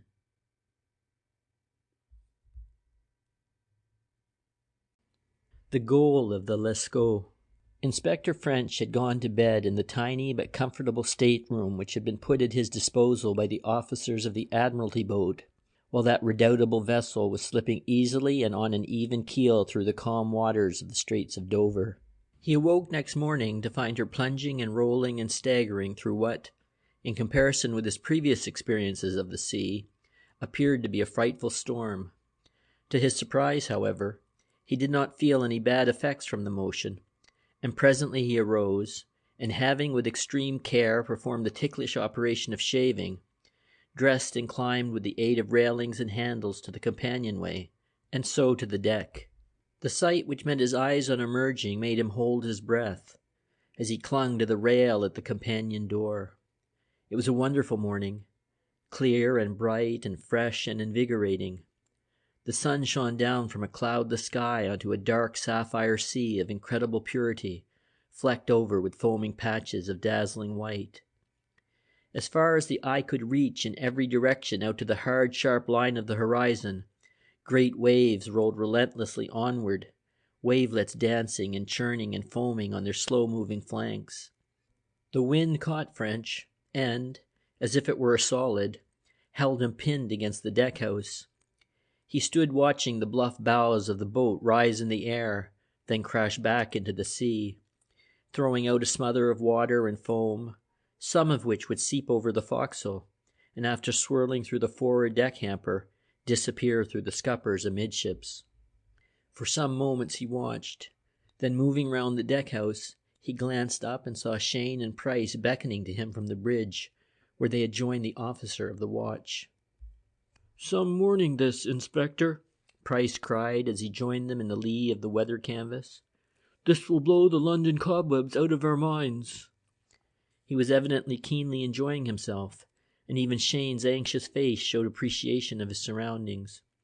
And soon French himself, having realized that they were not necessarily going to the bottom in a hurricane, but merely running down channel in a fresh southwesterly breeze, began to feel the thrill of the sea, and to believe that the end of his quest was going to develop into a novel and delightful holiday trip.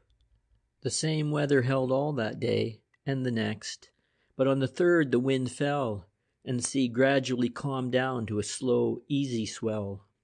The sun grew hotter, and basking in it in the lee of the deck-house became a delight. Little was said about the object of the expedition. French and Price were content to enjoy the present, and Cheyne managed to keep his anxieties to himself. The ship's officers were a jolly crowd, immensely excited by their quest, and conducting themselves as the kindly hosts of welcome guests.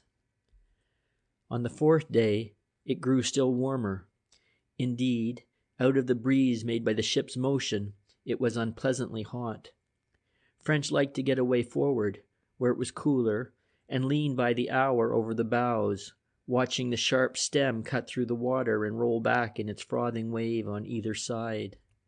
Dolphins were now to be seen swimming in the clear water, and 2 hung at the bows, 1 on each side, apparently motionless for long periods, until suddenly they would dart ahead, spiral round one another, and then return to their places. The fourth evening, the captain joined his passengers as the trio were smoking on deck. "If we carry on like this," he remarked, "we should reach the position about 4 a.m. But those beggars may be taking a risk and not showing a light. So I propose to slow down from now on, in order not to arrive till daylight. Come on deck about 6. If they're here, we should raise them between then and 7. French, waking early next morning, could not control his excitement and remain in his berth until the allotted time. He rose at 5 and went on deck with the somewhat shamefaced feeling that he was acting as a small boy, who on Christmas morning must needs get up on waking to investigate the possibilities of stockings. But he need not have feared ridicule from his companions. Both Cheyne and Price were already on the bridge, and the skipper stood with his telescope glued to his eye as he searched the horizon ahead. All three were evidently thrilled by the approaching finale, and a slight incoherence was discernible in their somewhat scrappy conversation.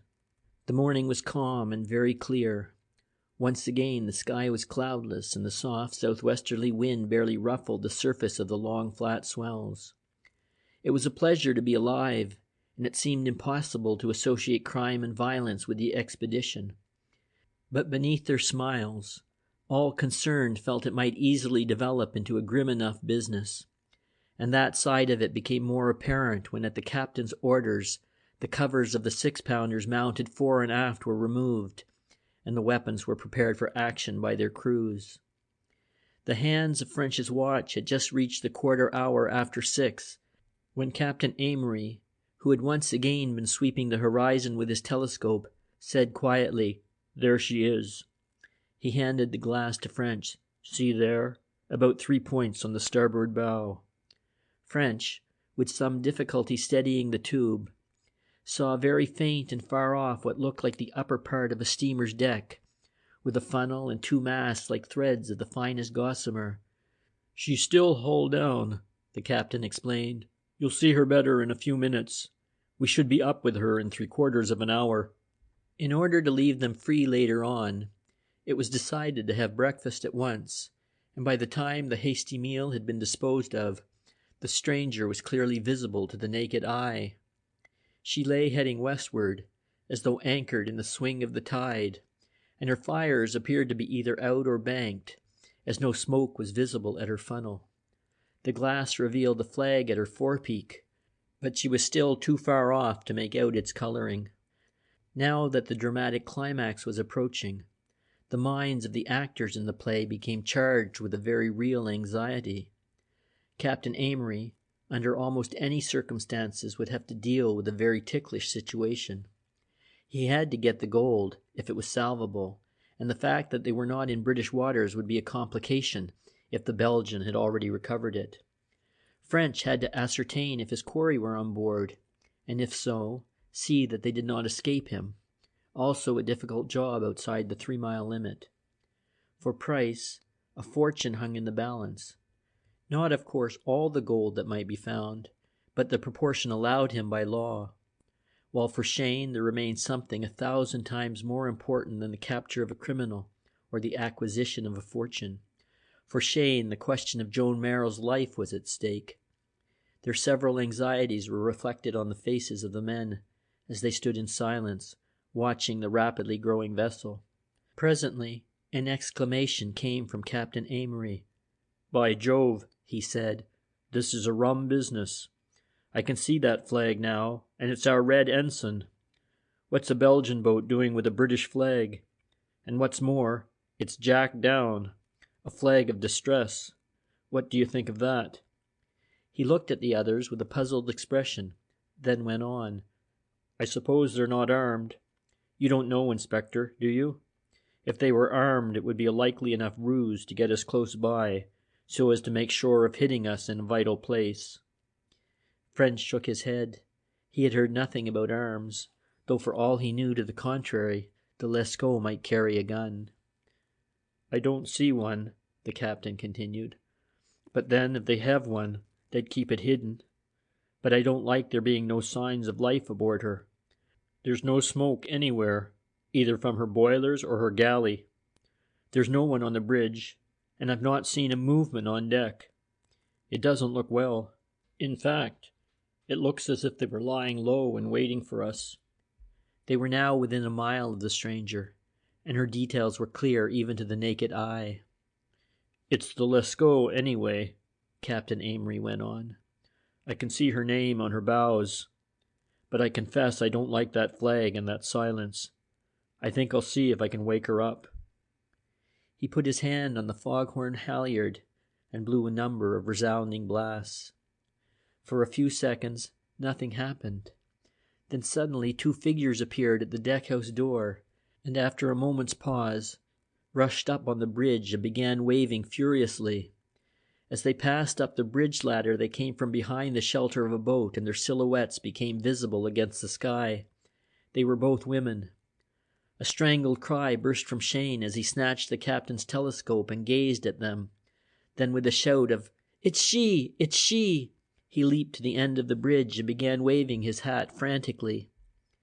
At this moment, 2 other figures appeared on the forecastle, and apparently moving to the vessel's side, stood watching the newcomers.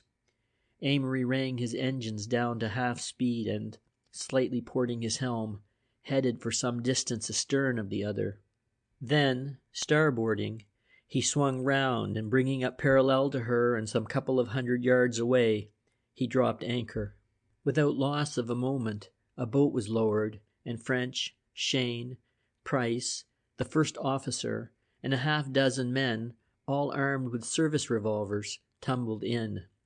Giving way lustily, they pulled for the Belgian. It was by this time possible to distinguish the features of the women, and French was not surprised to learn they were Joan Merrill and Susan Dangle. Evidently, they recognized Cheyne, who kept waving furiously as if he found the movement necessary to relieve his overwrought feelings. The 2 figures forward were those of men, and these stood watching the boat, though without exhibiting any of the transports of delight of their fellow shipmates on the bridge. As they drew closer, Joan made signs to them to go round to the other side of the ship, and dropping round her stern they saw a ladder rigged. In a few seconds they were alongside, and Cheyne, leaping out before the others, rushed up the steps and reached the deck. If there had been any doubts as to the real relations between himself and Joan, these were set at rest at that moment. Instinctively, he opened his arms, and Joan, swept off her feet by her emotion, threw herself into them and clung to him, while tears of joy and relief ran down her cheeks. As far as Cheyne was concerned, Susan Dangle, the figures on the forecastle, French, and the men behind him might as well not have existed. He crushed Joan violently to him, covering her face and hair with burning kisses, as he murmured brokenly of his love and of his thankfulness for her safety. French, anxious to learn the state of affairs and seeing nothing was to be got from Joan, turned expectantly to Susan Dangle. What could these unexpected developments mean? Was Susan, the enemy, now a friend? Where were the others? Were the ship's company friends or foes? Could he ask her questions which might incriminate her without giving her a formal warning? But his curiosity would brook no delay. "I am Inspector French of Scotland Yard," he announced, while Price and the first officer stood round expectantly. "You are Miss Susan Dangle. Where are the other members of this expedition?"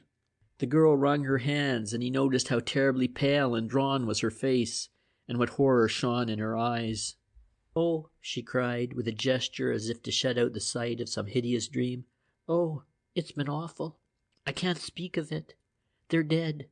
My brother James, Charles Syme, Mr. Merkel, most of the crew dead. All dead. Mr. Blessington wounded, probably dying. They got fighting over the gold." She began suddenly to laugh, a terrible, high cackling laugh that made her hearers shiver and attracted the attention even of Joan and Cheyne. French stepped quickly forward and seized her arm. "There now, Miss Dangle," he said kindly but firmly. "Stop that and pull yourself together.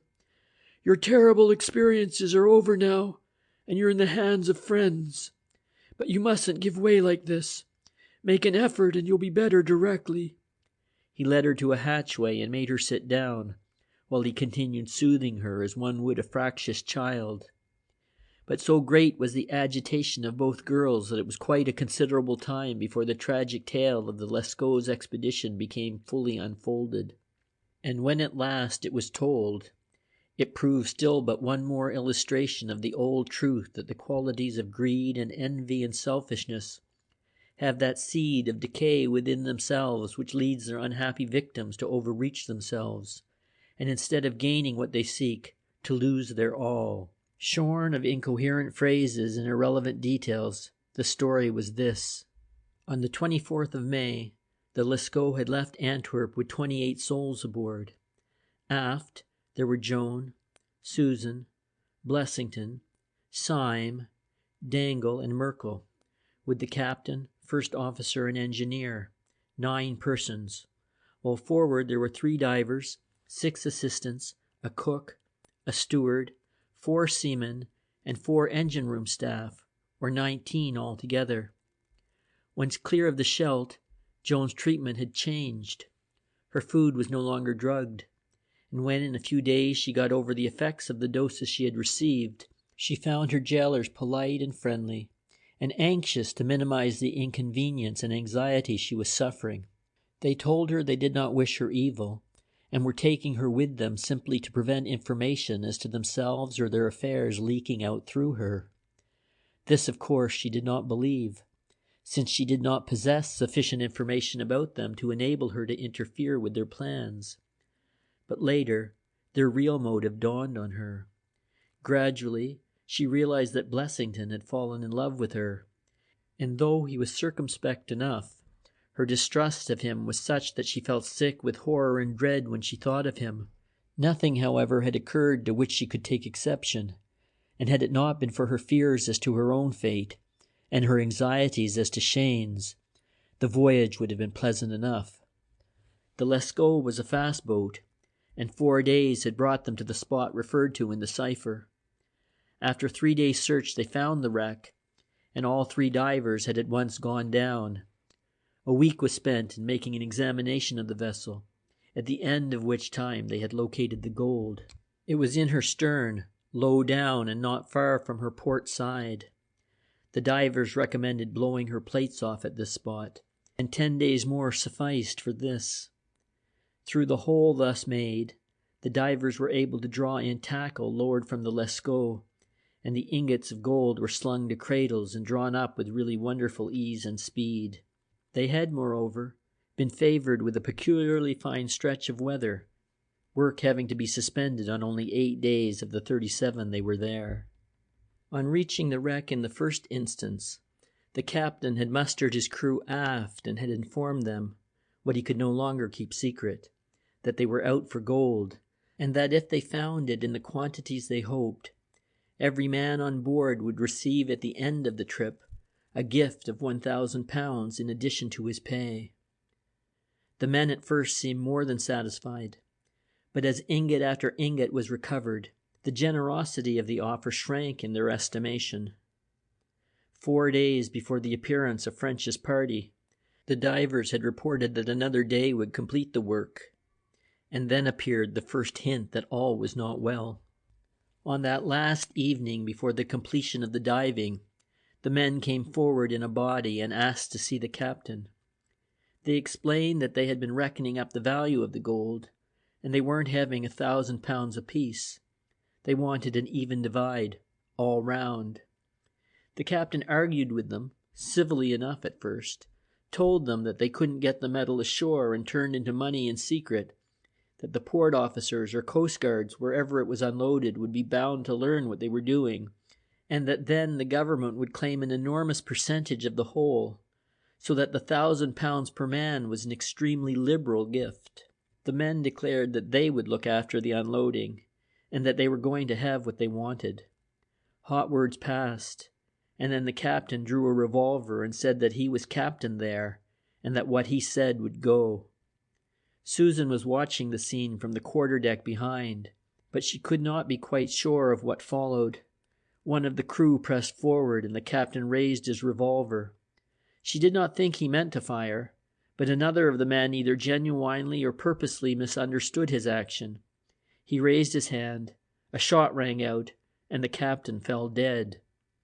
The mutineers were evidently terribly upset by a murder which they had apparently never intended, and had Blessington and Syme acted intelligently, the trouble might have gone no further.